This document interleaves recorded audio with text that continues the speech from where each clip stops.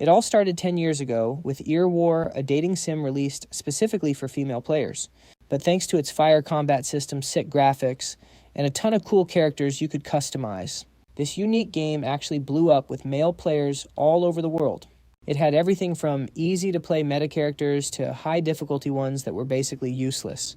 And among all those choices was one character considered total trash because he was impossible to level up and had the worst stats. But some crazy guy actually mained this character for 10 years. That's me, the player Busell, the highest difficulty character in the game. A guy who can't use magic and is stuck at the bottom of the barrel, basically just an extra for the main characters. One fine day, while the weather was chill and cozy, Big UL was just sipping some hot tea. His eyes were glued to the monitor like a magnet. He was scrolling through the game forums where new topics were popping up everywhere. Let's see what's trending today. He clicked on a post and was immediately hit with a wave of comments from other players. This game is trash. Some stupid dragon just showed up out of nowhere and wiped all my save data. What the hell is a dark magic dragon anyway? Why does it say my character's dead and I can't log back in? What the heck is going on here? My character just got deleted. Reading this. Busell was a bit shook. Is the final boss in a dating sim really this cracked? Everyone thought the game would have a romantic happy ending if the two main leads fell in love. Who knew an anti-magic dark dragon would show up and wreck the entire world? He scrolled down more. Another post was blowing up among the gaming community. Yo, everyone listen up. This boss is literally unbeatable. This trash dark dragon has a 99% magic resistance passive, no cooldowns, and it keeps wrecking me with its magic absorption skill. Plus, it shoots out some kind of super magic nuke. Long story short, how do you even kill this thing? The game has to be bugged. Suddenly it clicked. Our MC realized this was a post from a top-tier gamer. He curiously put his tea down, eyes glowing. The final boss, huh? Now that's interesting. He leaned on his hand, carefully reading another player's analysis. That's weird, an anti-magic monster in a world full of magic. That's totally wild. Is it really a bug? People are complaining their characters are just vanishing without a trace. Well, looks like they're right. Suddenly, an SOS alert flashed on the screen. The Dark Knight 13th Moon Dragon has appeared. Driven by curiosity, the MC clicked to reread the lore. In this mythical world, there's a cult called the Dark Magic People. Their goal is to invade other worlds, also known as Persona Gates, to become the final bosses of the universe. Once they succeed, the Dark Dragon debuts. And just like that, 90% of the continent was swallowed by the Persona Gates. Reading this, the MC was stunned. Jaw dropped. I only focused on PvP and ignored the lore, but this is getting chaotic. He was a little nervous, but then he thought, wait, haven't I been training for this? Should I just go all in? No sooner said than done. He moved his mouse to the notification. Do you want to fight the Dark Dragon? Please choose yes or no. 0 delay. He picked yes. Let's send it. Now I'll show off the skills I've been grinding for 10 years. The MC was talking big. Let me tell you about my character Busell. He's the only one who can't use magic. Despite the fact that everyone else can throw fireballs like it's nothing, because of that, even pro players wouldn't even look at this trash character. To put it simply, this character is even worse than a background NPC. Of course, he can use a tiny bit of magic, but he only has one single move. Back to the fight, the Dark Dragon was charging up a massive fireball in its mouth.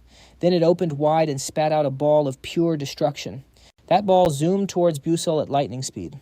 Facing a life-or-death situation, Busell stayed cool and just smirked with pure disrespect, like he was saying, "You're not on my level." Then he used his Pro Blink skill to dash forward and slash the dragon's neck. He kept blinking over and over. Busell's blink allows him to move to a different spot within 3 to 10 meters as fast as the 4th Hokage. But the catch is, the teleport location's random, so if you don't control the skill perfectly, you'll get cooked instantly because the speed and impact are insane. Plus, the cooldown and mana cost are a nightmare, and you're frozen for 2 seconds after using it. Anyone can learn it, but nobody's dumb enough to actually use it. However, Busell is a different breed. He's a total master of this blink skill. Not only that he can control the direction and distance perfectly, pure peak gameplay, he even knows how to dodge the penalties. This skill doesn't cost a single drop of mana, and it's not like a character like Busell has any mana to spend anyway. Unlike other magic, Blink is actually just a simple teleportation skill, but I've been obsessed with this character since everything depends on skill levels. For 10 whole years, I only played one character, the one who doesn't use a single drop of magic in a fight. Right now, Busell has charged in, landing a massive vertical slash right across the dark demon dragon's face. Not just that he straight up sliced its body in half with zero hesitation. Talk about being built different. He's absolutely cracked. Then he just stands there like a literal god. A notification pops up. You have defeated the final boss. 13 months of eternal night. Back to reality. The MC can't believe his eyes. He blurted out, "Wait, what just happened?" I actually killed the final boss, the dark demon dragon. I mean, I'm geared out in rare artifacts from head to toe, but this character was supposed to be trash. No, this is insane, but honestly, it feels amazing. I gotta flex this to the community right now. Killing the dark demon dragon is huge, but before I could even post, my screen exploded with a mountain of red error messages. Because you reached a glitch ending, 90% of the mythic world has been destroyed. However, you have come very close to the true ending. Looking at these notifications, the MC's jaw dropped. Holy crap, what's going on? Before his brain could even process it, another message appeared. Please proceed to the true ending. He screamed in a total panic. What is this? And just like that, our MC literally evaporated right out of his own room. It makes zero sense. When he opened his eyes, he was staring at a completely unrecognizable place. He was face down on the ground, struggling to sit up while his head was spinning like crazy. What just happened? His body started shaking uncontrollably. He looked around and sighed. Where the hell am I? Suddenly a blinding light caught his eye. He walked closer and realized it was a mirror. He took a good look and... what the hell? He couldn't believe what he was seeing. It was the face he'd spent over 10 years looking at Busell. But before he could process anything, a notification popped up. Episode 1, Escape the Pursuit. It finally clicked. Wait, isn't this Busell's starter quest? He was losing his mind. No way. Is this a dream? He quickly checked his pocket. Inside was a letter that made him freeze for 5 seconds, the admission certificate for Stella Academy. At this point, even if he didn't want to admit it, Bus could easily guess where he was. This is definitely the mythic world. So, I'm really Busell now. He buried his face in his hands, wanting to cry, but no tears came. Okay, think logically. That mysterious voice told me to reach the true ending. But with everything I know about this game, there is no true ending. This game has like 1,000,000 different endings. His eyes widened in panic. Wait, could it be that no one has ever unlocked the true ending in the last 10 years? Damn it. But there's no time to overthink. If I remember correctly, right after Busell wakes up, the dark cultists will track him down and storm this house. He immediately rushed to the window to peek outside. Just as he expected, the dark cultists were already here. They were frantically searching through the endless heavy blizzard. The leader roared, "Damn it, where did that oaf run off to?" Seeing this, the MC was terrified, pressing his back against the door. He took a peek and thought, this is bad. They're already here. Outside, a guy with lifeless white eyes noticed something. He pointed toward the house. "Hey guys, there's a house over there, search it now." They all shouted in agreement. The MC realized how screwed he was, but he was too anxious to move. He suddenly remembered there was a time limit to avoid them, and there was no way he could fight them alone. Just as he was panicking, the system suddenly popped up. You can now use Blink. The MC looked at the suggestion in total confusion. I can use Blink, since he was born with Mana Leakage Syndrome. Busell could never accumulate mana. His only hope was this one single skill, the one he'd spent his whole life practicing. Back to the present, snow was still burying the entire forest in white. Inside the old house, Busell was still stressing over the system's hint. Right now, his Blink is only level 1 with a max range of just 9 meters. This stupid system wants me to use Blink, but I'm not sitting in front of a monitor anymore. How do I even click to Blink? Outside, the dark cultists were sprinting toward the house. Their footsteps were getting louder, making his heart race. Damn it, they're here, I'm out of time. Fine, you bastards, I'm going all in. On the other side, the group arrived and found tracks. One of them screamed, "Boss, I found the rat. After him, catch him alive." They all yelled, "Stop, don't let him get away, grab him." The MC was running for his absolute life. This is it, the first tutorial challenge. Use Blink to lose the dark cultists chasing you. While running, Busell realized those guys were wearing magic boots and moving way faster than him. There was only one way to escape now, Blink. Stay calm. I've used this skill 1,000,000 times. I just have to time it perfectly. By now, the pursuers were right on his heels. They screamed, "You little brat, you think you can just run away? Stop right there." Glancing back, Busell panicked. "Damn, they're almost on top of me, but Blink has a fatal weakness. If I don't control the distance right, I'll slam into an object and die instantly." However, if it's me we're talking about, things are going to be different. While Busell was frantically planning his next move, the leader of the Dark Mages lunged right behind him. He swung his sword and roared, "Let me send you straight to hell, die you dog." At that life or death moment, our MC instinctively triggered Blink and successfully reached safety. He smirked as he kept running. Awesome. It worked. The Dark Mages were absolutely floored. Wait, what? Was that a Blink? Is that brat actually a mage? Seeing his squad panic, the leader tried to hype them back up. Don't lose your cool. Blink has a massive weakness. The user gets paralyzed for 2 seconds after using it. This is our chance. But when he looked back and saw Busell still moving, he froze in shock. Wait, how the hell is that kid still moving? On the other side, Busell was still booking it. He muttered to himself, "Careful. I have to be even more careful now.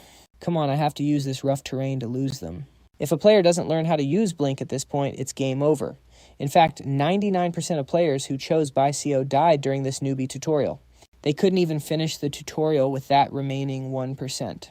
Even if they passed the tutorial, they could never master distance control or chain blinking. With that in mind, BCO started spamming Blink, teleporting wildly from one spot to another. The Dark Mages were completely stunned. Holy crap, he's actually using Blink on terrain this dangerous. Is this kid insane? And the leader turned to his subordinates and barked, "Anyone who can use magic, get to the front. We'll blast him from a distance." Immediately, 3 of them stepped forward, their faces filled with murderous intent. Realizing they weren't chasing him as closely anymore, the MC glanced back, but a new worry hit him. Crap, they're going to use magic attacks. The second part of the tutorial was exactly that, using Blink to dodge magic arrows. Damn it. When I was playing the game, I could see behind me on the screen, so dodging was easy. But now, suddenly the system flashed a new notification. Skill Mana Leakage Syndrome activated. Mana Leakage Syndrome disables the sixth sense, but boosts perception speed to the max. As soon as the alert popped up, BCO could feel the magic arrows zooming toward him. Even without looking back, he could sense them perfectly. He effortlessly dodged every single magic arrow. But before he could even catch his breath, a massive magic arrow, packed with insane power, rained down from the sky. Busell realized this was the moment to use his final Blink skill. Just as expected, he narrowly escaped that fatal blow. An ear-splitting explosion rocked the area boom. It was like a freaking meteor hitting the earth. The impact created a massive shockwave. It was so strong that BCO couldn't stay on his feet. He fell and braced himself. Once the dust settled, all that was left was a massive pitch-black crater. Busell finally caught his breath and thought, "Holy, I almost kicked the bucket there," but there was no time to rest. He kept running for his life, but then his eyes went wide with terror. Right in front of him was a bottomless abyss. One wrong step and he'd be visiting his ancestors. This was the third challenge of the tutorial, using Blink to cross the abyss. He thought to himself, the only way to reach the other side is to calculate the Blink distance perfectly. After that, I'll run into some mages and escape. That'll be the end of the tutorial. But to pass this part, I have to trigger Blink in 0.1 seconds. If I fail even once, I'm dead. There are about 20 floating rocks here, but doing this in 0.1 seconds, easier said than done. I don't know what kind of jerk wrote the script for this tutorial, but they're a total sadist. Honestly, though, it wasn't impossible. The real problem was, just then the screams of the Dark Mages reached his ears. There he is, right in front of us. The MC looked back, startled. Crap, they're closer than I thought. They're only about 100 meters away. And the cooldown for Blink is 3 seconds. I don't have enough time to cross to the other side. That leaves me with only one choice. I have to kill them all. Right after that, BU ducked behind a tree to plan his next move. Man, this is crazy. Why did I even think I could handle this right after a whole battle?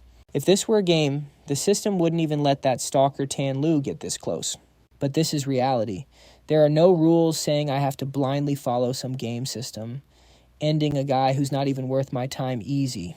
It is not just because they are my parents' enemies, like in the game plot. Finally, they are here. Busell gripped his dagger, ready to defend. His face was pure determination. All right, come on. I will take all of you down myself.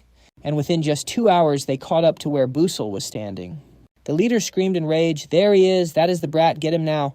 The subordinates roared and charged at full speed. Every single one of them looked absolutely livid. On the other side, Busell stayed calm. He did not flinch once. This kid has some serious nerves. One of the Dark Mages sneered. You really think you can take us all on alone? How stupid. You are finished, kid. But our MC was locked in, watching for the perfect moment. He realized the distance was about 7 to 8 meters.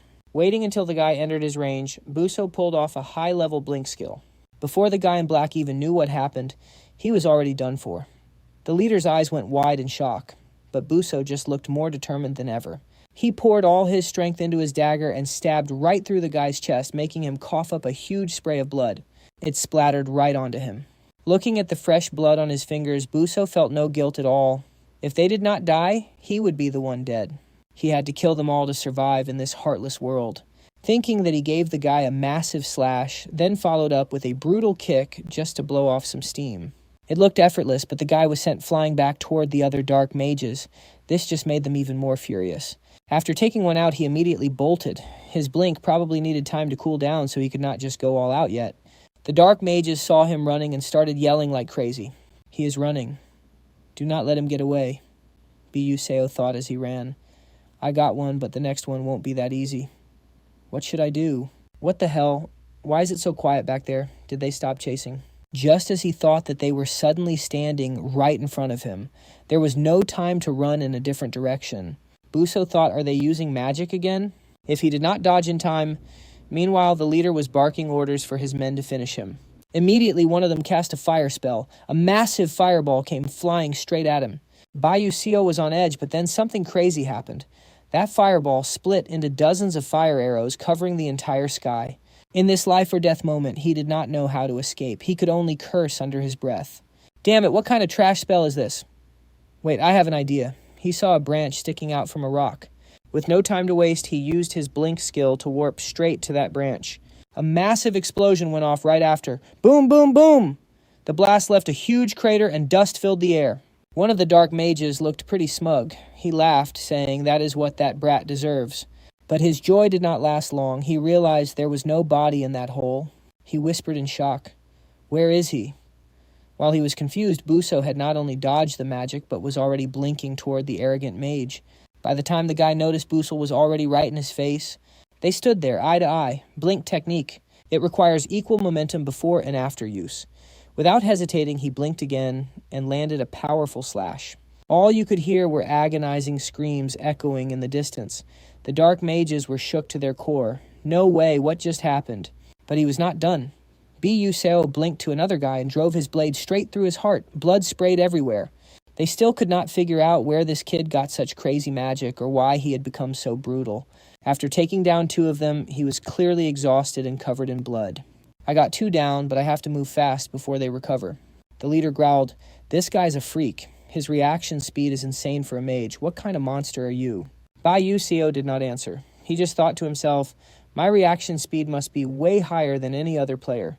But that is only in this game. I can't keep dodging their attacks forever, especially at this range. I gotta wipe these scrubs out fast. Thinking this, he risks it all and charges in. The scar-faced thug who'd been watching the whole time barks out, I've read your movements, kid. This brat only knows how to blink and use a dagger. As long as I cover my face and neck, he can't even touch me. He grips his sword tight, taking a mocking stance. Come on then, show me what you got. Suddenly he screams, Ice Tide on the other side. Busell is still flexing those insane blink skills while the enemy unleashes a massive wave of power right at him. The dude is feeling pretty cocky about his plan. Haha, I've got you now. Let's see you writhe in pain. But his ego trip doesn't last long before he gets the shock of his life. Busell isn't even scratched. He lunges at another goon and gives him a one-way ticket to the lobby with a single slash. Seeing this, Scarface's hair stands on end as he roars in fury. Damn it! You used to just hide and scurry around like a freaking rat. How dare you talk back to us now? Drenched in blood, our MC coldly replies, yeah, but that was the old me. Actually, I should thank you guys for helping me get stronger every day. You little punk, we were only going easy on you, now die. With that, Bus takes heavy, powerful steps forward. His face is pure, cold-blooded intent, determined to wipe them all out. He swiftly hurls a spear at the guy. Watching the weapon fly toward him, the thug thinks to himself, he's gonna blink to a blind spot. He's probably throwing that spear to make me block so he can backstab me. Nice try, kid, but no chance. He swings his sword and slices the spear clean in half. Done. He smirks, thinking all he needs to do now is turn around and finish the job. But his guess was way off. Bus is nowhere to be seen. The thug freezes for a few seconds, then grinds his teeth as his face twists in pure agony. Busell didn't attack from behind like he thought. He went for a head-on strike, stabbing him straight through the heart with everything he had. Scarface can't accept it, gasping out. So, you were going for a frontal assault from the start, and just like the Chapter 1 escape from pursuit is officially complete. After clearing the whole mob, the system pops up a notification. You have gained experience points and received a bonus gift from the Constellatio project for unique story development. Our MC is looking pretty drained, though slumped over and breathing hard.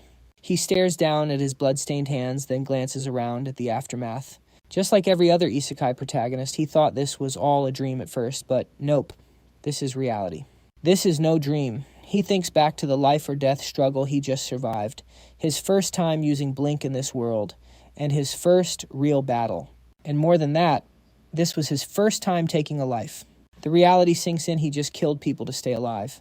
A moment later, he pulls himself up and brushes the dirt off his clothes, staring at the path ahead. He tells himself that since he's stuck in this world now, he needs to get out of this area ASAP. Suddenly an idea hits him, and he looks back at the dark mages he just took out. He hesitates for a second, looking a bit downcast. But then he leans down to loot their pockets. It feels a bit wrong, but he's got to be realistic. He doesn't have a single cent on him. After rummaging around for a bit, he finally finds a pouch filled with shiny gold coins. He's hyped. This has got to be worth at least 2 million. Right. Better than nothing. Every cloud has a silver lining, but his joy is short-lived as a new problem pops up. He looks at the road ahead and sighs. There's a massive cliff right there. One slip and it's game over for real. Busell is panicking, wondering how the heck he's going to cross this cliff, when suddenly a voice calls out from the other side. Is anyone there? He looks up and sees a group of people waving at him. Hey, over here. We're over this way. He recognizes them.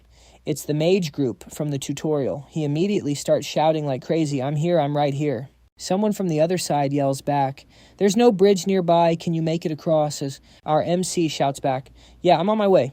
Hearing this, a girl in the group tells the others, let's wait for him for a bit. He said he can cross, but the blue-haired guy next to her is still skeptical. Crossing this cliff is no joke. You'd need to be at least a rank 3 knight to even stand a chance. Can that kid really pull it off? The girl replies, sounding pretty unsure. I don't know. Just as she says that, her eyes go wide. He's jumping. He's hopping from rock to rock like it's nothing. So smooth. Everyone's jaw dropped, watching with bated breath. Bus is locked in, pushing through each section one by one, fast as lightning. He is already halfway there. The group can't believe their eyes. What kind of move is that? Some kind of jumping magic. Someone else quickly realizes it is actually Blink. That voice came from a cute blue-haired girl standing in the back. The purple-haired girl looks at her, then back at our MC. That is supposed to be Blink. But there is no way to control the distance and direction that easily.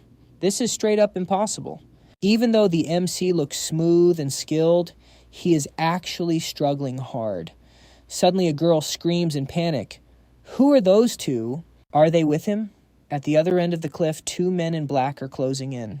While everyone is still confused, one of the mages in black raises his staff, gathering a red aura around him. A split second later, he points forward, activating a creepy magic circle and blasting a fireball straight at the MC. Someone yells, hey, watch your back. Right then, the MC feels a terrifying surge of power rushing at him and curses, hell no, this is bad. Just as the spell is about to hit, he blinks out of the danger zone at the very last second. Then, boom, a massive explosion. He turns to see who tried to sneak attack him. As the dust clears, the 2 figures in black appear. It hits him. It is those mercenaries from before. They have been revived. This is getting dangerous. But his blink cooldown still has 3 seconds left. Dodging all these spells is literally impossible. He desperately looks for a rock to grab, but his eyes fill with panic. What the hell, these guys are playing dirty. The black mages immediately activate another spell and fire it right at him. Luckily, Busell tilts his body just in time to dodge, but things go south fast as the rock under his feet suddenly cracks in 2. He tries to steady himself, but fails, falling backward into the endless void. But his survival instinct is on fire, fighting between life and death. Telling himself he has to live, he absolutely must survive. But the floating rocks around him are just out of reach. In his final spark of hope, he just prays he can grab onto even one piece. And the universe actually answered. His eyes light up when he spots a nearby rock. God is really on my side. Without wasting a beat, he uses Blink and launches himself like a rocket toward that rock, grabbing the edge with both hands. clinging on to life.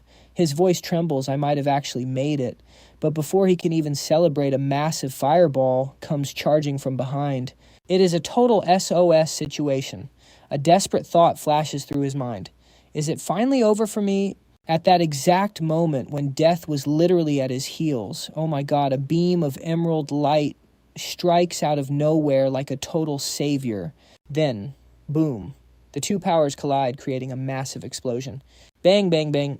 The shockwave is so strong it feels like space itself is ripping apart. The MC exerts every bit of strength to hold on. When the dust settles, he is still in one piece. That is the main character plot armor for you. No way he is getting taken out that easily. His head is still spinning as he wonders, what was that spell just now? An ice spear wrapped in lightning. No way. Who is so OP they can mix two skills into one broken combo? The remaining black mages are stunned, their eyes glued to a slender figure. A blue-haired girl stands at the center of attention, her face cold and completely emotionless. Everyone is just staring in awe. One guy stammers, no way. Can she really pull off something that insane? The two mercenaries on the front line see how bad the situation is and decide it is time to bail. One mumbles, let's get out of here, we are totally outclassed. Then both of them instantly turn invisible and vanish like they were never there. The MC watches the back of those total losers and breathes a huge sigh of relief. Thank God I am still alive. After a bit of struggling, Busell finally reaches the other side safely. Everyone gives him a warm welcome except for that cool, blue-haired girl who just gives him the cold shoulder, turning away without even a single glance. Seeing his savior acting so cold, the MC quickly runs after her to thank her. Hey, thanks so much for saving me back there. The mysterious heroine glares at him, her voice cold as ice. I didn't do it for your gratitude, so you don't need to thank me. With that, she turns and walks away, leaving our MC frozen for 5 seconds. He just mumbles, okay then. Watching her walk away with that tsundere vibe, Busell gets lost in thought. This girl is actually kind of interesting. I've never heard such a cute voice before, even though she seems hard to talk to. Whatever. The important thing is those village raiding bandits are finally dealt with. Turns out most of these local attacks were orchestrated by the black magic cult. Finally, this nightmare is over. Even so, that was a total near-death experience, but crossing that cursed cliff means I've officially entered mage territory. Those dark magic cultists couldn't find me here even if they grew wings. He sighs in relief, low-key roasting them in his head. Those dogs don't even know who I am anyway. Suddenly, the system pops up a new notification. Chapter 2. Enrolling in Stella Academy. Looking at the brand new quest window, he's totally stunned. Chapter 2. Alrighty, man, this looks like it's going to be heavy. But how am I supposed to survive school life? And just like that, the whole group heads straight for Stella Academy. As night falls, the road they're traveling gets darker and darker. It's scary quiet. All you can hear is the steady clack, clack, clack of the wagon wheels.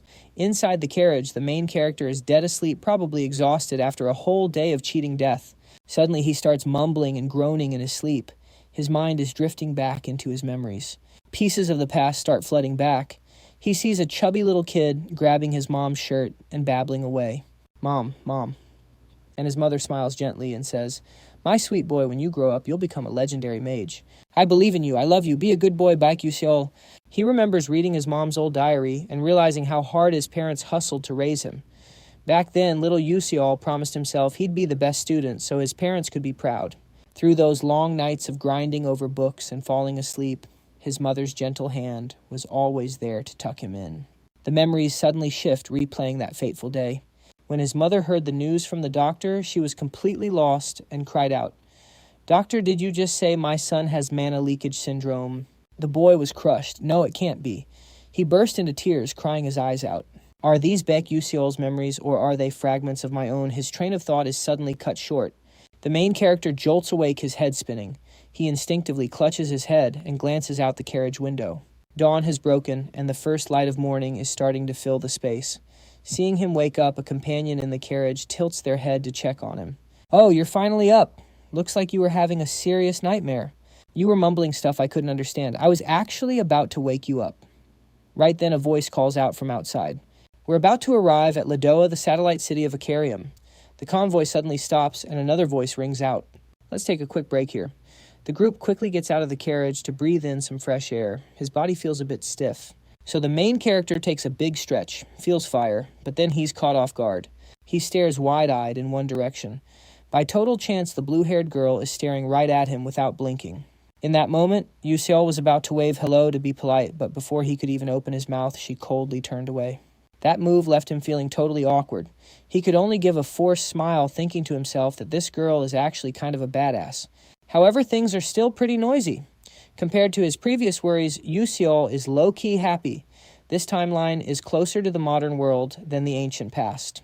Magic still exists in this mythical world, but in the safe cities, trains, airships, and skyways are all built solid.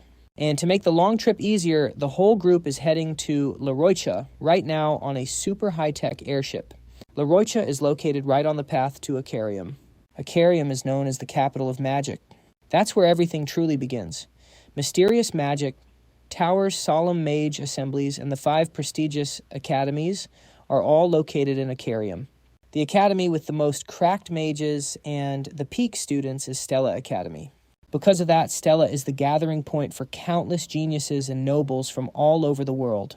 But the main character still can't wrap his head around how Baek Yuseol, the guy he's possessed, managed to get into such a prestigious school. Wait, I almost forgot, I haven't even checked my own skills yet. Thinking this, Yuseol quickly opens the system and his status window appears instantly. Mana Leakage Syndrome Level 1. Strength, plus 3% speed, plus 5% perception, plus 10%. Sixth Sense. Consumes mental power to detect mana within a 12-meter radius. Acceleration Wave. Perceive everything in slow motion. Looking at the status window, he's silently grateful for the abilities Baek Yuseol has. Sixth Sense and Acceleration Wave. If I didn't have these 2 special skills, I would have been cooked a long time ago. In this game, a cursed force prevents you from concentrating mana in your body. Mana Leakage Syndrome is the birth curse that Yuseol has to carry. However, every cloud has a silver lining, and this actually lets me sense surrounding mana through my 6th sense. It also indirectly helps Yuseol detect any malicious attacks aimed at him, even if he can't see them coming. As for the acceleration wave, it lets me react as if time has slowed down. If there's any danger or a surprise attack, I can react faster than a normal human can even perceive. This is a crucial skill for Busell since he can't use mana, but everything comes with a price. Using the 6th sense for too long will absolutely drain my mental strength. Overusing it could lead to some pretty nasty consequences later on. After reading this, our MC scrolls down to check Bale's stats. Power 1 star, 59%. Agility 1 star, 97%. Speed 1 star, 81%. Stamina 1 star, 51%. Endurance 0 stars, 97%. Mental strength 1 star, 43%. Remaining mana 0. Skill Flash, Step Level 0, Trait Mana Leakage Syndrome Level 1. After studying the info, Busell thinks to himself that the starting stats aren't actually that bad. The original Bael had trash agility, but now that I'm in control, things are going to be different. I definitely need to max this out. In this game world, there isn't just one overall level. Each individual stat has its own level too. Skills are shown as levels, while stats are shown as stars. The max stat level is 9 stars, but reaching that peak is basically impossible. I played Eternal World for over 10 years, and the highest I ever got was 8 stars in both stamina and agility. But for now, I should focus all my investment into agility to buff my 6th sense and reaction speed. I can always pull up my stamina and flexibility in other ways later. That's the plan. But the real headache right now is this Mana Leakage Syndrome. If I don't cure this, I won't survive long in a world built on magic. I need to level up fast to reach the perfect ending, and Stella Academy is the key to suppressing this syndrome. There's no turning back if I want to change the fate of this world and cure my incurable disease. Thinking about it, our MC lets out a heavy sigh. Honestly, I'm not even that hyped about going there. Someone please save me from this mess. Suddenly, the system starts ringing again. You have missed several important notifications. Bae Yuseol is shocked, thinking, wait, I've never seen this before. But before he can dive into his thoughts, an urgent voice calls out, "Hey, young man, let's move it." Our MC has to put those notifications on hold for now. That blue-haired girl is still scanning him closely, keeping a cold face and not saying a single word. Right in front of them is a massive airship hovering in the sky. It looks both high-tech and totally fire. Everyone on board is buzzing with excitement. Suddenly, an announcement blares over the speakers. "Attention, please, we are about to arrive at Ericum. Passengers, please stay in your seats." A noble student suddenly spots something and looks totally shocked. A second later, he starts mocking Busell with a super sarcastic tone. Yo guys, check out that loser. Looking around like a total country bumpkin who just moved to the city. Probably his first time on an airship, right? Ha ha ha. Following their gaze, the main character they're talking about is none other than Busell. He's just standing there looking dazed because everything is so foreign to him. The group continues to talk trash. Is that guy from the boonies or what? He looks so clueless. Man, I don't get why Stella would recruit him. Why are they letting lowborn trash in here now? Their mocking voices keep getting louder. Our MC hears every single word of that shade being thrown his way. He looks up. They don't stop, they just keep looking down on him. If word gets out, it'll be so embarrassing. A few guys like him are enough to ruin the Academy's whole reputation. He glances at them, but instead of taking the bait, he just sighs and turns away. His reaction actually makes the noble guy look a bit stupid. Bae Yuseol thinks to himself, just a bunch of toxic kids. I'm an adult. I'm not dealing with this. But that I don't care attitude completely triggers the young noble. He shouts angrily, hey, you little brat, you dare look at us like that. You got a death wish or something. He grinds his teeth, his voice full of threats. You brat, stop right there. Suddenly a gentle voice rings out. Hey, what is all this noise about? The noble flinches. He whips around toward the source of the voice. Then his eyes go wide, looking like they're about to pop out of his head. In the distance stands a girl with long silver and red hair, looking incredibly elegant. He stammers out in fear, Princess Hong Bi. Hearing that name, our MC turns to look too, thinking, did he say Hong who? In front of everyone is a princess with world-class beauty and a cold, top-tier aura. This is the princess of the Adolvovit kingdom, Hong Bi Adolvovit. She doesn't say another word, just coldly walks past the group. As soon as the princess passes him, the noble guy immediately puts on a fake, flattering smile and bows respectfully with his hand over his heart. Excuse me, princess. Before he could even get a second word out, the princess shot him a glare as sharp as a blade and just brushed past him. This left him completely humiliated, standing there with his mouth wide open, totally speechless. Hong Baek-hyun just walked in coldly, leaving the crowd dazed and killing the vibe instantly. Meanwhile, she had already passed right by our MC. He suddenly realized that she was the ultimate sworn enemy of this world. According to the original plot, Hong Baek-hyun was a key character in the game. She and the female lead were always at each other's throats, but in the end, she's the one who gets cooked. No matter which route you take, she ends up meeting a brutal end in almost every single finale. Whether it's taking her own life after being bullied by the whole academy or facing the most humiliating moments in front of everyone, it's like the developers had a personal grudge and wanted her to suffer it all. I heard she was actually pretty popular among the male players, though. To be fair, her visuals are definitely top tier, but she's so icy. It's like she'd send you to meet your ancestors if you even dared to strike up a conversation. Suddenly, Baek Yuseol's stomach let out a loud growl. He rubbed his belly. My most urgent problem right now is definitely filling this empty stomach. He headed up to the second floor and stopped at a random stall. Countless colorful, sparkling pastries were laid out right before his eyes. Yuseol picked one at random, but as soon as he held it, his face went pale as a ghost. Good grief. Why is this thing so expensive? But he had no choice. He just closed his eyes and ate to stop the hunger. After finishing, the MC walked out, looking as confused as a lost penguin. Baek Yuseol thought miserably, damn it, is eating at Arcanium always going to hurt my wallet this much? Suddenly, an announcement blared over the speakers. Attention, attention. This is an urgent announcement for everyone. We will be arriving at Arcanium in 10 minutes. Please gather on the ground floor. I repeat, we will be arriving at Arcanium in 10 minutes. Everyone, please report to the ground floor. Thank you for your cooperation. Hearing this, the MC couldn't help but smirk. Finally, it's time. Well, this is my reality now anyway. Let's get this party started. A little later, the group finally set foot in Stella Academy. Looking at all the strangers, Yuseol felt like a total outsider. He took a deep breath. At least I handled the immediate mess. Those demon cult freaks won't be able to tail me anymore. But can I actually survive here at Stella Academy? Staying alive in this world is going to be a total nightmare. I wish I had some kind of useful cheat item right about now. That's when he remembered those system notifications he had completely ignored earlier. He opened the system to check. The message read, Project Star has a special reward for you. Option 1, a weapon you used in the game but at a lower rank. Option 2, a skill you obtained in the game with nerfed power. Option 3, experience points. Looking at the status, Yuseol thought deeply. Oh, looks like this system actually has a heart after all. But let's see, what should I pick? Should I go for the reflection or the flash pierce? As if reading his mind, the system immediately provided an answer. Search results show that high-tier equipment rank is too high, so it will be downgraded. Well, what about Hyperspace Blink? Search results show this skill is an upgraded version of Blink and cannot be obtained. However, you can use the reward to enhance your current Blink skill. Hearing that robotic response, Yusiel froze for 5 seconds. Cursing internally, this trash system, does everything really have to be nerfed? Seeing the MC complaining to the heavens, the system explained, due to a lack of narrative energy, we cannot fully materialize these items. Wait, what's that supposed to mean? Narrative energy is what influences the flow of the story. It accumulates as you discover hidden plot points. So you're saying I can't have OP items yet because I'm just a newbie.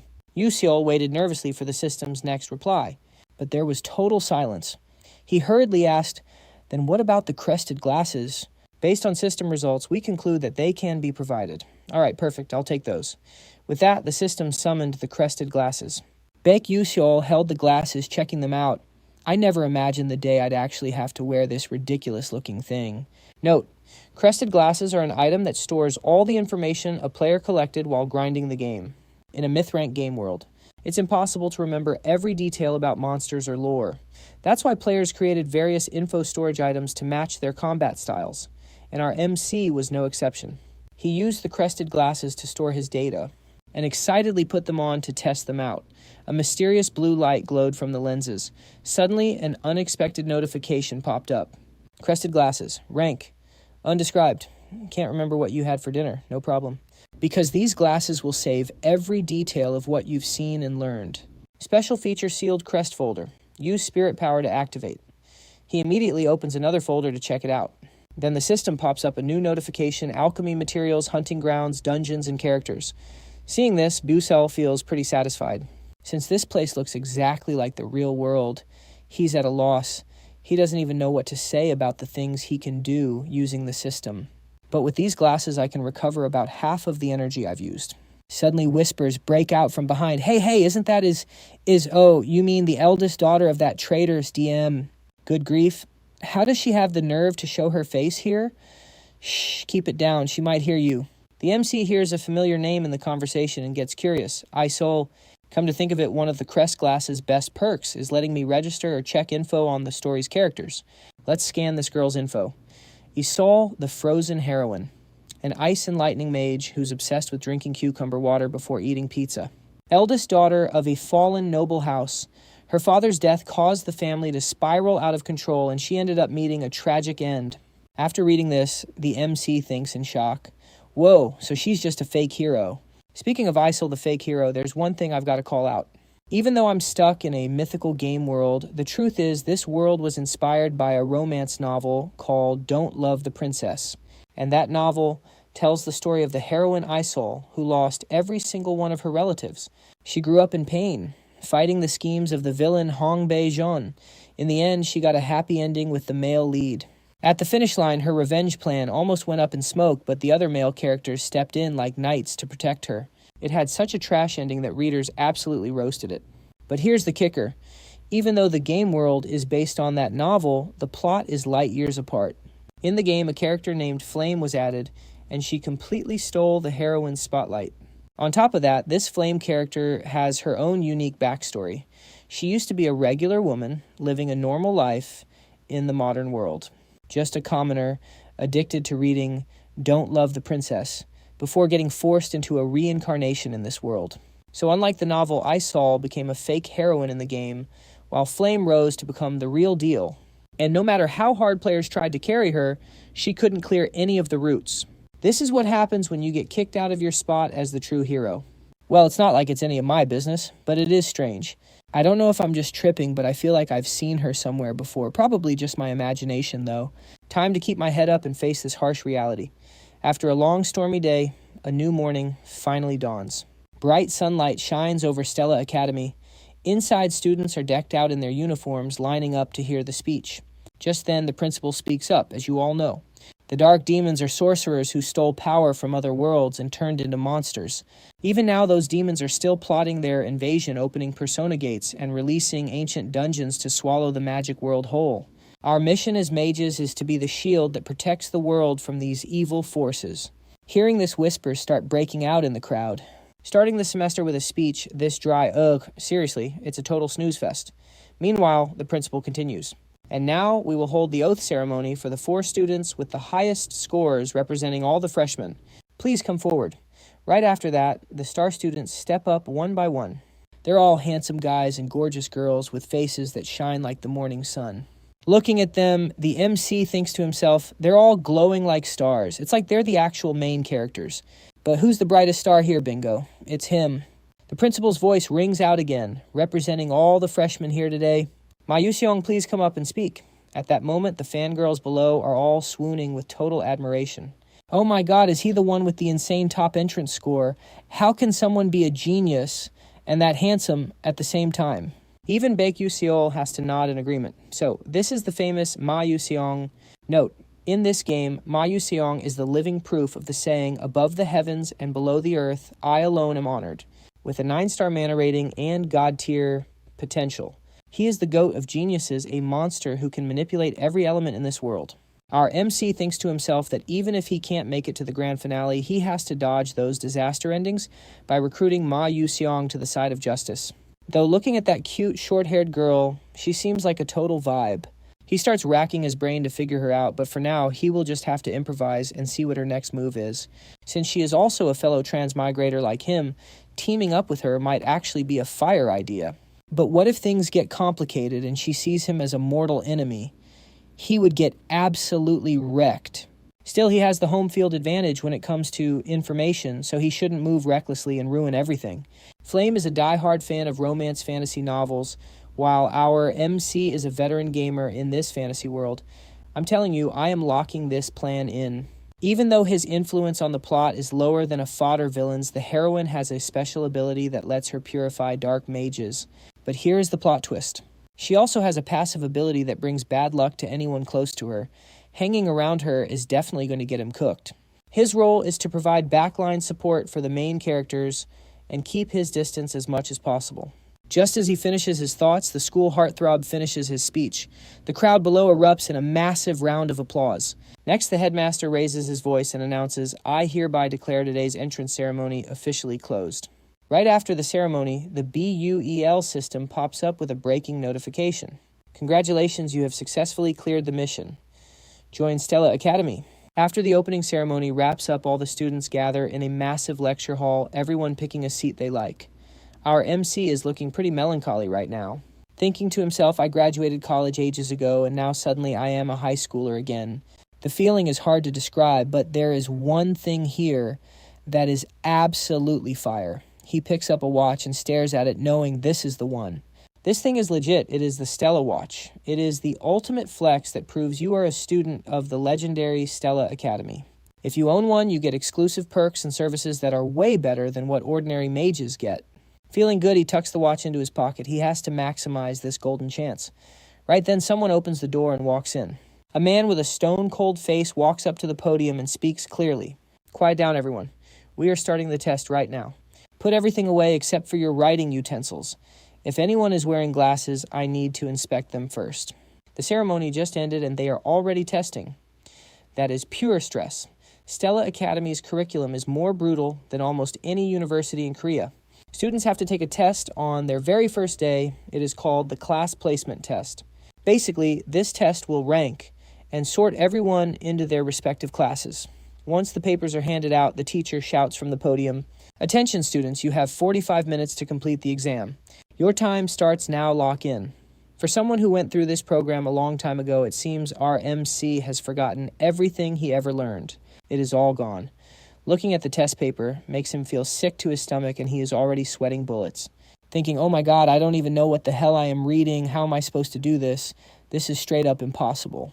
This placement test is nothing like the entrance exam. It is infamous for its insane difficulty. Students are ranked from F to A, and then there is the S rank based on their scores. And obviously all the big shots end up in the S rank class. Sadly, Bus is the one who ranked dead last out of 1,141 students. Our MC looks at the exam and starts overthinking it like crazy. Should I just turn in a blank sheet and get it over with? I already got admitted anyway, so it is not like they will kick me out. I might as well just volunteer for the F rank class. He glances around and sees everyone grinding hard on their papers, except for Ma Yuxiang, who's just chilling and staring off into space with his chin in his hand. Our MC feels utterly hopeless looking at him. Wait, is he already finished? Did he really solve everything already? No wonder he looks so bored. In this game, Ma Yuxiang's personality is basically being bored to death. Born into the most powerful clan on the continent with a genius brain and peak talent, everything is easy as pie for him. Depending on the heroine's choices, Ma Yuxiang will either turn good or fall into the path of evil. Every cultist who wants human extinction is obsessed with him, and his own family is the biggest problem of all. But anyway, staring at a literal prodigy really makes me feel like absolute trash. Then it hit him. Wait, why am I being such a noob I can just use my crested glasses? I used them to stack skills at the library before. They might actually be fire right now, and it is not like I have got anything to lose anyway. Let us give it a shot. Thinking this, Busell reached into his pocket and pulled out the crested glasses. Just as he was about to put them on, the proctor suddenly appeared right next to him looking suspicious. Wait, what is the deal with those glasses? I told you if you are going to use glasses, I have to check them first. Let me see them. Hearing this, our MC snapped back to reality, sweat dripping down his face. Oh shoot, I totally forgot about that. He tried to stay calm and handed the glasses to the teacher. Taking the glasses, the proctor used his mana to inspect them thoroughly. Meanwhile, our MC was turning pale with sweat on his forehead. What do I do? If he finds out these are magic glasses, I am getting expelled for sure. He looked up silently, praying to any god out there to help him survive this mess. Suddenly, that trash system popped up a notification. Lost part of the bun glasses detected. Do you want to summon it? This scared the MC so much he almost peed himself. No, please just stay quiet, system. The proctor kept using magic to inspect the glasses, but after a while he could not find anything weird. He handed them back to the MC and gave him a warning. I do not feel any mana here, but next time remember to ask for permission first. The MC let out a huge sigh of relief, like a ton of bricks was lifted off his chest. He happily replied, "Oh, yes, sir, I will remember." That inside he was celebrating like he just hit the jackpot. Phew, if the main ability was active, I would be totally cooked. Then he put the crested glasses on again, looking way more intellectual now. Immediately, the answers to every question started popping up in his mind. He started scribbling them down, thinking to himself, I hit the jackpot. Maybe I will even take first place. With this, I am definitely escaping F-rank trash status. Maybe I will even jump straight to A rank. While he was busy copying, the teacher's voice rang out. Time is up. Everyone stop writing and turn in your papers. Right after that, the proctor used magic to collect everyone's papers instantly. No one could squeeze in a single extra word. Watching the papers fly toward the teacher, Busell's face went pale. Wait, I only finished 3 questions. After that, the teacher started checking the students' exams one by one. Suddenly, the teacher's eyes filled with disbelief. On the other side, Busell was still feeling down because he only did 3 questions. He really thought he would escape F-rank this time. Dang it, maybe this was just too much for someone like Bus. He just took the glasses off when he noticed something weird with the teacher. The teacher panicked, looked at him, and shouted, "Hey, you hand me those glasses right now." The MC's hair stood on end. He stammered, "Yes, sir." The teacher took the glasses and focused his mana to check the crested glasses again. This is strange. No way. Then he suddenly ordered a blonde student, "You go get Dr. Grain for me." The student quickly replied, "Yes, sir." This left Busell in total shock. What is wrong with him all of a sudden? I even wrote everything super carefully so they would not suspect cheating. It is over. Did I get caught? A little later in the doctor's office, the teacher asked anxiously, "Doctor, what do you think?" The one holding the glasses was the magic tech professor, Dr. Green. He replied, "The way this boy handled this question, it is definitely something else." The teacher rushed to ask, "So did he cheat?" The doctor immediately shot that down. Cheating. Nah, he is completely clean. I do not feel any magic tool energy from these glasses or anything else. He definitely did this all by himself using his own power. The MC put on a fake wronged face. The doctor laughed and patted his shoulder. Haha, this is getting interesting. I never thought I would see a rare case like this at my age. Anyway, Professor Lai Han makes sure to apologize and give him some extra guidance. The teacher looked a bit embarrassed and replied, "Yes, sir." Then he turned to the MC and said, "I misunderstood you. Please accept my sincere apology." The MC grinned and thought, "Actually, I totally cheated, teacher, but if that main function had kicked in, I would be dead meat." He quickly replied, "It is okay, teacher. No worries."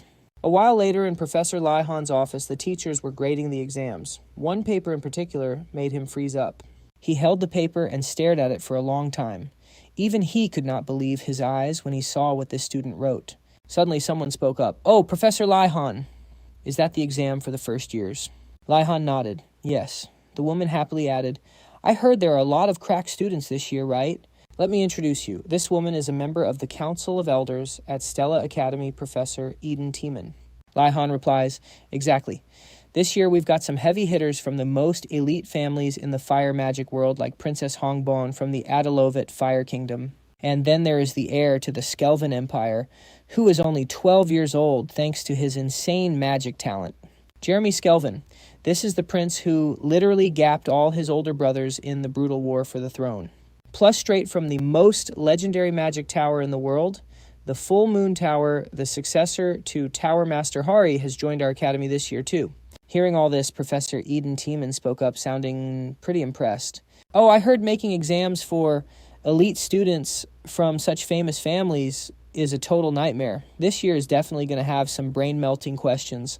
Professor Lai just nods and smiles. "I am glad you're satisfied, Elder. Like Professor Eden Tiemann said, we've got a brand new test format to push them this year. The first 3 questions are absolute nightmares to solve if you only have average intelligence. Those 3 are actually trick questions with deep hidden meanings designed to test a student's speed. If they realize they can't solve it, will that student have the guts to quickly move on to the next one? Secondly, it tests how a student reacts to a problem they have never even seen in a textbook before. The era of just memorizing theory is dead. We're in the combat era now where you need quick instincts and breakthrough creative thinking. But here's the kicker: that question didn't even need a real answer. Over 1,000 out of 1,141 students just turned in a blank paper. The other 100 students tried their absolute hardest to find an answer, but not a single one of them got it right. Out of all the new students, only 3 people actually answered correctly. First is Ma Yu-seong, a once-in-a-century genius who appeared out of nowhere like a comet. But the crazy part, no one has any clue what family he's from. The second one is Flame, who was personally recommended to Stella Academy by the principal. Even though she's a commoner, her talent is so fire that she's only a tiny bit behind Ma. And finally, there is Baek Yu-seol, a complete and total nobody. Look, Ma Yu-seong and Flame being geniuses is a given, so no surprises there. But this kid, Baek, his entry scores were literal trash, yet I can't believe he absolutely cleared the 3 hardest questions, especially when he didn't even bother looking at the rest of the test. Another professor standing nearby sees Professor Lai deep in thought and asks curiously, "Yo, what's up? You seem pretty obsessed with these kids' scores today." "Oh," Professor Lai stammers. Well, it's just that I can't for the life of me understand the scores of some of these students." She looks shocked and asks, "Oh, well, that makes sense. Honestly, those old formulas don't really solve anything in the real world anyway. Even if the kids don't know them, you can still handle it. But do you really think this child is a genius?" Professor Lai asks. The senior professor just shrugs it off. Maybe it was just a fluke. After saying that, she just turns and walks away, leaving Professor Lai standing there completely stunned. He lets out a massive sigh, feeling totally confused, and starts digging through the kids' admission files. There is a note on the file saying he got special admission because his ability to control blink is rated extremely high. After reading that, Professor Lai finally accepts the cold, hard truth. Man being personally scouted by the principal really is a whole different level. He's actually cracked. But wait, he's studying combat magic, but he specializes in blink. Okay, that's actually pretty interesting. But we will find out soon enough if this was just a coincidence or not. These 2 kids, they are definitely something special. Once the exam results are out, the school uses them to sort everyone into different classes. Everyone is hyped, rushing to the board to see where they ranked. You can hear the whispers breaking out everywhere. "Yo, I heard the class placements are finally posted on the bulletin board." I'm literally shaking right now. My mom told me if I don't make it into Class A, I shouldn't even bother coming home. Ugh, me too. Good luck, man. Our main character is standing off to the side all by himself. He thinks to himself, feeling totally drained. I seriously can't believe it. Has the day finally come where I have to manually go check my own class? If this were back in the day, I could have just finished this with one click of a mouse. Thinking about that, he walks toward the bulletin board. Right then, a kid in a blue jacket starts staring at him like he's some kind of alien from outer space. Then the trash talk starts right behind his back. Wait, is that Beck Usiel? I heard he got a straight-up 0 on the practical magic part of the entrance exam. For real? That's actually embarrassing. How did a loser like him even get into Stella? I don't even understand what Stella's admission standards are anymore. The MC doesn't give a single damn about people talking trash behind his back. The only thing he actually cares about right now is finding which class his name is in. Everything else is just noise. Byatt gets closer to the board and scans the list, but he doesn't see his name anywhere from Class F to Class A. He starts to panic. Wait, where the hell is my name? Did I seriously get rejected just because I only answered 3 questions? Oh my God. I'm toasted. I'm actually cooked. While he's drowning in disappointment, the crowd keeps gossiping. Whoa, how is he even on there? There's got to be a mistake. This is wild. Even Usul from the Markey family, who ranked 29, only barely made it into Class A. Even Kay, who got a perfect score on the theory exam and is ranked 17, only made it to Class A, so what's up with him? Seeing the crowd constantly shouting his name, our MC gets a bit curious. Confusion is written all over his face. What's going on? Should I go take a look? Whatever, I'm cooked anyway, thinking that Bus decides to head over to the crowd to see what the hype is about. Suddenly his eyes go wide with shock when his own name hits him right in the face. No way. What was that? Why is my name even there? There's no way. Is this a mistake? What the actual hell? The peak of glory that every student dreams of reaching is none other than S-Rank, the playground for the ultimate elites of the legendary Stella Magic Academy. It's worlds apart from the regular, where students have all sorts of skill levels. Class S only handpicks exactly 41 students, and it's a one-and-done tier. Bus instinctively scratches his head, feeling totally skeptical about being placed in S-Rank. There's definitely been a massive mistake here. This is insane. Now I'm going to be running into the main characters of this game way more often. What am I supposed to do? Getting mixed up with the protagonists will just cut my life short, and I can't even switch classes. Guess I just have to accept it. For now, I'll just try to lay low and see what happens. Everything should work itself out. Outside the academy still looks as peaceful as ever. However, in a hidden corner of Stella Academy, a woman is absolutely fuming, delivering a thunderous slap right across Princess Hong Bion's face. She then scowls and barks, "You got all 3 questions wrong. Even Princess Io from that crumbling house managed to get 2 right." That woman is none other than Hong Jae, the professor of fire elements, and Hong Bion's own mother. She keeps roasting her, "You couldn't even answer questions that even bottom-tier pests could handle. That means you're lower than a literal insect. You need to take a good look at yourself." "Do you understand?" Bion Hongbon weakly replies, "Yes, mother." Her mother's rage hasn't faded at all, her razor-sharp gaze piercing through her daughter sitting on the floor. Then she lets out a heavy sigh, her voice trembling slightly. "Listen to me, Bon. You cannot end up like me. Someone who was kicked out of the kingdom and is stuck in this pathetic professor position. You must not become a disgrace to our nation." At that, she leans down and gently cups her little girl's cheeks, her voice turning soft. "You have to become someone even greater than your sister." Then she flashes a gentle smile, just like any other mother looking at her child with total affection. "You understand what I mean, right?" Bion's cheeks are bright red now. She pauses for a moment before answering, "Yes, of course. I understand, mother." But deep down, her mind is a total mess. Those words she just spoke were only to hide the fact that she didn't understand a single thing. She only knows how to live by what she's been taught, solving everything like a machine. But this time the problems involved magic spells and complex formulas she had never even seen before. So what was she supposed to do? Thinking about it, a wave of frustration washes over her and she starts sobbing uncontrollably. Why are you torturing me like this? At the same time in the S-rank classroom, all the students have gathered. Our MC sits all by himself at the front desk, head in his hands, thinking I'm so cooked. Of course I'd get dumped in a place full of weirdos. It's not like I'm even trying to make friends with them anyway. Suddenly whispers start echoing through the room. Why the hell is he here? That's exactly what I'm saying. I don't get it at all. Do you know anything? Our families even protested and asked why he's in Class S. And the old man just said Busell is qualified enough to be here. For real. It really is strange. Even though those students are whispering quietly, Busell hears every single word. He thinks to himself, looks like I'm the outcast here, but honestly, it makes sense. They've been grinding and training since they were kids, so they're probably devastated, knowing someone like me is in the same class as them. Your class changes based on your performance, so this is pretty normal, and even this S-rank class is no exception. Getting demoted to a lower class is definitely on the table. Or maybe some top-tier Class A students will rank up to Class S later. I'll wait until then to talk to them. Our MC looks around the room. All these faces are familiar from the game, yet by some miracle I've actually become classmates with them.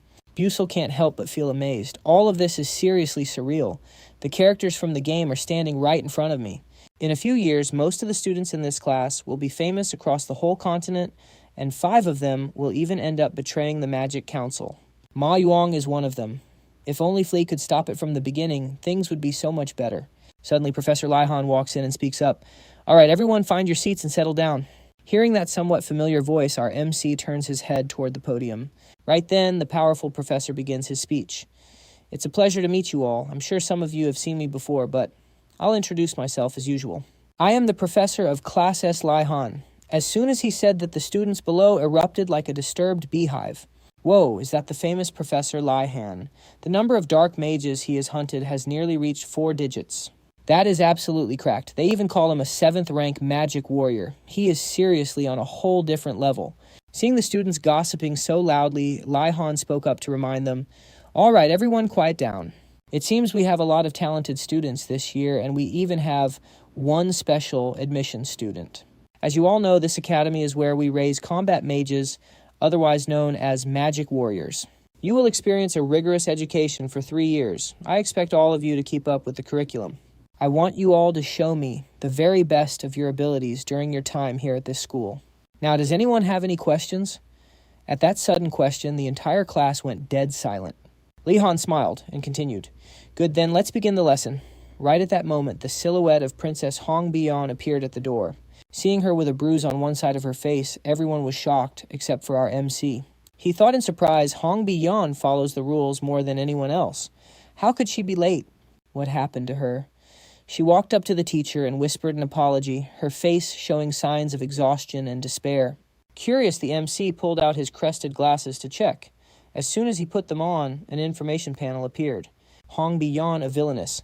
A fire mage who likes red ginseng candy, occasionally blames herself and only drinks a Kalia-style espresso. She has a cruel mother and is fated to die. Nothing has changed. Her destiny is still death. But if Flame dies, Hong Bian will die right along with him. You could call it the unavoidable fate of a villainess. I would save her if I could, but I am not in a position to be anyone's hero right now. Thinking of this, he sadly took off his glasses. After hearing Hong Bian's reason for being late, Professor Laihan told her to find a seat. Meanwhile, our MC was still drowning in his own thoughts. I feel pretty bad for her, but I have to keep my distance. Suddenly, someone's footsteps stopped right next to him. Baek Yuseol looked up and realized it was Hong Bian. Her eyes were filled with resentment and sorrow, and he still could not understand what was happening. Then Princess Hong Bian unexpectedly sat down in the empty spot right next to him. The MC flinched and thought, wait, what is this? What am I feeling right now? Could everything have been warped right from the start? For real.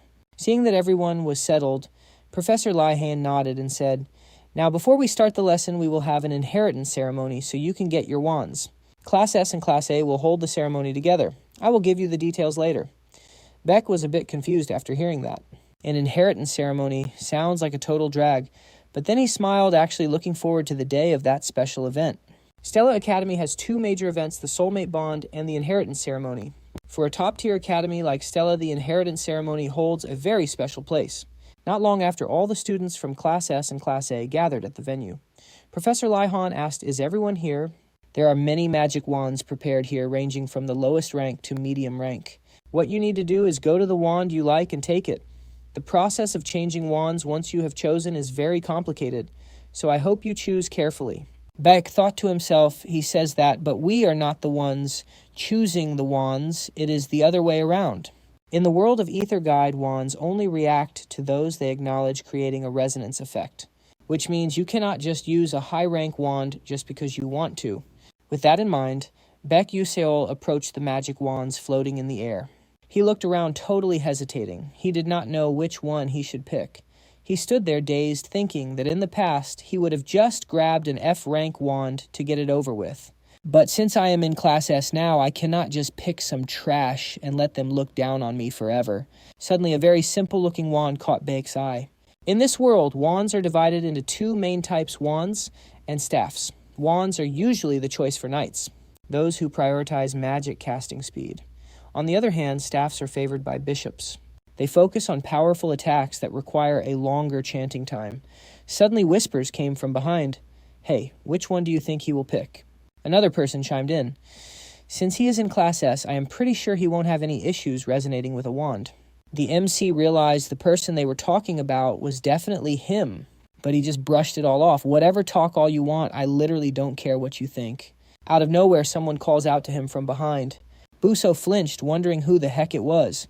He turned around to see a total stranger and asked, "What's up? Do I even know you?" The guy replied with a massive ego. "Me, I'm Uslek." Even after hearing the name, Yuseo had zero clue who this was. Probably just some mid-side character. "Never heard that name in my life. Might as well just give him a half-hearted answer to get it over with." He replied with zero energy. "Got it. So why are you calling me Uslek? Didn't beat around the bush and went straight for it. Which staff are you choosing?" Bus calmly replied, "I'll just pick whatever." Hearing that, Uslek let out a trashy smirk. "You better pick a staff that actually fits your low-life commoner status. Don't try to aim too high or you'll regret it. You'll just end up causing trouble for Professor Lai." Wow, so edgy. The MC's face right now was literally saying, "Oh, I'm so scared." He didn't even care and just turned to leave, but not before dropping a quick jab. "Sure thing, just make sure you don't cause any trouble yourself." Seeing that mocking attitude, the guy's blood started boiling. He was absolutely fuming. Then he totally lost it and screamed, "Damn it, you little brat. You want to go? You want to fight me?" The MC tried to ignore him, but this kid just kept barking. He let out a tired sigh and pulled his crow glasses out of his pocket to put them on. Suddenly, this clown's info popped up. Uslek Shund, son of Marquis Seband, a lackey for Prince Jeremy, specialty being a bully. After checking it out, Yuseo took the glasses off. He was low-key disappointed. "Seriously, is that all the info I get?" He looked back at the guy and sighed. "Does this dude even have anything special about him?" Uslek pointed at a staff and declared, "I'm picking that one, so you better watch and learn." Looking where he pointed, Busell saw a straight-up VIP tier staff. Not only that, it was an Ida Materami. It was likely the highest-ranked one there, a high mid-grade staff. Usually, only professional mages can handle a high mid-grade staff like that. On the flip side, no matter how talented you are, a low mid-grade staff is usually the limit for students. Honestly, even pro mages rarely use those low mid ones. Besides the Muri and Etmiri, there was one more high mid-grade staff sitting there. It was basically just for show because everyone knew none of the students here could actually pull it off. The teacher started rushing everyone. "Students, please stand in front of the staff you want to choose." Hearing that the S-class geniuses started approaching the staffs they had their eyes on, looks like everyone finally made their choice. Suddenly, blue light started glowing everywhere. The crowd in the back gasped. "Wait, isn't that the Harden Amikoten that Honryang picked?" "Yeah, that's a common grade staff right there." Prince Skelvin also snagged a common grade staff. "And look, Princess Hongbyeon chose the Viter Lahavon. That's a common grade too." My God, how are there so many people who can handle common grade staffs? This year is absolutely cracked. Uslek saw everyone else taking the spotlight and got salty. He gritted his teeth and muttered, "Damn it, just wait, I can do it too." Right after that, he locked in and marched straight toward the staff in front of him. He walked forward while everyone watched in shock. Wait, isn't that Uslek? Can he actually resonate with a high mid-grade staff? Meanwhile, our guy was still trying way too hard to act cool. As he approached the high mid-grade staff, Muri, he thought to himself, "Watch closely. I'm about to show you all what real S-class talent looks like." Then he grabbed the staff tight. Suddenly, sparks of lightning and fire started exploding everywhere. Right after that, there was a massive boom. The shockwave was so intense it blinded everyone around. This didn't surprise the MC at all. He just half opened his eyes and thought, exactly as I expected. He failed. The guy was blasted back by the staff's power and slammed into the ground. He lay there face down, gritting his teeth in pure frustration. The students nearby saw this and started panicking. Oh no, he looked seriously hurt. Someone called the professor quick. A high mid-grade staff is just impossible. The MC just sighed and thought, so who's the one falling hard now? Kid, you should have just given up from the start. But then out of nowhere, another male student started walking toward the staff. This guy looked incredibly confident, whistling while he walked. It turns out the owner of that staff was already decided, and that confident guy was none other than Ma Yu-seong. He stood there staring at the staff for a moment before letting out a cocky smirk. He seemed pretty satisfied with his choice, but seeing this, the surrounding students were absolutely shook. Whoa, is he actually going for that staff? No way he can resonate with it? Ignoring all the haters gossiping around him, Mao Xian begins the resonance process with the Edmuri Emiri. He grips it tight and boom, a blinding light erupts. But unlike that trash loser from earlier, Mao Xian isn't flinching at all. The aura gets even more intense, forcing everyone to shield their eyes from the pressure. Just as our MC predicted, Mao Xian successfully bonded with that high-tier, mid-rank staff. Looking at the staff in his hand, Mao Xian flashes a bright smile. He's literally glowing with protagonist energy right now. The crowd is losing their minds. No way. How did the top male student actually score a high-rank item? Oh my god, how is this even possible? The MC isn't shocked at all. He knew this would happen. From now on, everyone's going to see just how cracked this guy is. Suddenly, Mao Xian glares right at him. This catches Busell off guard. He didn't expect the guy to sense him watching from this far away. Then Mao Xian gives him a super friendly eye-smiling grin. That creepy, interested look gives our MC goosebumps. What the heck, is this guy crazy or what? But then he remembers the game's plot. Flame is supposed to own Taven, another high-tier staff. This is the exact moment where their paths diverge. If Flame gets Tavon, Mao Xian will notice her talent, and that's what kicks off his main route. But if she picks a different staff, Mao Xian will choose a completely different path. I've got to use Flame to pull Mao Xian over to the good side. Realizing this, the MC rushes to find Flame and sees her heading toward the Tavon staff just like in the original story. He's watching with bated breath as Flame nears her destiny. Inside, Busell is praying. Yes, that's it. Just take it. Once she does, Mao Xian will get curious about her and will get that perfect happy ending. But plot twist. Just as she reaches Tavon, she pulls a U-turn and walks away. MC is so shocked he's about to cough blood. What? How is this happening? Does she not like Tavon? What's the deal? Does she not know how OP it is? Or is she missing info? This is bad. Really bad. Flame can resonate with anything since she's the protagonist. But what if she picks some random trash staff instead? If that happens, we're cooked. I can't let this chance slip away. It's time to step in. I have to push Tavon onto her Busell locks, onto her position, and use his blink to close the gap instantly. In a flash, he's right behind her. Flame senses someone there and whips around, totally startled. Since when was he behind me? Busell just waves with a friendly smile. Hey there, just curious. Which staff are you picking? Flame looks at him like he's a weirdo. Why do you care? How is that your business? Busell plays dumb. Oh, I just thought you looked a bit lost. Figured I'd give some advice. Hearing that nonsense, Flame cold shoulders him. That's also none of your business. If that's all I'm leaving. She walks off. He's about to stop her when he realizes something's off. Wait, isn't Flame supposed to be the super friendly type everyone likes her? So why is she being so cold to me? But I can't just quit. My whole life depends on this working out. Busell gathers his courage. Hey, wait, I really do want to help. Flame snaps back. Worry about yourself first. You haven't even picked a staff yet. Quit acting like a busybody. But I really think there's a staff that's perfect for you. Flame loses it. What the hell do you know about staffs? Our MC is just standing there, totally helpless. Man, did I mess up? Or does she just not care about a low-tier side character like me? He stammers, actually, I've heard a lot about you. Don't you think you could handle that staff over there? Flame looks confused. Taven. Seeing her calm down, Busell gives another eye smile. Exactly that one. Suddenly a weird noise cuts him off. His face goes dead serious. A heavy sound echoes and pressure starts leaking everywhere.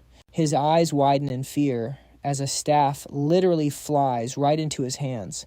Completely bewildered, he blurts out, "Wait, what the hell is this?" He takes a closer look and his face goes pale. Why is this in my hand? Flame was supposed to be the one taking this. Damn it, MC is speechless and totally embarrassed. How is he even supposed to explain this? Flame just stands there stunned for a second, then flashes a cheeky eye smile. So, what now? Busell's getting major creeps from her weird reaction. Nothing, he stammers. Inside, he's panicking about the future. It's over. I'm cooked. There goes my plan for a quiet, low-key life. The inheritance ceremony ended, but the shockwaves, those are definitely going to linger for a long time. Right now, on the school grounds, Flame was trailing behind a group of students. She happened to overhear the conversation between two guys up ahead. One said, "Yo, did you hear the hot news? 2 students got advanced staves this year?" The other was shocked and replied, "No way for real. Only 5 people have ever pulled that off before. Now there are 2 more. Yeah, but it's weird. One of them only used blink during the magic casting exam. Wait, blink is just basic magic. How is that even possible? My parents said blink is actually a super rare magic. This is definitely strange. That conversation got Flame thinking. She couldn't wrap her head around it either. A bit later, Flame finally arrived near the study room. The quiet atmosphere felt amazing. Finally, some peace and quiet. Everywhere I go today, people are just whispering about that same thing.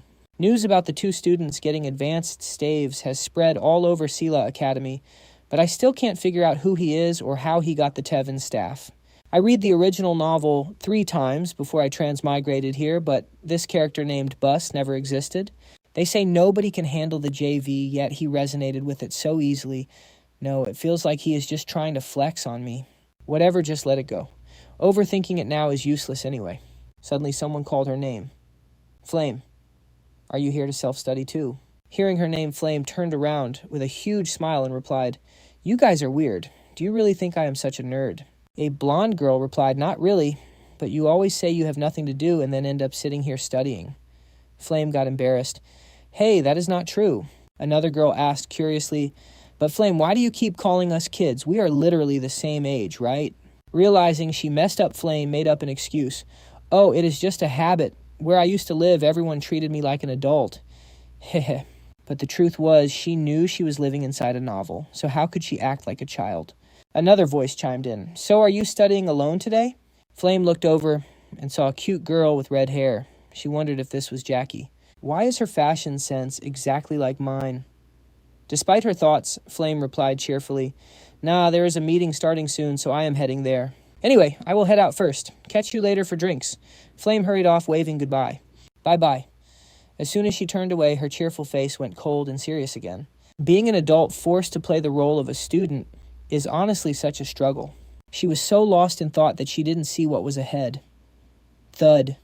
She slammed into someone and groaned while holding her head. Ow, that really hurt.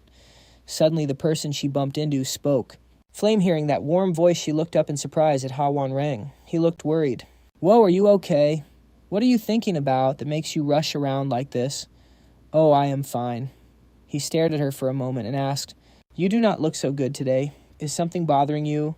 Hearing his sweet concern, Flame's eyes sparkled. "Is he actually worried about me?" She shyly replied, "Oh, it is nothing." Ha Wan Rang changed the subject. "All right, glad to hear it. Are you here to study too?" "Yeah." "Wait, you are coming to the S-rank training room again?" Flame replied, "You can't get lazy with daily training. You are being pretty dedicated yourself." "Hey, you shouldn't be the one saying that." "Oh, really?" They started a little back and forth like cats and dogs. Then Wan Rang suddenly went quiet. He just looked at Flame affectionately, gave a sudden smile, and waved his hand in front of her. "I will head out first, then. See you later." He just walked off, leaving her completely stunned. She was totally imagining some romantic scene, but it did not happen at all. Flame felt a bit let down and walked away thinking, ugh, what a bore. Suddenly her eyes went wide with shock. Jackie was spying on her from behind a nearby door. Flame waved at her, but the girl just turned and walked away without a word. Flame was super confused by that, but then she realized it was getting late. No time to chase her down now. A little later, Flame finally reached the study room. Standing at the large door, she thought a special supplementary class. According to the original novel, the female lead and Hong Bei-jeon are supposed to be at this meeting. I am curious to see how the female lead and the villainess of this story will face off. With that, Flame opened the door. Just as expected, all the major players were already there. Flame scanned the room and spotted the A-rank host. He looked pretty shocked by the high-profile crowd gathered today. Flame quickly grabbed a seat high up so she could easily watch everything go down. She sat down and thought this is supposed to be a makeup session for kids trying to rank up. But look at this. A room full of famous S-ranks. No wonder she is shook. Flame's gaze landed on Ma Yu-xiong and Baek Yu-seol. Seeing them vibing and chatting like old pals, she was completely caught off guard. Why would the literal protagonist of this world be interested in a total nobody like Baek Yu-seol? This cannot just be a coincidence. The fact that Baek could not solve a single basic question but somehow cleared those 3 hell-tier problems that makes zero sense. Maybe he knew from the start that solving those specific ones would land him in S-class. If Baek really can see the future, then this guy is actually terrifying. Meanwhile, Beck has no idea Flame is completely misreading him. If he knew, he would probably be screaming that he is being framed right now. I just hope you can pull Ma Yuxiong back to the side of justice. After listening for a bit, Beck Yuseol sighed, thinking, I wish someone would just toss this annoying guy out of my sight. On the flip side, Ma Yusong grinned from ear to ear and asked, Hey Beck, what are you doing sitting way over here? With your skills, you do not even need a class like this. Or, do you have a secret reason for being here? The MC gave a forced laugh and replied, Haha, no special reason, I just felt like checking it out. But deep down, he was totally capping. He was forced to be here. I mean, whose fault is it for having trash grades? He looked tiredly at the guy radiating main character energy. Why is he so obsessed with me? Suddenly, the moderator's voice rang out. All right, quiet down, everyone. Let us wrap up the small talk. Today, we are going to discuss the recent placement test. As you all know, the difficulty level this time was through the roof. It was so hard that even the upperclassmen gave up, calling them the 3 hell questions. I will walk you through them one by one. He sounded calm, but inside he was low-key panicking. Damn it, why are all these S-class geniuses here? I just wanted to boost my rep by helping these low-tier idiots. Suddenly, a brilliant idea popped into his head. He shifted his gaze toward Beck Yu Seol. No, wait. This is actually my chance. I heard Beck got the lowest score on the entrance exam. I just need to show everyone I am way better than him. With that in mind, Kai began his lecture with total confidence. Eyes on me, everyone. I am going to show you how to solve the first question. Kai explained as he started writing on the board. This one is actually a trap. It is designed to lead you into a dead end. First, we do this. The students below listened intently while scribbling notes. Meanwhile, Ma Yuseong kept glancing at Beck. Seeing him so deep in thought, Ma Yuseong felt curious. What do you think? Do you think his logic is actually right? Beck looked up totally lost, only to see Ma Yuseong grinning eagerly, waiting for an answer. Faced with this weird vibe, our MC turned pale. What the hell's going on? Is he really asking me if that guy's logic is correct? I do not even understand what he is teaching up there, let alone these hell questions. But hey, honesty is the best policy, right? So Beck replied, no, I have no clue. As soon as he said that, the room went dead silent. Wait, what people started whispering. That is Beck Yuseol. He is saying Kai is wrong.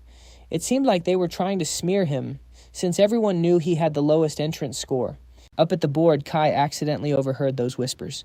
He gritted his teeth, feeling salty. Suddenly, our MC realized something was very wrong. He looked left and right, completely confused. What the hell is this? Why is everyone staring at me? Meanwhile, Kai, who knows what he was thinking, snapped his chalk. Fine, I am wrong. The MC jumped. Wait, what is happening? Then Kai flashed a wicked smirk. Then Beck, why don't you come down here and solve this for everyone, Nani? What the hell is he talking about? Baek turned to the side only to see Ma Yuxiong beaming and giving him a big thumbs up like, you got this, go for it. Baek, but now he realized what was happening. This guy and the rest of them were definitely setting him up. Feeling discouraged, he walked down to the podium thinking, all right, fine. If you think you can humiliate me, you have got it all wrong. I am about to leave you all speechless. Every eye in the room was locked on him. Reaching the podium, Beck pulled something out and glanced at Kai's half-baked solution. It turns out he pulled out a pair of glasses. 3 hell questions, huh? This looks more like a play on words to me. The question goes something like this. A mage chants, "O Mother Earth, please shed your tears." And from that, the dust doubles from the start. The question is, why does that happen? The answer is actually pretty simple. Is that just dust crying? Nah, it's just a state of separation. Our MC is losing it, scratching his head. He's low-key cursing whoever came up with this brain-melting question. To him, it's a total joke, but for everyone else here, it's a massive deal. But then again, that guy, Kai's way of solving things is something else. Turning dust back to dust, that's actually fire. His wild method was totally wrong, but somehow reached the right answer. Honestly, that's pure luck. His ancestors must be watching over him. If he faced any other similar question, he'd be cooked. But now it's my turn to shine. This stage belongs to me, baby. Thinking that the MC turns around and drops a truth bomb. Look, I can't exactly show you how to solve this, but I'll tell you exactly where you're tripping up. Kai flinches, stuttering out what the MC cuts straight to the point. The foundation of the earth.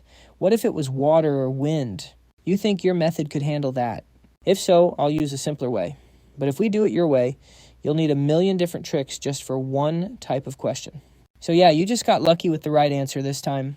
And that doesn't mean your answer is what the examiner actually wanted. This blunt reply leaves Kai totally shook. He tries to talk back, but his throat feels tight. He can only manage a few stammers before hanging his head. You're right. Seeing him look so depressed, the MC feels a bit bad, like maybe he went a bit too hard on the guy. Anyway, here's how you actually solve it. As he explains, Kai starts scribbling notes like crazy. Even the students in the back are focused, writing down every word. Watching this insane scene, Flame's jaw literally drops. Why is everyone suddenly treating his words like gospel is, and Hongbei, Gaon should have been jumping in to argue, right? Instead, they're both deep in thought analyzing his solution. Like, what the heck is even happening? Sunset starts to fall, painting the sky purple. Inside, Ma Yuxiang waves goodbye. See you tomorrow. Busell flashes a bright smile and disappears. All Yuso can do is give a weak, awkward wave back. Bye. Once Ma Yusong is finally gone, Busell slaps his own face. Dang it. If I keep hanging around that guy, I'm going to end up dead. There's no way he wants it tomorrow. He doesn't want to see that guy ever again. He lets his hand drop and looks at his slim fingers. A thought flashes through his mind. It's probably because of that phone. He's so annoyed he can't even use it, but it's also the reason Ma Yuxiang noticed him in the first place. Stupid luck. Why do I keep running into that annoying guy? And it's weird no one used that phone before except Flame. While walking down the hallway, he spots Princess Hongbei Gaon standing alone. She looks kind of down. He thinks, isn't that Hongbei Gaon? Who's she waiting for? Whatever, not my business. Not going to waste energy on it. He tries to walk past her like they're strangers, but suddenly she speaks up. Boos. He's stunned, wondering if he misheard, but she continues. I have something to ask you. The MC is frozen. He never expected a perfect girl like her to need anything from him. He responds, Hongbei Gaon. What's up? She doesn't beat around the bush and gets straight to it.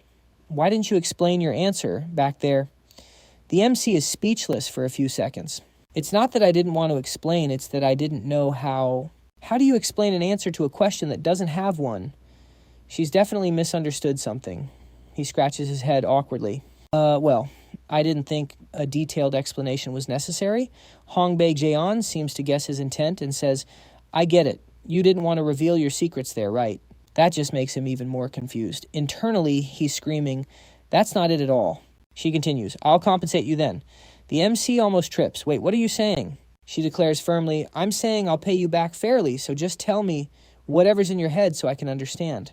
The MC is too shocked to even speak. A bit later, they both sneak into Professor Li Han's room, fumbling around until they find their test papers. He glances at her paper and says, I really don't get why you're paying me just to solve 3 questions on your test. She replies proudly, I have my reasons. It's private. He can only nod. Fine, princess. Looking at her paper, he's puzzled. Wait, you only got 3 questions wrong. I failed almost everything else, and you're asking me for help. Aren't you embarrassed? She stays cool and says no. The only thing I'm embarrassed about is not understanding those answers. If you can clear this up for me, I'm willing to do anything. The MC is completely stunned. Wait, aren't you supposed to be the model student, he asks. But why me? You're a princess, right? Don't you have plenty of friends to ask? She started stuttering, unable to find an answer. Actually, out of 1,141 freshmen, only 3 people got those 3 hellish questions right, and you're one of them. The MC's jaw literally dropped. What? What did you just say? Hong Bian asked with a gloomy face. Those questions didn't even have answers yet. Ma, you, Xian Flame, and you actually solved them. That's exactly why I feel so embarrassed. The MC couldn't take it anymore. His hands were shaking like crazy. No, wait! He suddenly stood up and shouted, were those 3 questions just a trick? Was it actually impossible for anyone to solve them? Yeah, you didn't realize it while solving them. Hearing that stone-cold confirmation, Busell tried to swallow his anger and flopped back down, his head spinning. This is insane. Now I get why I'm in S-rank class and why Flame tried to stop me. I knew absolutely nothing about this world setting, let alone those trick questions. But Flame is different because she read the whole novel. Even if she doesn't know the game's plot, she definitely knows the original novel's lore. Like those 3 trick questions, but since a side character who wasn't in the original novel appeared, Flame had no choice but to acknowledge this guy Bus. Damn it, no wonder she was acting so weird. Princess Hongbian saw the MC acting strange and quickly asked, Are you okay? The MC replied nonchalantly, It's nothing. Don't worry about it. Hey Hong, don't forget you promised to do me a favor if I explained the answers to you. Hongbian nodded. Of course. I only have one small request. Turn my staff into a magic sword. With the kingdom's blacksmiths, you can easily pull that off right. Hong Bian was shocked by the request. Only low-rank mercenaries use that kind of weapon. A future mage like you should, the MC cut her off immediately. Ah, it's just my style. I'm not about to tell her it's because of my weakness, right? Then he looked at her with puppy dog eyes. What do you think, can you do it? Hong Bian thought for a moment, and then confidently replied, Of course, that's way too easy for me. Talk about a peak answer. The MC was over the moon, his cheeks turning red. He thought to himself, Man, this is just pure fire. Next up, he began explaining, I'll show you how to solve this first one. He pointed at the exam paper and said, Clearly, the trick is, you need to change your perspective. Hong Bian was confused. Change my perspective. Yeah. The MC knew all too well that Hong Bian's weakness was her mechanical magic. She was totally stuck in her ways. In the story, Hong Bian only realizes this at rank 5 after losing to Flame. I don't think I can fix her right now, but hopefully I can point her in the right direction. Thinking about this, Busell asked, Do you even know what a trick question is? Hong Bian froze for a few seconds before answering. Honestly, a trick question, I think I've heard of them before. The MC continued. Let me give you a simple example. What is in the middle of knee and knee?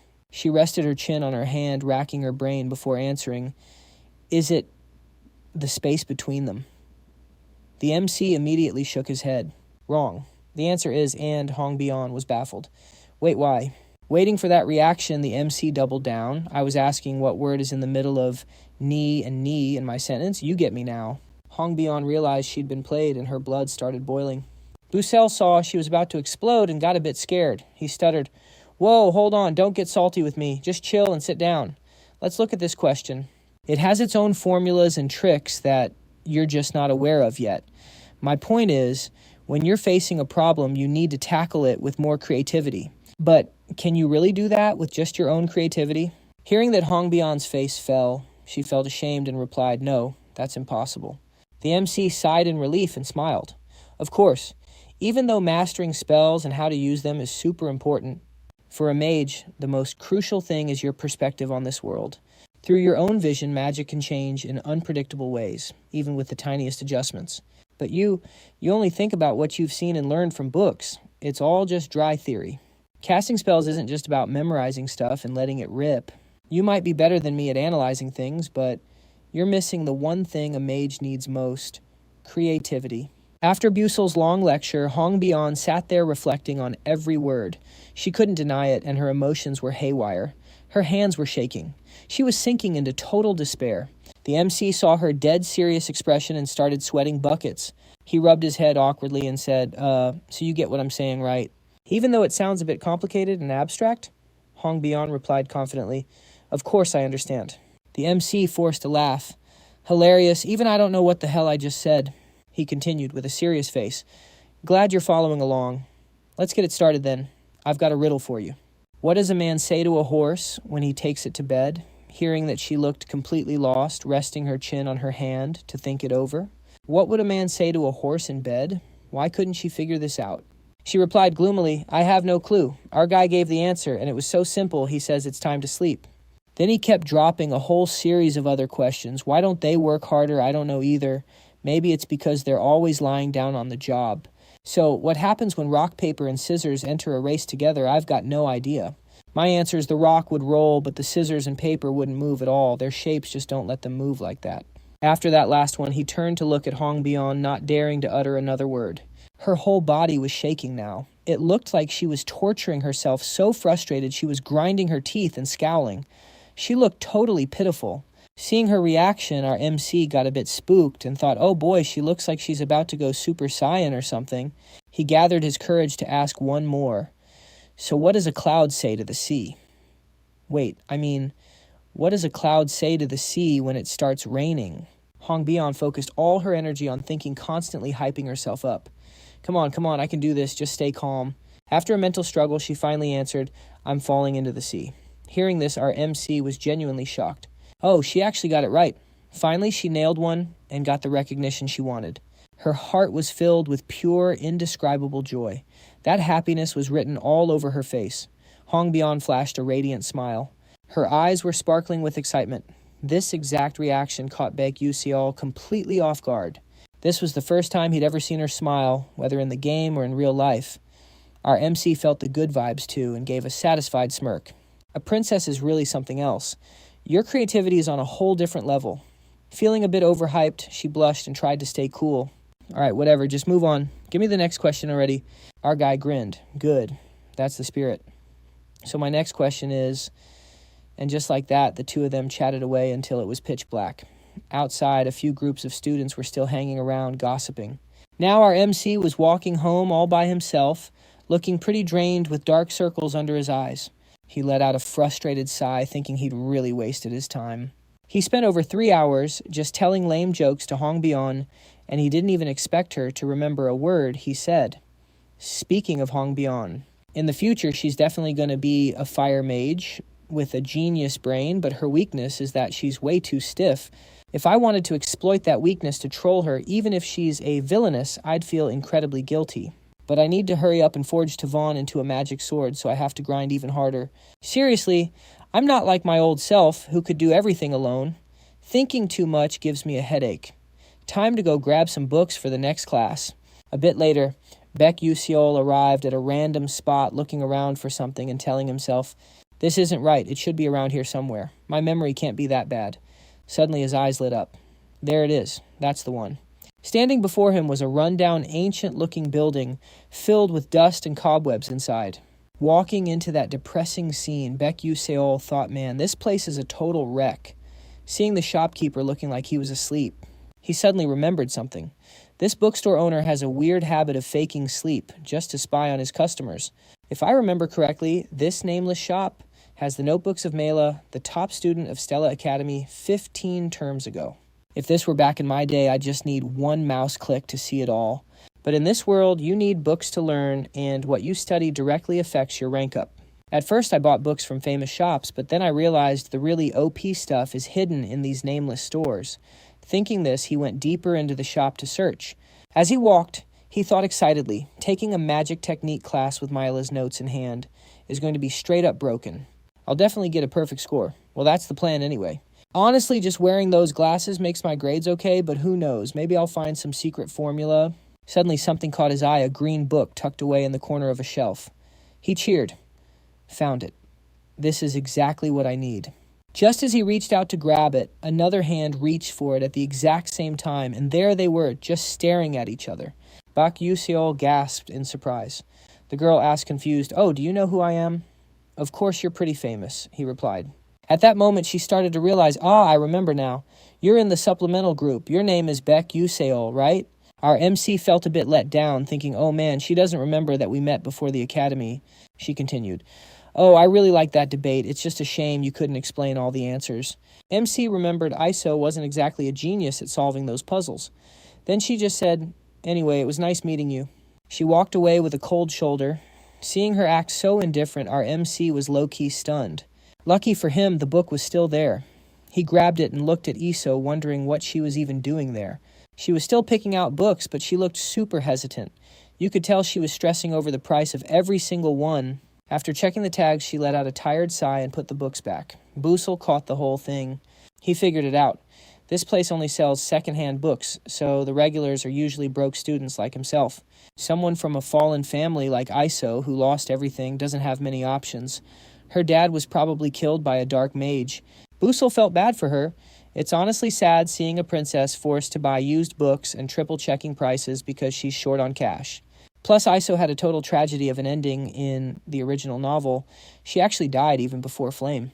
And Flame was the main character of this world. You could say Iso is basically the unluckiest character in the whole game. While thinking, he picked out a few thick, heavy books that looked perfect for his plan. He dropped them in front of the owner and said, "I'd like to pay for these, please." Right then, Iso finished picking her books and headed to the counter too. Seeing the pile Busell was buying, Iso just stood there drooling with envy. She definitely didn't expect him to buy that many. Even the shop owner was shook. All of these MC just gave a slight nod and glanced over at Iso. She looked pretty down. He asked, "Hey, what's up with you?" She coldly replied, "Looks like you have... you picked some really good ones." MC was confused. Wait, is she low-key dissing me? Which one? Iso pointed at the pile. All of them. But why are you reading about advanced sealing theory that's ancient magic that requires physical items? Nowadays, with alchemists and magic engineers being so advanced, nobody even uses those skills anymore. MC played it off as a total noob. Oh, this one. Yeah, it's pretty useless, right? She literally thought he had a few screws loose for buying it. She said coldly, "So you actually knew that?" But Busell just stayed calm and replied, "Of course I did.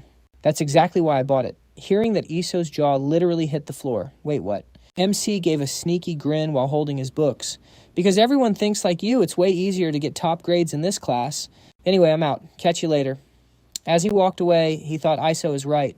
Nobody wants to touch ceiling theory. But that's the point. Less competition means he can cruise to the top with way less effort than the other classes. With these books this semester is basically easy game. He just walked off, leaving Iso standing there completely speechless. She was so confused, she wanted to ask more, but her pride wouldn't let her. Cut to the second day at Stella Academy. Iso was walking down the hallway feeling the nerves. This was her first session of void theory, her very first class since enrolling. She tried to hype herself up. It's supposed to be an easy grade, so it can't be that bad, right? She stepped into the classroom and saw it was already packed. As she found a seat, she overheard some students talking nearby. "You taking void theory too?" "Yeah, but I think I'm cooked, bro. I signed up because I heard it was easy, but the secret is out. All the geniuses joined this class. Man, we are so gonna fail." Iso heard that and just sighed. "Well, nothing I can do now. I'll just have to go hard in my other classes." Time flew by, the lecture finally ended, and everyone started heading out. Everyone was complaining about being tired and hungry. "My legs are numb. What's for lunch? Let's check the canteen." Iso just trailed behind them alone. She was worried sick. If her classes are this crowded, getting a scholarship is going to be a nightmare. Suddenly her stomach growled super loud, making her face turn bright red. Luckily, no one saw. She looked at her wallet, hesitating. "Maybe I should eat first. Let's see. I only have 60 meal tickets left this term, so I'll just grab some bread today." Suddenly, Iso's eyes went wide when she spotted something.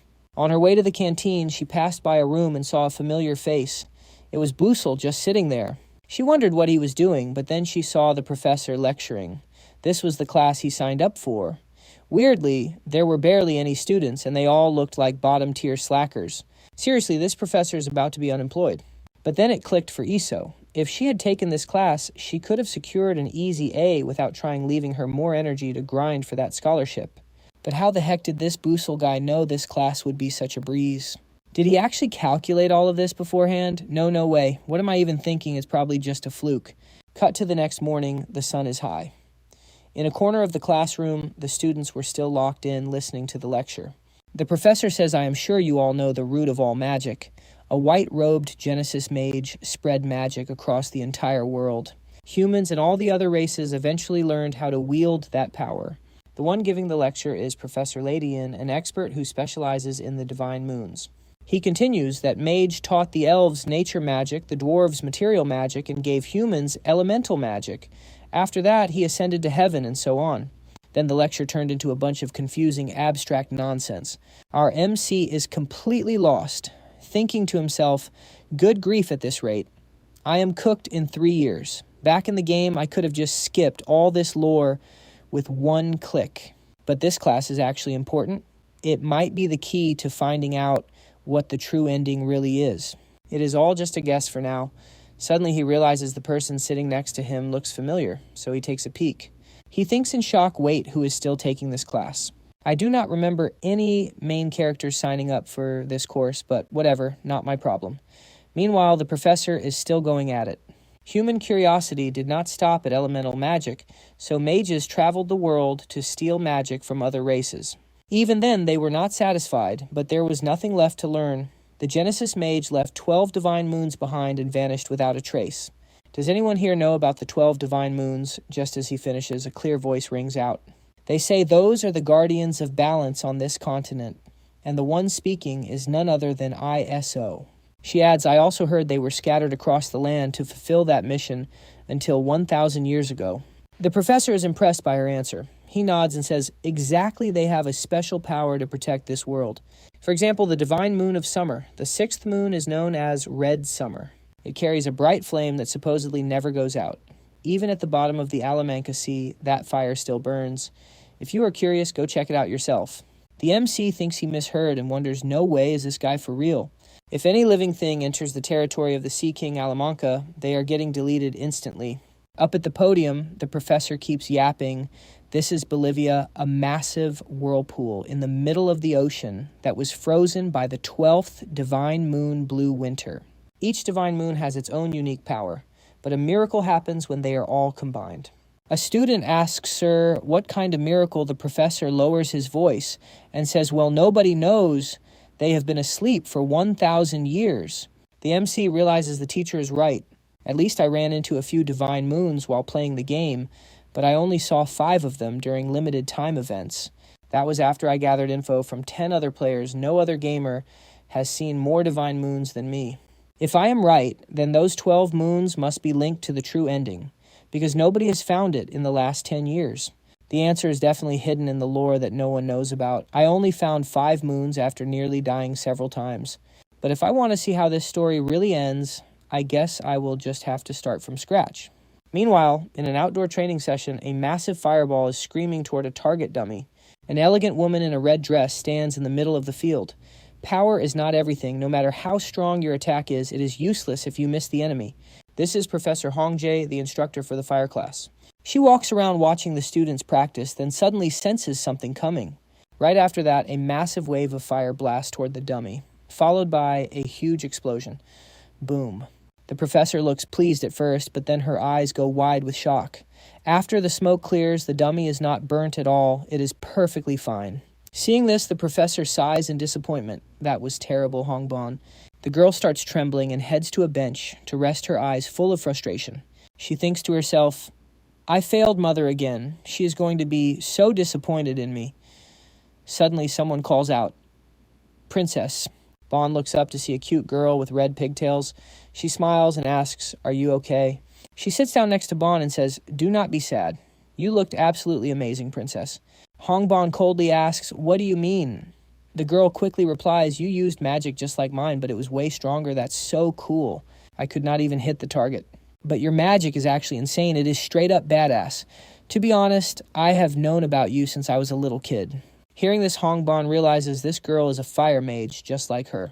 I think her name is Awang. I have heard it somewhere before. People say a genius fire mage has appeared, but even so, she is nothing compared to my magic. Thinking about this, Hongbian was shook. Her accuracy was literally cracked. She shyly replied, but if you practiced more, I wouldn't even come close, right? Hongbi stood up and said, but that's only enough for the weak ones. Anyway, talking to you made me feel a lot better. See ya. With that, she just walked off, leaving Shuang totally stunned. Cut to a castle somewhere. Looks pretty clean and organized. Bion was there too, looking totally drained after training. Suddenly a voice called out Princess. A tough, serious-looking woman appeared behind her. She said, welcome back, Your Highness. Meet Yiren Hongbion's personal bodyguard. Your Highness, some warm tea and sweets have been prepared. Bion replied, thanks. Iron gave an update on that staff modification job Bion requested earlier. Since that staff is so good, they said they could actually turn it into a high-tier magic sword. Bion was munching on her cake, looking a bit skeptical. Wait, for real, Iron went on. But there are some weird things about it. Bion was surprised. Weird things like what? Iron hesitated. Well, rumor has it that it constantly drains mana from its owner. Hearing this, Bion jumped up totally panicked. What, isn't that basically a cursed item? Then, Iron lowered her voice. Not exactly. It actually resonates with natural energy.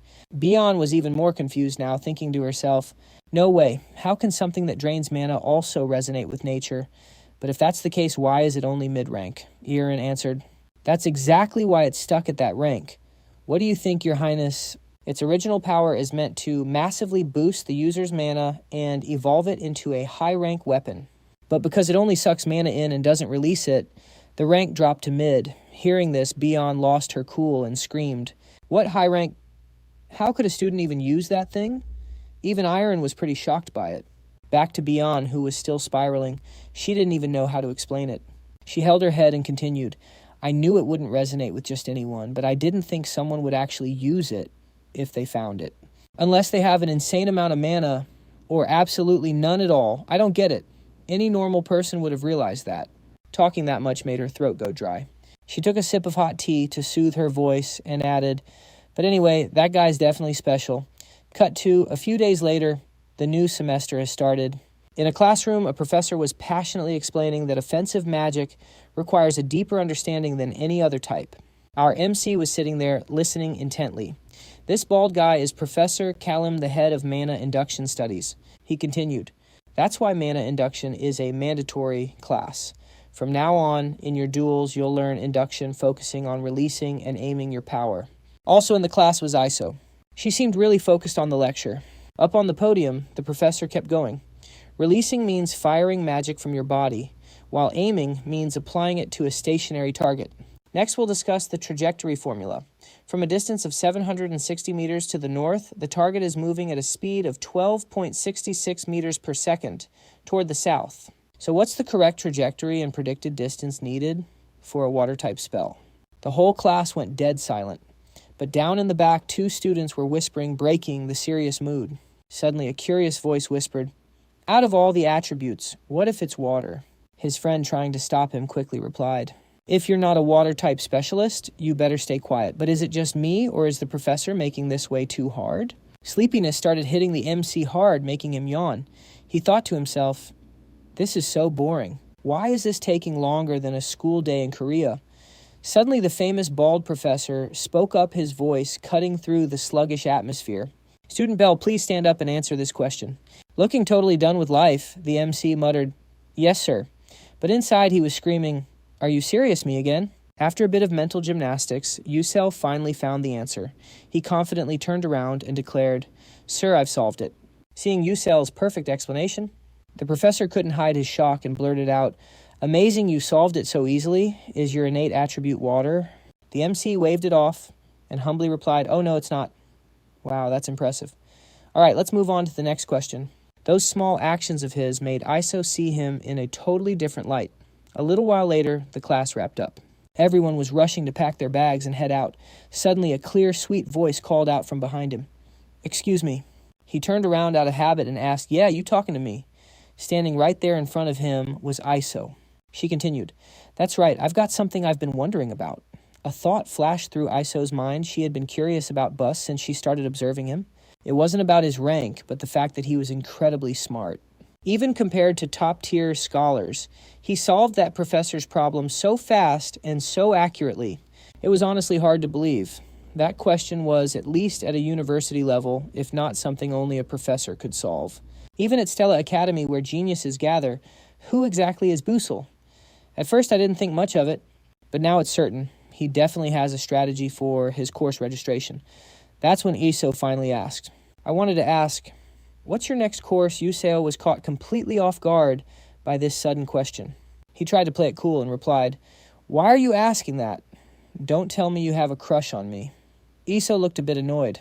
"What's with you, big shot? You think I'm some kind of creep? That's gross." Bei Yuseo was fuming with frustration. I'm the one who should be disgusted, right? But then he suddenly remembered he was technically an adult. What the hell was he even saying to a kid? He scratched his head awkwardly and asked again, "So why'd you ask?" This time Iso answered seriously, "I've been looking into the classes you're taking. It seems like you're picking classes where it's easy to get high grades. I won't beat around the bush. I want to ask you directly.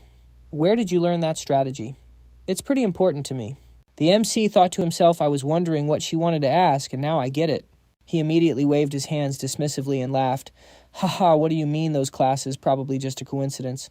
Anyway, I'm out." He turned and started walking away. Iso was stunned by his cold attitude. "What?" Watching his back as he walked away, she couldn't help but shout, "Wait up." But the MC acted like he didn't hear a thing and kept going.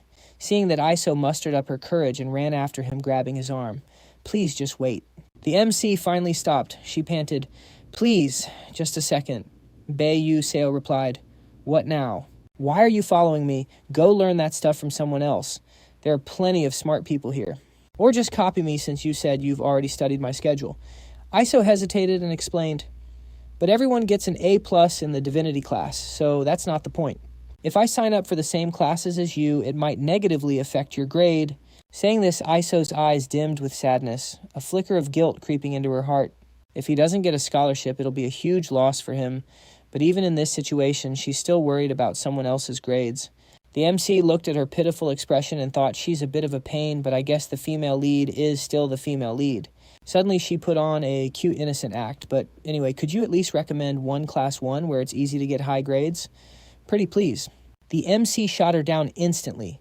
You really think those puppy eyes are going to work on me? Iso put her hands on her cheeks, acting all adorable. Oh, that's weird. Usually when people look at my face, all their worries just disappear. That over-the-top confidence made the MC want to gag. He replied flatly, Are you for real right now? Iso's face turned red as she laughed. Ha ha ha, I'm just kidding. I knew you'd react like that. So I prepared something cool to make it up to you. The MC flinched. Compensation. His mind was racing. Holy crap, why are these kids so obsessed with repaying people? Every time they open their mouths, it's always about compensation. Suddenly, Iso asked, Have you heard about the 7th Magic Tower hearing that the MC jumped? Yeah, I know it. Iso added, Really? Not many people do. It's an abandoned tower that vanished, and there are tons of barriers keeping people away from where it used to be. But right there, while she was enthusiastically telling the story, she suddenly stopped when she saw the strange look on Busell's face. She asked worriedly, Wait, what's wrong? Are you okay? Meanwhile, Yuseo's head was spinning. This is insane. This info is massive. Flame could use this to increase his influence over the main character. Plus, Flame knows this from the original plot. Iso knows it too, and she's only supposed to tell the main character, not an extra like me. Thinking about this, he didn't want to hear another word. He waved his hands dismissively. That sounds like a scary story. I don't want to hear it. Sounds boring anyway. Then he just walked straight away. Iso stood there dazed, quickly explaining, It's not that scary. Are you really afraid of ghosts at your age? Bei Yuseo reluctantly replied, Fine, I'll tell you what you want to know. Iso started pouting again. Ugh, you just pretended like you wouldn't tell me. Whoa, why the sudden 180? Yeah, that is exactly how I like it, Bus replied, keeping it short. At that moment, he thought to himself, honestly, just knowing Iso wanted to give him something was more than enough.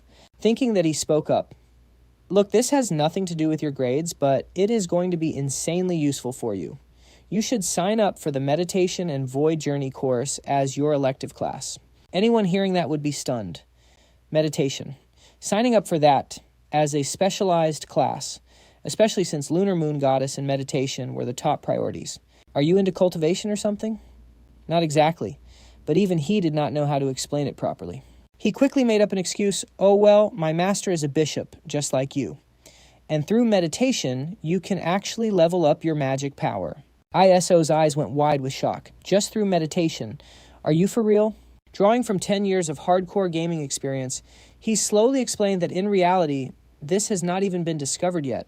But for bishops who wield massive destructive magic, meditation is absolutely critical. Casting accurately requires formulas and equations, but more than anything, it is about the mind, the thing that actually controls your mana. I have not told this to anyone yet, but I will make an She was totally flustered, not knowing whether to believe him or not. Wait, didn't you just call me ugly earlier? But it looked like that compliment hit the mark perfectly. She broke into a huge, bright smile. Well, thanks anyway. Even if it is not to help my grades, I will sign up for it. Bus replied, whatever, do what you want. Mission accomplished. Iso happily walked away. But watching her leave, Busell could not help but feel a little anxious. He did not even know if what he just did was right or wrong. He just let out a heavy sigh. I really told her everything. It kind of scares me how much the future might change now. But if I just leave her like this, Iso will face another tragedy in this world. If meditation can actually help her, then it is a good thing. Thinking about that, it suddenly hit him. Wait, he is a mage himself. Why haven't I even thought about training until now? In the game, Bus was a hardcore grinder who awakened a special mana delay physique and grew at lightning speed. Back in the game, I could just click a button to get experience. Yeah, but now I have to do everything manually. It is pretty late, and there are no hunting quests or events around, so I cannot farm any more experience right now. But still, I should thank Iso. A little while later, Busell made his way back to the dorms. At Stella Academy, every student stays in the dorms. This system was actually a side feature in the game that let players decorate their own rooms. But for Busell, this was his only home since his village had been burned to the ground. The dorms were also split up by rank. The rooms were all the same size, but the number of roommates depended on your rank. Obviously, the S-rank students always snagged the top floors. Our MC was all alone in his room right now. He felt a bit lonely, but then he realized he could finally take advantage of this space. He took a deep breath. Okay, time to get to work. Bus sat down to meditate with insane focus. Stats are not the only thing that matters. Since this is reality now, I have to get used to using this body properly.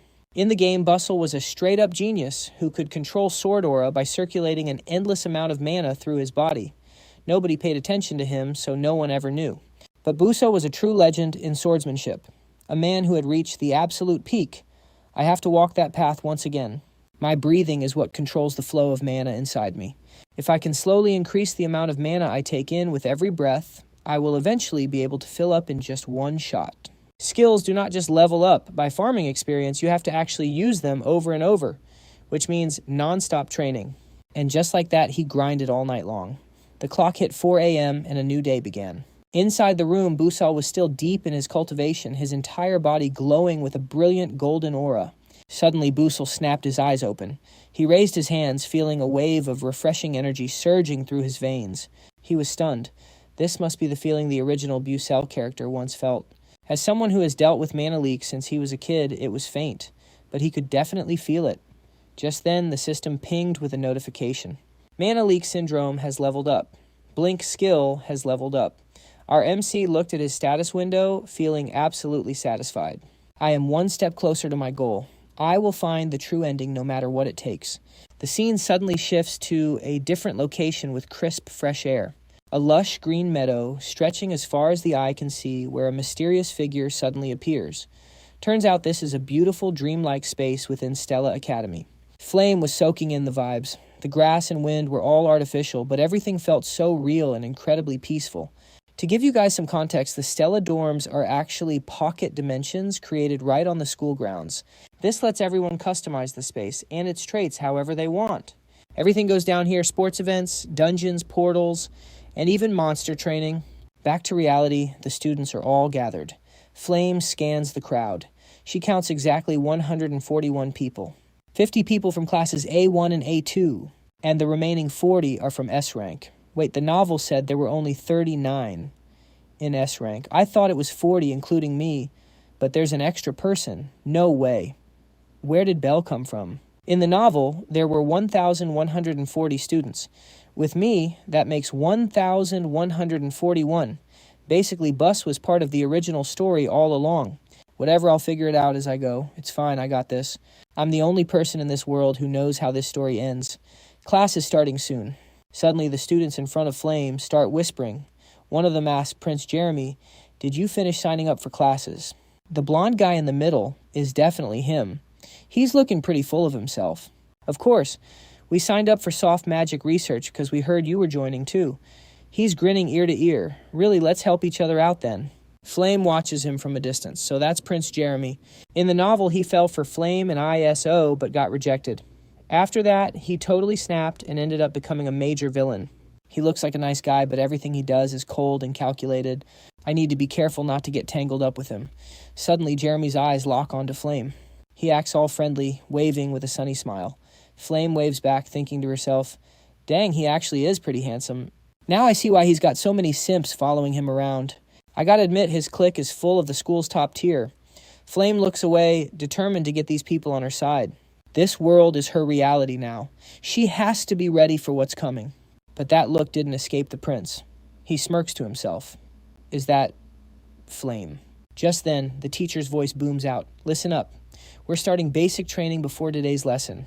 I need to see what you can do to teach you properly. I'll be your direct instructor. If you've got a problem with that, keep it to yourself.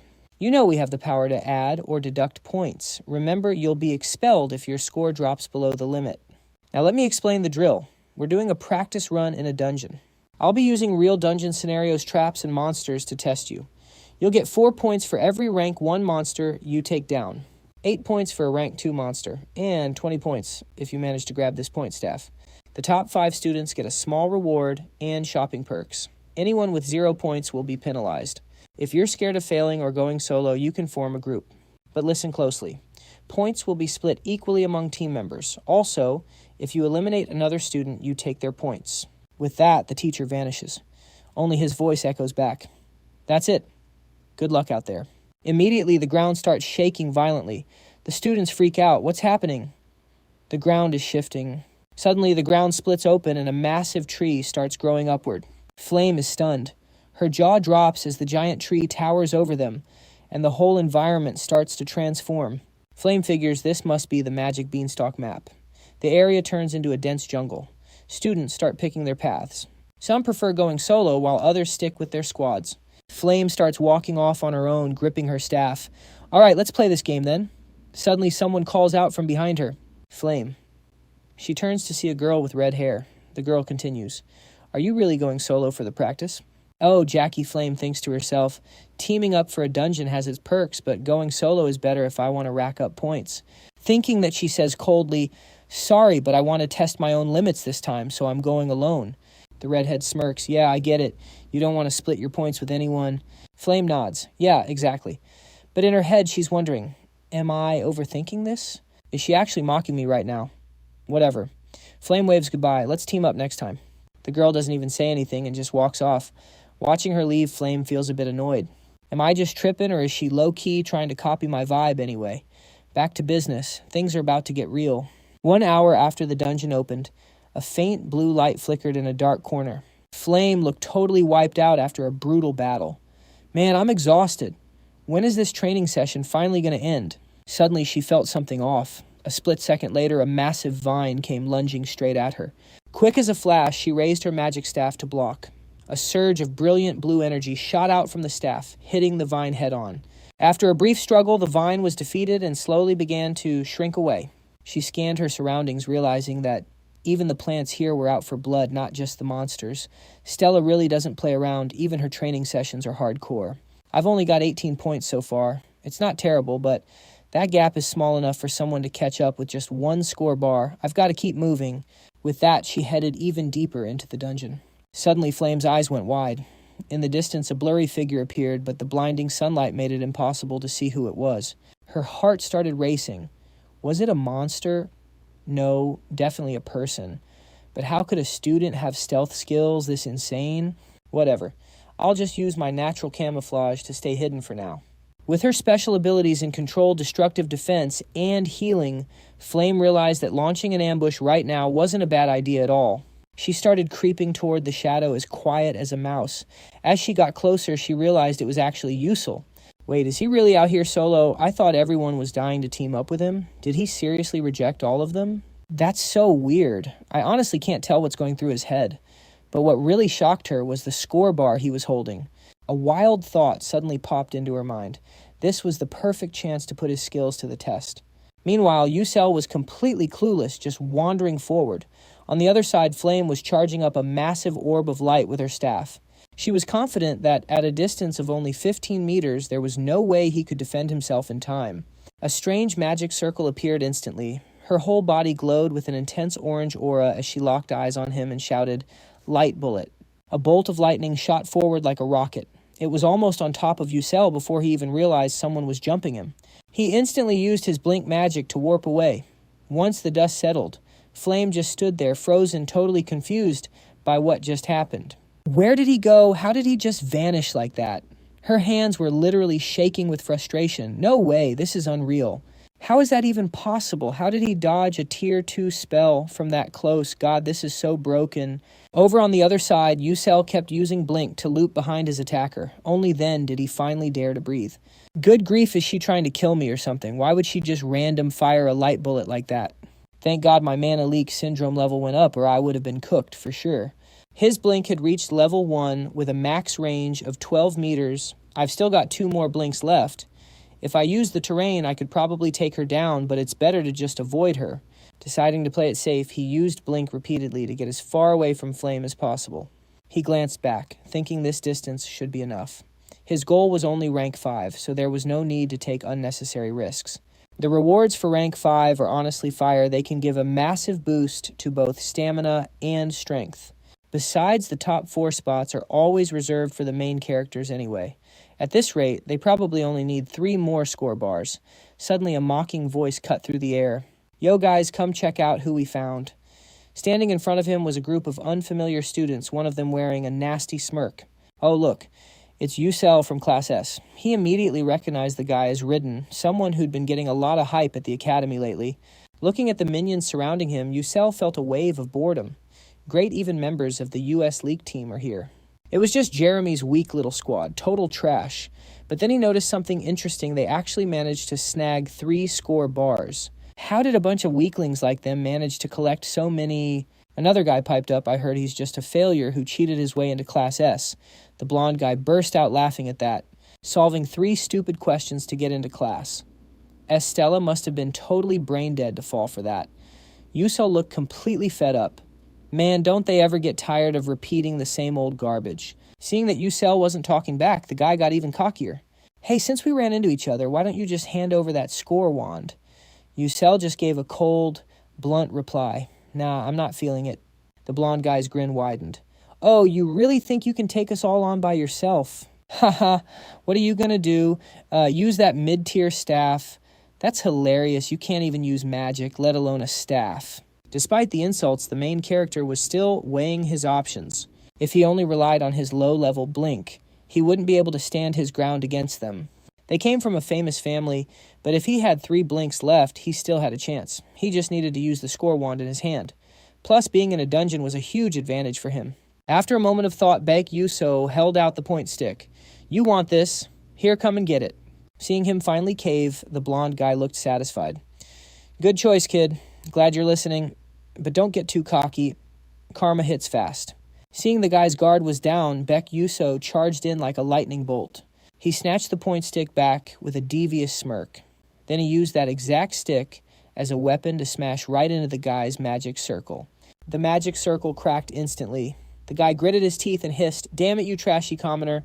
Boom! He was sent flying back, slamming hard into a tree. Ridan was absolutely fuming, screaming at the top of his lungs, "You're dead meat." But the whole crew was stunned. He was gone. Before they could even process it, a familiar voice called out again. Yo, over here, Ridan whipped around toward the voice. Busell was standing there with a massive grin. That was close, but thanks for the help. And just like that, Yusel now had 2 point sticks in his hands. Ridan was losing his mind, screaming, "You bastard, give those back right now." It was the ultimate taunt. Yuseo just mocked him, LOL, nah, I don't think so. Our MC was pretty hyped with how the plan went. Those point sticks really did the trick. He actually learned about this back when he played EU. These point sticks were basically glitch items, totally worthless to most people, but because they have a stupidly high durability, they're basically indestructible against student magic. They possess the raw power of top-tier magic tools. They're great for mages, but for Busell, a physical attacker, a weapon with high attack stats like this is absolutely broken. He's utilizing 100% of its potential. Meanwhile, Ridan was seething with rage. Damn it! How dare that trash take my point stick? He turned and barked at his squad. What the hell are you guys doing? Seriously, get in there and attack him already. Suddenly, the dungeon started shaking violently again. Ridan panicked, thinking, damn it, why is the dungeon shifting now of all times? He couldn't accept it and screamed out, everyone group up, prep your magic. We can't let that bastard get away. But this was the perfect opening for Yusel to act. He took off running, but his unusual movement was spotted by one of Ridan's lackeys. He yelled out, look, Busell's making a run for it, guys. Instantly, they pointed their wands and fired a surge of blue energy right at Yusel, screaming, you're dead meat. Think you can escape. Think again, kid. This terrifying aura rushed toward him. Yuso just thought, holy crap, these guys are better than I thought, but honestly, you guys are still total noobs. Just as the attack was about to swallow him whole, he used Blink and vanished. Ridan's crew was beyond pissed, but couldn't do a thing. Damn it. He used Blink again. Are you freaking kidding me? He's too fast. I lost him. He's gone. While they were all staring ahead, Yusel had already circled behind them like a bolt of lightning. He confidently thought that with 10 years of experience in this game, using the terrain to his advantage was a total piece of cake. Meanwhile, Ridan was losing his mind. Damn it, we just need to land one hit on that kid. Suddenly, the dungeon shook even harder. Seeing everyone panic, Duid tried to calm them down. Stay sharp, everyone. He's still around here somewhere. Wait for the earthquake to stop. Once you see him, everyone attack at once. But listen, if our magic fails, it'll backfire on us. We have to be extremely careful. As he was looking around, he suddenly locked eyes with Yusel. The guy was standing right there in front of them. Before they could even react, Yusel was one step ahead. He slammed his point stick right into their magic formation. The impact was insane. Their formation couldn't handle the pressure and started to shatter. Suddenly, the formation backfired, targeting Ridan's own crew. Then, boom, a massive explosion rocked the area. Their own magic circle blew up in their faces. That's the nasty side effect of a magic backfire. Our MC quickly backed off and watched the chaos from a distance. He was loving every second of it. It's game over. Once the smoke cleared, Ridden looked up and spat out, "Damn you, you little brat." Busell held up 3-point sticks with a smug grin. "I'll be taking these too, thanks." He kept teasing them. "You know, if I ever get a girlfriend, maybe I'll give her one of these. Bye-bye, sweeties." Ridden was speechless. "When did you grab that? Give it back." Looking at their pathetic state, the MC felt satisfied. He thought, hey, that's enough. Taking their last one would just be a hassle. He added, "Man, that was fun. I've had my fill of playing around. I'm out of here." With that, he used Blink and vanished, leaving Ridden's crew shaking with rage. He screamed like a lunatic. "You son of a..." And get this, the whole scene was witnessed from start to finish by a certain female student who happened to be nearby. UCL's already miles away from those guys by now. He's grinning like crazy, thinking, hey, luck is on my side today. If I fought them head on, I'd definitely get robbed. But in a dungeon, rules are different here. That's just that veteran mindset right there. Wait, why do I feel a chill? Something's definitely off. By the time he realizes it, it's already too late. A massive wave of fire is zooming straight toward him. Seeing this, our boy is absolutely shook. He screams, "What the hell is this? Where is this fire rain coming from?" Flames are literally nuking his entire position. One firebolt after another comes down like a storm. Everywhere they land, a massive explosion rocks the ground. He can't even fight back. All he can do is spam his blink magic just to stay alive and dodge the chaos. He's running for his life, completely losing his cool. Damn, what kind of terrifying magic is this? This is insane. He looks back at the scorched forest, still trembling. That was way too close. Something big almost happened. But what's up with this magic? Is someone actually trying to take me out? A figure emerges from the smoke and dust. She walks up to him and yells, "Hey, commoner, why didn't you swipe another staff from those guys?" And the fire user is none other than Princess Hongbian herself. Our MC is confused, like, wait, why is she even here? He scratches his head, feeling totally awkward. You've got it all wrong, don't you? It's not like I can just grab whatever I want. Besides, what the hell does it have to do with you anyway? She actually looks a bit embarrassed now, realizing she's being a bit much. But then a thought hits Yusiol. Wait, don't tell me. Oh, I see. You wanted me to rob them, so you could rob me. What kind of crazy plan is that? Did you already forget what I taught you? Hongbian puts a hand to her chest and explains, I'm a royal, but since you figured it out, let's just settle this with a fight. Honestly, as a royal, stealing from a commoner is something I'd rather not do. But in this exam, I've got no choice. I'm going to crush you and take what I need. Our MC is acting like he's terrified. Whoa, hold up. What are you doing? Why are you bullying a poor weak guy like me? You weak, she scoffs. I literally just watched you toy with those guys like they were nothing. You wrecked them with your magic, didn't you? She knows she's got to move fast, though. If she doesn't want her mom breathing down her neck, she needs to secure a top-tier score right now. Suddenly, Hongbian senses movement nearby. It's Ridden's squad. They've finally caught up. One of them barks. Where the hell is Beck, you Seol, damn it? That rat is way too slippery. The princess spots the gang while Baek Yu Seol is already making a break for it. She's torn on how to handle this.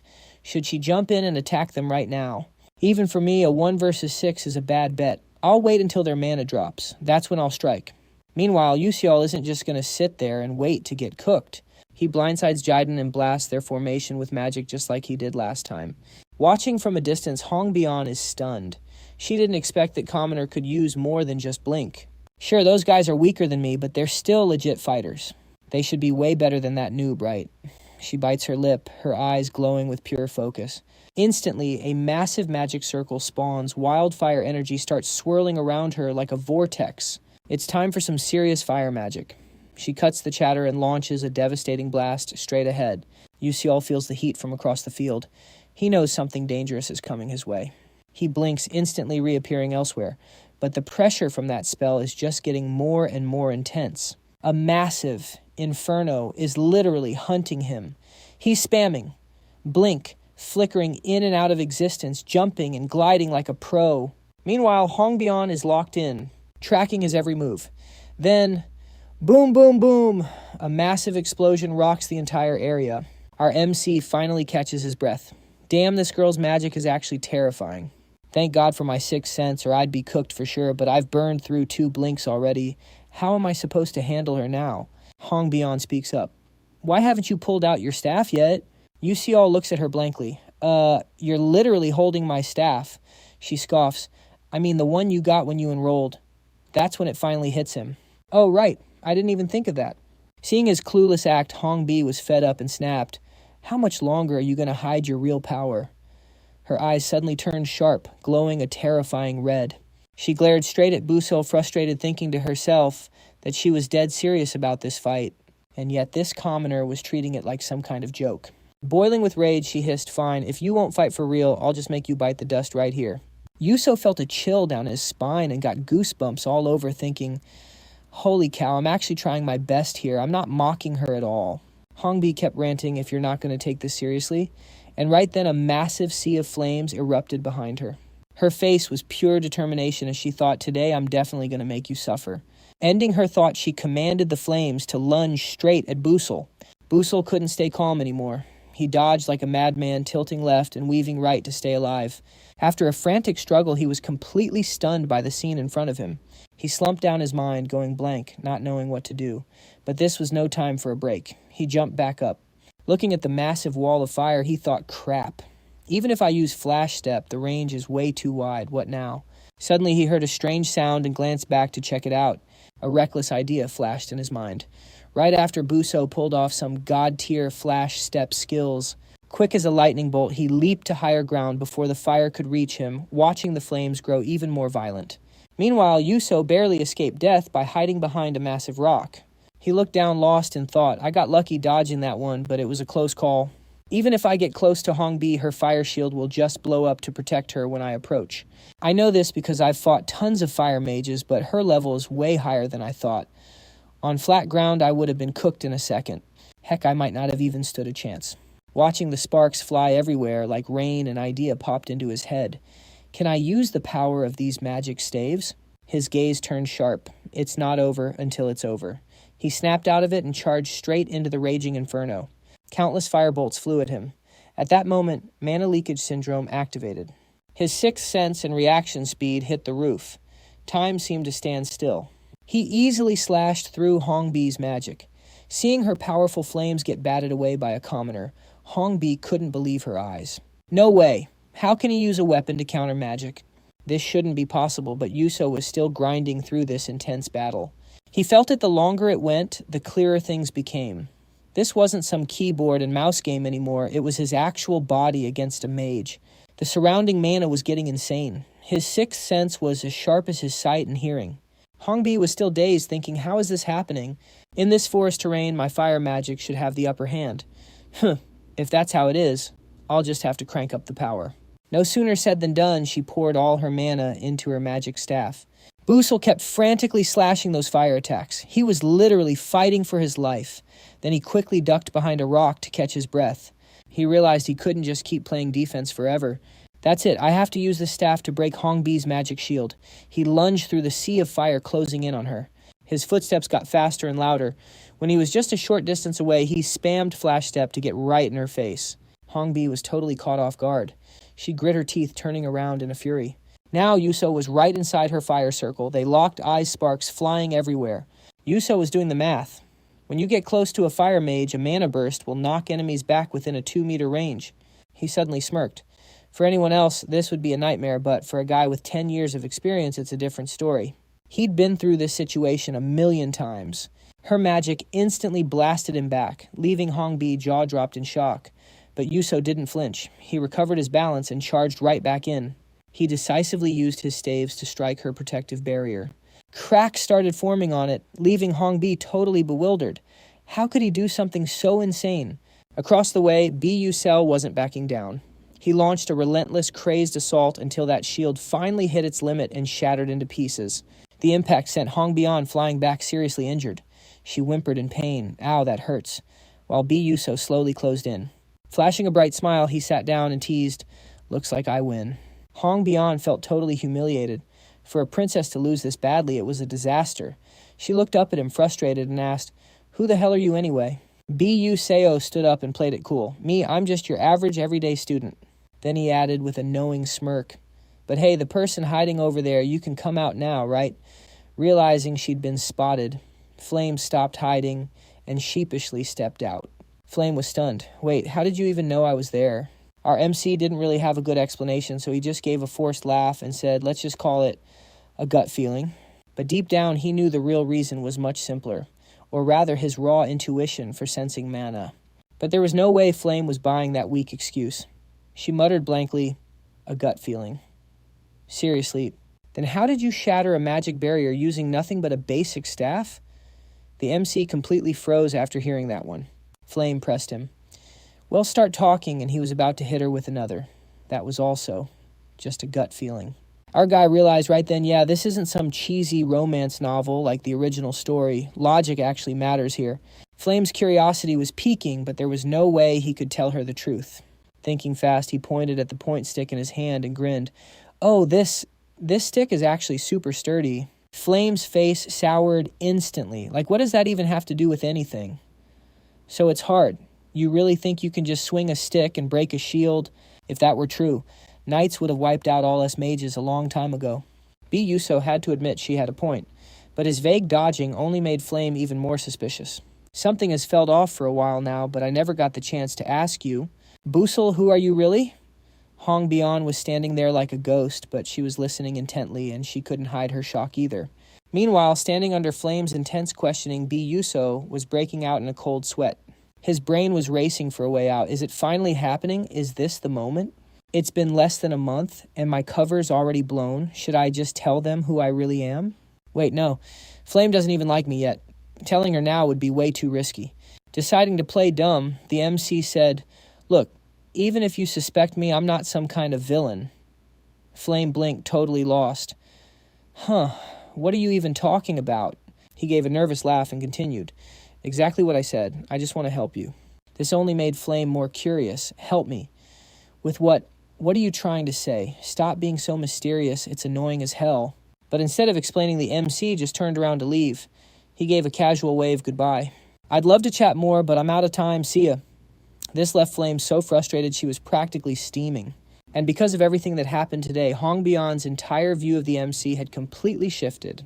It looked like she was plotting something crazy. The MC thought to himself, okay, looks like I'm in the clear. Time to bail. Hope these two sisters leave me alone. Suddenly, someone started pelting him in the back of the head with point sticks. Thud, thud, thud. The culprit was none other than Hong Bian. After throwing them, she just stood there acting all innocent. Oh, that's weird. Rubbing his throbbing head, the MC turned around and snapped, Damn, if you got something to say, just say it to my face. Stop being cheap. Why play dirty? Hong Bian shot back. I just assumed you'd catch them. You can dodge high-level magic and traps with ease, but you couldn't catch a few sticks. B. Yuso was speechless. This girl was actually unbelievable. Look, Mana Leakage Syndrome has its limits. I can't keep that intuition active forever. He started faking being in serious pain. Ow, ow. Maintaining that state drains all my spirit power. Since my spirit power is 0, I've lost my reflexes and got a killer headache. But seriously, why the hell did you throw these at me? Hong Bian didn't skip a beat. You won the match, so take your share of the points. Even though these point sticks were valuable, he couldn't help but wonder, is she just being petty because she lost?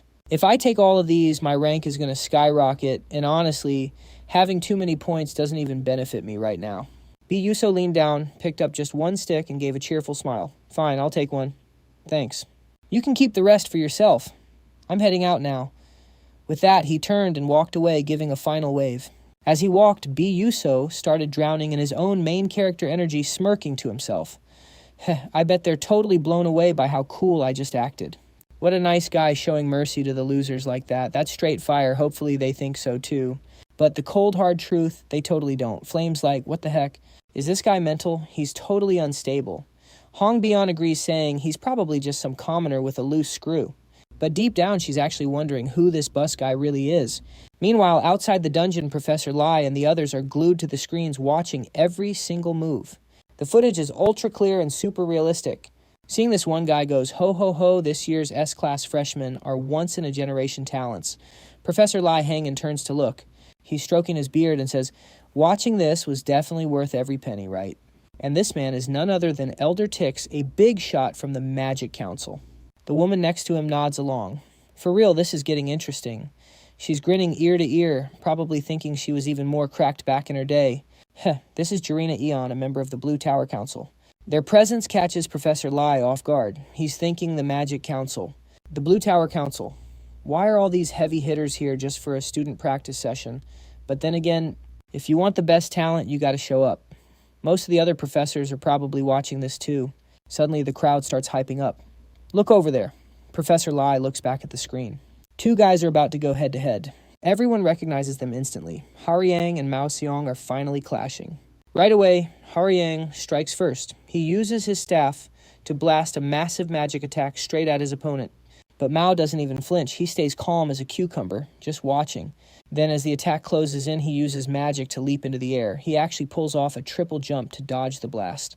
Everyone's losing their minds. Jirina Eon shouts, "Yo, no way, he just spammed a level 3 mana jump 3 times in a row. That's insane."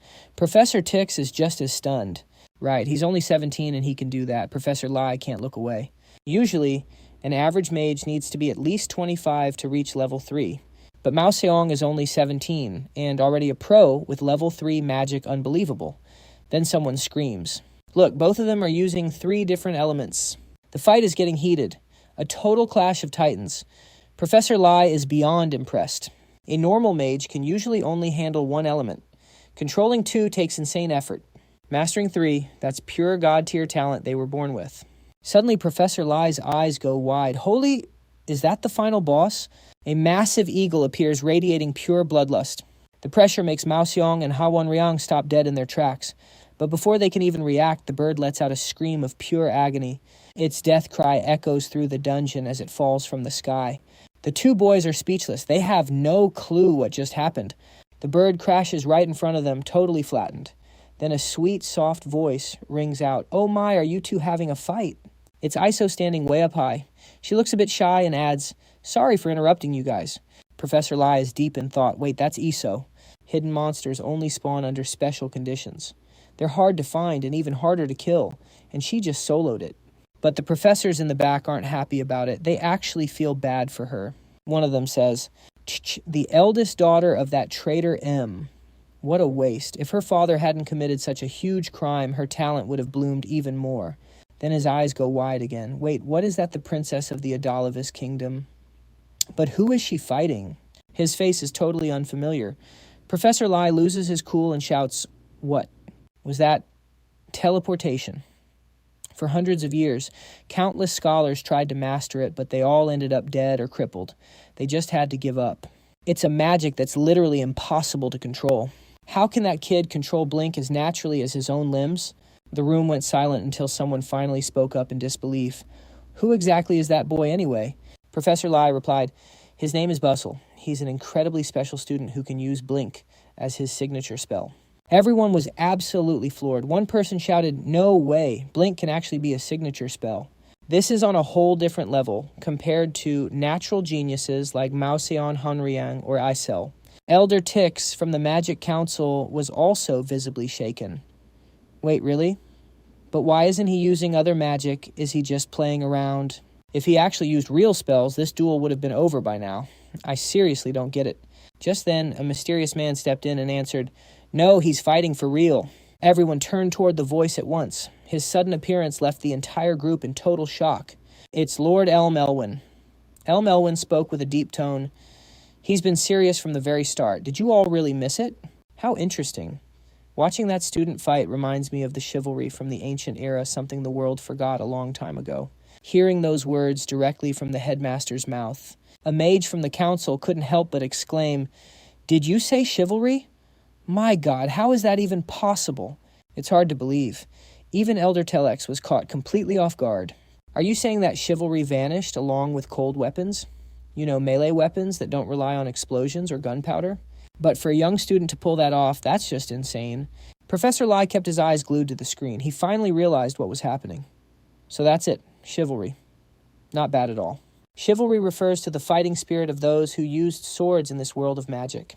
They were heroes who once fought against evil. And yet this student is swinging his wand like it's a real blade. If Elm Elwyn's right about this, then that kid is a once-in-a-lifetime talent. The headmaster of Stella Academy, the world's top magic school. Elm Elwyn is a rank 9 master mage. Not to mention he is one of the 10 great sages of the continent. With the great sage's approval, the first dungeon training session finally came to an end. Over at the Class S training grounds, a student was training like crazy. He was blasting a dummy with mana from his wand. After a long session, he was totally wiped out, gasping for air. He realized his wand was almost out of mana, but he still wasn't satisfied with his own power. Damn it, this isn't enough. I'm still too weak.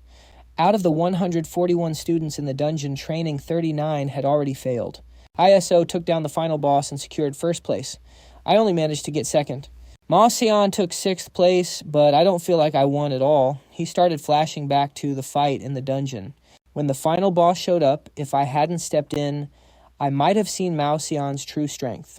Thinking about it made Haunryang grit his teeth in frustration. He had a bad feeling about Maoxian from the moment they met. Everything that guy does looks so effortless, yet the results are always far beyond expectations. In this training, I set up magic circles everywhere and calculated every single move. Even with all that, Maoxian just shrugged off the attacks and shut them down easily. Why can't I beat him? Is his talent really an unscalable wall? No, I don't have time to feel sorry for myself. I have to push even harder. Just then, Hongbi-yeon walked into the training room. She saw a student conjuring a massive mana vortex with his wand. She looked closer and was surprised. Wait, Haunryang. That kid is usually so composed, but today he's training like a maniac. Well, not that it matters to me. She activated her magic, forming an elemental array in front of her. Her whole body started glowing with a fierce red light. Then she aimed at the target and launched a massive fireball. Boom! A massive explosion rocked the room. It looked like she was in a terrible mood today, too. Is she this desperate to train because she's salty about something? The roaring flames and the sound of the explosion caught Haunryang's attention. He stopped and turned to see who could pull off such powerful magic. Meanwhile, Hongbi-yeon was fuming. She couldn't believe she only placed third even with the bonus points. The Queen Mother is satisfied for now, but if I don't get back to my peak performance, I'm totally cooked. Damn it, that commoner keeps acting like he's him. My luck is literally trash right now. Cutting her thoughts short, she unleashed a massive palm strike. Boom! A blinding light erupted from the blast. Hongbi-yeon was gasping for air, completely drained. Haunryang stood nearby, totally jaw-dropped. He couldn't help but wonder what the hell is up with the princess today. She's cracked. Maybe it's just her mood, but her magic is way more precise than before. No way. Princess Hongbi-yeon's fire magic has this much destructive power. How did she master that kind of control in such a short time? Or was that just a fluke? Even Hongbi-yeon looked shocked by her own results. Damn it, I hate to admit it, but Busell's special lesson actually worked. By using those word puzzles, my magic stats actually increased. Even if he's just some low-rank commoner. His grades and personality are total trash, but Busell is definitely the only one who knows how to fix my weaknesses. But why the hell am I still so annoyed? Ugh, seriously? Suddenly, someone called out to her. Hongbi-yeon looked up. Zedrin, what's going on? The woman spoke again. Princess, the staff you asked for is finally fixed. Should I let Master Busell know right away? Looking at the glowing staff, Hongbi-yeon nodded in approval. Yeah, that's much better. Etten immediately got the hint. Understood, Your Highness. I'll take my leave then. She turned to go, but the princess suddenly had an idea and tapped her shoulder. Wait.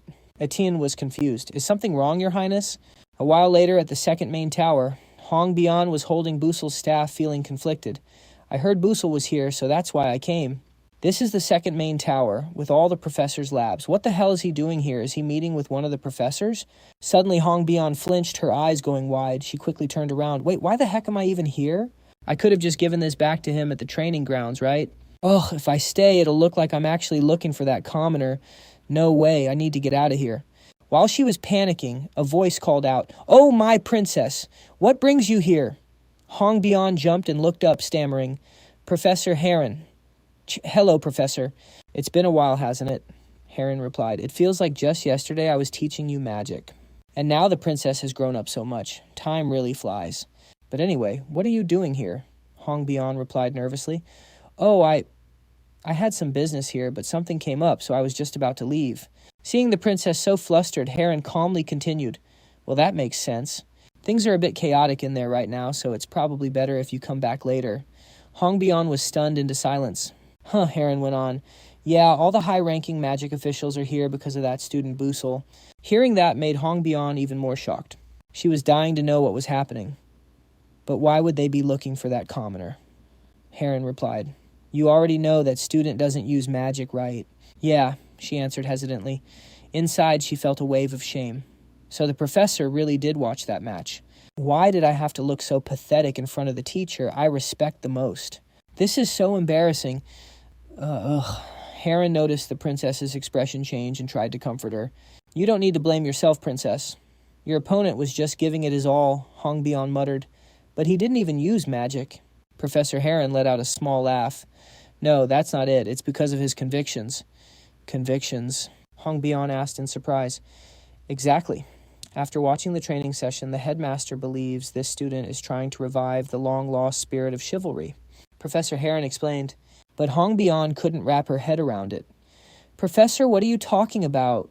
Busell and chivalry? How is that even possible? She suddenly froze for 5 seconds as she remembered how Busell fought against her. It was unbelievable, but Busell really did use that staff like it was a sword. He shattered my shield using nothing but a staff. Even my magic sword was no match for him.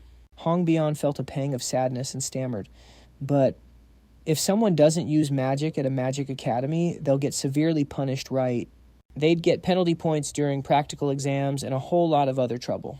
Heron's voice softened. That's true. He knows exactly what's at stake, yet he still chose this path. But isn't it amazing, even though he achieved incredible results using Blink, he's still pushing himself this hard. I seriously can't believe faith is actually a thing. After saying his piece, the professor says his goodbyes and dips, leaving Hong Bian stuck in her head. She thinks to herself that if anyone said they wanted to follow the path of chivalry, they'd obviously get clowned on. It is like a trash joke in this day and age. Honestly, it is just straight up ridiculous. But wait, was Busell actually for real? Does he seriously want to pursue true chivalry? I even got mad and told him to stop messing around. Suddenly Busell pops up and breaks her train of thought. What are you even doing here? Not only that, but he is casually munching on his 5th place prize, a literal tree root. Hong Bian's face turns beet red instantly, but she tries to play it cool. Don't think I came here looking for you or anything. She basically exposed herself before he even asked, making Busell chuckle. Whoa, chill, nobody said you did. Seeing him trolling her, Hong Bian hits him with a look that could literally kill. That shut our MC up real quick. He didn't dare say another word.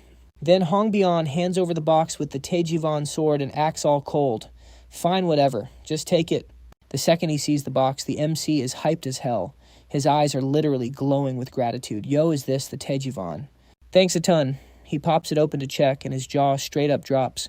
Staring at the shimmering blade, Busell thinks to himself, damn an invisible sword. Adalovit's skills are seriously cracked. Helping the princess was definitely a big brain move. There's no way I could afford this with my current budget. Then he says, can I keep the box too? This thing looks like it would sell for a lot. Hong Bian just sighs. Do whatever. Busell is internally screaming with joy. Cha-ching. More money for me. What a steal. Seeing him get this hyped, Hong Bian shakes her head in disbelief. Sigh, typical commoner. His mind only goes that far. But there is still something bugging her that she is scared to ask. After a bit, she works up the courage. Hey, Busell. The MC is low-key confused. Yeah, what is up? Hong Bian continues. Do you seriously not use any other magic? The question catches him totally off guard. He just freezes for 5 seconds, speechless. Hong Bian immediately regrets asking, feeling super awkward. Her face goes bright red again, and she just turns around to bail. Never mind. I am leaving. The MC stands there dazed, watching her walk away before heading off himself. Other magic, he thinks as he walks. Now that he mentions it, Professor Lee Han said the same thing earlier. Even though the teacher sounded all supportive and respectful of my choices, I honestly have zero clue what he was getting at. Like, what is so great about it anyway? As long as I have this magic sword, I am good to go. Almost forgot I gotta test out how cracked this sword actually is. 30 minutes later, Busell hits the Class S training grounds. Gripping the sword, he mutters, all right, let's see. Just gotta pump some mana into this right. Suddenly, a golden glow starts radiating from his hand. A split second later, a sharp blade manifests. He is totally vibing with it. Whoa, it is beautiful. Even more fire than I imagined. But then he gets all reflective. If Flame was the one holding this, it would probably look even cooler with all sorts of colors. Flame, the main heroine, is just built different.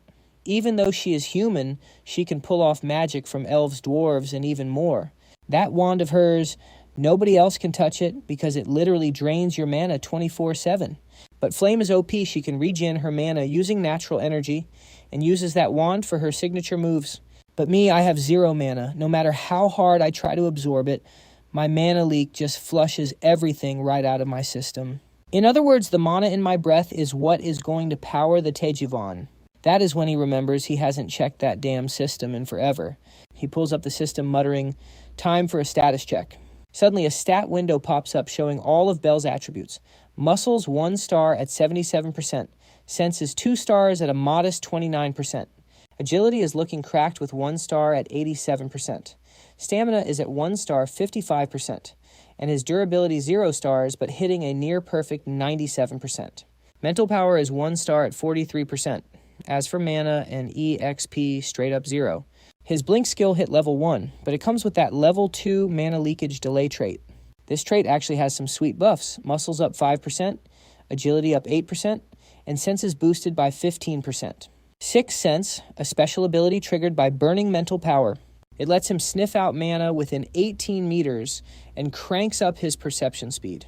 Even better, it auto-procs when he is in danger with a blood flow rate of 1%. Glancing at his status window, our boy is feeling absolutely hyped. Sick, I just downed that elixir reward for rank 5, so my muscles actually grew a bit. Once I get a weapon later, I am going to grind XP directly to make this way faster. Thinking about it, Busell told himself it was time to master some new sword skills. Looks like I am going to be busy as hell from now on.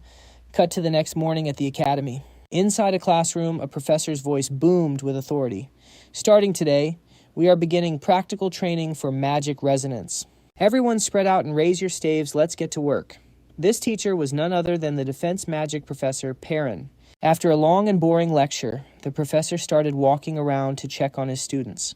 Everyone looked locked in, and the room was filled with students shouting, "Magic shield, magic shield." The professor scanned the room, looking totally satisfied with a huge grin. This year's class is stacked. These rankings are spot on. But then he froze in shock. While everyone was grinding, Busell was just standing there like a statue doing absolutely nothing. Wait, what the heck, isn't that kid the legendary S-class student?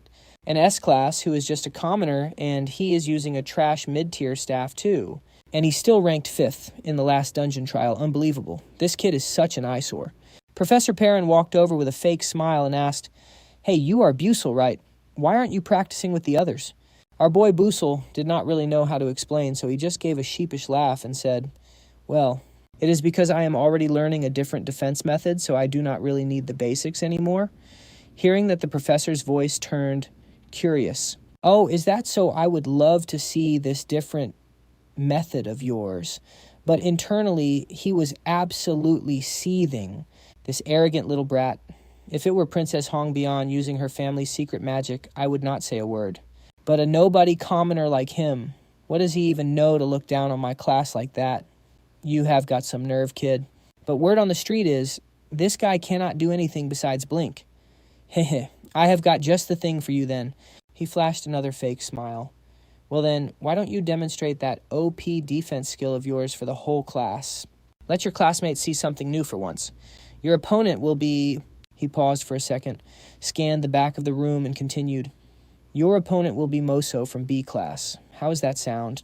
He pointed toward a student in the distance who looked way too excited about this, standing there with a cocky smirk on his face.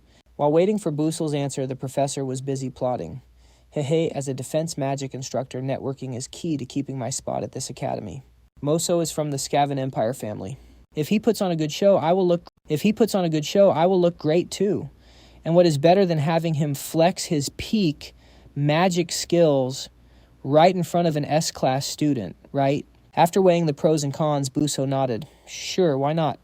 If you want it, I am down. The professor got all hyped up. Then get to the arena, both of you. Instantly, they were warped straight to the dueling platform. While Moso was grinning like he had already won, Busell looked totally bored with the whole thing. Moso's crew was already going wild, cheering him on. Yo, Moso wrecked that kid. Totally humiliate him. I know you got this. Let's go. Moso talked back with total confidence. Obviously, just watch me. All that noise finally caught Busell's attention. He realized who those guys were and let out a huge sigh. Seriously? What is this trash? Looking closer, it is just that Ilik and Redan gang. Nothing but a bunch of toxic punks. But whatever, this class is mandatory anyway, and I have got nothing better to do. If you guys want to play like that, I will show you how it is done. Thinking about it, Professor Perrin's trash reputation has been around since freshman year. It is honestly hilarious. Suddenly, Busell looked at Perrin with a mysterious smirk. Well, might as well test out my training results while I am at it. Not a bad deal. The professor made a formal announcement. This match will be simple attack and defense. No other types of magic allowed. Right then, Moso took his stance ready for war. The students below started whispering, "Yo, if it is about attacking Moso, is a lock to win, right? Defense is just defense after all. I heard he mastered Earth-type attack magic, so he is going to be impossible to hit." But Prince Jeremy Scanvin stayed totally chill, just watching closely. Then the professor's voice rang out again. "All right, get ready. Start. Show us everything you have got."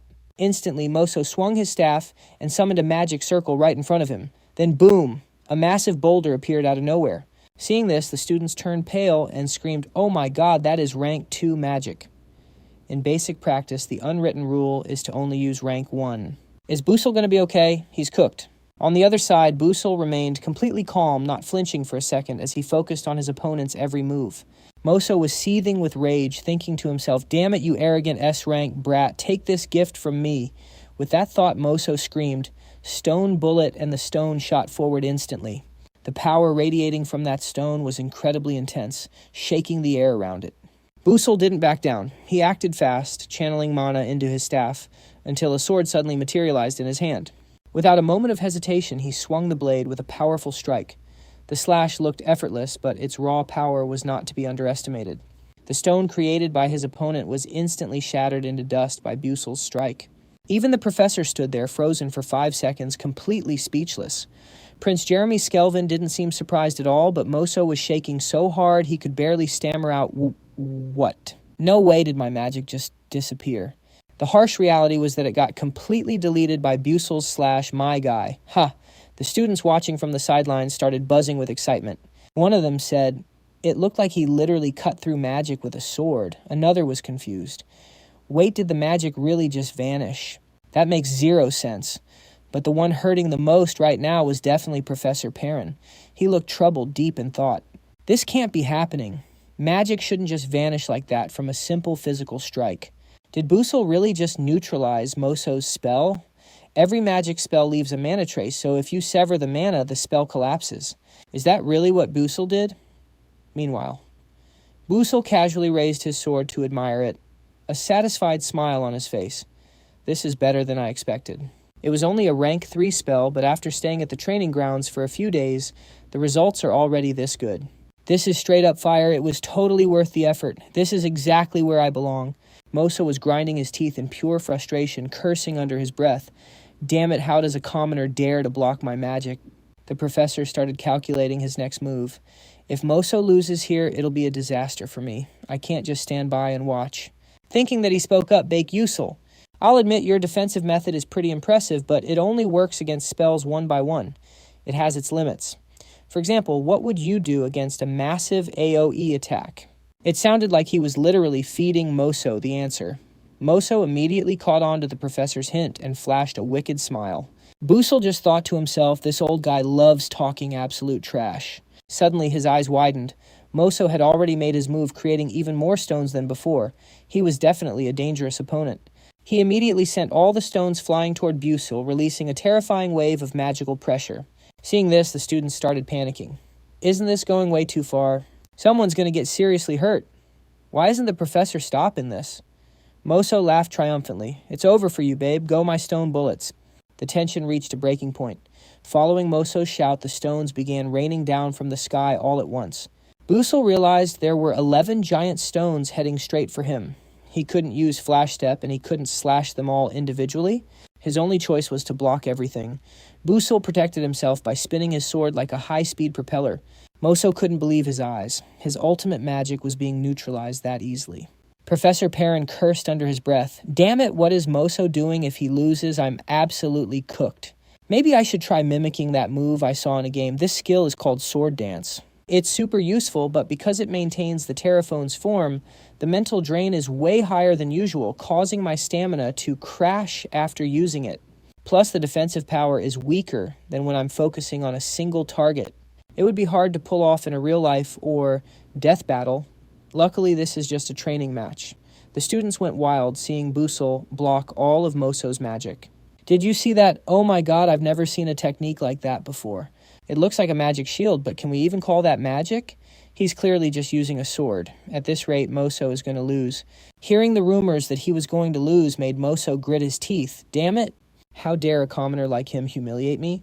Wait, is he planning to attack again? Isn't Moso's turn over? That's right, Busell. It's your turn to go on the offensive. Get ready, I'm not holding back this time. Before he could finish his sentence, a voice rang out. Excuse me, Professor. The students and the teacher all turned toward the source of the voice. When they saw who it was, they immediately went silent. Professor Perrin asked in surprise, is something wrong? Prince Jeremy Skelvin gave a mysterious smile. Why don't you let Busell take his turn to attack? Oh well, the students began whispering again. This isn't just basic training for freshmen anymore. If someone slips up, they could be seriously injured. What is that teacher up to? It's clearly Busell's turn to attack now. Instructor Baryon is sweating buckets. Man, I was so focused on the match that I totally ignored everyone's reaction. Looking at the students' cold glares, Baryon feels like his career is officially cooked. If I piss off Crown Prince Jeremy on top of this, there's literally no way out for me. His hands are shaking like a leaf as he stutters. Now it's Big Yuson's turn to attack. Even without using Blink, the MC forces his opponent to spam a mana shield. Big Yuson closes the gap instantly and swings his sword once. Mo's mana shield shattered into pieces. The match ends with my blade right at Mo's throat. A flustered instructor Baryon declares Big Yuson the winner. Ha, he finally did it. Seriously, this guy's way stronger than I thought. Seeing his loyal lackey lose, Crown Prince Jeremy Skelvin lets out a wicked smirk. Cut to the Skelvin Club. Jeremy is currently punishing Mo, the guy who just took a massive L from our MC. He's begging for his life. Please forgive me. An enraged Jeremy grabs Mo's head and slams it into the ground. Why the hell did you lose? Why did you humiliate me, the Crown Prince of the Skelvin Empire? Do you hate me that much? Bam, bam, bam, blood is flying everywhere. Jeremy only stops once Mo completely passes out. Jeremy walks over to his secretary, Baryon. Yes, Your Highness. It seems my friend is pretty badly hurt. Take good care of him, okay? It would break my heart if something happened to him. Yes, I understand. Sorry for the trouble. Looking at Jeremy's back, she thinks to herself, a friend, not a subordinate. In the Skelvin Empire, power is decided by raw magic strength. Jeremy Skelvin crushed all his siblings and took the title of Crown Prince when he was only 12 years old. Not being Jeremy's subordinate means the Doden family is basically exiled from the Skelvin stage forever. It's not just Mo. Now that commoner Yuson is in Jeremy's crosshairs, his school life is about to become a living hell. Scene change to the alchemy class. Everyone's gossiping about the rumor that Yuson is pursuing the path of a knight. Hey, did you hear that Yuson guy from S class? Apparently he's training to be a knight. A knight? No way, you gotta be kidding me. Being a knight at a magic academy sounds so weird. But hey, he did beat Mo from the Doden family. Wait, for real. The Doden family is actually pretty famous in the Skelvin Empire, right? Flame thinks to herself. Annoyed, why is everyone talking about Yuson everywhere I go? I'm not trying to draw attention, but this is getting annoying. Who even is that guy? Suddenly the alchemy teacher. Mentiran speaks up. All right, listen up. Alchemy is a branch of science that rose to fame after the discovery of gold. It requires absolute precision when it comes to dosage timing and temperature. Today we'll be brewing the Tyran recovery potion that I personally developed. Pay close attention. This is so annoying. One tiny mistake and the whole thing is ruined. Honestly, I'd stay as far away from alchemy as possible if I could. It's way too complex and tedious. Suddenly, Tyran screams at a student, Aunt Teresa, what the hell do you think you're doing? Do you have any idea how dangerous that is? You think you can call yourself an alchemist with that level of skill? I'm so sorry. Word is that this teacher will eventually become a notorious dark mage, so I have no choice but to stick it out in this class. Just then, a creepy laugh catches her attention. Yuson looks like some kind of mad scientist laughing like a total creep. That's it. Just add a bit of this and this. Seeing the MC's creepy face Flame thinks to herself, I thought he joined this class to get close to Iso. But now it's clear he's just a total creep. What the hell am I even looking at? Whatever I need to get my ingredients. After struggling with the formula for a bit, Flame finally finishes the Tyran recovery potion. She wipes her sweat and sighs. Phew, finally done. It's a good thing Flame is so smart, or this would have taken forever. Now where's Zanan? Oh, good, she seems to be doing great. Wait, just great. In the original story, Asa was supposed to find Meila's magic notebook and create a high-grade potion that's way better than this Tyrion stuff. So why is she just making a normal one? Yuson, who gave you permission to change the ingredients for the experiment. But the results are way better this way. You think this is about the results? This isn't the Tyrion recovery potion I asked for. Hearing their conversation, Flame is absolutely stunned. A thought crosses her mind. Could it be that the high-grade potion Asa was supposed to make was just created by Big Yuson? Instead, Flame feels like something is seriously off. How the hell did Yuson end up making the high-grade recovery potion instead of Iso? On the other side, Instructor Mentiran is fuming because the MC refused to follow her formula and used a different one instead. She barked in a fit of rage, "How dare you? Your attitude is absolutely trash. I knew it. Commoners like you could never handle alchemy." Whatever. Hearing that response, Flame was totally shook. If she remembered correctly, that line was originally meant for ISO. You see, that is exactly why her noble family was wiped out. In the novel, ISO's spirit was crushed after hearing those toxic words from Professor Mean Tyrion. It became a trauma that haunted ISO throughout her time at Stella Magic Academy, all the way to the end of the story. No way. Did Busell see this coming? He purposefully triggered Professor Tyrion to take all the heat and protect ISO. What a move. Ugh, Professor Tyrion is a big deal at Stella Academy. Once that crazy lady marks you all, your grades are cooked. Seriously, Belle, who even are you? Is he really going this far just for her? Getting no answer from the MC professor. Tyrion screamed, "How dare you speak to me like that? I am still your teacher. Call your parents in here right now," Usil thought to himself. Damn, he almost forgot about this part. He was so deep into alchemy that he totally blanked on this annoying plot point. Busso just sighed and said, "I do not have parents, lady." Hearing him drop the honorifics, Professor Tyrion's face went bright red with rage. "How dare you? You commoner." Ignoring her rant, Yuseo thought, "Whatever, I am already on her hit list. Why should I even care anymore? Not like I am scared. Maybe I will try making some kimchi and Coca-Cola for lunch tomorrow." Fast forward a few weeks, Professor Tyrion's voice was booming like a wild beast, catching everyone's attention in alchemy class. How many times do I have to say it? Do not change the alchemy ingredients on your own. Busso shot back, "I just tweaked your formula a bit, Professor. The results were actually way better." Wait, what? Before she could even respond, Yuseo activated his skill. Professor Mean Tyrion's info popped up right before his eyes. Mean Tyrion. Dark Corruption Progress, 21%. Traits, Inferiority Envy, Dark Contract. Status Alchemy, Professor Boss. Chapter 8, Corrupted Status Confirmed. Nice. Everything is going exactly according to plan. Mean Tyrion is one of those villains who turns into a dark mage because she could not handle the negativity in her heart. Corruption happens when darkness slowly takes over your emotions. Once it hits 90%, she will go full dark demon. But while it is under 50%, it is impossible to detect with normal magic or standard methods. Right now, Professor Mayon's dark corruption is at 21%. I can't prove she is a dark demon yet, and I can't report her without evidence. My only move is to keep baiting her until that corruption rate clears 50%. That is when the signs of corruption will finally show up. Once that happens, I will have Principal Elwyn send the Dark Demon Slayers to take her out. As for saving her, Normally you could save someone before they are fully corrupted. But Professor Tyrion actually signed a contract with the darkness. She willingly made a deal with the dark demons, so the seeds of evil are already deep in her system. She is beyond saving. Even though we are only at Chapter 4, she is a high-tier boss. I need to be ready. If I don't stop her, she will turn the other students into dark demons and wreck Stella Academy. Suddenly, Professor Tyrion's cold voice snapped Busso back to reality. "You are still the same, I see. Get ready to fail my alchemy class." Busso just shrugged. "The lower the better, as long as I keep her eyes on me. Oh wait, I should probably squeeze in some muscle training while I am at it." Then Professor Mean Tyrion announced a practical exam for next week.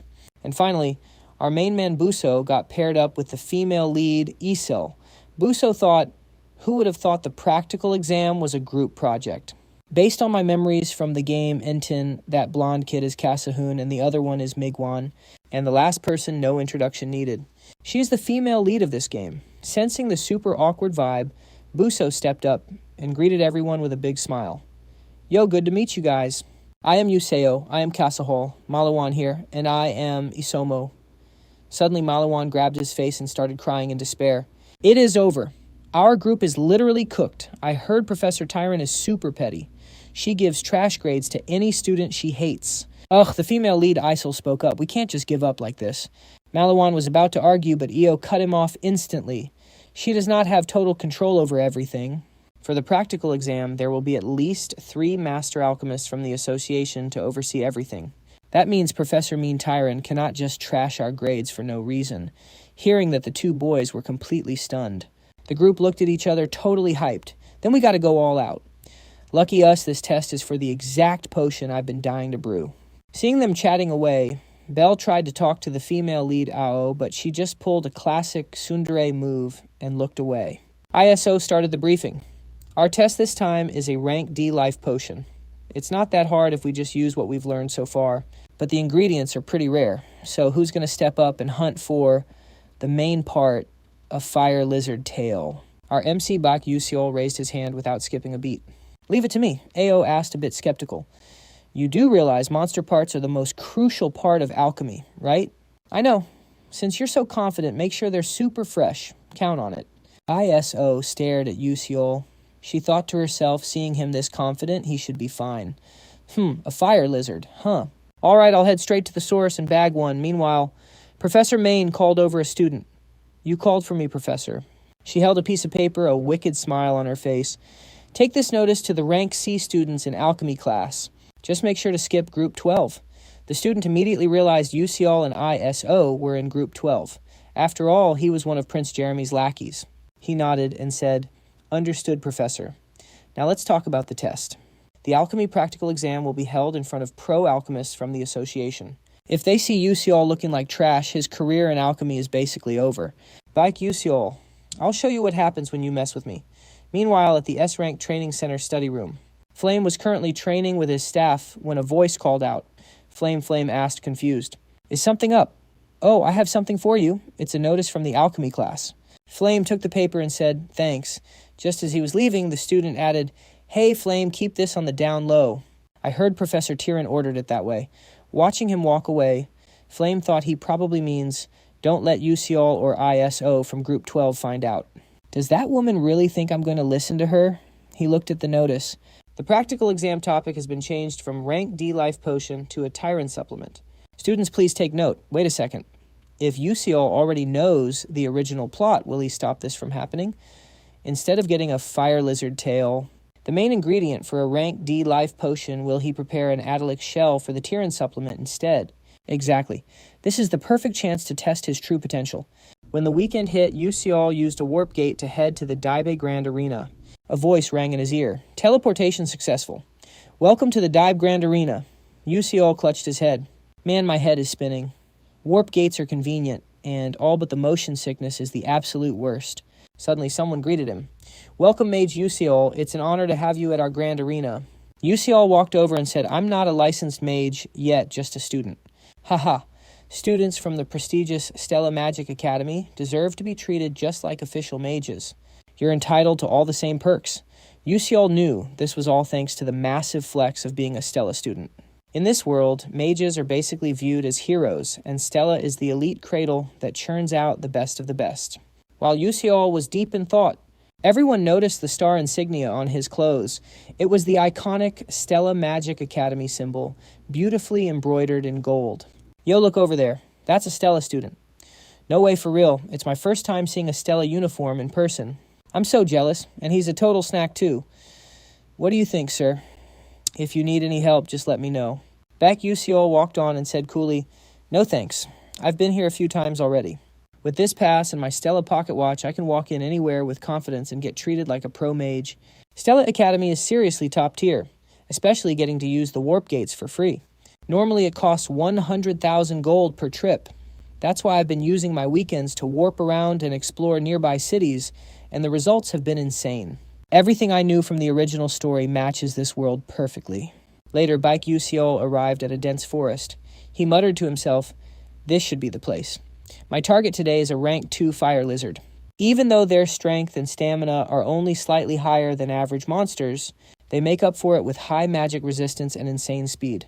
A regular mage would need at least rank 2 magic to even stand a chance at taking one down.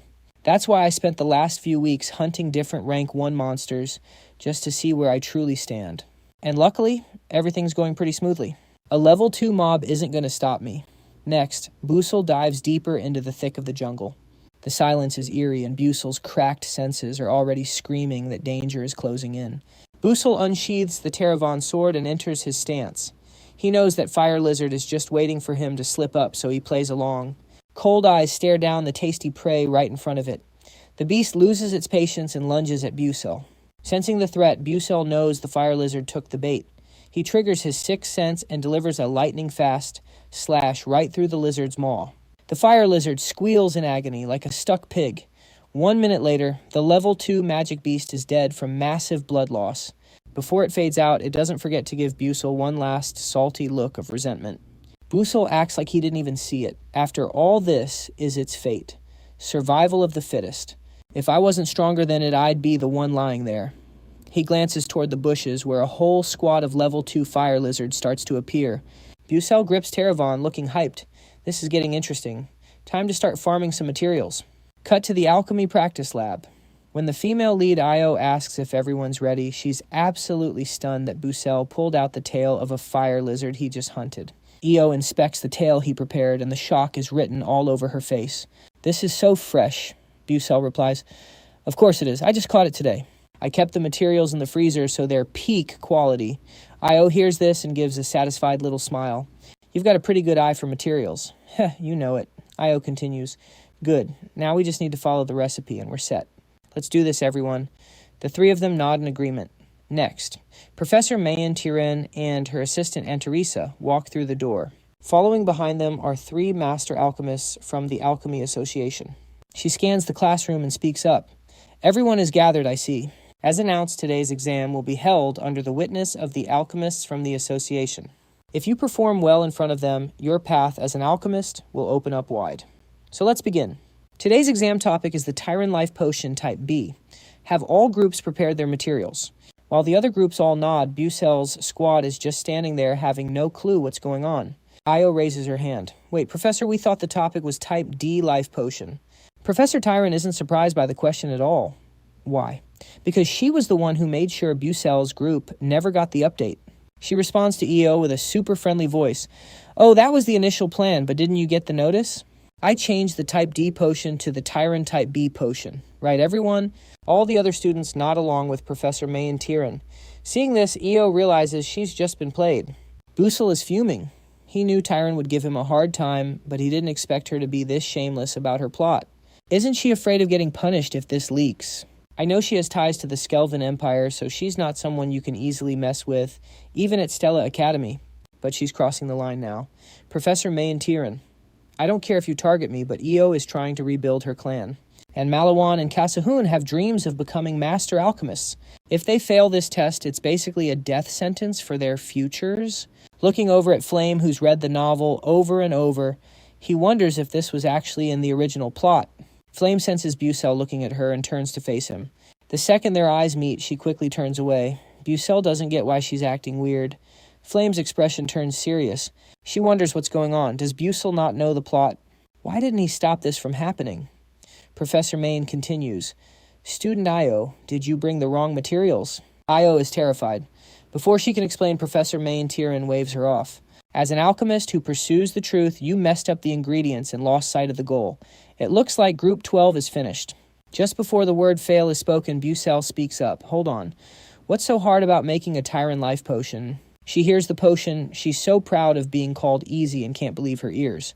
What Busell says clearly and confidently, I can make it using only these materials, and the effect will be even better than the professor's usual version.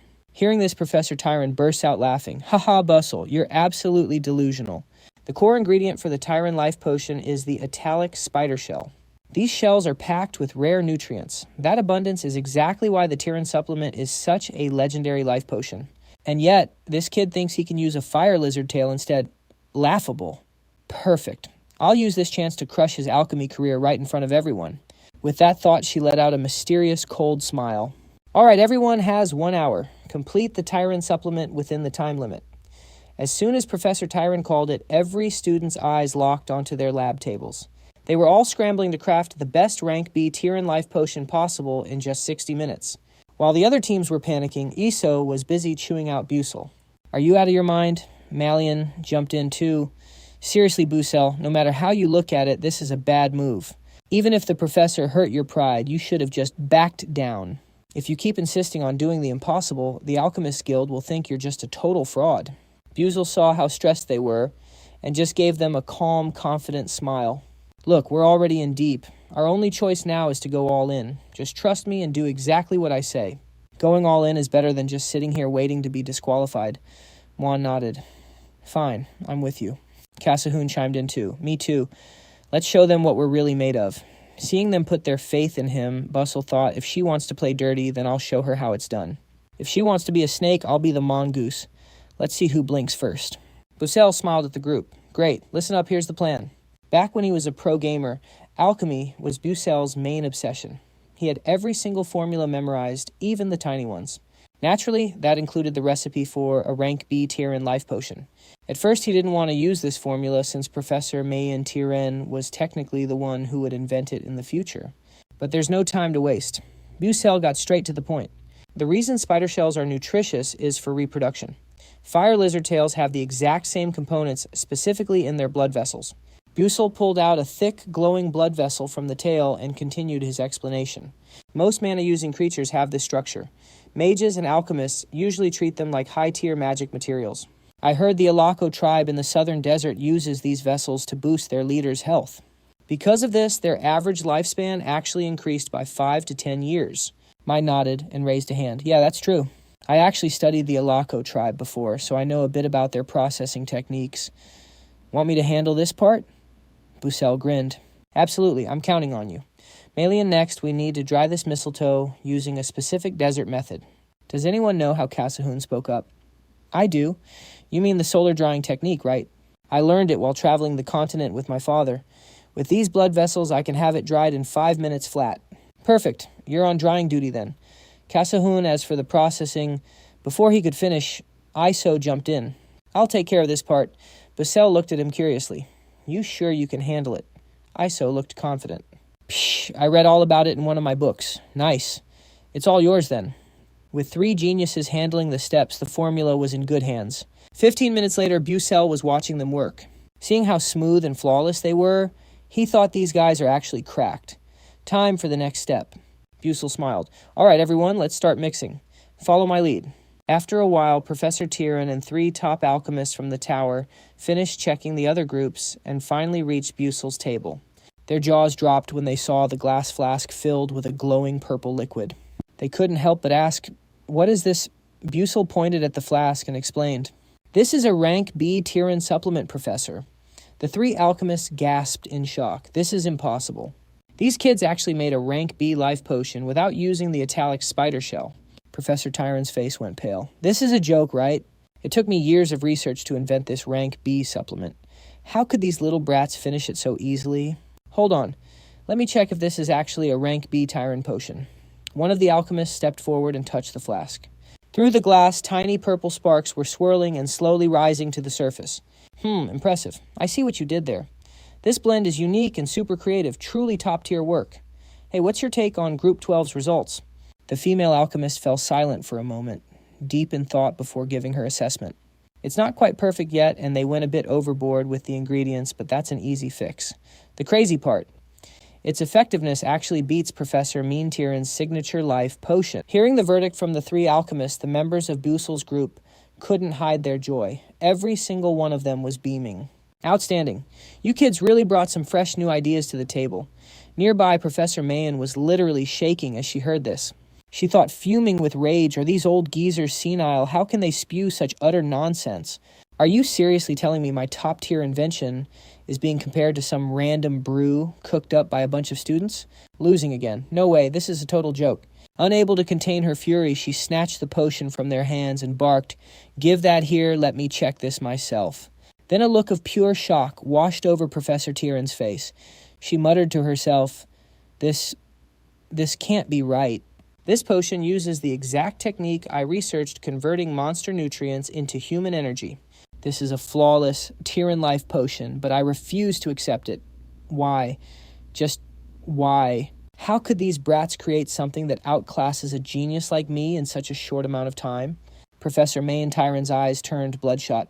She looked like a ticking time bomb, ready to blow at any second. Clutching the vial, she desperately searched for an excuse to justify her failure, anything to vent the burning rage inside her. But she was speechless. Taking a deep breath, she tried to calm herself down. It's fine, everything is still going according to plan. After all, I'm the one grading them. I'll just say they missed some required ingredients and tanked their score. Ha ha ha, Buello. I'll make sure you pay dearly for humiliating me like this. At that thought, Professor Mayan-Tyron smirked. Even if she lost the debate, she still held the power of the grade. She looked over at Busell's group and coldly announced the inspection was over. This potion isn't quite at an A-plus level, though I have to admit it's far beyond what any student should be capable of. So I'll reluctantly give it an A+, but life isn't always a fairy tale. The three alchemists immediately protested. An A+ for Group 12. That's way too low. In my opinion, Group 12 deserves an S rank for this exam. Exactly. When I was their age, I was making stuff way worse than this. Kids these days are scary talented.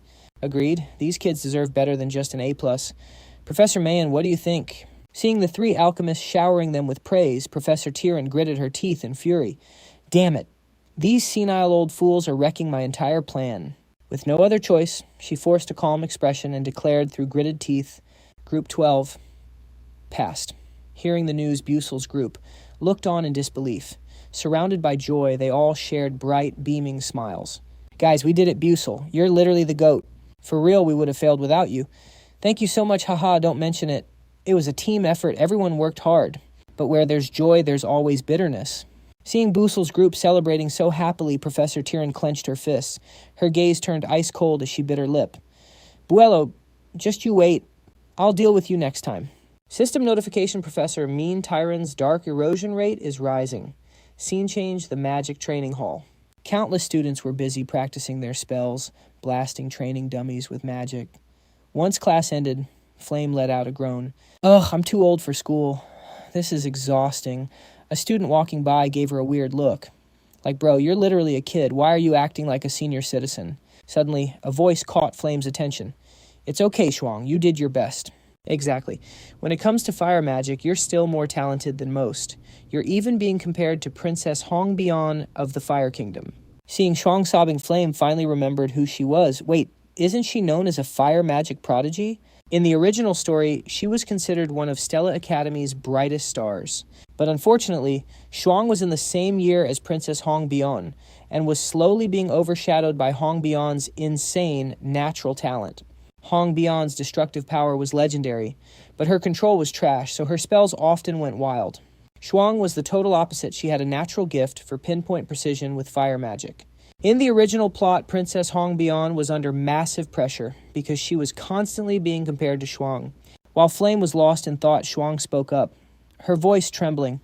Have you guys seen how fast the princess is improving? It's terrifying. She can copy every single one of my techniques perfectly, even though it took me years of hard work to master them. Sigh. Sooner or later, she's going to leave me in the dust. At that moment, Flame realized the plot was veering far off from what she had planned. Flame's expression went totally stiff. She thought to herself, Hongbian's magic control isn't supposed to peak until second year.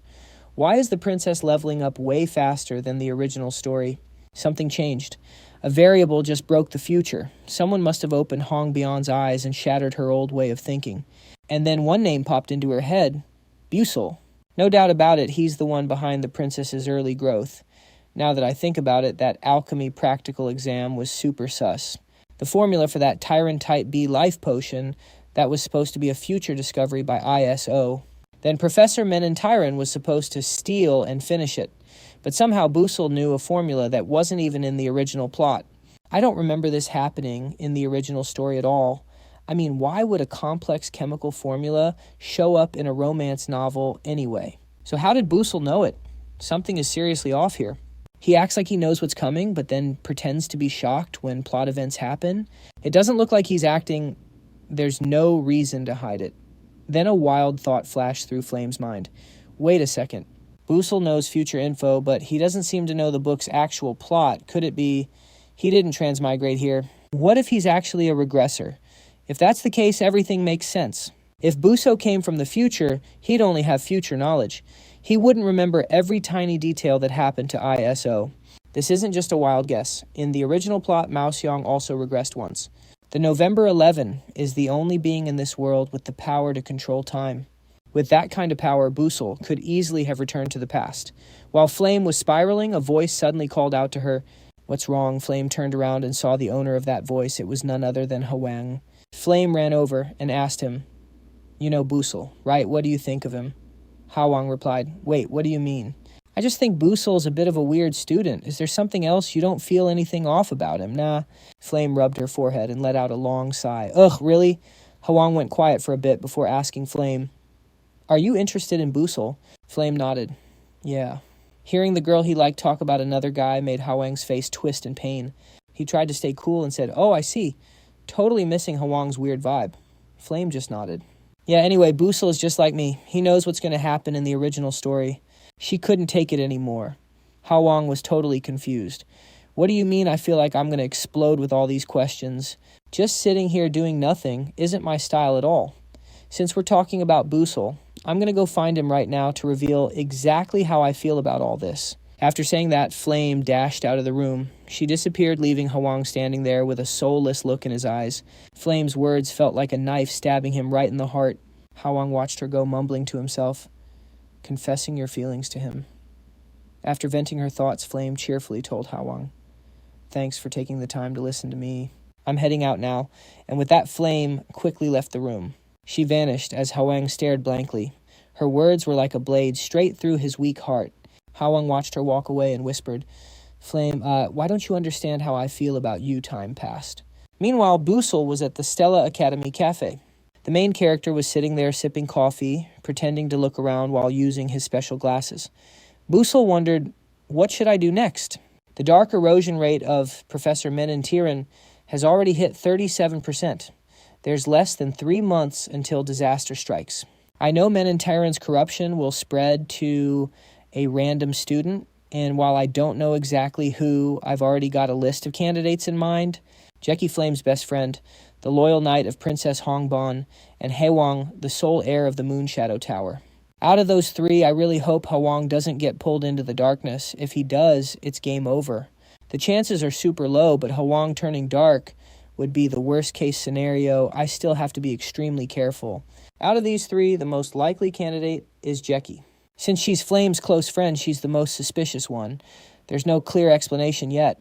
But I'm 90% sure Jackie will become a dark mage. Of course, I still need to verify it. When Busell left the cafe and headed toward the training grounds, someone was already waiting for him. He looked up to see Flame, arms crossed, staring him down with ice-cold eyes. Flame coldly interrogated him. Bake Busell, who are you really? Busell played dumb and replied, What do you mean? Stop dodging the question. You didn't give me a straight answer last time about your true identity. Busell thought to himself, annoyed. Not this question again. Flame is making things so awkward for me. Her info about the future is totally different because she actually memorized every single detail of the original plot. Meanwhile, I basically know nothing except for what was in the game. But if I can just get Flame to trust me, I can combine our 2 sources of info together. Who knows? Maybe I can reach that perfect ending way easier. It is all or nothing now or never. Just as Baek Yuseol was about to reveal he is a transmigrator, the entire space suddenly began to shake. A system notification popped up. Warning. Plot power is insufficient. You are forbidden from revealing your transmigrator identity to this character. Warning. You cannot share your specific knowledge or information with this character. Damn it, this is driving me insane. What the hell is this? Yuseol clutched his head and sighed. Look, let's do this. Everyone has their own secrets, so let's just stick to half-truths. What do you think? Flame did not quite get why he only wanted to tell half the truth, but she eventually nodded in agreement. Then Flame dropped the big question. You know about the future, do not you? Seriously, I just said half-truths and she just blabs it out like that. Yuseol replied, Yeah, you guessed it. I do know about the future. But since you are asking, that means you know about it too, right? Now it is my turn. What is your real goal at the academy? Flame hesitated for a moment before speaking. I will do whatever it takes to stop this world from being destroyed. This world is way too dangerous for me. Now it is my turn again. Baek Yuseol, why do you act the way you do? Yuseol was stumped. What did she mean by act? Could he really just say he had no idea? What if Flame realizes he does not know the novel version she read, he would be cooked. He decided to play it cool and BS his way through. No reason, really. I just do what I think is right. Hearing that, Flame's eyes widened in shock. Her whole body started trembling. At that exact moment, Yusiol looked away. He was not sure if that lie actually worked on her. Suddenly, Flame exploded in anger. Liar, stop lying to me. Why? How can someone be this kind for no reason? There has to be a motive, a responsibility, or something you are trying to achieve. Yusiol replied, there is nothing. Honestly, if you ask me what I want, I do not even know myself. Flame was not buying it. You do not even know. There is probably something, but whether it is something I actually want or not, I am not sure. Deep down, he was wondering if searching for the 12 moons was the right path to the perfect ending. He quickly covered it up. Look, I just want to survive. Flame's eyes went wide at the main character's answer. She started mumbling to herself, to survive. I guess that makes sense. I am sorry, I am so sorry. Yusiol was completely lost. Wait, what is going on now? While he was stuck in his thoughts, Flame covered her face and ran off in tears. Sorry, I have to go. Everything happened so fast that Yusiol just stood there frozen. What the hell? Was not it my turn to ask a question? Wait, why is Flame crying? Just then a familiar voice called out. Yusiol turned around only to see Hawi Kang charging toward him with a murderous aura. He glared at Yusiol with a terrifying expression. Yusiol was low-key panicking. What now? Please do not tell me I am caught up in another mess. Hawi Kang roared in anger. Answer me. Why did Flame run away from you crying? If you lie to me, you are dead. Yusiol felt goosebumps all over his body. Oh man, getting glared at by the strongest rival character is terrifying. He remembered a rumor from back when he played the game. There was a rumor that Hawi Kang had a one-sided crush on Flame. Turns out it was not just a rumor. Yusiol replied, Look, there is nothing going on between me and Flame. Why are you even asking me? Hawi Kang did not look convinced. You really think I would fall for that lie? Yusiol broke into a cold sweat. Trust me, whatever you are thinking, it is definitely not that. He thought to himself, that should be enough, right? Seeing Yusiol's dead, honest face, Hawi Kang went silent for a moment before bowing his head. I apologize. That was an unnecessary question. I should not have interfered in your conversation. I crossed the line and invaded your privacy. I am truly sorry. Yusiol waved his hands frantically. Hey, it is fine. Do not worry about it. I am going to head out now. Hawi Kang turned and walked away, looking totally dazed. Seeing him so depressed made Yusiol feel a bit guilty. He thought to himself, he is usually not like this. The Hawi Kang I know is supposed to be calm, calculating, and colder than anyone else. Seeing him this shaken up is wild. He is the literal definition of a modern-day introvert. A guy who never shows his real feelings even to the girl he loves. That is actually kind of sad. Cut to the dormitory. Isekai was in the study room, but she could not focus at all. Why cannot I concentrate today? And the reason she couldn't even study on her own was because of what happened right after the practical exam. Back then, Ao asked Busell, Hey, I've got something to ask you. Busell replied, What's up? Ao went on, That formula from earlier, did you just come up with that on the spot? Busell played dumb and said, Yeah, you could say that. Hearing that answer straight from Busell Ao was absolutely floored. So that's how it is. I always thought I was some kind of genius, believing that as long as I had talent, I could crush anyone. But man, I was straight up pathetic back there. If this keeps up, how am I supposed to avenge my father? Those bastards framed him, turned him into a traitor, and eventually drove him to his death. The Devitt family is absolute trash, corrupt, and filthy. They set my father up as a criminal and pushed him off the edge. I'll never forget the face of that piece of workwoman who murdered him. I swear I won't let any of them live in peace. To make this happen, I have to be the absolute best. Only then can I pay them back for every single bit of humiliation and suffering I've had to endure all this time. Io slapped herself to snap out of it, her gaze hardening with resolve. This is just the beginning. I need to get way stronger. S-rank students get their own private dorm rooms, but not everyone actually goes for that. Flame is a prime example. She thought picking a 4-person room would be fun and better for hanging out. But now she's totally regretting it. She wished she'd just taken a single room from the start. Busell clearly said back then that he'd forgotten his own purpose. No doubt about it, that's a side effect of the regression. She remembered in the final moments of the original story, the Silver 11 Moons told Ma Yuseon, I can give you a chance to turn back time. But the price you'll pay is that you'll lose almost all your memories from this timeline. And once your mission is complete, you will completely vanish from this world. No one will remember that you saved the world. Even your closest friends and the ones you love will forget you ever existed. Are you willing to trade everything just to go back and start over from the beginning? According to the story Ma Yuseon told the Silver 11 Moons, that if it was his fate, then he'd accept it to save the world one more time. But then the author pulled a major plot twist and had the female lead, Ao, stop him. She told Ma Yuseon, "I'd rather watch the world end than live in a world without you. Let's go through this together." Ao's words reached his frozen heart, making the main lead give up on his plan to regress. In the end, the world was destroyed, and the story closed with a totally tragic finale. But if this world is different from the original, and the one who regressed using the power of the Silver 11 Moons is actually Busell and not Ma Yuseon, then he'll vanish the moment his mission is done, and no one will ever know he even existed as a regressor. Pure courage must be the only thing driving him, knowing he'll be erased once his mission is over. Honestly, he should have just run away. But no. With that heavy mission on his shoulders, Busell came back to save the world, even though he claims he just wants to survive. Even knowing death is waiting at the end of the road, and despite being terrified, he still accepts it. Didn't Busell say it himself? Let's just tell each other half-truths. From now on, I'm not going to pry into his secrets. If we share the same goal, then I'll do whatever it takes to help him save this world. Ding, a magic notification rang at the dorm entrance. Hang was calling for Flame. G, Flame's roommate, who was by the window, was stunned to see the words being automatically etched onto the notice board. She rushed over to Flame, panicking. "Flame Hong is looking for you. He's waiting for you down on the first floor." Flame just pretended to be asleep and mumbled, "Tell him to go home." But it's Hong," Flame snapped back, annoyed. "Just hit the absent button. I want to sleep." With that, Flame pulled the covers over her head. She was too lazy to explain anything. Seeing this, G's heart started pounding. A thought flashed through her mind. Would it be okay if I went out to meet Hong instead? She knew it was probably pointless, but she couldn't stand the thought of missing a chance to see Hong's face. I've always struggled just to keep up with Flame. If she's not in the mood to talk to him, isn't this my big chance? Having decided, G told the others I'm heading out for a bit and then sneaked out of the dorm without letting her roommates notice. Outside the dorm, Hong was standing there alone, staring up at the starry sky. G ran up and stammered, Hong.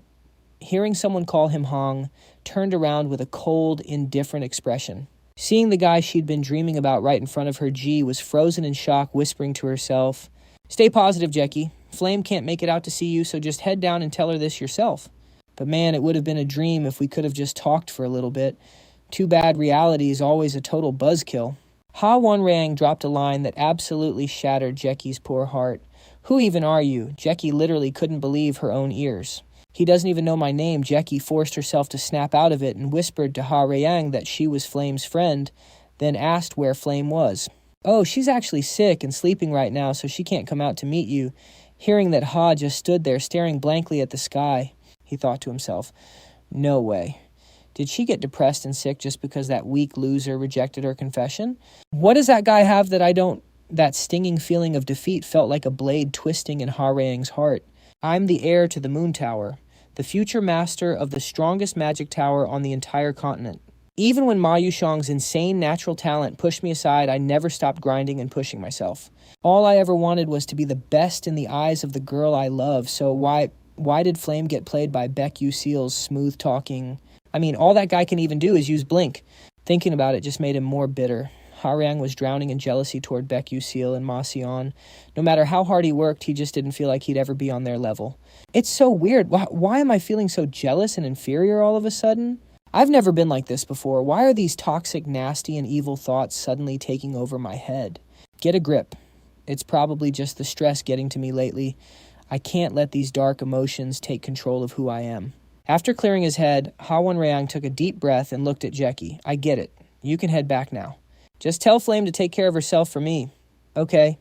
After giving Jackie the message, Ha Ryang turned and walked toward the boys' dorm. Jackie just stood there staring at his back in a daze. Why, she whispered, I love him so much, but he can't even remember my name. It's always like this. No matter where we are, everyone only has eyes for Flame. She gets all the spotlight and love just like she's the main character of the world. She's so gorgeous, people literally think she's an angel in the flesh. She's got that magnetic personality everyone loves, plus that broken ability to use magic from every single race. Everything perfect belongs to Flame. Even the heart of Ha Won-ryang. The only guy I've ever truly loved. Jackie looked down, her eyes going cold and empty. She clenched her fist so hard it shook. This sucks. It feels absolutely terrible. The next day, at the main tower's vice principal office. This was the domain of Aki Hayden, the vice principal of Stella Academy, and a powerhouse rank 8 mage. Standing with his hands behind his back, he looked coldly at Professor Mayan.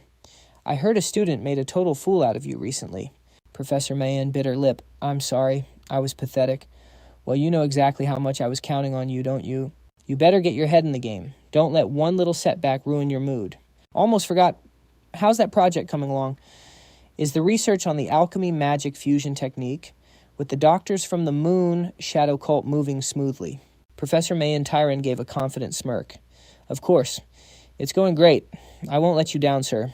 Aki Hayden walked over, patted her shoulder, and whispered, Good. I'm putting my trust in you. Understood. You can count on me. I'll take my leave now. As soon as Professor Mayan left the room, Aki Hayden sneered in contempt. What a fool. She has no idea she's just being used as a pawn. Actually, she probably wouldn't even care if she did know. All that woman craves is status and glory. She'd literally sign a contract with a demon just to get what she wants. A mage who's supposed to be hunting down dark mages is now serving them. Honestly, it's hilarious. I can't wait to see that alchemy magic fusion technique once it's finished. Meanwhile, over at the academy, Professor Main's assistant, Teresa, was struggling through a crowd of students while carrying a massive pile of scrolls. She yelled out, I can't see, watch out everyone, out of the way. Right then, our main man stepped in like a total pro, grabbing half the scrolls to help her out. Here, let me give you a hand with those. They both carried the heavy stack straight to Professor Mayan lab. Aunt Teresa let out a sigh of relief as she set the scrolls down. Thank you so much. If you hadn't shown up, the professor would have chewed me out for sure. Beck Lucille just shrugged. Don't worry about it, it's no big deal. Beck looked around the room and couldn't help but notice the place was a total disaster. Man, this place is a wreck, he muttered. Suddenly his eyes sharpened. Beck stared at the blackboard and asked, Wait, what's that over there? Oh, that's the formula the professor's been working on with those researchers. I think they call it the alchemy magic fusion technique. Busell was totally shook hearing that.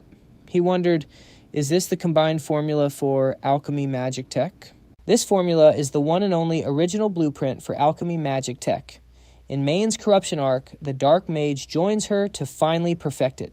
The insane level of technological power it brings is enough to literally drown the whole world in a sea of flames, a flower of hope blooming on barren wasteland soil. That is the classic line that always pops up whenever anyone mentions Aunt Teresa. She is the lone ray of hope in the middle of all that darkness. Once Professor Tyrion goes dark, it is going to send shockwaves through the entire Stella Academy. A dark mage appearing in such a prestigious academy that is going to wreck their reputation and drain the school's resources. Back when I was hunting dark mages in the game, I lost my mind so many times because of their exclusive gear. These items are straight up broken and make life a nightmare for the entire world. And who knows how many years it would take for normal mages to get their hands on this tech. By then, the power gap between the two sides would be massive. Everyone assumes it is impossible to ever surpass the combat power and high-tech builds of a dark mage. Well, at least until Aunt Teresa's talent finally blooms. She has a literal galaxy brain with the most cracked and innovative ideas. She is going to craft countless items that even the dark mages would never dare to dream of. Right then, a light bulb went off in Belle's head. What if she could crack this formula before the dark mage even gets a chance to touch it? Thinking fast, Busell turned to Aunt Teresa and said, Assistant Aunt Teresa, it is me. Do you want some coffee? No, that is not what I meant. You are always getting bullied by Professor Mayan, right? Isn't that getting on your nerves? Why are you asking all of a sudden? Look, if I told you there is a way to pay her back and get some sweet revenge, would you be down to try? At Busell's offer, Aunt Teresa just stared at him blankly before laughing like a total dork. Look, I am just an assistant. How could I ever get back at a professor? If I try and fail, I will be kicked out of the academy and end up sleeping on the streets. Though I guess being homeless has its own vibe, so what do you think? You are going to become a legendary alchemist way better than Main Tyrion. Actually, scratch that, you will be better than every alchemist in this entire world. Wait, what did you just say? Busell gave her a confident smirk and said, I know for a fact you can take Main Tyrion down. Let's work together and make everyone who ever looked down on you regret it, okay? Hearing those words of encouragement from our MC Aunt Teresa could not hold back her tears. Yeah, if that could actually happen, it would be amazing. After saying that, she started getting lost in the future the MC had just painted for her. Meanwhile, Busell thought to himself, "And Teresa, you have really been through it." She was truly exhausted, tired of being tortured by that crazy hag, and sick of the harsh reality of being her underdog. Living and working in this dusty old warehouse, nothing but resentment, bitterness, and regret. Those feelings were slowly rotting away her talent, like wings that could never spread and fly high. I bet Aunt Teresa has dreamed about this moment countless times. She has always held on to that dream of becoming a real alchemist and being free to create whatever she wants. And she has more than enough talent to make that dream a reality. I mean, she is literally going to be the greatest alchemy genius of all time. The one who creates legendary items with her god-tier intellect and unique ideas. Sorry I ended up not having time to buy you that coffee. It is okay, assistant. Even though she has to put her dreams on ice for now, because of this cruel reality, I am going to make sure they come true soon. Time flew by, and the first semester at Stella Academy kicked off in January. As midterms were wrapping up, Busell started visiting Aunt Teresa all the time. Aunt Teresa was always hyped to see him. She would ask him for his take on alchemy stuff. "Busell, you really think so? I was thinking of adding a button to this magic pen so it can change colors." "Haha, you should definitely add an eraser too." "Oh, like a mechanical pencil. That is a fire idea." Aunt Teresa immediately grabbed a pen and started jotting it down. Busell just smiled at her. Nice, her list of inventions is growing steady. I guess only us weirdos are on the same wavelength. Aunt Teresa, a total alchemy geek, quickly vibed with my personality and we became close. To help her become a legend, I have been low-key dropping hints for inventions I will want in the future.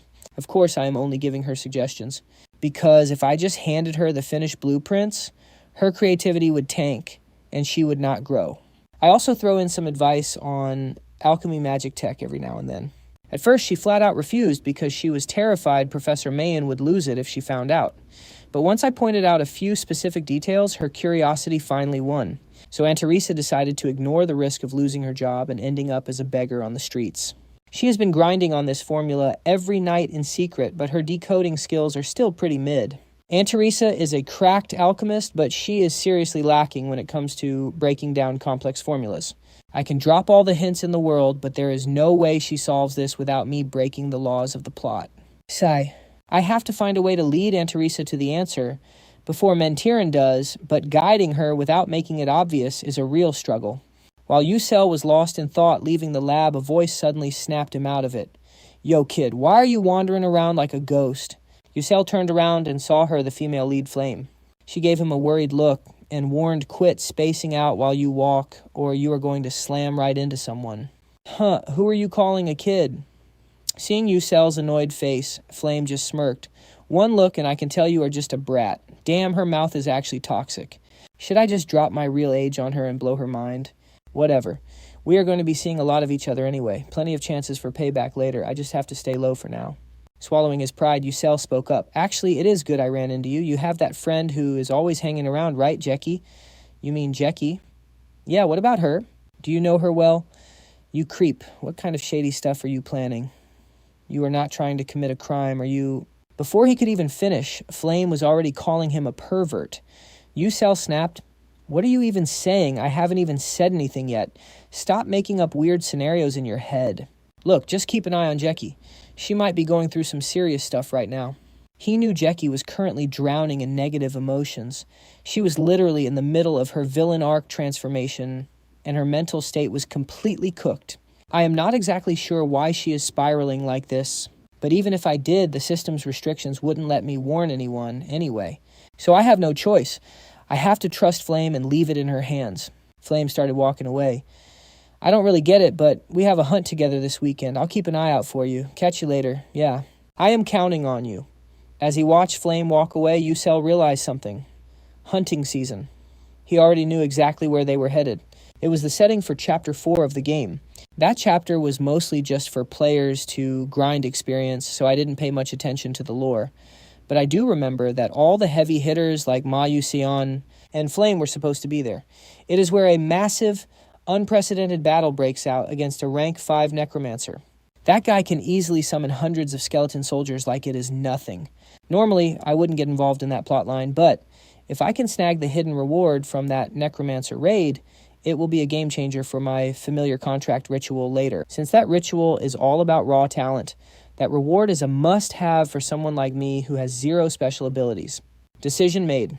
Busell headed over to see Coach Lai Han-gon at the second tower to get an off-campus pass. Coach Lai Han-gon glanced at the application in his hand. Training, huh? I guess it makes sense. It is not like anyone at Stella teaches actual swordsmanship or chivalry anyway.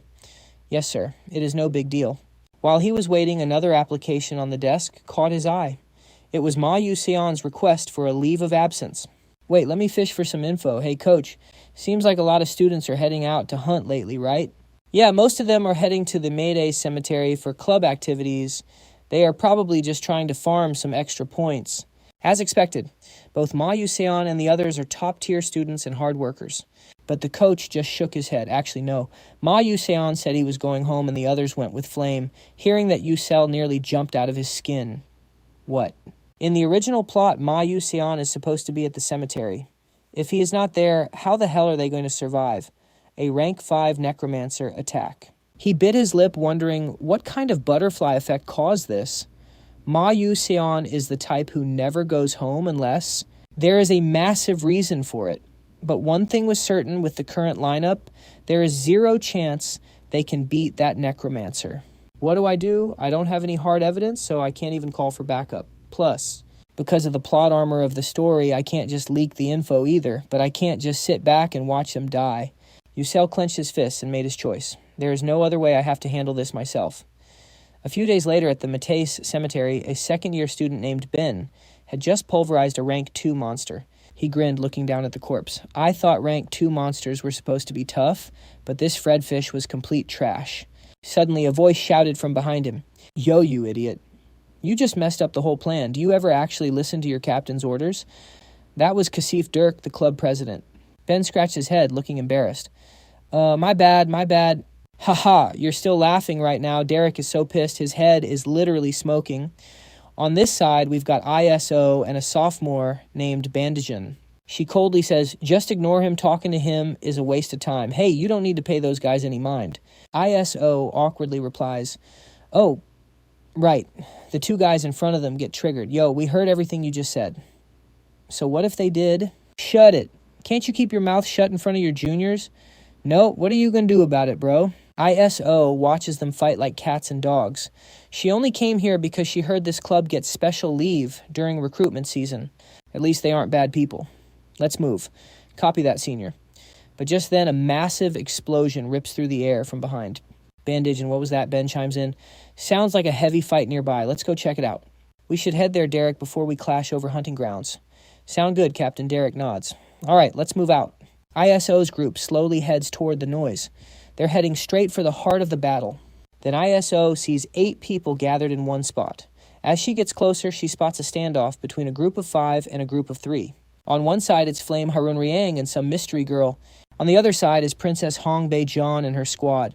Her group is screaming, we were clearly the ones who took down that giant Fredfish first. Flame's group fires back. What kind of trash are you talking? It's in our hunting zone, so it belongs to us. Excuse me.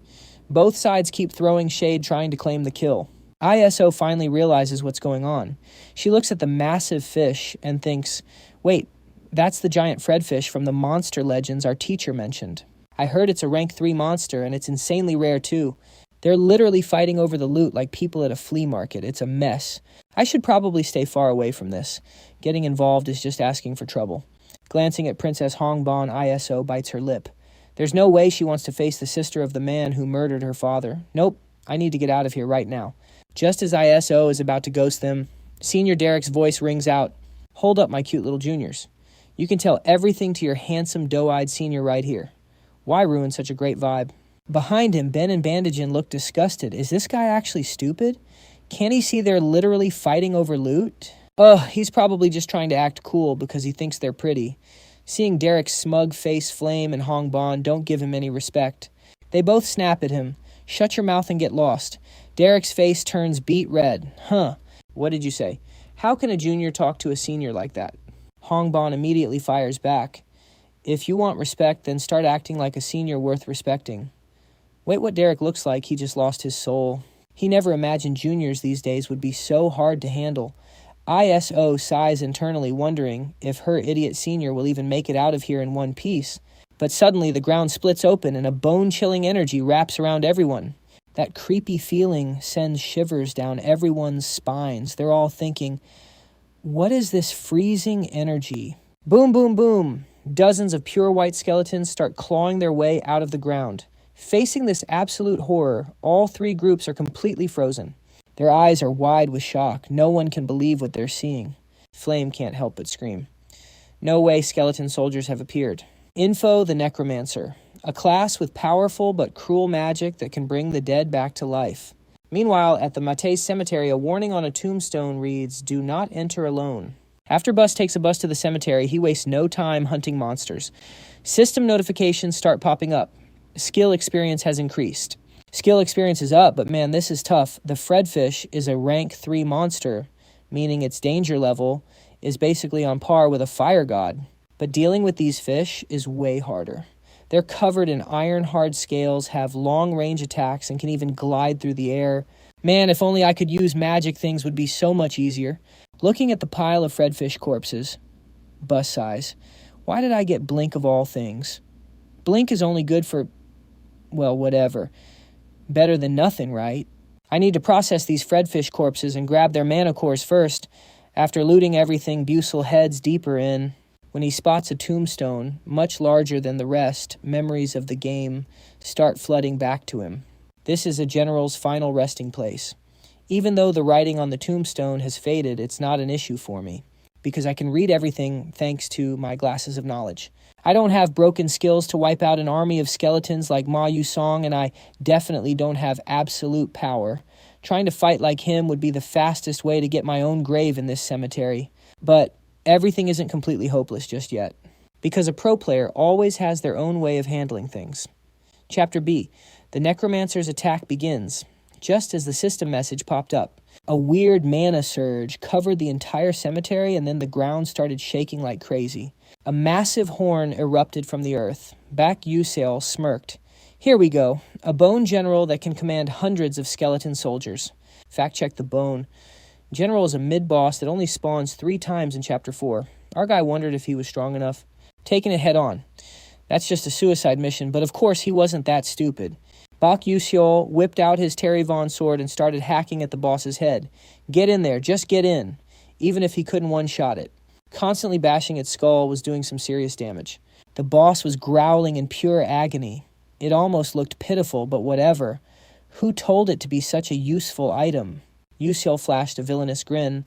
There's this unwritten rule about not interrupting magical girls or heroes while they're transforming. Same goes for when a player first meets a boss, you're supposed to just stand there and watch the cutscene. But so what if I break the rules? What are you going to do? Call the cops. Honestly, only idiots and losers wait for a transformation to finish. As a veteran player, why would I be dumb enough to let my enemy power up before I move in for the kill? After bullying the boss for a bit, Yuseol ripped off its limbs and fused the spine with the skull to make a staff. He nodded, totally satisfied. Spine staff complete. Now that he had command over the bone soldiers, it was time to officially start the plan to wreck that rank 5 necromancer. Meanwhile, Isol Flame Hongbi Yon and Hai War Yang were backing into each other. Hundreds of skeletons were closing in. Flame was panting hard. She'd let her guard down. This was the necromancer's chapter, but something felt off. She looked at Isol, feeling confused. If she remembered correctly, Ma Yuxiang was the one who was supposed to clear this chapter.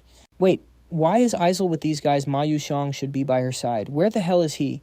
In the original story, Yuxiang basically soloed everything, but he got wrecked and ended up unconscious.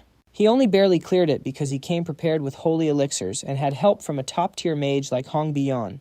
But Isol, who was supposed to be with him, was currently hanging out with some random upperclassmen she didn't even recognize. Thinking about all this, Flame gripped her staff tight. Was she really about to face a rank 5 necromancer with just this group?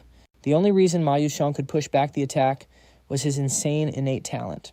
Berserk, a talent that's exactly what it sounds like. The more he fights, the more broken he becomes. He slaughtered countless skeletons, flexing power that was way beyond his current level. Even if the necromancer is rank 5, he has one fatal weakness. He gets incredibly weak when he's alone. That's how Yu Xiong beat him. Should I team up with these mercenaries, she thought. No, that's a bust. They'd never take on a quest they weren't paid for in advance. They're probably already running for their lives. What now? While Flame was lost in thought, Hai Waryang torched a skeleton. Seeing her stressed out, he tried to calm her down. Chill out. Flame, there's nothing to be scared of. We learned how to deal with bone soldiers back at the academy, remember? Flame just nodded. Yeah, I know. Good. I already sent a distress signal to Stella Academy with my pocket watch. Hong Biyan overheard him and was impressed. Nice work, Junior. Now we just need to hold out a bit longer. Once the Stella professors get here, it's game over for these monsters. Even Hong Biyan chimed in to comfort them, saying they could at least escape. But the vibe was getting tense. She snapped, "This isn't the time for pep talks. We're in a cemetery. The longer we stay, the more skeletons will spawn. We need to get back to base fast." Suddenly, a skeleton lunged at John Damji. Damji instinctively backed away and screamed, "No, get away from me!"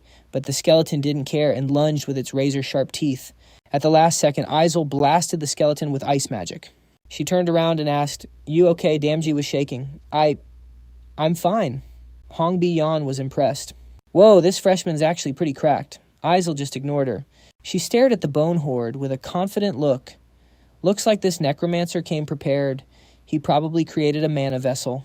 For those who don't know, a mana vessel is a pro-tier technique used by necromancers to stockpile mana for days or even years. No matter how cracked a necromancer is, their mana isn't infinite. A typical rank 3 or 4 necromancer can only summon 15 bone soldiers at most. But this guy is controlling such a massive area, he must have a massive energy reservoir stored up somewhere. Senior Ben suddenly realized the truth. In other words, this whole thing was a setup. They want to kill us to turn us into bone mages. Derek, who was busy casting magic, thought to himself, as the captain, I have to show off my skills right now. I'll wipe out these monsters with one massive epic spell. But reality hits hard. A hand grabbed Derek's leg from underground, making him scream like a baby. Save me, help. Ben rushed in and punched the skeleton, but he accidentally broke Derek's casting rhythm, causing the magic to go haywire and almost explode. Ben started sweating bullets, thinking I'm cooked. I totally messed up his spell. On the other side, Hong Biyan noticed and screamed, "Anti-magic backfire, everyone get down."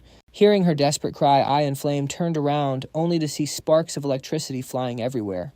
Despair filled Hong Biyan's eyes. No way, if this blows, we're all dead. Before she could finish, a series of loud bangs went off, and a blinding blue light covered the entire screen. Once the magic explosion settled, everyone was knocked out except for Flame. She stared at the bone soldiers, gasping for air, thinking, "This is bad, I've hit my limit. The situation is looking real grim right now. My mana is almost gone, and I'm stuck babysitting these students with no time to rest. Plus, these skeletons are freaking endless."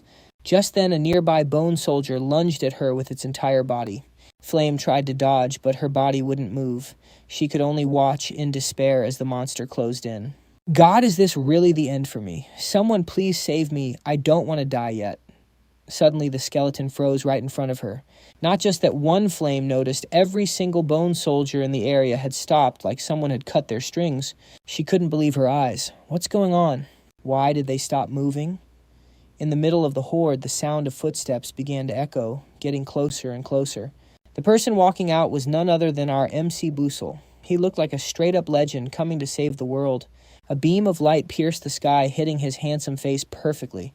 Flame couldn't believe Busell was actually here and right in the nick of time, too.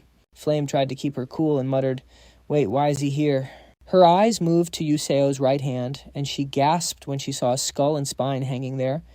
Is that a bone general? Normally, a necromancer has the power to control an army of hundreds or even thousands of skeletons, but in reality, he can't manage all of them alone.